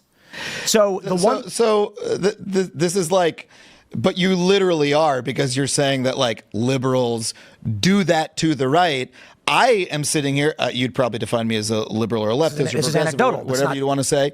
But like, I also believe myself to have a nuanced view of the variety of political positions on the right, right? And the point I'm bringing up is not pertaining to you as an individual, because we understand that it could be granular. The point I'm making is, say, ADL, for instance, and other left-aligned political organizations use the phrase "the right" to represent anything not left. I wouldn't define the ADL as a left political organization at this point, but perhaps I would agree with Like at this point, it's very weird. Yeah, the pro-Israel. The politics of to me, it's less about Israel. It's more about what's happening in Gaza specifically, and like that, But yeah, is and they've been like bizarrely sort of pro-Trump in all these like weird ways. They came out when they were like tweeting about Elon's Heil Hitler salute, going, don't worry about this too much. Like it's fine. Like that's very odd. It's Israel. Elon has been pro-Israel. He's been, making statements in favor of them. And so I think especially when we're talking about like Romesa and all that stuff, Israel is the issue. The reason why they wanted to ban TikTok is because of Israel. And when they come out and make these arguments about anti-Semitism, they're not talking about any other bigotry or racism. So I'll agree with you on the ADL thing. As of now, they're leaning more into Trump camp because Trump is pro-Israel. Yeah, what's the matter with Elon's Heil Hitler salute? I thought he was in favor of free speech and all. What's going on? Well, he was freedom of expression, dude. Yeah, but let him fucking Heil Hitler if he wants. It was a troll. Okay. No, you can Heil Hitler all he wants. Look, I thought you were in favor of free speech, motherfucker. Oh, okay. Free speech. I jumped ahead a little bit. This is kind of interesting. This is like Adam Conover is like, okay, I'm leaving soon. I have to get in my shot against Tim Pool. I have to call him a Russian agent. Oh, holy shit. It's very interesting. Like this 100% comes off to me as like a very bad faith, I'm about out the door. I'm going to get in trouble with my supporters if I don't attack you on this point. Yeah. If I don't accuse him of being a Russian asset. Right. Taking money from the Kremlin. Right. the political system of a country is it like scrambles everything, and you get like all these weird alliances, and it becomes very hard to parse out like who's connected to who. So when you guys were being paid by the Russian government, you didn't know. That's the It literally went from talking about Israel. There was no like transition that whatsoever. Okay, we just went from talking about Israel to so you're being paid by the Russian government.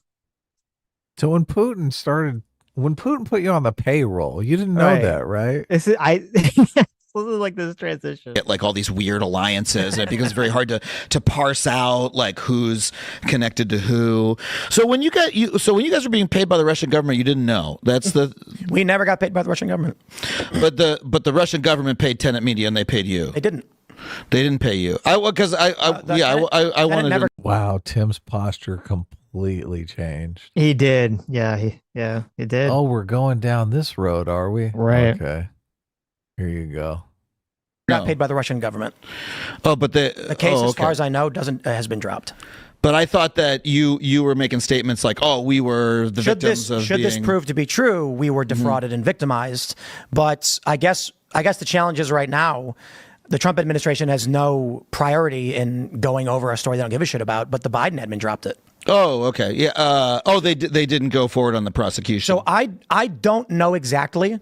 What I can say, and this is what the challenge is that my understanding is during the Biden administration they dropped it. I don't know because we're not party to anything having to do with it. But like when they were like, I saw there's a thing in the Guardian about someone had. Are they still prosecuting Lauren Chen? I think they are. That's literally what I was Googling now because I was like, what the fuck happened to Lauren Chen? Yeah, I think Lauren That's Chen is the still on the question. hook because they had a lot of evidence that she knew exactly what she was doing. So- Right. But it was Canada, wasn't it? It wasn't America. It wasn't prosecuting. Yeah, she's her. Canadian. Yeah. Right. So yeah, I don't know what happened to that. With that. Like told like RT or whatever had like asked Tenet Media, oh, could we do some anti-Ukraine story? And then Tenet Media is like, oh yes, one of our people will get on that. Was not RT, but the evidence has never been released. It's been denied.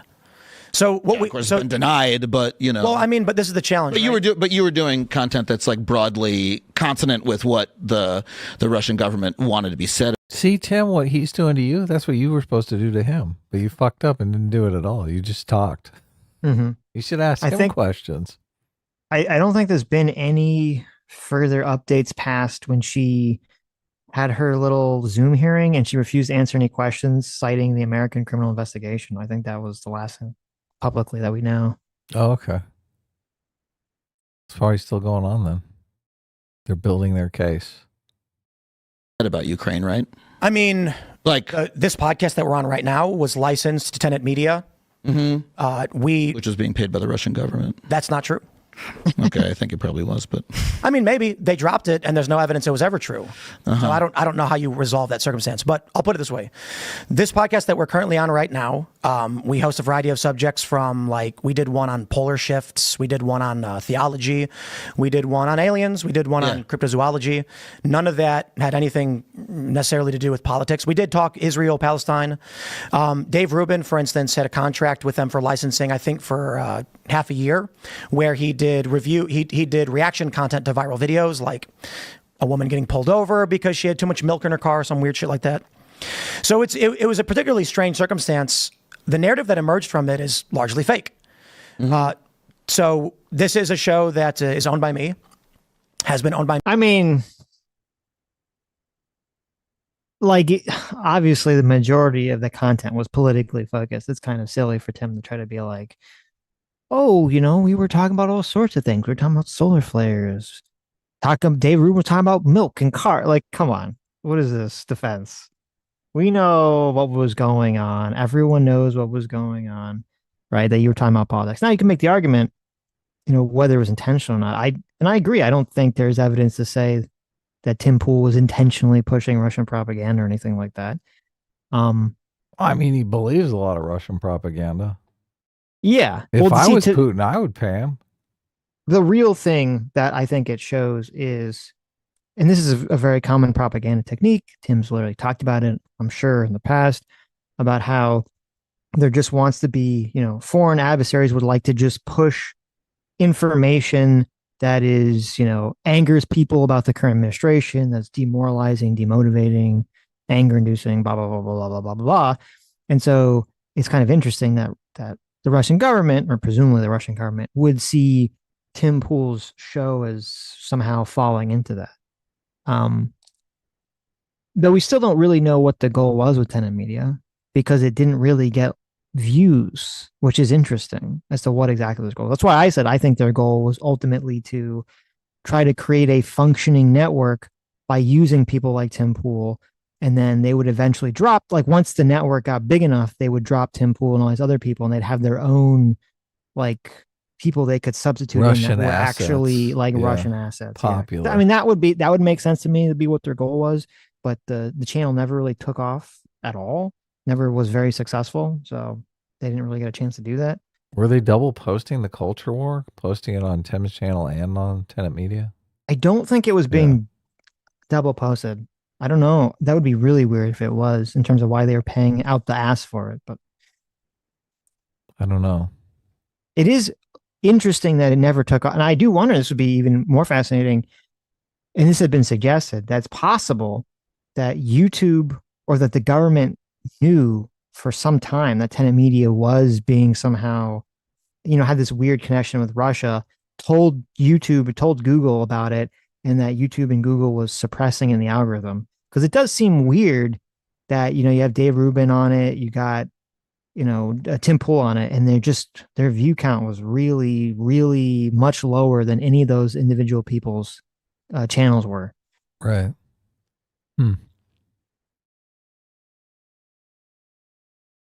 Me for a decade. We've produced for years, and a Tennessee company approached us to buy a license for it. Non-exclusive, meaning we distributed wherever we want, but they also wanted to live stream it. They had no say or control in anything we had to do, and they bought a license. Fox News lied about it. The left continues to lie about it. I think it's largely just... I'm not going to get conspiratorial on what happened, because I honestly don't know. The case has completely been dropped as far as I can tell. I suppose I could put in a request for the Trump DOJ to investigate why they did it and why they dropped it. Yeah. But I mean, so let's look about what you have right now is an indictment of 2 Russians without any charges to Americans with no evidence that anything actually happened. I mean, if you want it to be true, you can say it is, but there's no evidence anything actually happened. do you think Russia should have invaded Ukraine? You think that was good? No. No, I think Russia's a bunch of... I think the Russian government... I say this even like China. Yeah. The governments are the shitheads. I think Putin is a despot who has used manipulative means, like, I don't know, killing his political opponents to retain power. Yeah. I think he shouldn't have invaded Ukraine. I think Russia lost the soft power battle and resorted to violence because they were losing an expansive cultural victory from the West. And I think the outcome was inevitable to anybody in military, because Russia's never going to give up the Black Sea. But I think Russia's a bunch of shitheads. I just don't think we should be involved in it. But that's not even like a thing we talk about on the regular. A lot of people on the left latched onto one video I did where Germany accused Ukraine of bombing Nord Stream and accused Ukrainian citizen of criminal actions against NATO. To which I said, if this was sanctioned by Ukraine, that makes them an enemy of ours. I mean, but let's be literal. If the Ukrainian government sanctioned an attack on NATO resources, that would literally make them an enemy of this country. People took I'll be right back. that and they're like, aha! And I'm like, but that's a fact statement. Germany accused this Ukrainian national of bombing Nord Stream. Germany is NATO. Like, what am I supposed to say? Mm-hmm. So, the long story short is I look forward to anybody digging up what happened with the Tenet thing. Yeah, it sounds like you lucked out. That's great if it was dropped. I mean, it's weirder.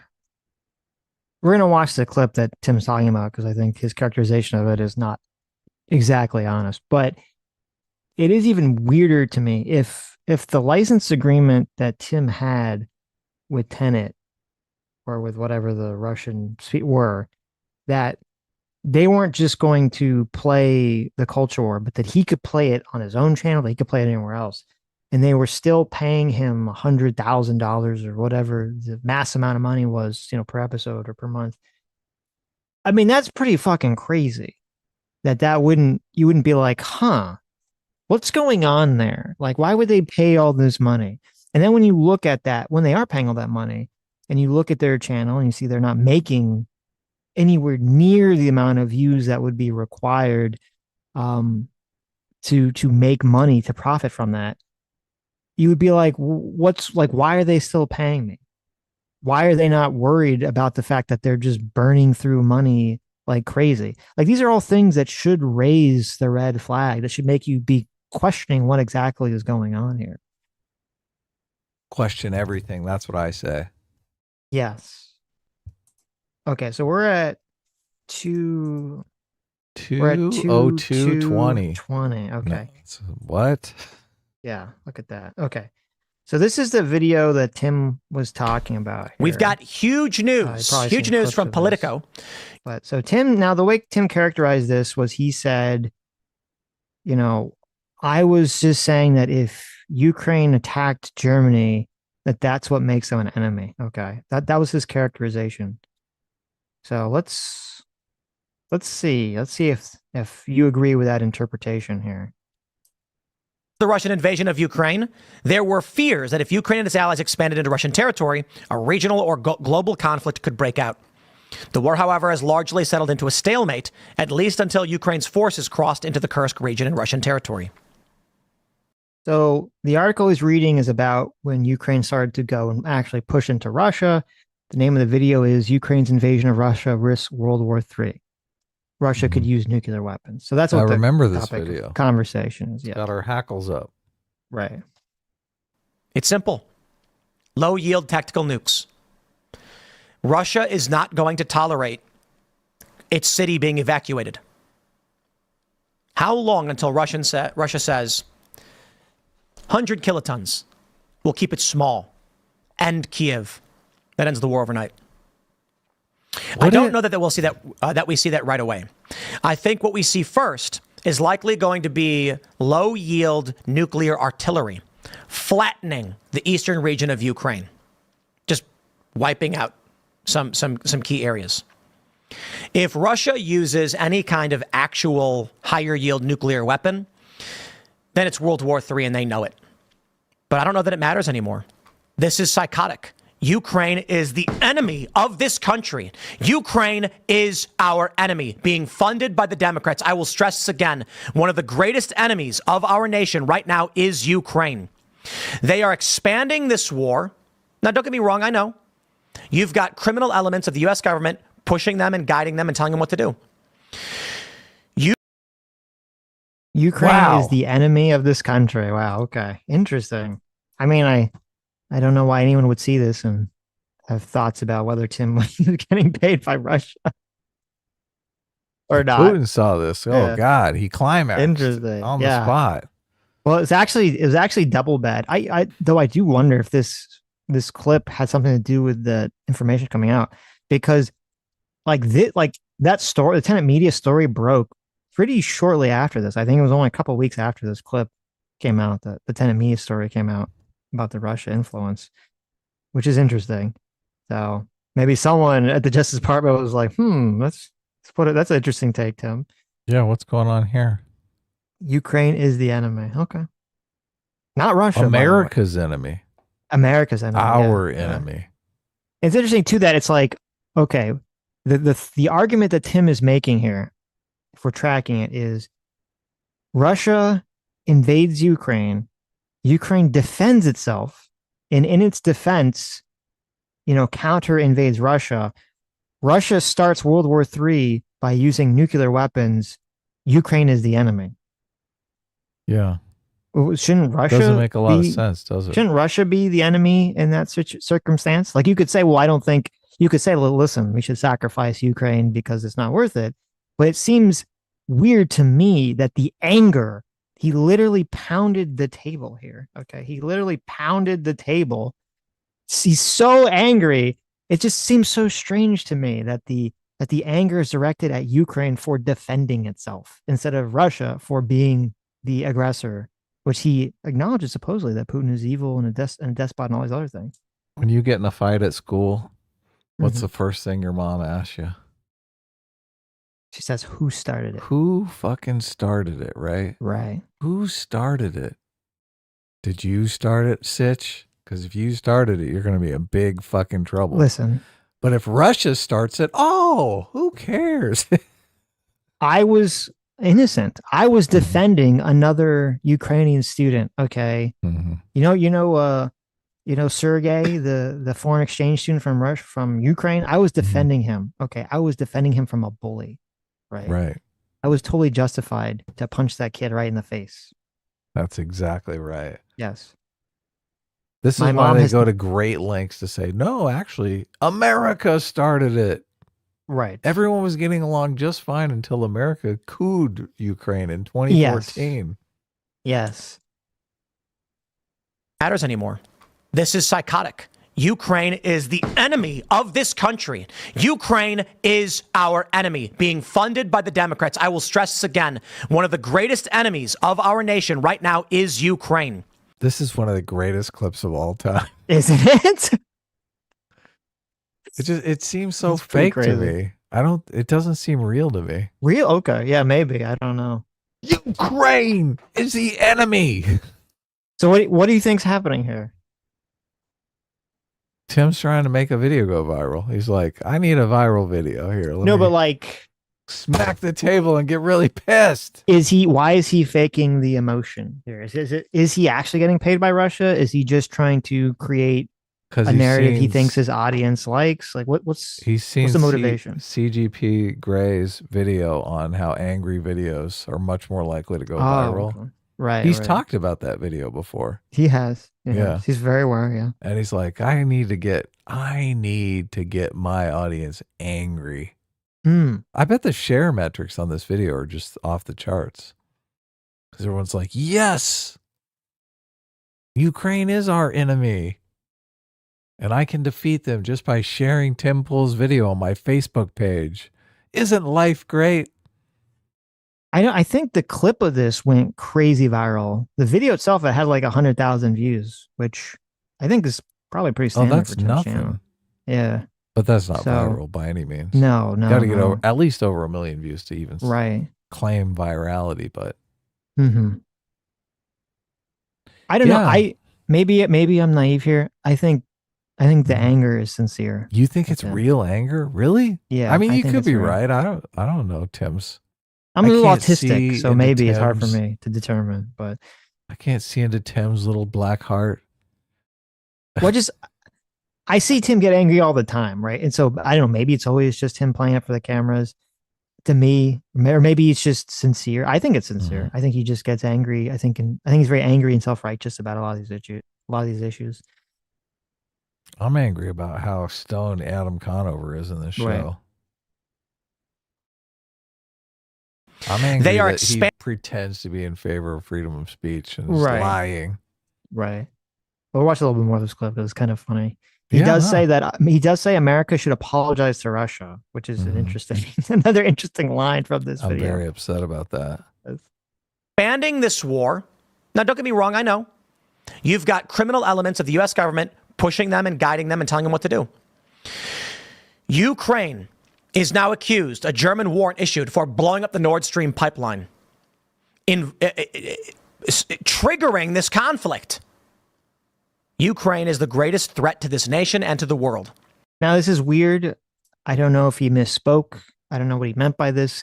He said that Ukraine blew up the Nord Stream pipeline, triggering this conflict. He said Germany did, though. Well, he said No. Germany. He said Germany said Ukraine. Here, let's Oh, look at it. okay. Blowing up the Nord Stream. You've got criminal elements of the U.S. government pushing them and guiding them and telling them what to do. Ukraine is now accused, a German warrant issued for blowing up the Nord Stream pipeline, Oh, okay. triggering this conflict. So First, this happened in the conflict had already begun. right, that's why I don't know what he's talking about. Yeah, what the fuck? Yes, The Russia invaded. conflict was triggered when they invaded. Remember? Yes, Russia invaded Ukraine in February of 2022. The Nord Stream pipeline blew up in September of 2022. They had so 7 months 100,000 later. Yes. They had 100,000 Russian troops on the border, and everyone was saying, "Oh, they're not going to invade.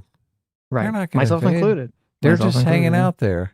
They're just having a barbecue. Yeah. Okay. Why do you They send have a little 100,000 beach ball. They're kicking, punching it around, right? They're having Why fun. do you send 100,000 troops to the border if they're just what was the plan there? Just to hang out? They for were a while? just trying to, intimidate, right? Intimidate to do what? Yeah. I don't know. Huh. It was a stupid mistake, obviously. Yeah. So, but I don't know. That's weird. I don't know why he said that I don't know how you get those dates confused. 7 months apart. 7 months is it a long seems- time. Yeah. Yeah. Right. Half a year. Yeah. Completely different season. I thought the Russians blew up the Nord Stream pipeline. That's what I heard. They blew it up themselves, right? They did, yeah. Yeah, of course. To Obviously. give them that an makes excuse sense. to stay in Ukraine. Oh, yeah. Stay and fight. Right. Ukraine is the greatest threat to this nation and to the world. We should rescind all funding. I thought wokeness was the greatest threat. Well, get woke, go broke. Come on, what's That's going the on second here? greatest threat. Nah, that's the first. Ukraine's like 10th, maybe. Not even up there. Funding and financing, pull out all military support, and we should apologize to Russia. Oh my God. Can you imagine? Putin would fucking love himself. I don't know. I do wonder. He doesn't really explain what he means by that in this whole video. What does he mean? Why would we apologize to Russia? What does that mean? He's saying that Russia was justified in taking over Ukraine? Like, what is the implication of that statement? Hasn't Tucker Carlson done enough apologizing to Putin for all of us? Come on. That is true. That is true. Vladimir Putin's a bad guy. Not a good dude, don't like him. But for what reason are we now allowing Ukrainian forces to invade Russia? Russia's only recourse if they lose the Kursk region. If the Biden administration wasn't such fucking cucks, it would have let them invade long ago. And probably this war would be over by now. But anyway, whatever. Look, they said, no, we can't. It's going to cause World War III. Now they're doing it regularly and nothing's happening. So they would have done it years ago, they've been fighting with their hands tied behind their back. And he's saying that they're our enemy. We're the ones telling them they can't invade Ukraine or we're going to cut them off, or invade Russia or we're going to cut them off. Mm-hmm. I'm surprised they don't see us as the enemy. Right. Region is going to be just carpet bombing. None of this came true, too. They invaded. Obviously. They fucking invaded territories in Russia, took over entire Russian towns. And did Russia drop a nuke? Everyone wonders if Russia even has nukes, if their nukes are even any good anymore, if they even work. Right. Why? Yeah. That's the thing. So you would blow up. First of all, a lot of these cities are occupied by Russian forces. You're going to nuke your own forces? I mean, that's really going to help. Well, no, back home. Presumably he's saying you would nuke like Kiev or some place. God, if they nuke Kiev, I mean, that would give us we'd be in the right to nuke Moscow, right? Well, I don't think we would. I mean, no one wants to have, Russia shooting nukes at America. They would never take the chance. Trump is dying to nuke a hurricane. Trump would be like, well, pick me some city to nuke. I can't just not nuke anything. Well, I think the problem is, first of all, I don't think China would be able to support Russia anymore if they. Of course not. Ukraine, and whatever pressure, I don't think we would nuke Russia, but I think whatever all pressure would explode on Russia, even more so than it ever has. I think public support in Russia would be very down, and I think China's worried that would kind of give the green light for them if they invade Taiwan for Taiwan to start nuking China or something. Does Taiwan have nukes? I don't know. I'm sure we could, pass some nukes on the table or something. But that's pretty funny. Anyway, we can go back. I just thought like, no, this is great. I love it. Okay. All these predictions never came true. When did this video come out? All this fucking bluster everyone's worried about. None of this shit happened. This was 8 months ago. So this was August 2020. Well, and this was before Trump was even elected. This is before Trump was elected, yes. Right. Ukraine. They cannot win, but by the graces of Russia does Ukraine continue. This is just every time I look at anything, It seems like Ukraine has a shot. Why is this narrative that they have no possibility of ever winning the norm? Fucking hate that narrative. Because Russia has nukes. Russia is deciding not to flatten Ukraine. If Russia decides right now that an invasion into their territory is too much, and so they decide to just carpet bomb or nuke Ukraine, it's over. Maybe that's what NATO wants.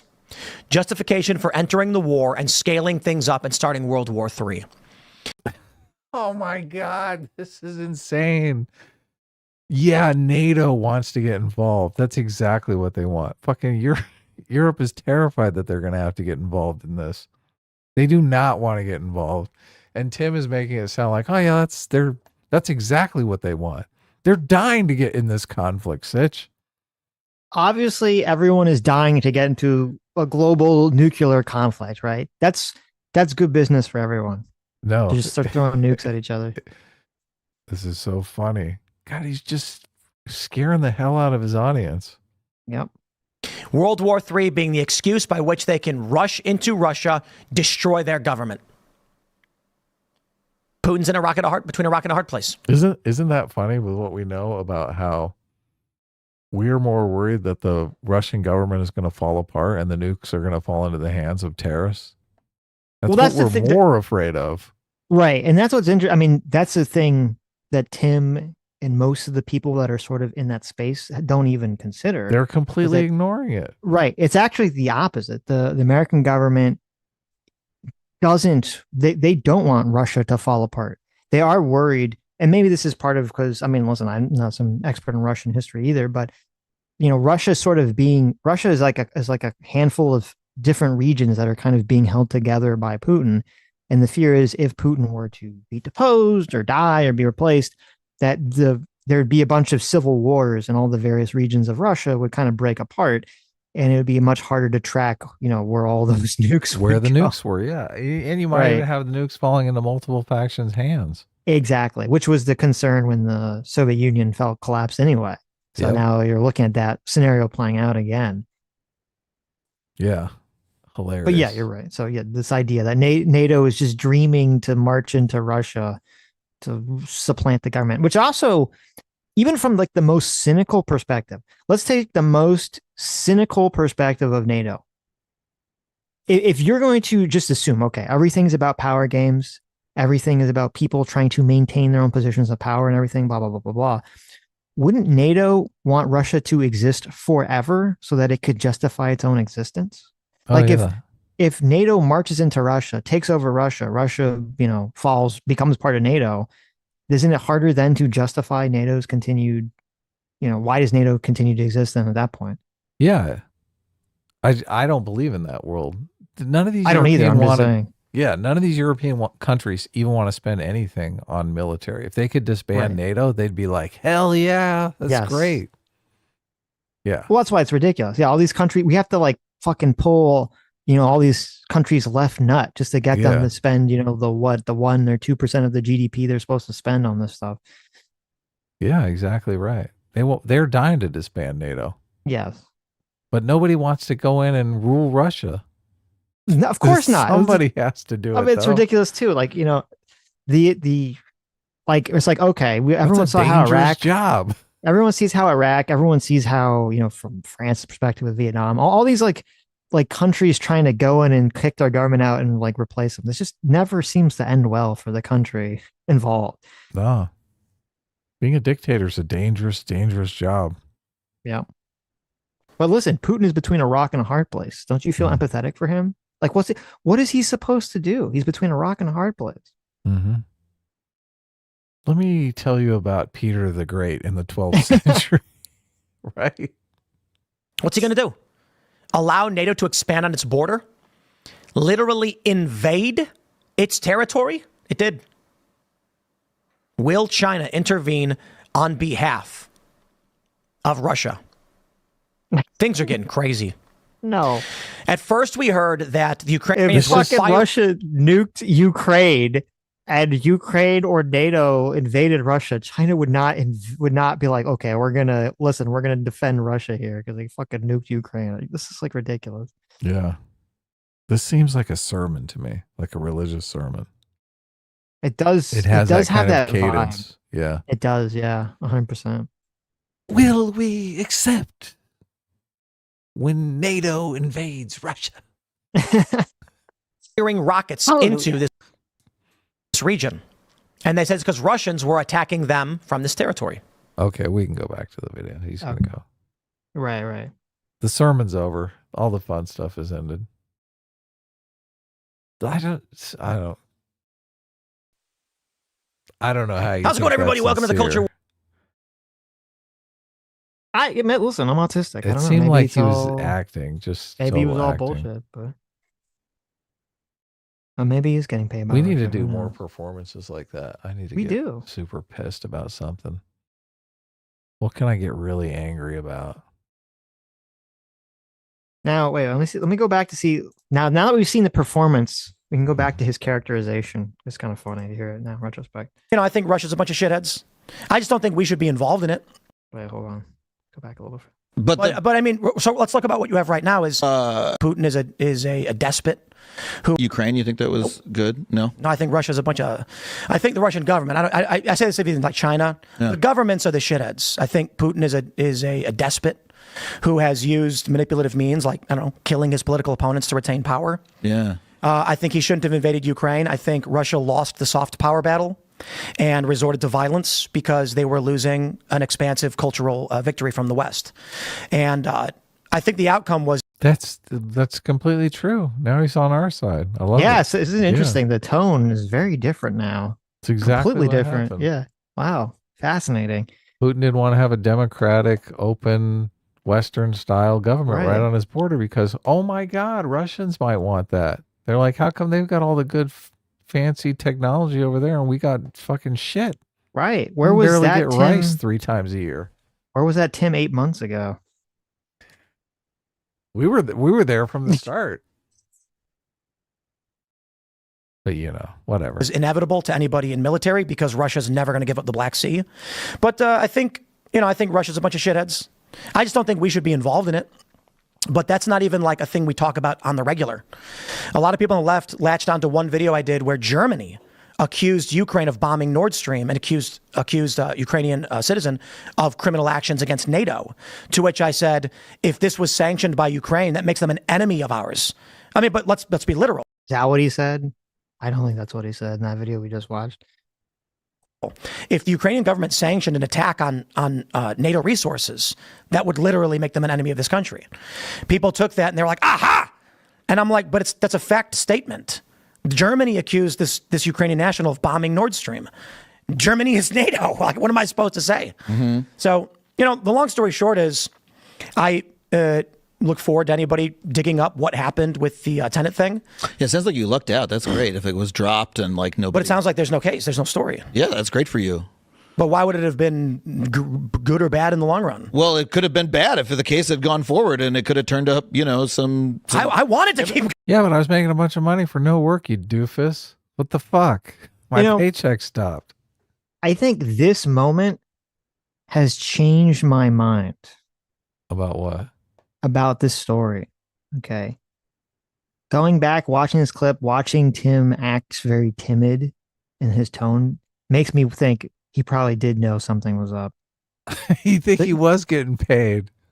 Well, I don't know, like that he knew that there was something sus here. Because this is a very weird, I don't know, he just seems weird about the whole situation, doesn't he? Like there's a weird, like you said it, as soon as he brought it up, which I thought was ridiculous for Conover to bring it up in the first place. Like Tim's tone completely his shifted. Demeanor changed. Yeah. He's completely shifted to a very defensive posture. So. Well, because he's probably got an attorney telling him, look, anything you say on this topic may end up in a court of law. So just be aware of that. Okay. You know what? That's fair. Maybe I'm being a little too harsh here. Maybe too critical. That is a fair thing. That's a fair reason for someone to be very cautious. So yeah, I don't want to be fucking look when the subpoenas come down in the Lauren Chen case, they're going to pull up this video and say, look, you knew what was up. Right. You were a collaborator with her. going. Okay. Do you really? I wouldn't want it to keep going. I would be like, oh, shit, sick. Give me the money. You know what I mean? Like, I look. I one of the reasons I wanted to come, I was just curious to see your operation here. You know, you're like the money that we were paid by 10 is completely negligible. Mm-hmm. And this is what a lot of people don't realize. I don't know how much you were getting paid for your shows. I mean, your shows were pretty big. Yeah, that was in the days that cable still existed. You know, before it was all destroyed by. But I mean, we do ad reads sometimes for 50 grand. Yeah. So when the story came out, Can you imagine Sitch? Oh my God. Oh my God. Hey, listen, he just does ad reads for 50 grand, right? It's just 50 grand check just for no an ad biggie, read. right? He just did an ad read. I would curious. literally learn to read. Just do an ad read for 50 grand. I am curious. I wish you would tell us who paid Tim 50 grand for that. Like, what company was that? What organization paid for that 50 grand ad read? Can I have Vanessa do my ad read for me, I do please? want to. I'm curious to who did that. Was it the My Pillow people? Like, what's happening here? Mhm. the insinuation was that, like, oh, holy shit, Tim Pool's getting $100,000 to license a show. Well, that was literally printed in the press that it was $100,000. The indictment said it, and but I have no problem saying, like, yeah, that we got a license for $100K. It was a market rate negotiated by lawyers. That's why Dave Rubin and several others in it negotiated the exact same rates, independent of us. You have to take a look at, like, for instance, this show is on average, 7th biggest live stream in the country. So, like, what do you think you're going to sell an ad for on the 7th biggest live show in the country that pulls in hundreds of thousands, between, on a low day, 200, but maybe upwards of 500K for one episode? Well, with a 2-hour show, you could probably get in 4 or 5 ad reads at 10K each. So you're looking at, for one show, selling ads upwards of $50,000. And if we do premium buys, like Adam Conover, he's a big get. A clothing company wants to sponsor it because they know people are going to want to watch. Oh, yeah. We go to them and say, if you want an ad read, it's 50. Yeah. So singular episodes could actually run as high as 250. That's 100, but every episode of your show being worth 100K, like, how is an episode, how is a 2-hour podcast of people talking worth 100K license fee? How are they going to make more than 100K on it on the other end? It sounds like a crazy number. It's pretty standard, right? If we're doing a show that is routinely averaging the 7th biggest in the nation. Listen, I don't think Adam Conover knows a lot about anything, but he did have a TV show. Yeah. And He knows about cash and checks. He does know about cash and checks. Yes. This argument to me, that's why I don't know. This is, like, ridiculous. Is that even if, okay, listen, I'm not, we don't get the big bucks here, right? We don't get, the 50 grand ad read. Okay. Right, yeah. Well, let's assume that that's true. Assume that that's 100% true, that they're getting the 50 grand ad read, and it actually would theoretically make sense. Okay, I'm skeptical of this, but just give me the benefit of the doubt. It would theoretically make sense that Tim's show would potentially be worth $100,000 an episode, which, as the question is, how exactly, like, how many more ad reads, or how expensive the ad reads, or how many more views would Tim have to get for the show to make, for the company to make up that cost, right? It had to be a lot if they're, in profit. And also, that leads me to believe, does that mean that Tim Pool, when he was doing ad reads for the Culture War, that he wasn't getting that money, that it was the ad reads were going to Tenant Media? Yeah, I don't know. Or something? I'm very confused as to how that all works. But anyway, is just, let's say it's all true and all those numbers are totally make sense, and that's fine. Okay. I still just don't understand how you could say, well, some company or individuals paying me $100,000 an episode, and we've been doing this for months, and it's super obviously clear they're not making their money back, and they don't seem to care. Wouldn't that be weird? Yeah, that'd be like, a giant red flag. Like, something giant red flag. It'd be like I would be worried that somehow I'm involved in, like, a money laundering scheme or something weird is going on here, because I'd be like, what the fuck is happening? Yeah, no, that's exactly what I would think. I'd be like, holy shit, they're just throwing money away. Right. This must be money laundering. Although When someone they would have to get the money back for it to be laundered. Yeah, I don't, like, I'm saying, I don't know exactly how it would make sense, but I think I figured out the tax thing. how you do the taxing and never pay the taxes. You do the What's loans that? thing. I'll tell you Oh, later. Well, once the we get to super chats, if you the remember. borrow die Yeah. strategy, the borrow Yeah. infinitely. Yeah. Yeah. Did we Okay. talk about this before? We Because we were figuring out, we're like, sooner or later, you got to pay the money back, right? So how do you do the no taxes My thing? understanding is that you basically take out a loan against your investment Mhm. forever. And when Right. you take out a loan, you don't have to pay taxes on the loan. Like theoretically, if you have, let's just use a big number, you have $1 million of stock. Mhm. Okay. If you want to cash out $1 million in stock, you're going to have to pay taxes on that $1 million the second you liquidate it. Yeah, Right. because it's income. Right. But if you have $1 million of stock and you want the money, but you don't want to pay it, you could go to the bank and say, hey, give me $1 million loan. And the stock will be collateral. The stock will be collateral, right? Yes. And so you don't have to pay any money on a loan. I mean, any tax money on a loan because it's not whatsoever. income. Right. Right. So then the question becomes, okay, well, is whatever the interest rate of the loan that you're paying back, is that going, as long as that's less than you would pay in taxes to the government, I guess the idea is that that's what you should be. That's a strategy. And it's you a should be lot employing. less. It is a lot Yes. less, obviously. Right. Because if you made that in income, it'd be 20%, right? That's huge. Right. Right. Yeah. Right. The interest right. rate is probably 4%, right? Some, I don't know what it would, I don't know what a bank would charge you for interest for such a massive loan. But so the idea would be that essentially you just keep borrowing against your assets. And then I guess, I don't know, however you're making money, paying off the interest through that process. And I don't, maybe you get some tax break for paying off interest. Well, you on could loans or literally something. pay the interest back just with the loan money. Well, I mean, If you're just well, I don't paying the think, I don't interest on think the you're getting a loan. loan that lasts indefinitely. I'm assuming it's like a 10, 20 I mean, year you can loan get or like a something. 30-year fixed loan, I right? guess that's true, but assuming you're not going to die in 30 years, right? Yeah, but So once you're doing this in your 80s, you are probably going to well, if you are doing it that if you're very, 30 if you're years. sure. Well, sure. that's the secret. That is the Right. secret. They die in debt. And Yes. the debt is erased when they die. Well, no, I think part of it is the So you estate. you pass the collateral on to your heirs and you pass the debt on to the state. The That's estate how they has do to it. pay the debt to the banks. It's not erased. I don't think so. No, I'm pretty sure the estate has to pay the money, but it's because remember, this whole scheme is not to avoid paying back the bank. This whole scheme is to avoid paying taxes, right? And so this is part of why people make the arguments about, the estate taxes, because they're like, well, if you do this process and then the money passes to the heirs and they don't have to pay taxes on it, that's their argument about, well, then you've never paid, no one's ever really paying taxes on this money, right? Even if you pay, what if the estate pays it off though for pennies on the dollar? Then you're not even paying back the full loan. I'm assuming that I don't know the terms of these loans, but I'm assuming if a bank is going to give some rich person some loan for millions of dollars and they're 50, 60, 70, 80, there's going to be some stipulations about what happens if they die. I don't think the banks they're not stupid. So they're going to say, well, if you die, the estate, or if you're in a car accident or whatever, the estate is going to have to pay back that money. No, you don't have to. You don't pay think it back. so? No. Oh, okay. It's just, The state eats the loss. I don't, the bank eats the loss. This is how they do it.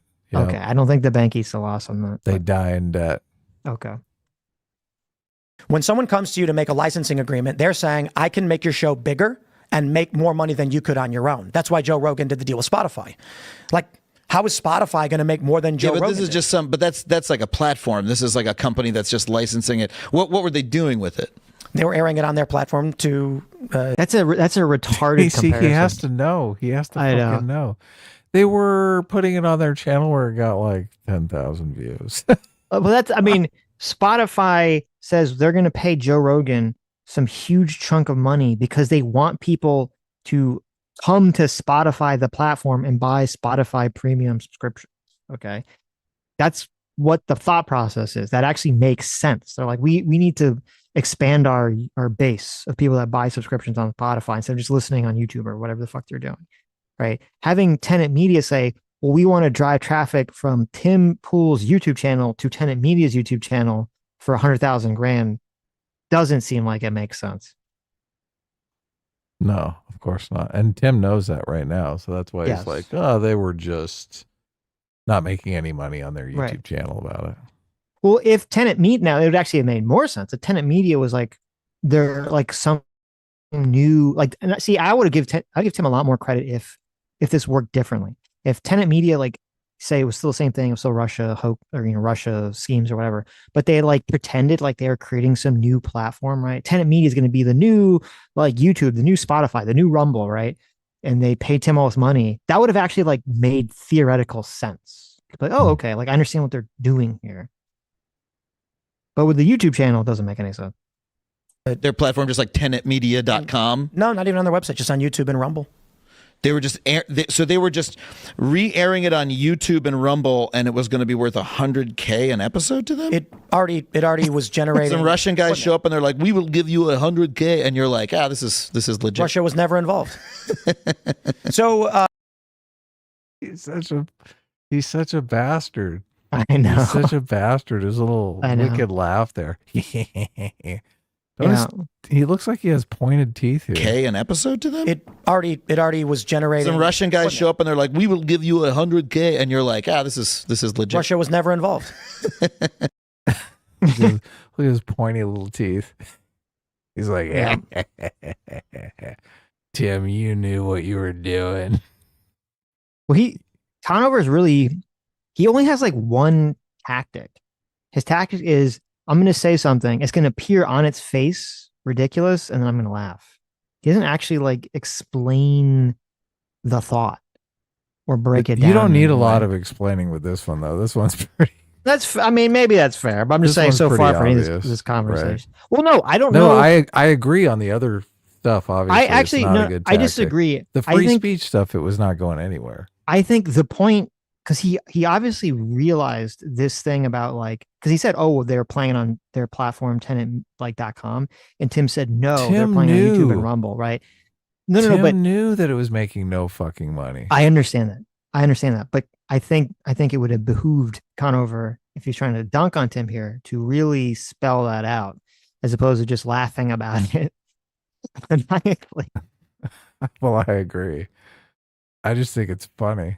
I think it's funny because he's just such a disingenuous piece of shit. That is true. That's why I think it's funny. It is funny.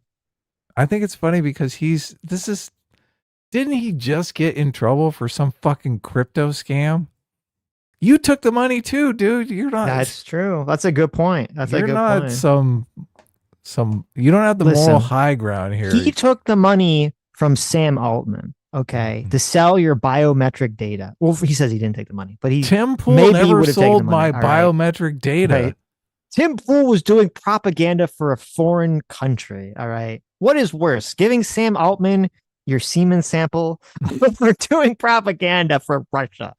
Being Putin's bitch. Which one of those is worse? I'll go with the biometric data being worse. Okay. Yeah, you don't want to obviously. spunk in a cup for Sam Altman? Tim's propaganda never worked on me, so Oh, I see. I'm fine. You would have. I just thought it, You I- might I have just spunked thought in it the was cup funny. for AI for ChatGPT. No, look, if you're some dumb kid who Sam Altman is telling you to splurge in a cup and you get some free crypto, people Right. probably fell for that. I'm sure they did. Yeah. That's horrible. That's the true evil. That's the truth.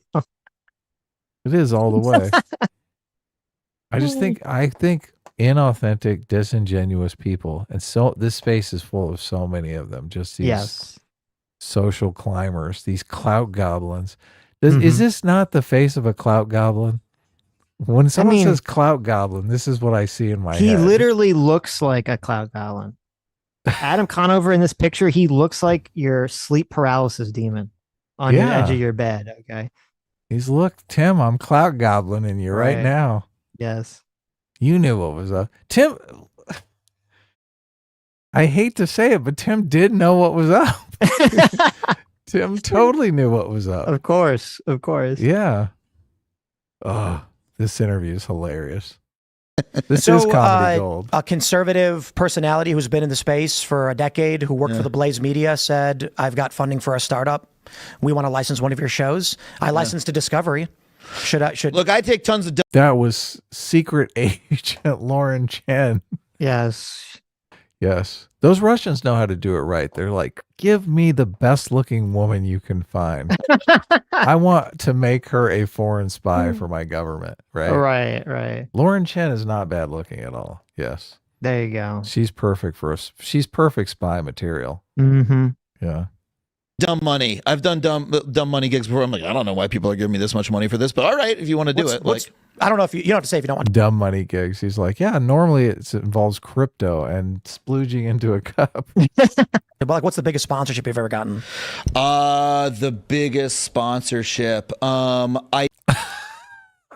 This is funny. He's like, I don't want to say it. He's like, he has one in the works, but he's probably embarrassed, which is fair, right? It's just so funny because right now first of all, nobody forgets the biggest sponsorship that they make, right? Because you're like, oh my, unless it's just inconsequential, right? But usually you're keeping track of how much money you make. So right now he's not thinking because he knows immediately what the biggest sponsorship he's made is. He's trying to think, do I really want to answer this question? Yes, right. Yeah. Do I really want to? He's like, Tim Pool is trying to divert attention from this because he whipped his dick out and put it on the table, and he's asking me to whip my dick out, right? And do I want to whip my dick out? His dick is 50K long. Right. My dick is like 5,000. Yes, exactly. That's what's happening. It's going to be tiny. I don't want to look. I'm in talks right now for a 50K deal. How do you like my dick now? Ask me in 2 weeks and I'll show my dick, okay? Tim, I'll give you the dick pics in a couple weeks, all right? But right now, listen, it's a little cold. Remember that Clout Goblin smile? Now look at how quickly that's evaporated. Tim was like, I'll show you, Clout Goblin. I just oh my God, if you ask me, fucking raspberried. He did. This is comedy gold. This is comedy gold. This is better than your stand-up, dude. You should include this in your material. This is great. 3 months, there's something I could tell you about because it's too recent. But we've done one ad read for $100,000 before. Yeah. And so here's the business problem. He's like, oh, 50K, bitch. 100K, motherfucker. He's 100K. He's so jealous right now. He's like, look, I'm doing this YouTube thing and the ad revenue is really not there. Fuck, I'm jealous. I want a 100K ad read. I'm jealous. Give me the 100K. Tell me what I do. Give me the 100K ad read, okay? Well, you said you'd wear a dress for 100K. So. That's the ad read. There you go. You don't even have to read an ad. Although, that would be nice. Proposition. Someone comes to me and says, we want to license your show.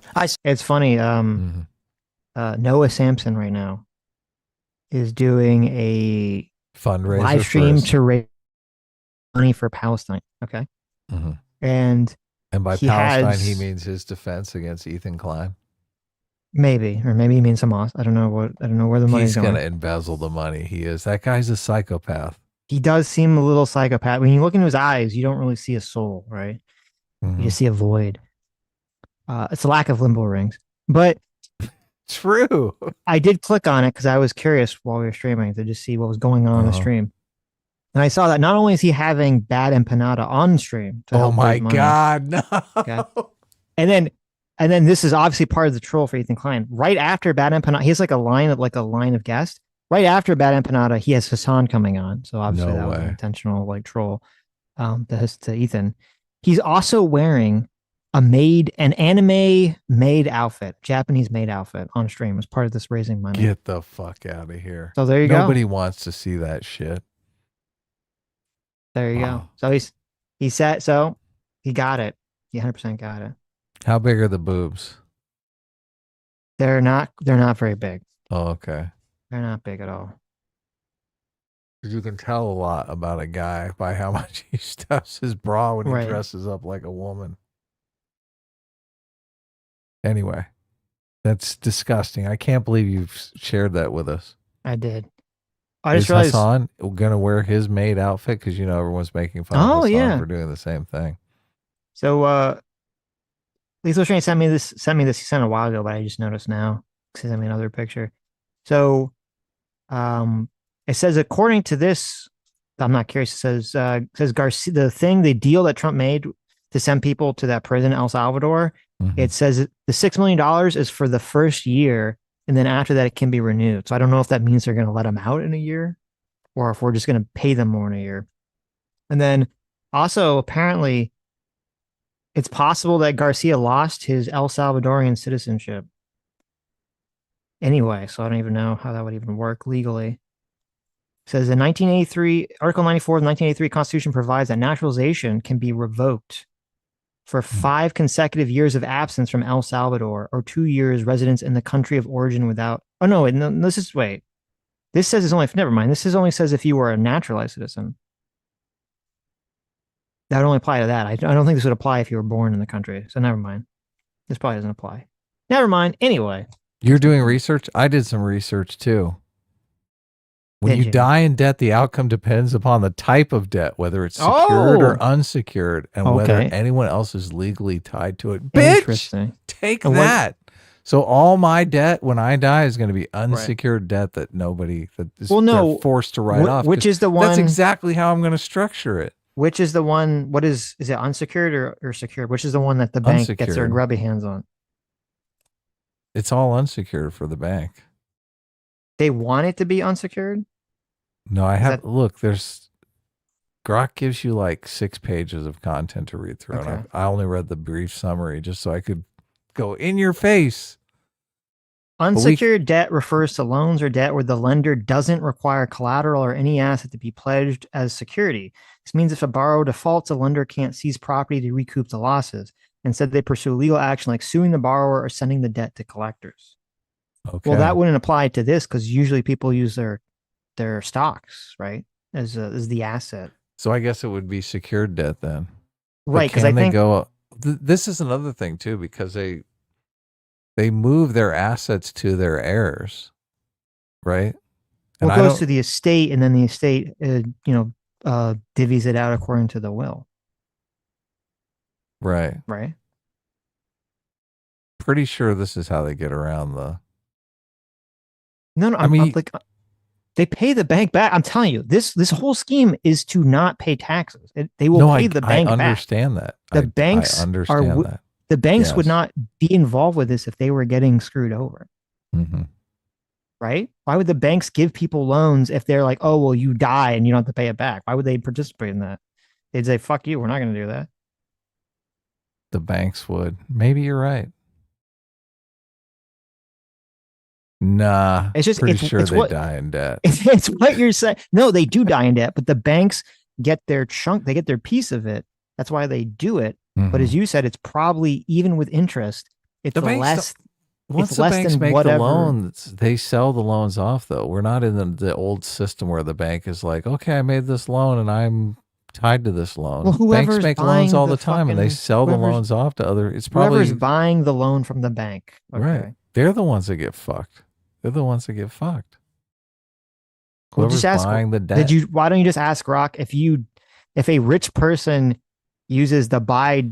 I'm pretty sure this is how I came to this conclusion because I was asking a bunch of questions at Grok, but now I can't remember the answers. The buy, borrow, die strategy.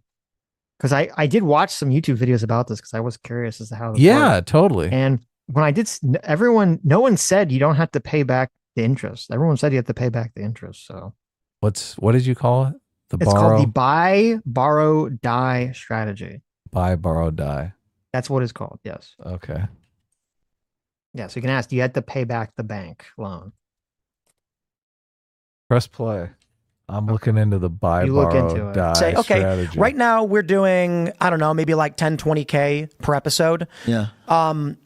Why would I license this show to you when I have full control of it right now? They say, we'll give you 50. I say, in a year, I think we'll be doing 50. So why do a deal with you if I'm a year going to lose that money? Yeah. So then they say, what do you think you're going to generate? And I say, okay, well, we're planning on expanding. We're doing live shows. Excuse me. Sometimes we do special events. And I think the biggest ad read we've ever done was 100,000. We've done some that were 80, some that were 50. So if we're going to give up on that, and lose the ability to negotiate those terms, you're going to pay a premium. They say, okay, we're going to pay a premium because we bet in 1 year, we're going to make more than we're paying you now. I say I'll make the deal because I'm going to make more now and not have to worry about doing development and hiring people. That's any license agreement anyone does with anything. Spotify doesn't actually have Joe Rogan's podcast exclusive to Spotify. Joe Rogan's podcast is on all platforms, but they paid him, I think the number they gave was like $250 million for the latest up, because they're saying, Joe, we are confident we can sell ads better than you, and we will make more than $250 million. So we will pay you this. Yeah, there's just a huge difference between Spotify, the largest audio platform in the world, and like people who are rebroadcasting it on YouTube. It's just like and the Blaze. It makes less sense, you know. But like that's fine. I mean, like take the money. I was just like, you know, I wish I could get a foreign government to sponsor my show. Then I could. I don't, have and a I never bigger did. show. Never did. Oh my God. So I guess the issue is Blaze Media, right? American company, American personality says we're launching a company. We're going to license your rate at a market standard that a lawyer negotiated, non-exclusive. No, wait, whoa. This is interesting here. Okay, I know you're reading up on Buy Borrow Die here. Is this a new wrinkle? I thought he was saying Lauren Chen used to work for Blaze, so that's why he trusted her. Okay, that's fair. That's fine, right? Now it sounds like he's saying that she was doing this in conjunction with Blaze Media, which would implicate Blaze into this. Was that a part much of the bigger case? I don't remember that being part of the story. Yeah, I don't either. Because I that think would they did it as like a freelance gig. I would agree with him if Blaze Media came to him and they said, "Hey, we're gonna, buy your show or license your show for $100,000 through some subsidiary called Tenet Media." I agree. That would be, if I was Tim, I'd be like, okay, that makes sense to me that they would maybe want to do something like that. Sure. But this is a new wrinkle here if he's throwing Blaze under the bus. And then the government came out with an indictment and then dropped it almost immediately. Yeah. Okay. Why would they do that? Thanks. Yeah. I mean, well, I guess they were about to be out of power. They thought it maybe couldn't keep going, or why wouldn't they just release some evidence or do something? Yeah, it's a good question. I was just curious to hear you talk about it because it's like when I told people I was doing the show, the only thing anybody said to me was like, oh, that was the guy who was paid by the Russian government, and oh, the beanie guy. That's it. Would you concede the paid by the Russian government thing is unproven? I do think it's funny that Adam Conover is like talking to his friends in California, and they're like, he's like, "Oh, I'm going to the Tim Pool show," and they're like, "Oh, you mean the Russian, the guy's getting paid by Russia?" Like, that's all anyone knows. And the beanie guy. And I the wonder if he beanie knows guy. why he wears a beanie. I think he does, and he's kind of rubbing it in. Why do you wear the beanie, Tim? What's up with the beanie? Do He's you like, ever "Oh." do you wear the beanie in the shower? He's like, "Listen, Tim, you're gonna pull out your dick, okay, and throw it on the table. Well, I'm gonna pull out my hairline and throw it on the table." Yeah, exactly. Is this the same beanie? Do you have multiple beanies, or is this just one beanie? Tim at the end though, he does compliment. He says Adam Conover's got the best hairline in the business. Does he really say that? He does. Oh, that's yeah. funny. What evidence is there? Yeah, I mean, I was just I read all the articles when it came out. I didn't follow the case, so I guess I would look into This does exemplify, I think, the problem left and the right has currently, right? Mm-hmm. You've said several. Did you notice that we have notorious Lauren Chen simp in the fucking chat right now, super chatting us? No, I didn't notice. Did you see that? Oh, it's actual justice warrior. Look at that. Lauren Chen Thank you. lover. Thank you. Defender. Wow. Defending Lauren Chen to the death. Thank you so much for $10. Sean says Adam is the last person who should be pretending the amount of money Tim got paid. He was at Adam Conover. Yes, Tim Right. got paid. He was. Wait, let me just gonna. Adam Conover is the last person who should be pretending the amount of money Tim got paid. He was at College Humor. They got tens of millions of dollars in venture capital funds. So did Vice, Vox, and all of these companies. Yeah. So There you Adam go. Conover got a bunch of venture capital money Right. and pissed it away Interesting. on the College Humor website, which no longer exists. They That- sold MySpace for $500 million to News Corp. Right. Can you imagine that? MySpace. $500 million for a website that immediately became defunct. No, I know. Obviously, it was a huge fucking waste of money. Right. Yeah. Wasn't it Fox or Rupert Murdoch? Who bought MySpace? It was Rupert Murdoch. It was Yeah. Rupert Murdoch. News Okay, Corp. Right. It was News Corp. So I don't know. I think I'm going to disagree with Sean here because it makes more sense to me, like in the heyday of when all these people were like throwing money at like the tech startups or all the media startups like Vice or Vox or even College Humor. Everyone thought like, oh my God, these websites, this is the future, right? No, obviously that turned out not to be the case. But it makes sense to me that like someone would, like a venture capitalist would think that incorrectly, right? There's all this hype around that time period. The tenant media situation doesn't make sense to me at all whatsoever. Yeah. That anyone would think I'm going to take your content and repost it on YouTube. If they were saying that they're going to start their own media company, that would make more sense to me. But just reposting YouTube doesn't make sense to me. Not at all. I don't know how you make money off of that. Actual Justice War also says Chen was at Blaze. Tenet was not part of Blaze. Her husband was technically in charge of it. So, look, and I'm only joking around about Sean, Actual Justice War. Okay. Right. He's a good guy. He is. Yeah. But yeah, no, that's what I Russian thought. I didn't accent, think but whatever. I didn't think they had any connection. So I don't know why Tim. It was very weird that Tim was like sort of try to pass the buck to Blaze there. But, Blasterbot, thanks so much for the $20. Say I may disagree with you guys from time to time, but I am a regular watcher. I would like to purchase some free will, please. Well, thank you so much. You get 20 free units of free will straight to you, Blasterbot. Thank you so much for the support. That's great. Several times, Blasterbot. rather That's like a take on Murderbot, right? There you go. Insinuating it directly that we intentionally took money from a foreign power. That was I was curious to hear you talk about it. So, right. So the issue I see is I was just curious. I was just curious to rub this in your face. Yeah. liberals largely don't. I'm not saying you. Online, the argument is always, aha, Russia, which was never accused of us. We were the feds reached out to us for victim statements and asked us to help go up against them and provide assistance against the literal Russians that they accused. We agreed, and then they dropped it. So I don't understand what happened, other than the liberals' side of things in the podcast have largely run with a narrative that never happened and used it as a smear against my companies. I want to be that kind of victim. That's a great kind of victim to be. Well, I mean, get like $1 million.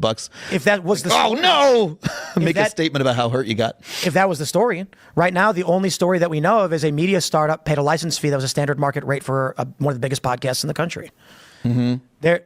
That's it. And that's why I said, if it is true, we were defrauded into, we were lied to. This was never part of the terms of any agreement. I've never accepted money from any foreign governments or anything like that. I think largely what we end up with is a political vector for liberals to disregard the points we make on our show. Regardless, still, Timcast IRL is the biggest live show in the country. It was the seventh biggest. The Culture War 7th. Oh, I see. They're different shows, but this is just like your Friday show, right? The Culture War was licensed to Tenet, but Timcast IRL and the Tim Pool Daily News Show were not. Got it. That you record those in this room, and everything's recorded here. Yeah. And I will caveat when I said the biggest live show. Obviously, there are live streamers who do like chats who are bigger than us and everything, but in terms of like a news produced podcast, we're number one. Crowder, depending on the metric you want to use, Steven Crowder is a comedy news sketch show. He's bigger than us by like 10,000, per day or whatever, which is tremendous. Got it. We got this problem with classifying shows in Hollywood. Right. I always get beaten the Emmys by some talk show that's pretending to be a best hosted informational nonfiction series or special, and then fucking David Letterman's talk show would crowd us out for the nominations. Would get it bigger. Fucking category abuse. But what I will say is that'll follow you anywhere you go on the internet. Hard numbers, throw my opinion away. We were number 2 of all streams, only beaten out by Vatican Watch. So with all the lies, the smears and the manipulation, we're hitting 800K a day, bigger than all the cable shows. So they can say whatever they want about me, I guess. The people watch the show. We give them the facts. We give them the documents. We show them the articles. We don't do any story without pulling up the article from any source, which includes the New York Times. And people watch. And I think this is the challenge I brought up as my final statement, because I know we'll try to end here. The challenge that I typically find when we bring on liberals on the show, when they do rarely come, not the Culture War, that's a different, but for IRL, liberals largely say no, because every story we do is predicated upon Newsweek or CNN or the New York Times or even sometimes MSNBC. And there's a problem that many liberals end up having. I'll give a shout to Luke Beasley, or Hunter Avallone is a good example. When they make claims asserting like things like, Donald Trump called neo-Nazis very fine people, and then we just pull up the article and say, hey, it didn't happen. And then what do? They end up with a viral clip where it's like they were wrong about something. And that ends up being the principal issue for why I think liberals don't come on this show. Well, it's also you tape in West Virginia in studio. It's like hard to. You fly everybody out. Yeah, but it's sometimes first class too. You flew me out first class. It was really nice. Travel was it was really nice, man. But conservative. But the travel was like I got like 4 hours of sleep last night. I'm like, man, this was rough getting out of here. It's like hard to. I went like out of my way to come on because I was just curious to come on and see what you do and like meet the weirdest guy on the internet. The weirdest. Yeah, you're. I know. I love it. I appreciate that. Whatever we are, whatever we do. We got Magic the Gathering, we got skateboarding. But to be fair, we're an hour and a half outside of DC, so it's not easy, but it's not the hardest. Yeah, but I don't know. I know you got a hard stop, so if you're no, we should probably wrap it up. It's on kind of an equivocal note, but I thought you were fantastic, and I really appreciate it, man. I had a good time, and it was fun mixing it up. Absolutely, man. Where can people find you? So I do a podcast called Factually. That it's a lot like you were explaining to me your different shows. It's all on one YouTube channel. I do a podcast called Factually. I do monologues that have no name. It's on YouTube. The name of the podcast feed where all that stuff is Factually. And I'm in Charleston, South Carolina, doing comedy at the Wits End Comedy Club this weekend. If people want to come out, I think we still got some tickets. And we are airing this a week later, though. Oh fuck, man.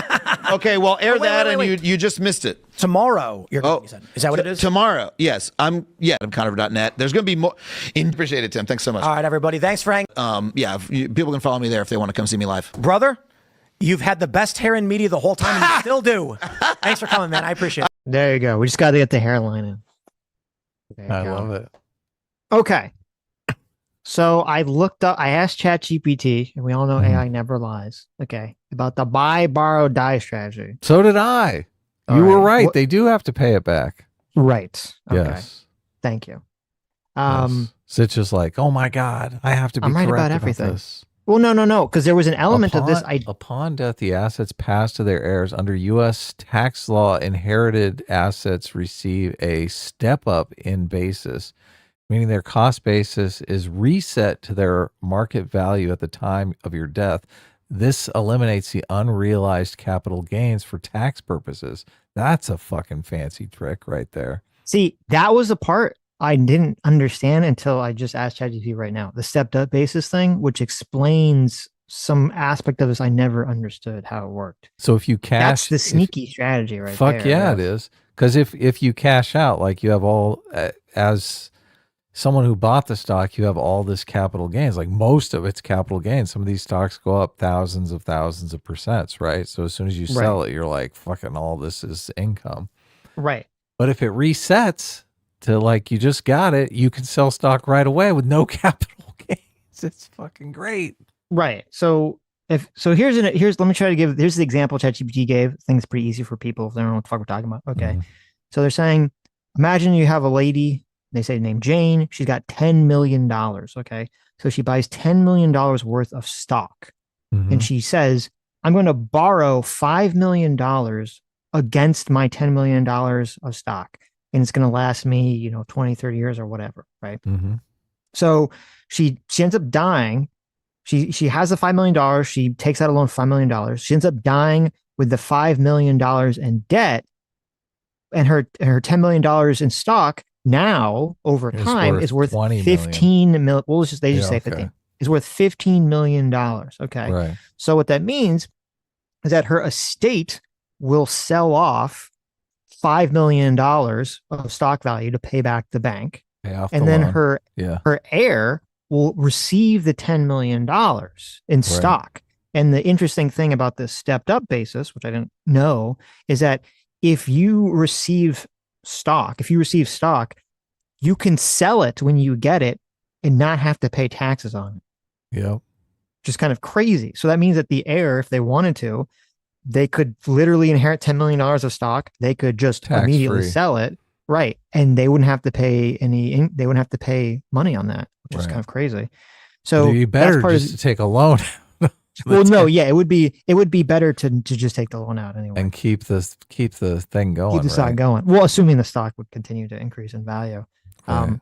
Now the way it works is like if you inherit $10 million of stock, you don't have to pay taxes on $10 million. But if it goes over that, that's when they start saying, okay, well, you've made money. Like so, if it goes to $15 million, they say, well, you've made $5 million. Mhm. In increase. So over time. I'm doing So that's it. how it works. I'm calling And that's the bank. argument about how now I don't know how many people employ this strategy. I don't know how common it is, but I know this is one of the arguments that people use generally to advocate for why they believe there should be some form of estate tax, and that how their strategies were essentially you could just keep passing your money down and no one would ever have to pay taxes on it, yada yada yada. So Mhm. so I am curious as how often this goes on. I don't know the answer to that question. Is I this mean, like a we super should try it. is this a super like prevalent thing that goes on? Is this what every millionaire is doing right now? So, I mean, I don't have enough money to do this, Adam. So I Let's don't give know. it a Maybe shot. if you do. I'm calling the bank tomorrow. Okay, Get my $5 million loan. gotcha. Now you can get one of these without collateral, right? I've seen these loans that are no money down. I think if you want a $5 million loan from the bank, you're gonna Mhm. need some form of kind of collateral. collateral. That would be Right. my guess here. Yeah, I would think so. All right. Well, I got to work on that part then. Yeah. So Yes, this it's is assuming it is assuming your stocks don't crash. This was a So- great show. Yes. There's an element here, I forget what it's called, and you have to be careful. Listen, if you're some rich person, okay, and you're doing something like this, Mhm. you have to be careful because if you take out a loan from the bank and you're using your stock options as a collateral, usually there's stipulations in that where if your stock price dips below a certain amount, you get a the margin bank call. can do a margin call and automatically sell it out without your consent, even if because they don't really give a shit if it bounces back or not. So that could like super fuck you over. Like say maybe you're employing the strategy and then Trump tanks the stock market briefly with tariffs, and then the bank does a margin call, and you end up losing millions of dollars. Can So, you imagine all the people that got margin calls on the tariff dip? Oh my God. right? They're the ones we bought stock from. Yes, Those poor exactly. suckers.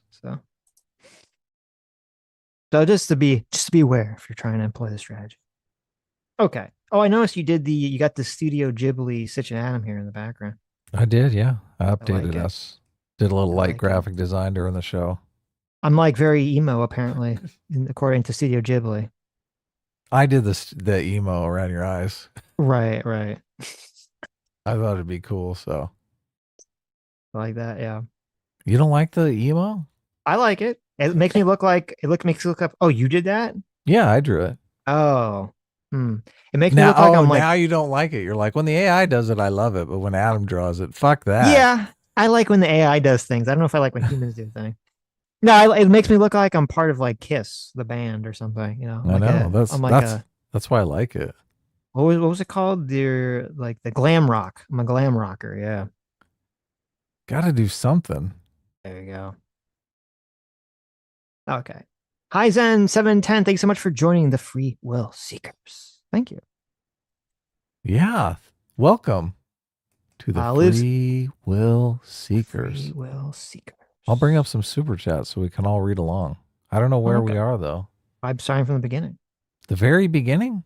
The very beginning. Sweet. Right. I like that. Liz and Deswall Speedley for $5 says, guys, I have terrible news. I took my alligator Chauncey to the vet for a checkup and they just mated him. Oh my God. Really? Well, that makes sense. I mean, you're living in Dev's walls. I don't think Canada houses are zoned to have alligators living in the walls in Canada. And that doesn't make sense. He means euthanized, I believe. Yes. Yes. Made what they do in Canada. Well, that was the name of the Canada suicide. Are you not allowed to have an alligator for a pet?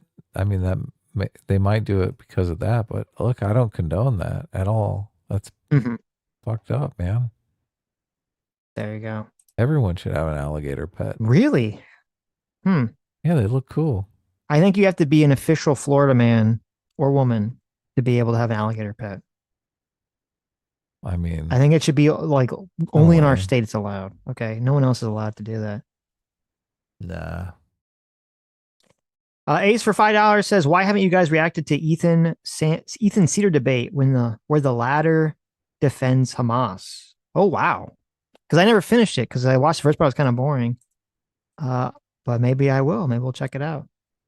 We could do it. We'll watch it during the week because I do want to. We're going to watch some of the Ezra Klein Sam Scheme, not the whole thing, but we'll watch part of it. So We're going to do that on Tuesday, right?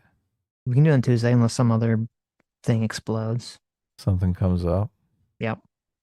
JV for $10 says, "Tim gets really angry at Heathen's debate, and while it makes him look bad, I feel for him because I'd probably just get as annoyed and angry having to deal with someone like Conover." That is true.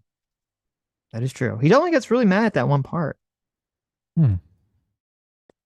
Jan Maritz Cortemp Camp for $5 says, "A-Team reigns supreme." True. But S-Class is not negligible either. Well, thank you. I strive for being not negligible. So.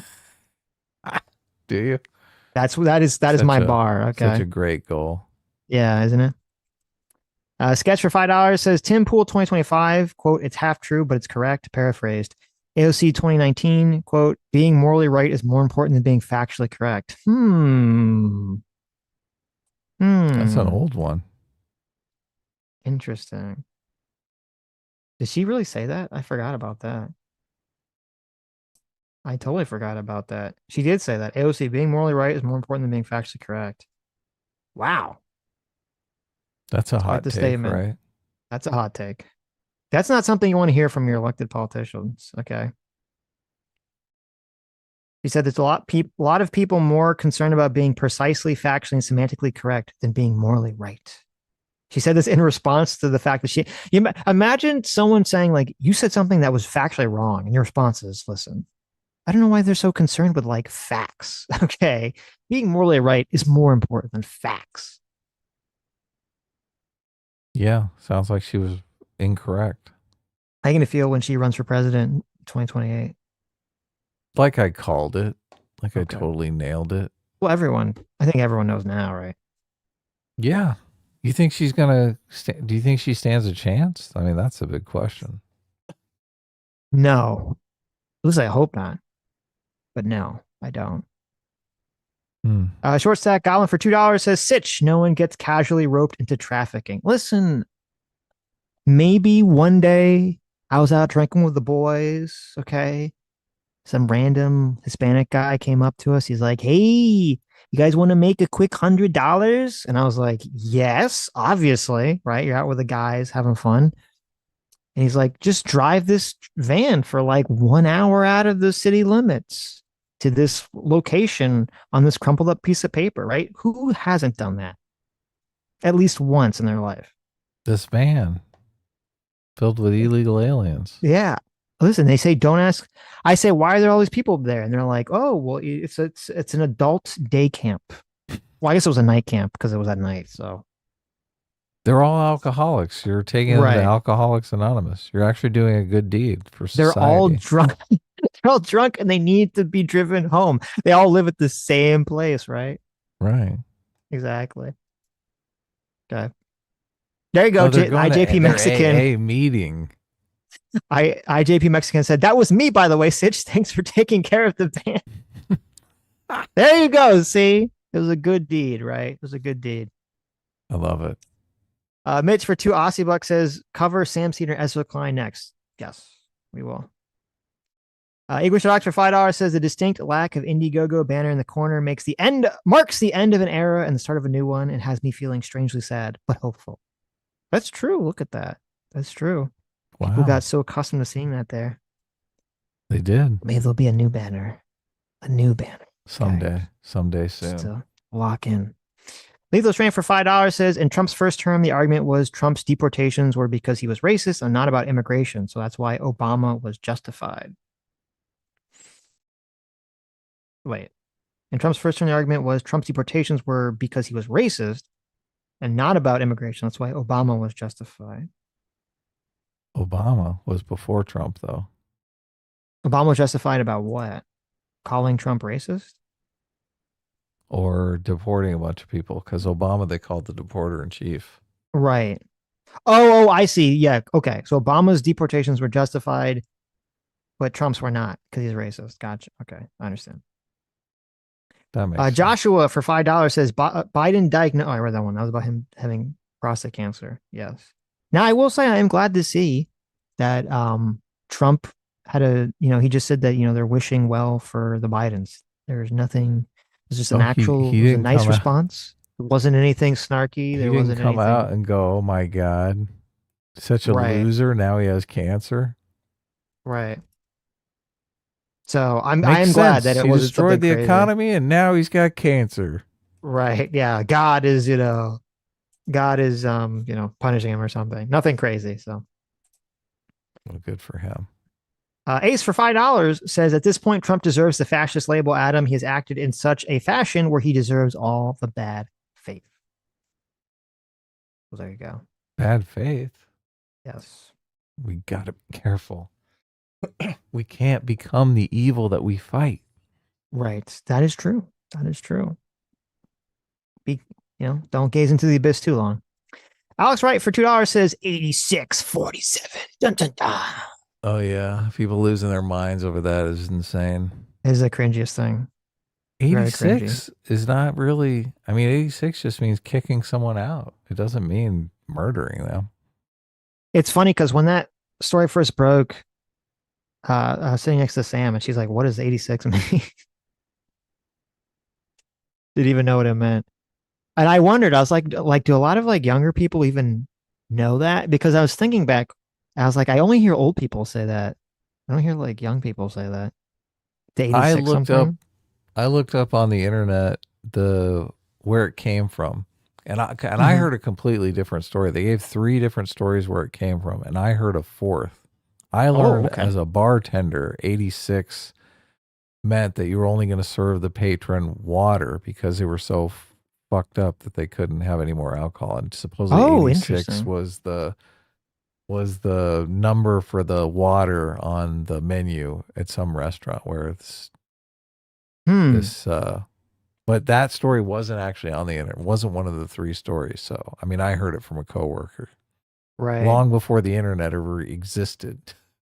Hmm. So maybe it's untrue, I'm not sure. According to the internet, nobody knows really where it comes from. So they have a couple different theories. I saw something on the internet about they were saying, it was actually funny because Scott Adams said the same thing. He's like, as someone who worked in the restaurant business, that it had Did something to do was with like he removing said the items water from one? menus. No, he said the removing items from menu Oh, origin. okay. That was like some code to refer to when you remove a food item from the menu. It's and I was curious because I know that you worked in a bar as to like that whether they use that term and so yeah, but they did in a different context. We talk I about think 86 in customers all the time. Throw that fucker out. right, but did you mean it to give them water or do you mean to like throw them out? We meant it to throw them out. Okay. Yeah. Because that was like weird to me about this whole thing. And part of why I think it kind of comes off as massively cringe and pro clutchy to me is I think if if I were to say that I've heard the term 86 100 times in my life, I think 99 of the 100 times I've heard someone use it in the context to mean remove someone from a bar or a building or something, like kick them out because they're being like Exactly right. Yeah. boisterous or drunk. I think only once do I even have some recollection of maybe hearing like a gangster movie say like that in terms of like killing someone. Right. So the whole thing's obviously very silly to me. But Would you and the say thing that? and Comey, the thing that like Comey was trying to do some secret signal, and then after he posted it, he like immediately deleted it and apologized. Did he really? Oh, Or I don't know if he wow. apologized, but he's like, I didn't mean it in any sort of violent context. So I don't know. The whole thing seems very he did the classic blunder. He did the classic John Ronson. Did I say it right? He Ron did it Johnson. No, it's Ron John Johnson. Ronson. You're No, right. I see. You Aha! I had it got you, right. motherfucker. You did. Got you. I'm He just did the so used to classic. you getting it wrong. I know. He did the classic John Ronson blunder where if you apologize or take back something, then the mob jumps on you further. So Yeah, it's you should have much just doubled worse. down. But Your mic is a million times better, so you should remember whatever settings you changed them to. Right Okay. now, your mic is great. There's no more clipping. All right. But Give anyway, me a so hey the whole now. thing. Hey Give me a- now. Yeah, that worked. Yeah. And it didn't clip. The whole thing seems really stupid to me, but The 86 thing, all the pearl the clutching 86 over thing, it. yeah. Yeah. Yeah. Who cares? Okay. It's fucking, oh God. 8. Let's see. Did I read this?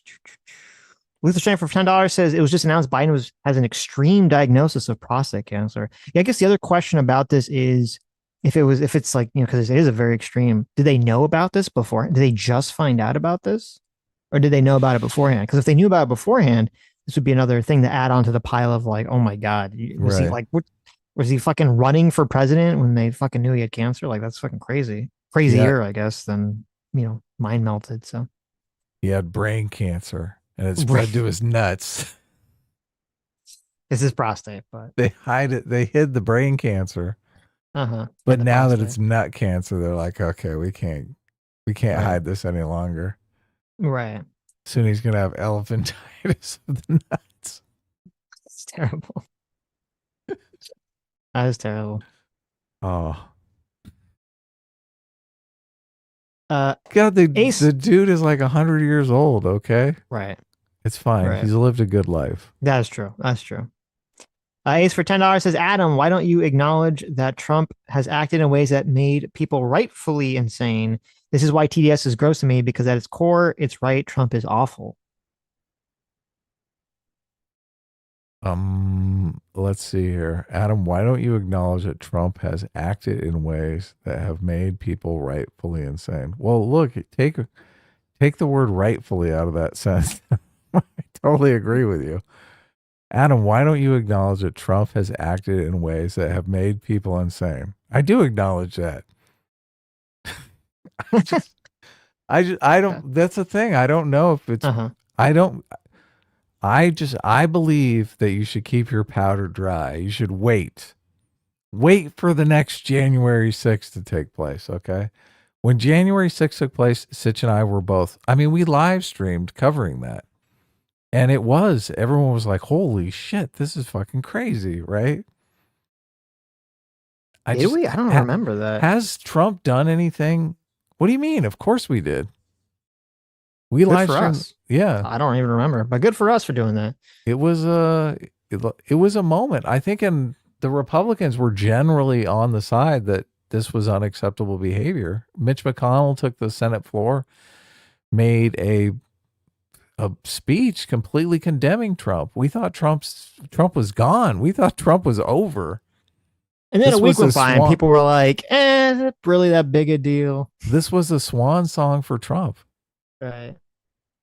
Sitch thought Trump would never run for president again. He thought Trump was going to take a vacation for the rest of his life. What a fool. What a fool I was. Come back. Right? Yeah. Yeah. So, but do you think Trump has done anything close to what happened on January 6th since taking office? I don't. Sitch, do you think he's done anything close to that? Well, when you say done, because I don't think Trump intended for people to storm the Capitol, right? Right. So, well, the elector scheme and trying to stay in power. The whole strategy of throwing the election into the Congress and the Congress voting to make Trump president. That's crazy. That's fucking crazy. I don't think Trump has done anything that has reached the level, of my opinion, of like horribleness as trying to throw out half the country's votes. Right. So Ace, look, if you are still focused on January 6th and you're thinking, oh my God, you just can't get over January 6th. You just look at Trump and you see January 6th in your eyes. You see the elector scheme. You see him trying to stay in power surreptitiously. I could understand that, but pointing to the things that he's doing now and trying to lose your mind as if they're on the same level. Listen, they're still bad. As I said, I think sending people to prison for a year or longer in a foreign country is a pretty fucked up thing to do if they don't have like a, due process. I think that's a really fucked up thing to do. Not obviously for that individual person. Scheme. I agree for the Not individual near as person. bad. It's worse for the individual person Oh, in of terms of the course, institution yeah. of the country. It's a It's not nightmare doesn't for reach the them. same level. Yes, right. That poor hairdresser. Oh my God. Every Exactly, time I right. think about it, I feel horrible, but Right. yeah. Hmm. Even though I wouldn't say like I think it's super fucked up. I think it's immoral. I think it's disgusting. Um, I wouldn't. I don't know if I would say it's like fascist authoritarianism, but I wouldn't necessarily like get all upset if someone did say that, even if I don't agree with it. I'd be like, okay. I don't even know if I'd call the elector scheme fascist Well, authoritarian. it wasn't fascist, obviously, I but think there has to be some sort of violent component. There was, I think Trump did talk about pulling out the military and seizing some voting machines.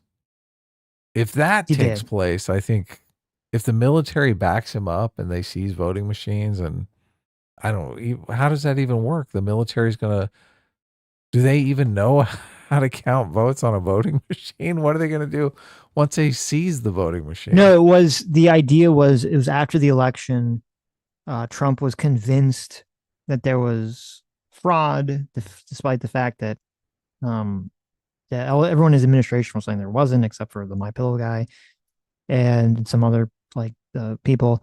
And there was some idea about they wanted to physically get the voting machines because they had some theory that if they could physically get the voting machines in Georgia or one of these states, I don't remember which state it was, that they could somehow like prove that they could have people go through the machine and they could prove that there was they flipped the votes, right?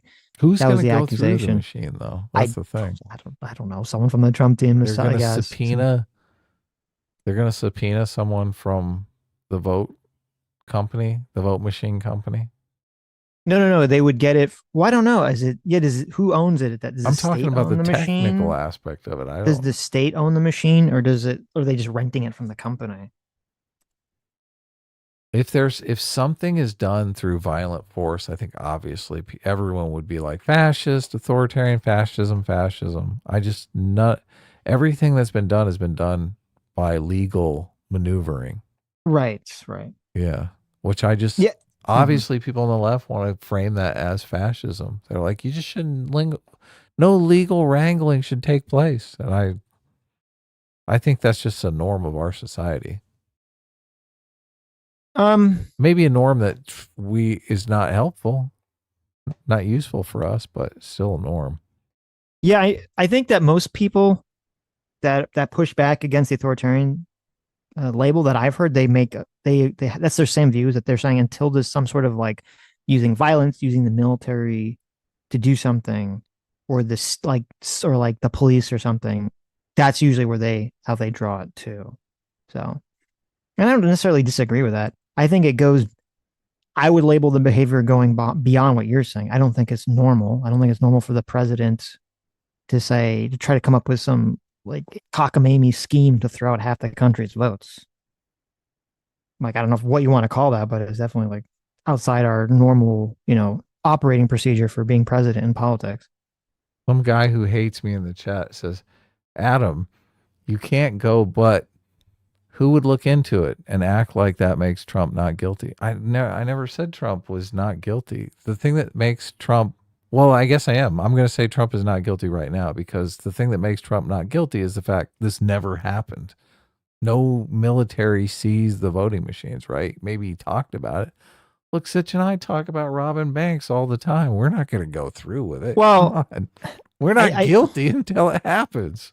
This is okay. Here's the difference. This is why I say that I think Trump has. I've always said this. Trump has very authoritarian tendencies. He has no respect for like procedure. He doesn't care about it, and he tried to do things and tried to tell people to do things, but was stopped because the people around him said we're not going to do that. And so the thing with the voting machine, if I recall, because it's been a while, was that it was after the election. He thought that there was some voting machines that they could take from some state to prove that voting fraud had occurred, that the votes had been swapped or something.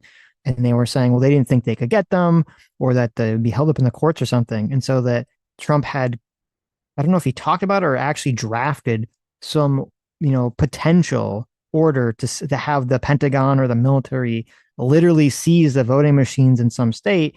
And I believe I believe Bill Barr, I think it was when Bill Barr was still Attorney General, told him like that he's not going to do that, and this is a crazy idea, and then that dropped the issue. Yeah. So So he's not a very good fascist then. I mean, why didn't he tell Bill Barr you're arrested? Why didn't he say, come in here, guys, arrest this man, throw him in jail, give me the fucking Joint Chiefs of Staff. We're gonna seize those voting machines. Come on. I don't know if that's Think Stalin would ever fucking? Oh, Bill Barr told me you couldn't do it. That's not the No way. line of Stalin's gonna rationale be like, I would use. kill this Okay. man. Right. Bring That's me not the someone else. That's not the that. Listen, that's not the defense I would use. Okay, the defense I would use is you'd say Trump proposes a lot of crazy shit, and then people tell him they're not going to do it, and he accepts that. Right? That'd be the defense I would use. The defense you use, I'm saying, well, if you are someone who is authoritarian or dictatorship or whatever, you would try to feel out where your power is, and you would think, well, maybe I don't have the power to tell someone to arrest Bill Barr. That if you did that, you would lose your own power because you realize, that you can't just do whatever you want at this point. Yeah, because our system doesn't allow it. Right. Well, but if Trump was a real authoritarian, he'd be like, well, fuck this system. I think if Trump, you have to have some respect for the system. Otherwise, he would do that. I think technically Trump could tell the federal government to arrest Bill Barr or anyone, I think.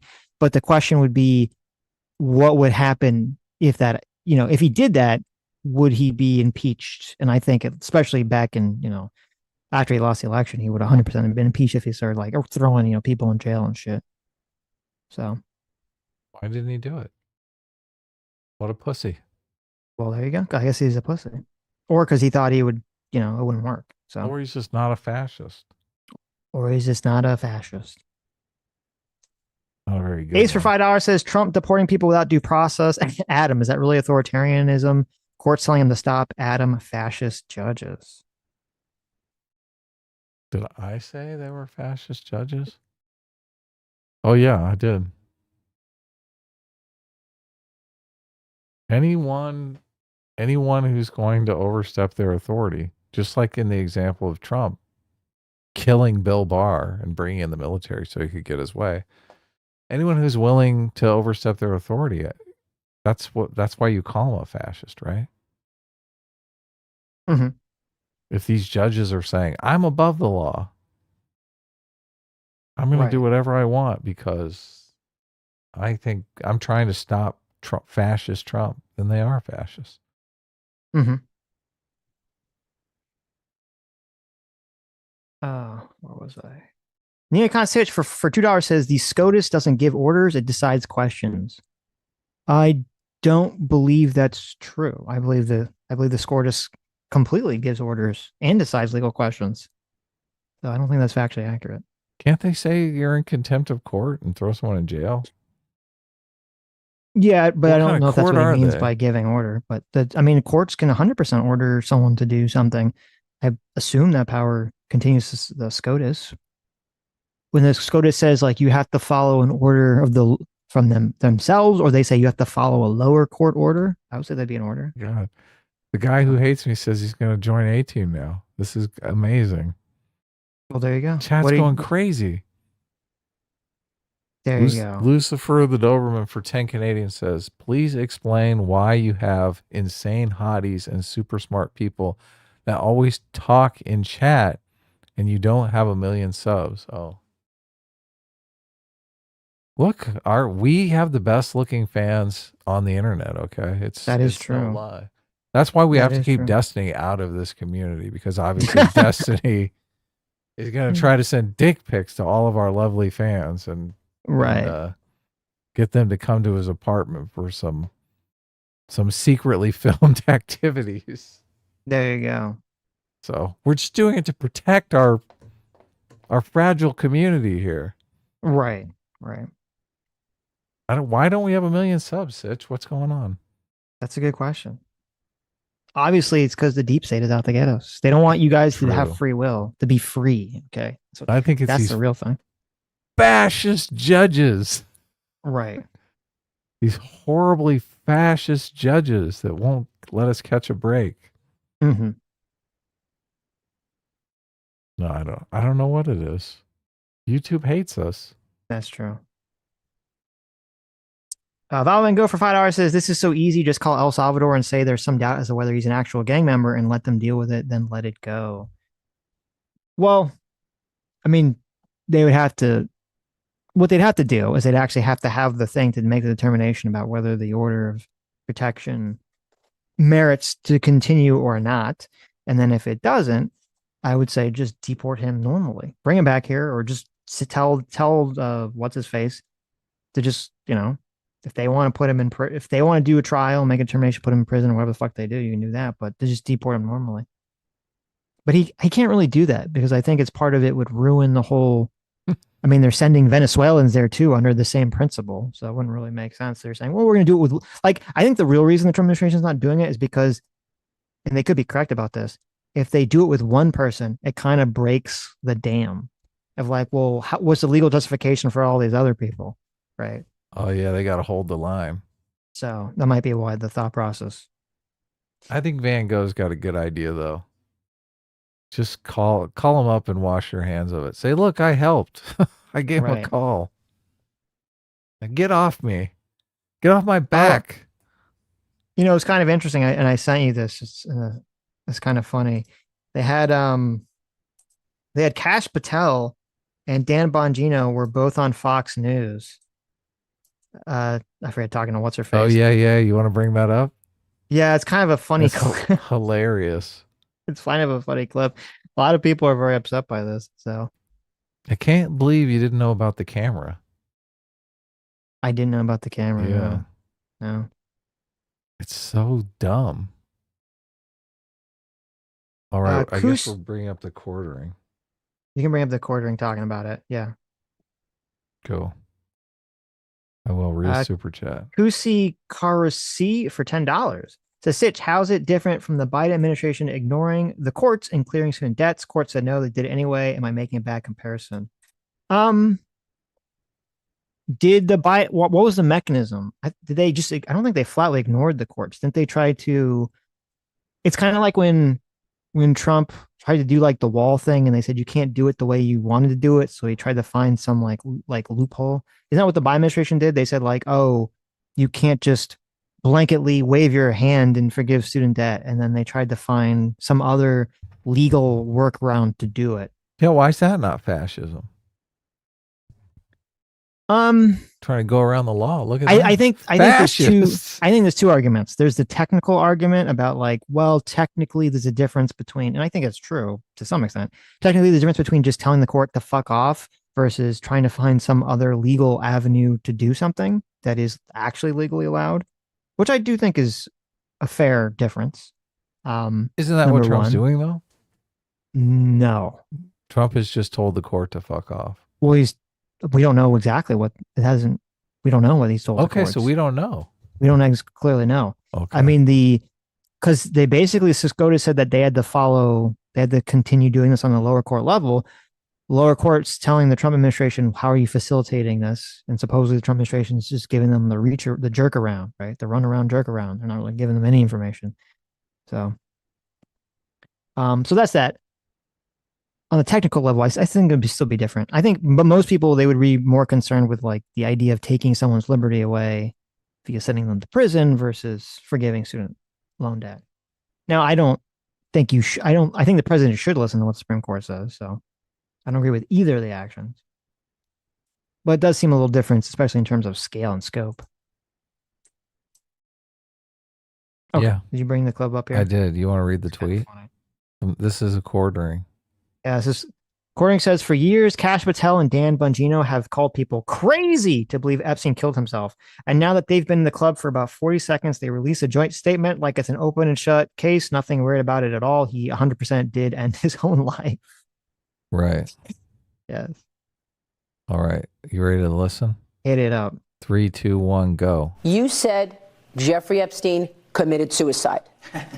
People don't believe it. Well, I mean, listen, they have a right to their opinion, but as someone who has worked as a public defender, as a prosecutor, who's been in that prison system, who's been in the Metropolitan Detention Center, who's been in segregated housing, you know a suicide when you see one, and that's what that was. He killed himself. You want me to? I've seen the whole file. He killed himself. I know it's hard work. You said Jeffrey Epstein. So it sounds like he had dirt on Trump and they found out about it. Well, I'm going to say the craziest thing about this clip that I never realized until now is that Kash Patel is a lazy eye. Really? Come on, you can see that. I You've never always knew known that. that. Did I? He's got I don't think I his did. government photo. He's got the lazy eye going on. Maybe I forgot. I like the lazy eye. Oh, okay. I think he gives him character. There you go. Like the Forrest Whitaker, yeah. Yeah. I'm just being mean. I'm not shitting on someone for having a lazy eye. Okay, I'm just being mean. No, it's funny. I just think it's funny now. I'm curious to see how everyone's gonna react. Is Kash Patel and Dan Bongino part of the deep state now? But I guess I just thought it was a meme. Epstein didn't kill himself. No. It's just most people think Epstein 100% did not kill himself. It's a sincere thought. I think there's incontrovertible evidence that Epstein did in fact kill himself. I do think there is some wiggle room in that he might have struck a deal with someone to kill himself Interesting. in exchange for something. Because I figure if powerful people had dirt on him, or he had dirt on powerful people, those powerful people would tell him sooner or later, we're going to get you, and it's not going to be pretty. So you can kill yourself now, or we can slowly torture you, like in prison. We'll pay a visit to your cell every day and make your life hell, right? Right. So, and I think in part of that deal, he probably agreed to kill himself, but not to do it on camera, because they had a camera in his cell that obviously went out. So they didn't record him killing himself, but imagine that, the fucking videotape of Epstein killing himself. Well, like, that's the problem gotta be worth something, right? Right. Well, the thing is,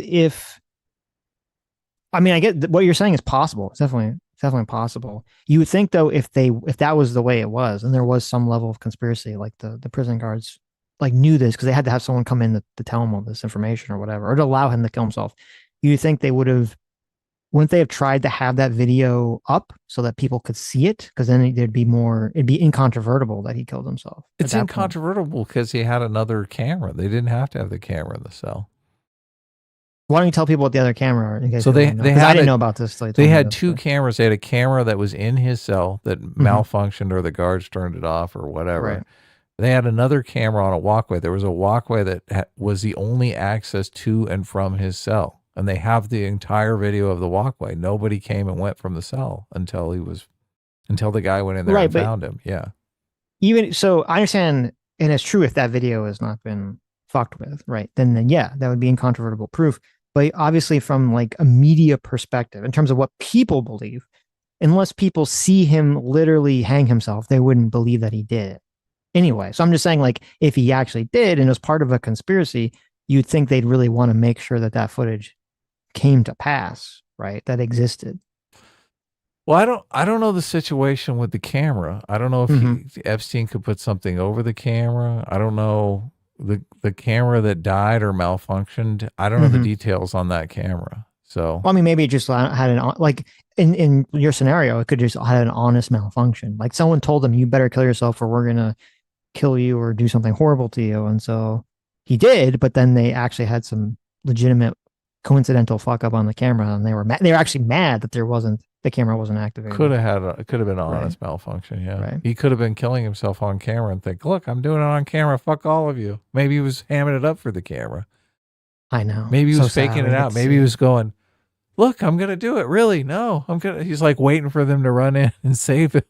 Right. Now there is a theory. I don't believe this. There's a theory that he actually is not dead and that it was some kind of fake suicide so he can escape.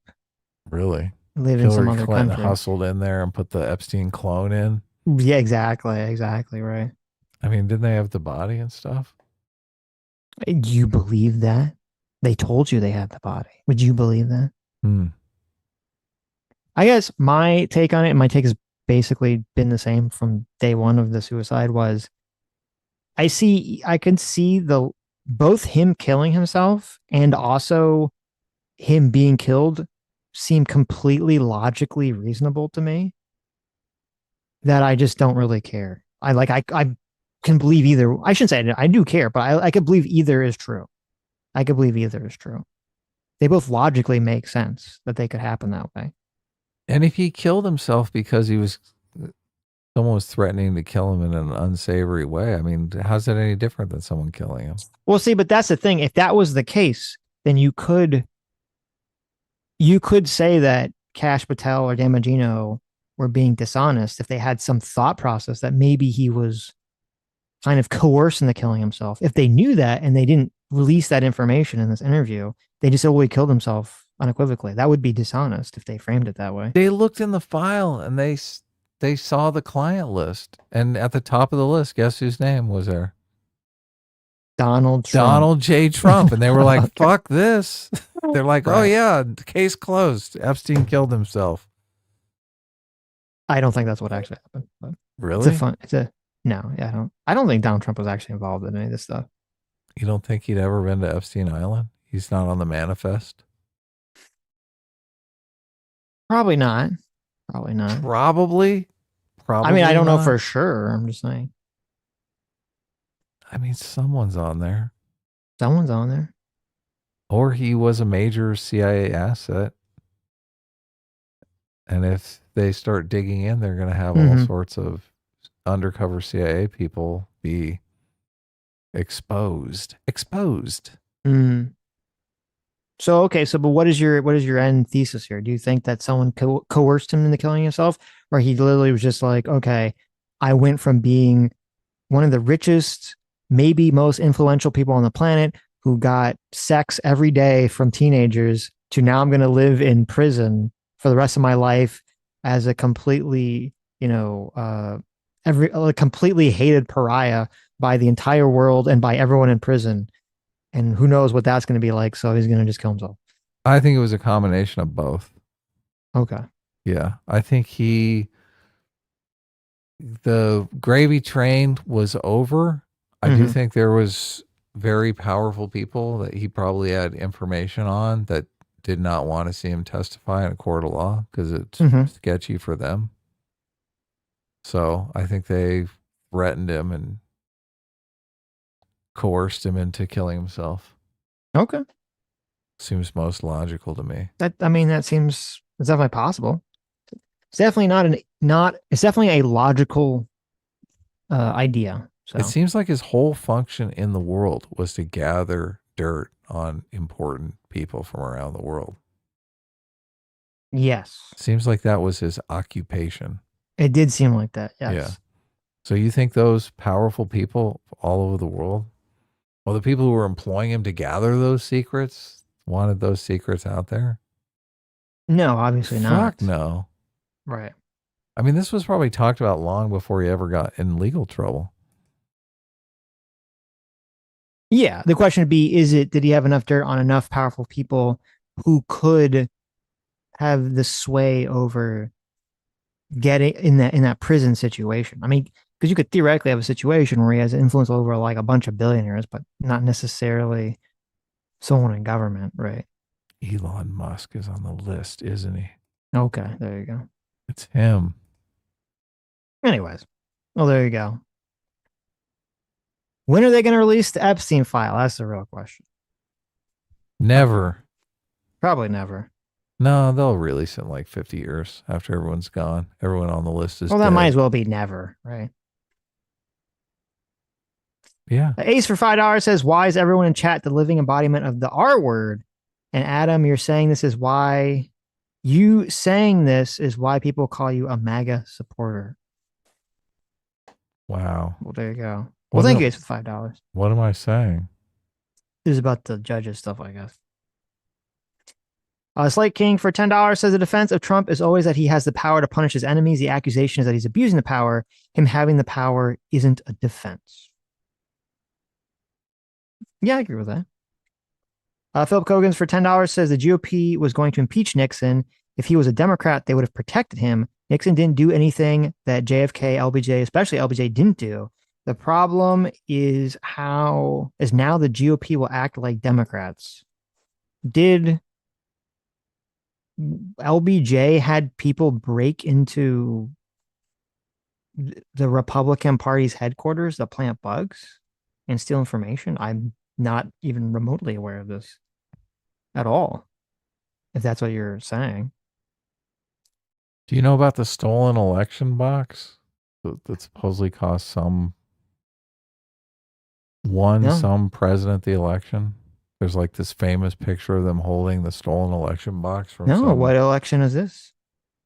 I don't remember what it is. I remember Stolen the election box? Yeah. You can look into it. I've never heard of this before.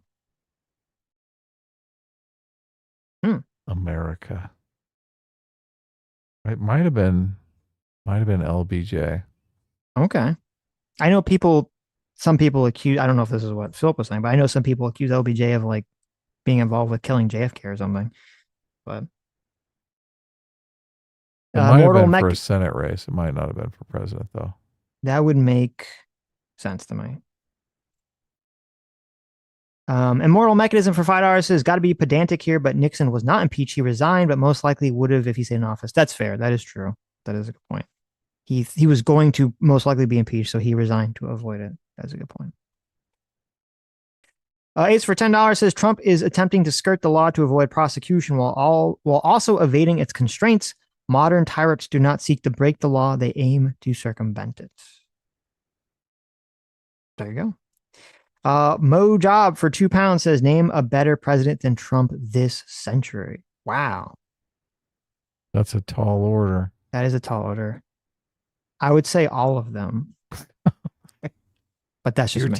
TDS is showing, Sitch. I'm going to say every single president this century was better than Trump. I found the picture. Who is this? Okay. Precinct 13. I learned about this in some documentary, but I can't remember what the documentary was. Well, where did you find the picture? It didn't say what election it was from? Fuck no. 73 years ago today, LBJ won a Democratic primary for U.S. Senate seat by buying and stealing votes. Wow, there you go. It was LBJ when he was senator. Okay, there you go. Look, your brain, you heard LBJ did something shady and your brain like made the connection on it. It's like, wait a minute. I know you did something.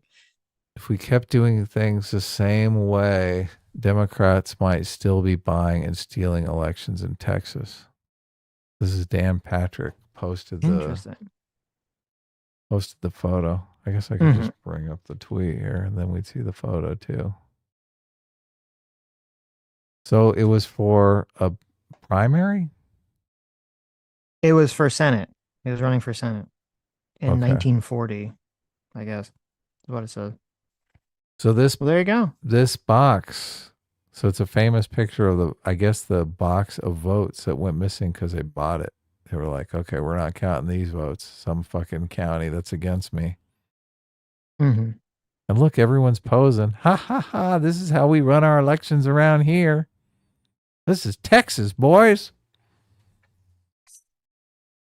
Look at that big fat fucking. Is that guy a cop? Is he wearing a uniform? Mm-hmm. Holy shit, that guy's fat. He looks like a fucking ice cream cone. Okay.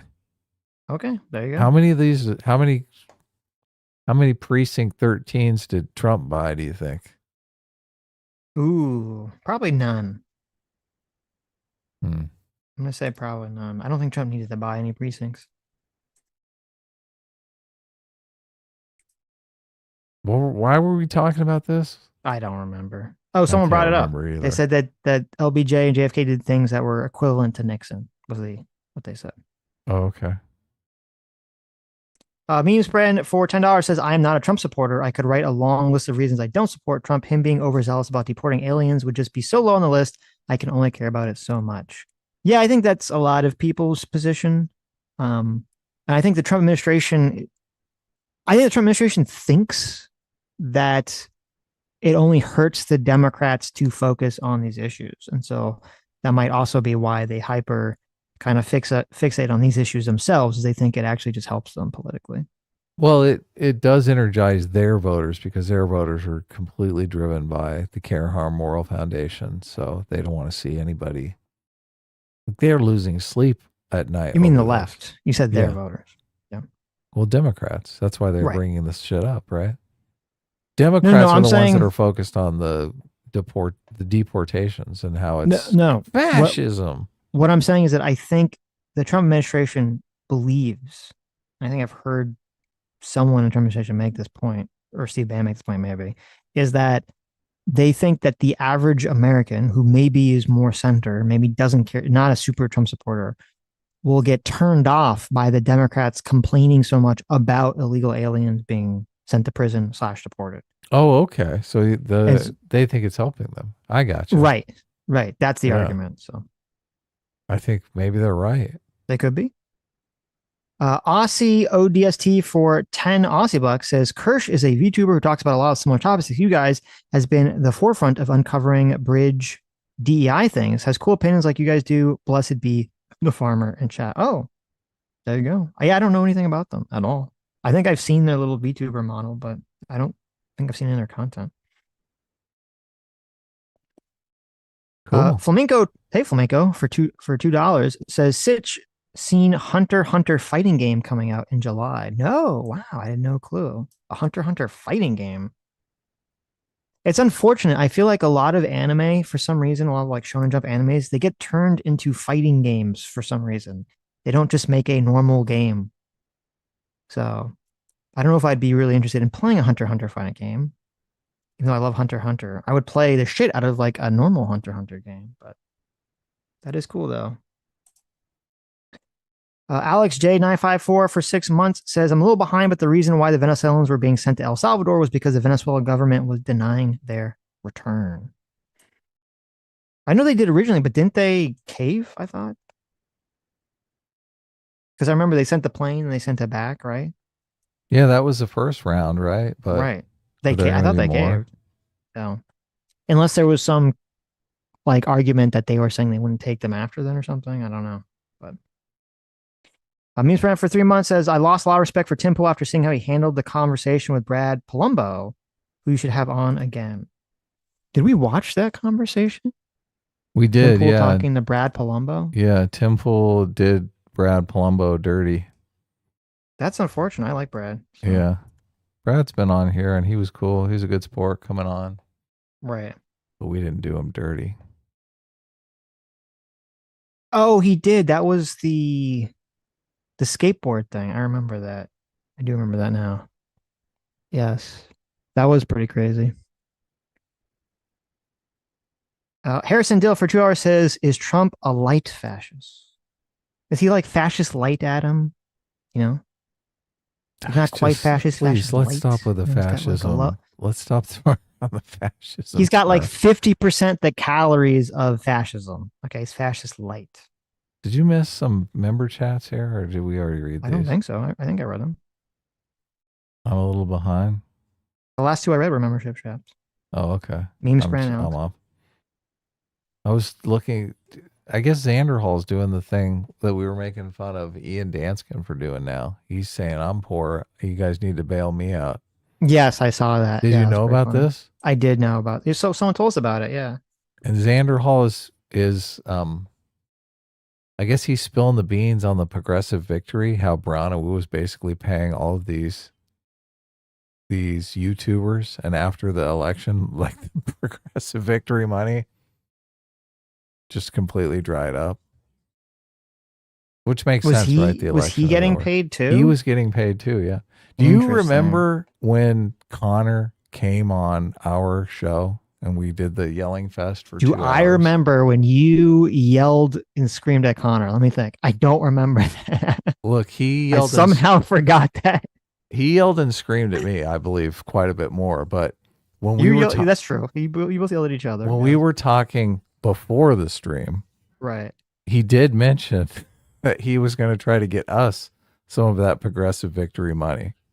You remember that, right? I thought you were joking when we had that conversation. I don't think that was a real I think ask. Look, I think it was a legitimate offer. Yes. I seem to recall us laughing and joking about getting progressive.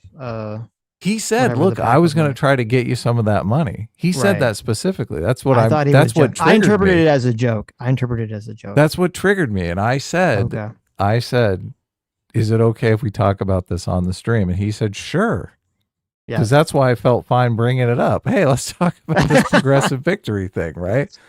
I asked him if it was cool. He said it was cool to talk about. Where's But the video? He was getting some of that progressive victory money. I think remember. they legit were trying to buy us off. I think that was happening. I did not interpret it that way. But where was the video where Xander Hall was talking about this? They're fucking giving Xander Hall money. Do you know how happy they would be to give us money and us to be like, "Oh, Trump is fucking terrible. Fuck Trump." Like, there's no way I'm voting for, like, having me turn against Trump before the election. Oh my God. They would have paid us thousands of dollars to do that. I'm skeptical, but where's this video that Xander Hall talks about this though? I do want to watch that. Was it like a recent video? I talking saw about the progressive PAC money. I saw it in another YouTuber's live stream because he was covering it. I'll figure out who it was. Okay. I'll look at my history real quick. But listen, everyone knows I'll shit talk Trump for free. Okay, they don't gotta pay me. So, well, I mean, you should have taken the money then, because I guess I should have taken. What a fool! I should have taken the money. I honestly think that was a legitimate offer. I can't believe you're. I thought it was a joke. I interpreted it as a joke. There was a list floating around. I know there was a list. I'm talking about the conversation. All the people that hated Yeah. us, including Yes. Connor's name, were on that list. Every single person that had been on our channel and talked shit about us, their name was on that list of recipients. Well, so if we had been on the list, they wouldn't have talked shit about us. Maybe we should. I don't think they would, but look, I wasn't gonna. Okay.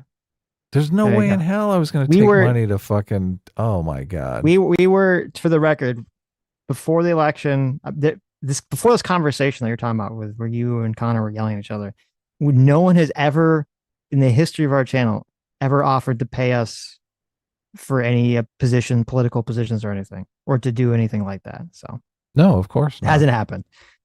Except the time Connor offered, and right there we said no, fuck you. And Sitch doesn't think it was a legitimate offer. That it was a joke. But it was a long time ago. I don't remember the exact conversation. I kind of got overshadowed in my memory by the yelling afterwards. But I mean, that's one of the things that triggered me so much. Right. That would make sense. Ace for $5 says, Adam, you're a great sport, and from now on you can make fun of me and call me TDS Armada. Look at that. Okay. Ace is a good sport about it. Look, I'm right there with you, Ace. It's just we gotta wait for Trump to do the really heinous stuff. Wait for the fascism. If he starts, I mean, how's he gonna get a third term? I don't know. If he starts trying to amend the Constitution, is that even really? I mean, that's the way to do it, right? You got to do a constitutional amendment. Right. He'll never get it. I guess if people are standing in the way of the constitutional amendment and he starts disappearing them, I mean, that's fascist. Well, obviously people get disappeared. That's yeah. Yeah, that's pretty horrendous. fascisty. Yes. God, I wish I could remember this guy's name. He does good live streams, really good live streams, and he's covered a lot of drama recently. Ace for $10, you just sent us, said, Adam, you're a good sport. I give you a lot of flack for your Trump takes, and I can be a pain at times. If it would make you feel better, you can say I'm part of the TDS Armada. So I said it twice. Oh, you thank did? you. Yes. I got it up. Looks like you hearted it. I didn't heart that, so. I did. Well, I heard the old one. I said there's a new one. Oh, okay. There's another one. Sammy says in the chat, hey, I offered money for a particular type of political expression.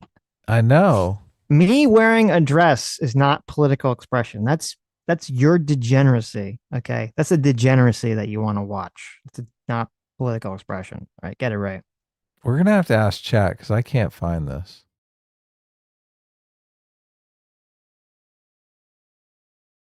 Flamenco can't- TV for $2 says Xander Hall got cucked and robbed by a meth whore. LOL. Wow. They talked For about some that on the reason, stream too. I do I'm remember not- that drama. I'm not remotely surprised by that at all. I'm not even remotely surprised by that at all. They took all his money. That's pretty funny. I want to say his name is like D'Angelo or Diego or something like that. He's a live streamer. Does anyone know this video that I'm talking about?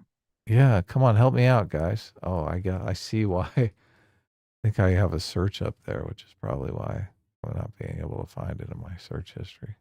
Meme Spread for $5 says, I love Xander Hall's slander. I personally know his former editor in real life, so it was wild to see all the drama go down a while ago. Wow, really? Interesting. That's pretty funny.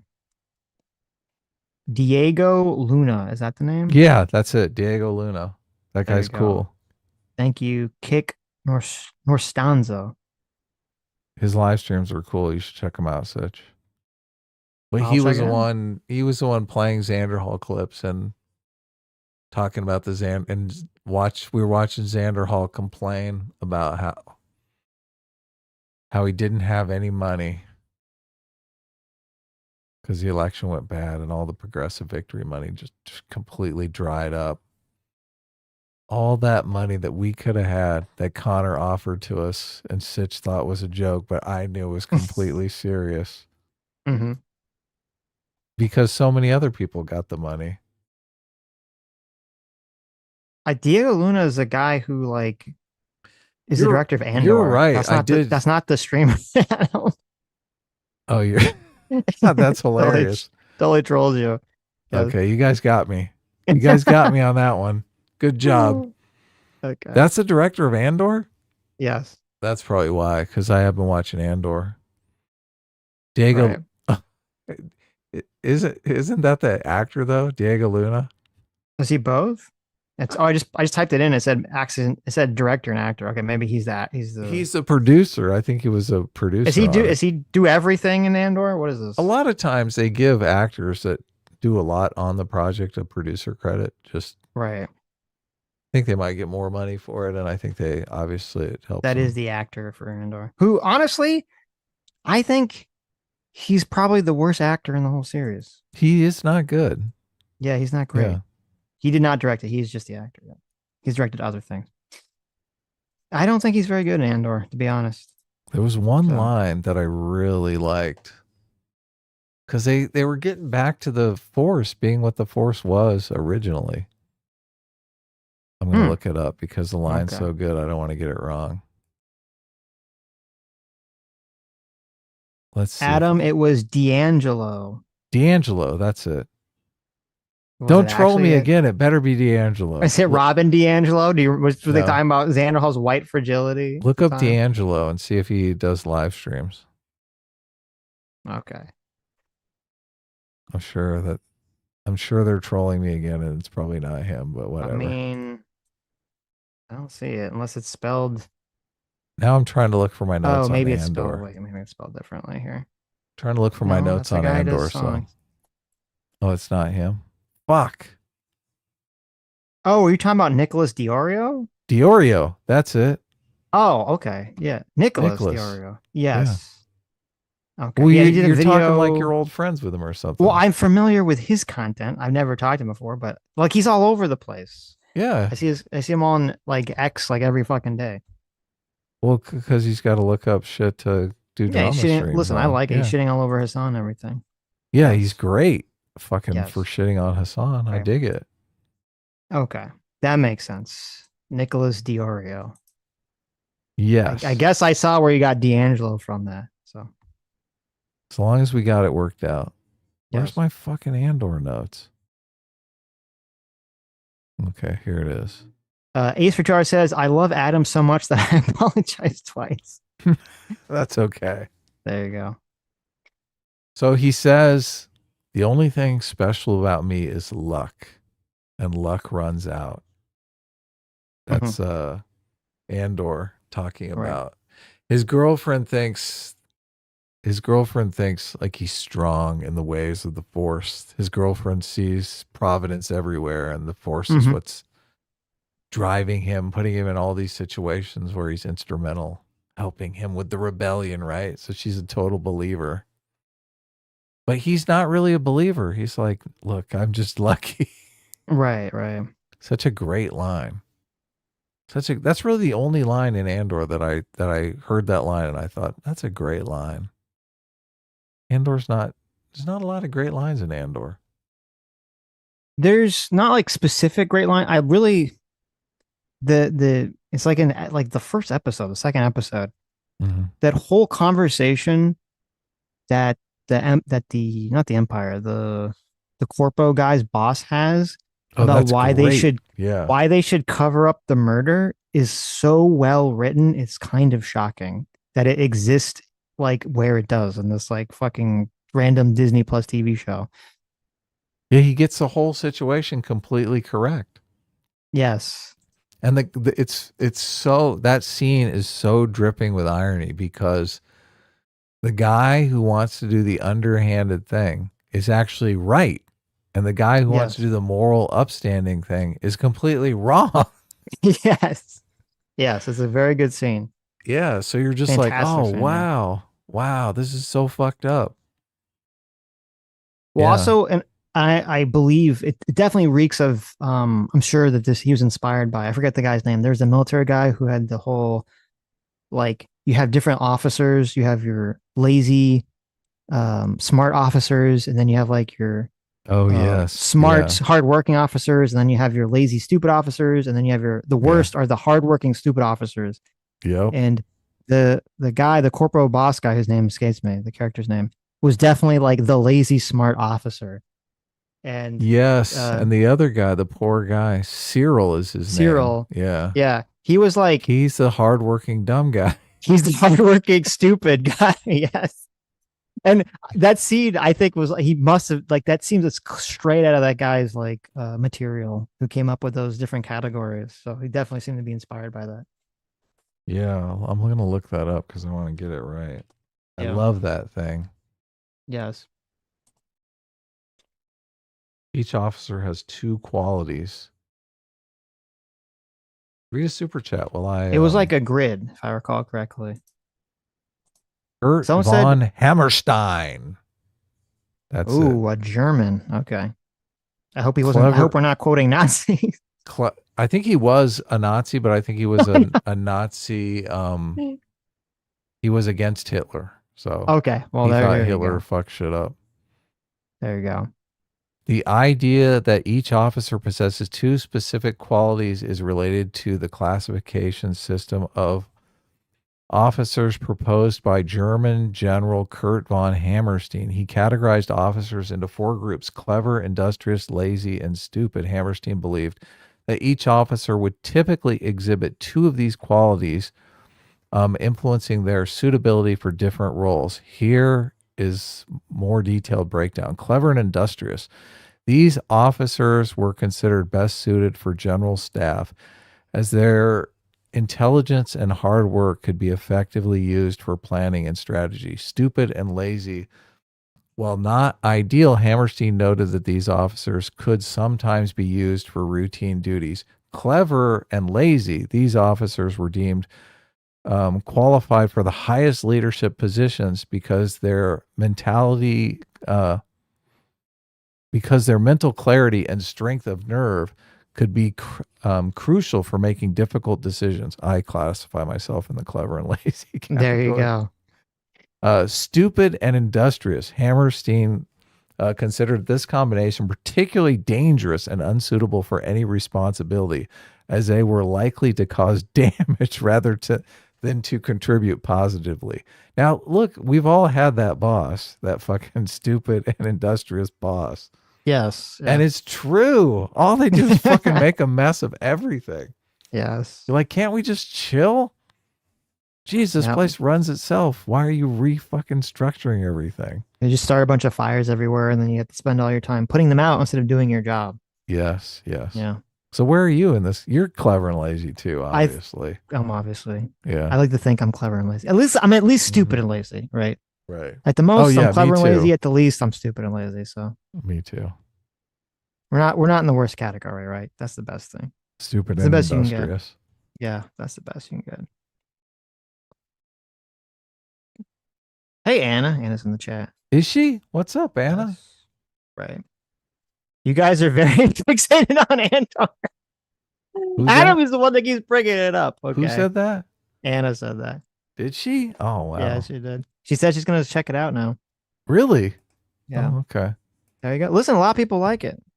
The second season, I was actually completely entertained and just, yeah, I was into it. I was totally into it.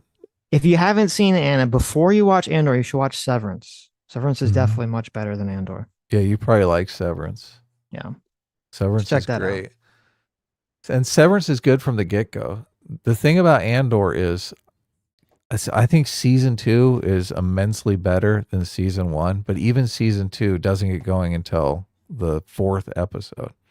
So I don't like to recommend shows that get started on the 4th episode. I like to recommend shows that get started on the first episode in the first 15 minutes, Right. which Severance you can recommend because you're immediately hooked. Oh, she saw it. She said Severance was amazing. Well, there you go. Oh, good. Look at that. It is. Great. Sammy's making fun of me in the chat. She says I should get my lazy butt to the gym. Uh-oh. God, look at that. When your girlfriend at tells the- you to the get to the attack. gym, that's not a good look. Are you Sitch. saying I'm fat? Is that what you're saying, Sam? Are you saying I'm fat? Terrible.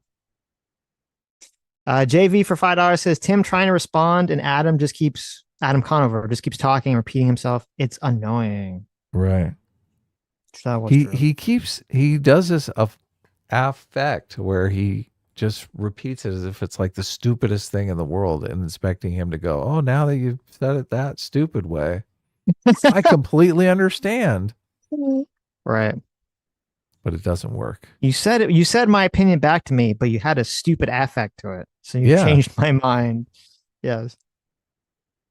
I did it okay for $10. Says look up the Indian Citizenship Act of 1924. Oh no. That's probably 10 times worse than anything Trump has done. Right. They're like, look at all this stuff. You can't say Trump is the worst thing to ever happen to America. It says, also known as the Snyder Act, granted U.S. citizenship to all Native Americans born within the territorial limits of the United States. What? I don't know what that has to do with anything we're talking about. What does it say? It granted all Native Americans born within the territorial limits of the United States citizenship. Because the original Citizenship Naturalization Amendment, I believe, had a carve out for Native Americans not being citizens. Okay. So they didn't get birthright citizenship until this came into effect. Yes. Interesting. Right. But people might use that to say birthright citizenship is not really a thing. That's if it's a probably thing, the argument. Yes. Why is there this law? Right. I don't know. Maybe I did it okay isn't saying that though, so I don't want to accuse him of that. Well, I don't know if he's saying that, but that's probably an argument people are making. Fat Twad for £5. Look at that. Says, I think the idea of Americans complaining about free speech simply falls flat to the rest of the world currently as someone from the UK. Yeah, I could see that. UK's got some fucking crazy shit going on there. Right. I wish we could loan you our First Amendment. Noel Screaming to the Void for $2 says, Russia adds bad Hamas activist AOK. Obviously, come on. According to Twitch. Memes Pratt for $2 says Dev catching Adam Strays. There you go. What's that mean? When you were telling the Canadians not to shut up about American politics. Oh yeah. I mean, I was saying that during the election. Come on, it's bad for their them. country's not even real. Obviously, they're going to talk about American politics. What else are they going to do? I have a lot of respect. A bunch of truckers. Look, I have a lot of respect for our Canadian fans. Right. I have more respect when they shut up and stop talking about American politics. Terrible. Look, I couldn't resist. Lucifer Doman for $2 Canadian. Wow. Look at this. Another Canadian. He said, right here. S-Class is best class. Oh my God. I lost. You lost. I can't Lucifer. believe it. You lost Lucifer. Look at this. Can you believe it? After that onslaught on the Canadians, I deserve it. After all these years. Lucifer Doberman for another 2 Canadians says, Adam, do you hate me? Apparently he does. Apparently I don't hate you, Lucifer. Listen, I accept all Canadians. Okay. To the I S got to class. admit, look, I do have a lot of friends that are Canadian. Just, I feel bad for you guys. I do. Actually, Lucifer lives in some beautiful place in Canada. Sometimes he sends me pictures of his property there, and I'm just like, oh man, that's the life. So I do not hate Lucifer the Doberman at all. He's just jealous of him. Mm-hmm. They're jealous of his nice piece of property. Yes. Lucifer's obviously here for the comedy portion of the show. He doesn't care about American politics. That's true. Ukala for 30 months of discipline equals freedom. Thank you so much. Says 30 months of free will. Thanks, J-Mac, for getting the ball rolling. S-Class is the best class. Look at this. They're rolling in. Everyone's Rolling S-Class now. Thank you. It's true. Ben Riley for $10. Ben Riley for $10. Surprising. It is never surprising. It's obvious. What do you mean? It wants to be A-team. Ew. Well, gross. look, no, we did that poll recently where we were saying A-team smash the like button, S-Class smash the like button, and A-team won. I couldn't believe it. I was like, wow. S-Class in decline. It's true. It's true. It's all my Trump bashing, right? But they're coming in strong here.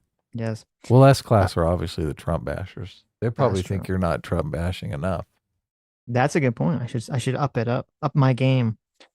Ben Riley for $10 says free speech means the speaker is the boss. He can say anything whenever they want.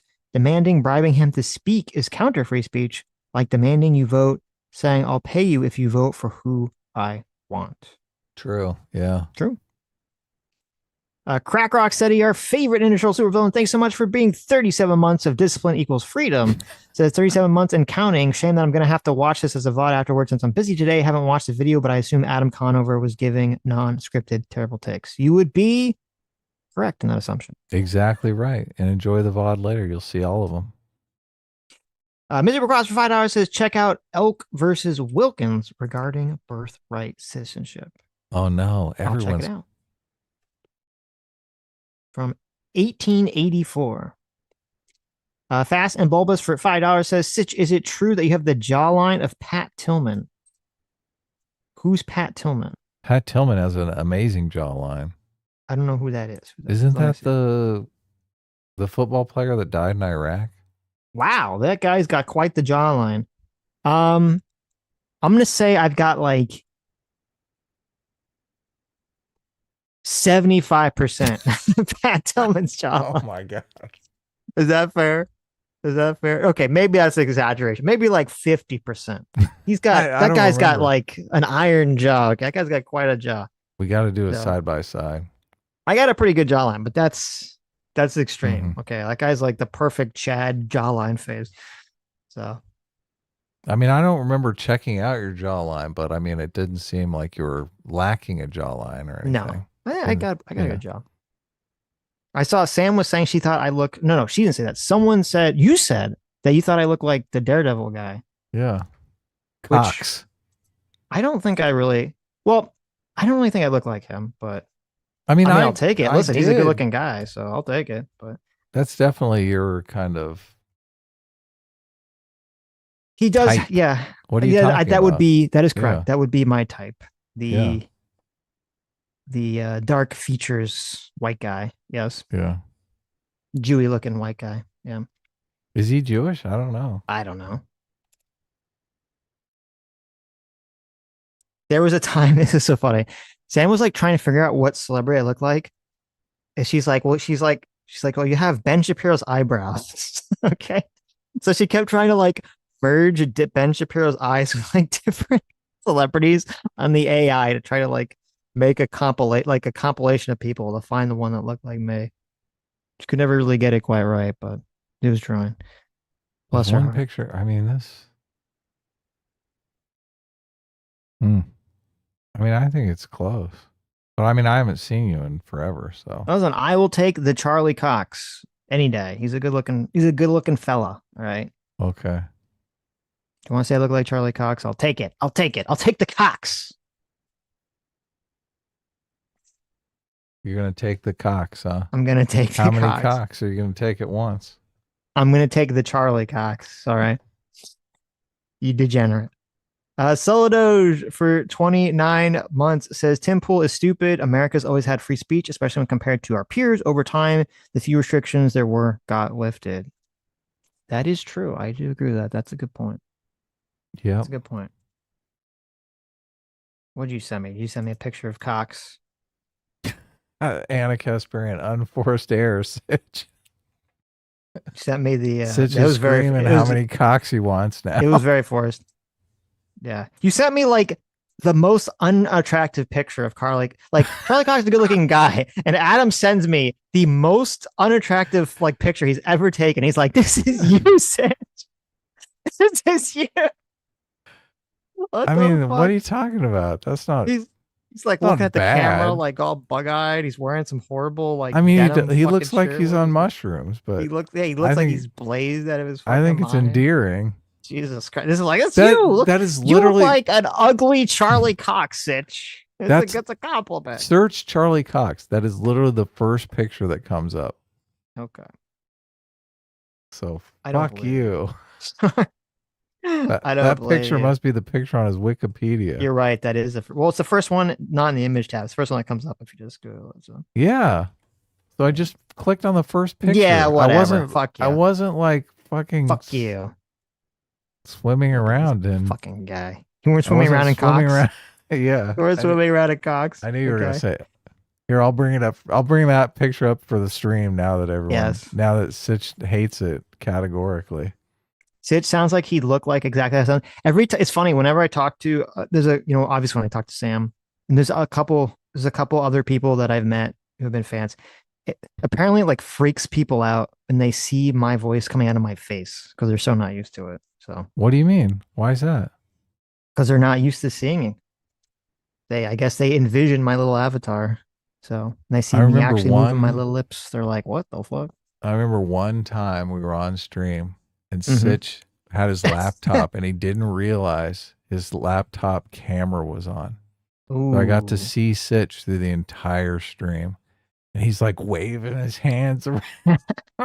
Pounding the desk like Tim Pool, He's like shouting. he's getting Yes. all animated. And Oh, he's yeah. like he's not paying attention to the camera at all because he doesn't know the camera's on. So he's like looking down and his like head in his hands, like frustrated. Oh, it was so great. I was like, this is fucking amazing. Adam never told me that he was fucking peeping on me the whole time. I never told him, and I just No. I was mesmerized by it. But I did tell him after the stream was over. Right. Imagine if I could have just brought the camera. Yeah, That would have been Everyone terrible. like, that would have been your face reveal. That would have been the face reveal. Yeah, You didn't even know. I know. I ever since that day, I keep a sticky note on top of. Do camera. you really? I do. Never again. That's Never hilarious. again. Oh, that's so good. That is so Right. good. Why? Never again. Why? Oh, Look God, at this. People are saying this is your destiny moment. It's like magic.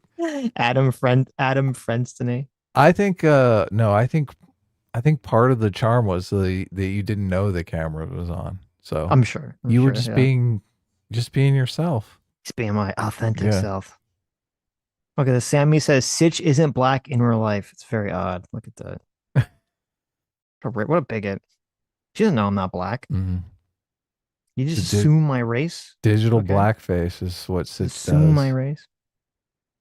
Wonder lives how in Adam Deswell Conover feels about that. There you go. Liz and Deswell specifically for $5 says the arguments all around are terrible. This debate might have been the worst idea since Nike sponsored a self-delete crisis hotline. Mm, That is a Yes. good point. much worse. Get it. Just do it. Oh, really? They That was didn't the joke. really. Okay. They did not actually do it. No, that was a joke. Just do it. Metalworks 411.90 for $5 says, unlike you babies, I think it's beneficial to have opinions from an outsider perspective, as adversity always makes you stronger in the end. Grr, there you go. Like this is two dirty foreigners talking about American politics. Mm-hmm. So, lives in Deswall specifically for $2 says Rushdie was attacked 33 years after the fatwa. That is pretty crazy. Oh, That is so pretty crazy. sad. They got his eye too. I know. Someone takes my eye out, I'm going to be pissed. I would be mad too. Fatwad for £5 says, even though it was goofy and illogical, Tim's argument of demanding to draw Muhammad, I dare you, is funny. It is funny. It is a funny, that is true. It is definitely a funny clip. Him screaming to draw Muhammad on stage. Do it. I'll do it with you. Why doesn't Tim draw it? He just said, see, Adam Conover is not a comedian. Because if he was, he would have seized on that and said, I will 100% Tim. Me and you can go on stage and do a Muhammad drawing contest. That's good publicity. I would say, look at, I'll do it. I'll draw it right now if you take your beanie off. Oh, now that. What do you say? Let's do it. Let's do it. Ooh. Grab the pen. No. Here's what a real comedian would have been like, listen, Tim, how about you take your beanie off and I'll draw it on your head? Okay. That's right. You go. I'll draw Muhammad directly onto right your head. Yeah, right on your head. Okay. Someone get me a Sharpie, right? We'll make a show of it. That's next level. That would have been top tier, like, comedic response. He must be a bad comedian, because usually when I hear comedians talk, even off, like when they're talking about some rants, they have like really funny. snappy, like one-liners totally. and zingers and shit, like constantly, right? We crack more jokes on stuff. this show than they crack it. Than he cracked it all. Did he have a single joke in the entire exchange? No, he wasn't funny at all. Terrible. Very sad. Orca for 21 months. Thanks so much for 21 months. Says, as a member of the Hampton Roads community, we have plenty of anti-white bigots, mostly in the better off neighborhoods. A-Team reigns supreme. Look at that. A-Team coming in strong. There you go. I read that one. Equishock, thanks so much for the $5. Says, how much you want to bet Conover still thinks Rittenhouse gunned down minorities in cold blood in 2020? Totally. Oh, he didn't even ask him. Good question. He didn't ask him about him? Rittenhouse. Yes, you're probably 100% correct. He probably thinks Rittenhouse shot black people or something. Yes. Interesting. Okay. Tim played this all wrong. He did. Contrast for 37 months. Thanks so much, Contrast Brig. 37 months, Free Will Singer. Look at this. Andor right here. Back to Andor, baby. Says, I finished Andor, watched Rogue One right after. It enhances the movie. One of the few cases I would recommend watching it in chronological order instead of release order. Yeah, I watched the beginning of Rogue One right after the last episode of Andor, and I did think it didn't sync up perfectly. That it did seem like the scene with Mon Mothma and the senator, I can't remember his name, their headspace did seem a bit off in compared to the last episode of Andor. But I mean, it wasn't terrible, but obviously they had no idea when they made Rogue One that they were going to make this television series like 10 years later. Mm-hmm. But I'm still curious if they will release. I think the numbers for Andor are just pathetic, so I don't know that I don't know that they'll release Rogue One in the movie theater again. No. Yeah. Maybe if Andor did better numbers, they would. Yes. Yeah, well, wasn't the last season supposed to be like 3 seasons or something? He wanted it to be, I think, 5 seasons. Oh, Jesus. Yeah. I mean, go big, right? Dream big. It was 12 episodes, and I think 3 of the episodes were kind of a waste of time. So you're like, how the fuck could this have been stretched out for 5 seasons? It could have been so much more interesting, too. There was a lot of stuff that people wanted to know that never really came to fruition. So yeah, well, maybe they could have stretched it out. They could have packed those in those first episodes. Would have been a lot better. Right. Orca for $5 says, I wish both sides would make the proper distinction between liberal and progressive socialists. It's possibly the number one halting and understanding. Number one thing, halting understanding. I agree. That would be nice. Not in the face for 24 months. Thanks so much for 2 years of Free Will Seeker. It says, I think Haidt would say, quote, woke leftism is defined as suicidal empathy, caring too much about suffering to the point of self-destruction. I don't know what this word is. Okiophobia? I've never heard that word.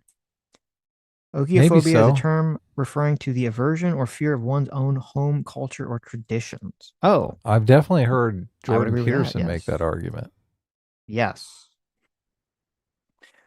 Lives and does well specifically for $5 says, I'm pro Second Amendment and the right to bear arms. Flexes. Welcome to the gun show.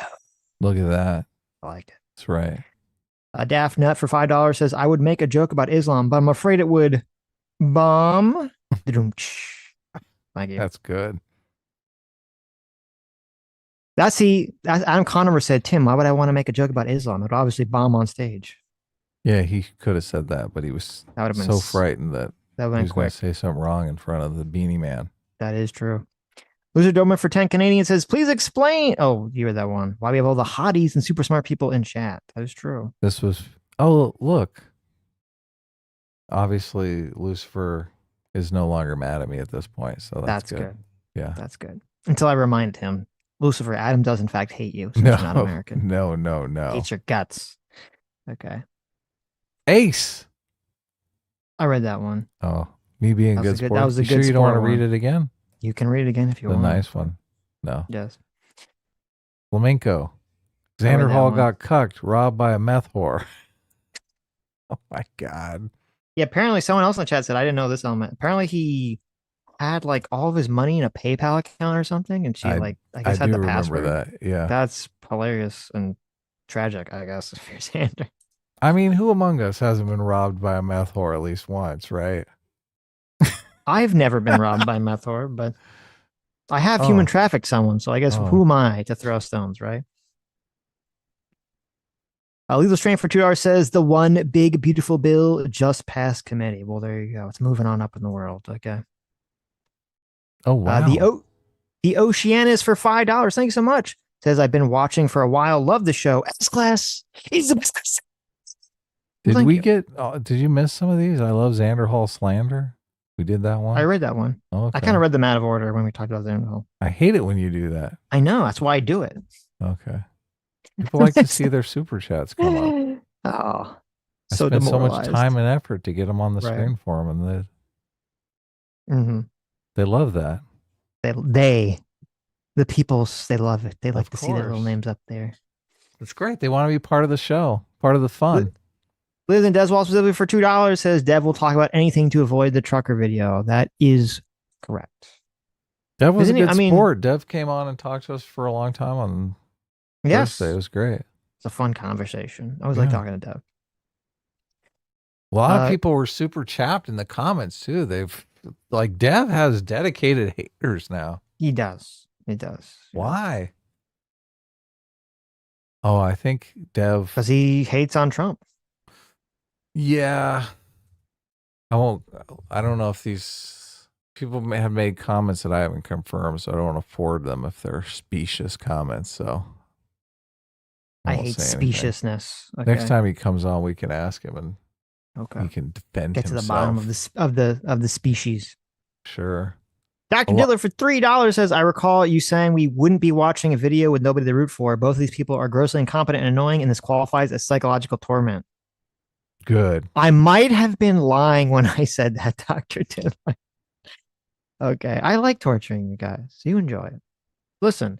It's part of the fun. You know, it's a character building exercise, right? When you and your friends go through a torturous experience together, then come out the other side and you reminisce about the torture and once it's passed, right? Mm-hmm. It builds the family together. We got through it. Okay? That's why you should always take your dates to the amusement park. So that is true. Roller coaster. That is true. Feel that heightened sense of, oh my God, we're gonna die. You know what I did the first time I met Sammy G? You know what I did the first time I met Sammy G? What's that? I took her to the theme park. Did you really? Nice. I did. Smooth move. I know the trick. Ferris wheel. Yeah. I know the tricks. Aren't you afraid we're gonna die? Okay. I know all the tricks. Wow. And it worked 100%. That and beating her in Super Smash Brothers. Those were the two techniques I employed. Okay. Yeah, that's great. Now, I did take her to Bubblegum Shrimp, which she to this day holds over my head. I know. Okay. She holds over my head forever. Right. But you were just going with the trying to kill her theme, right? Or we're afraid we're going to die? Who cares? Bubblegum Shrimp is a good restaurant. Uh-huh. Okay. It's a good restaurant. Who doesn't like shrimp?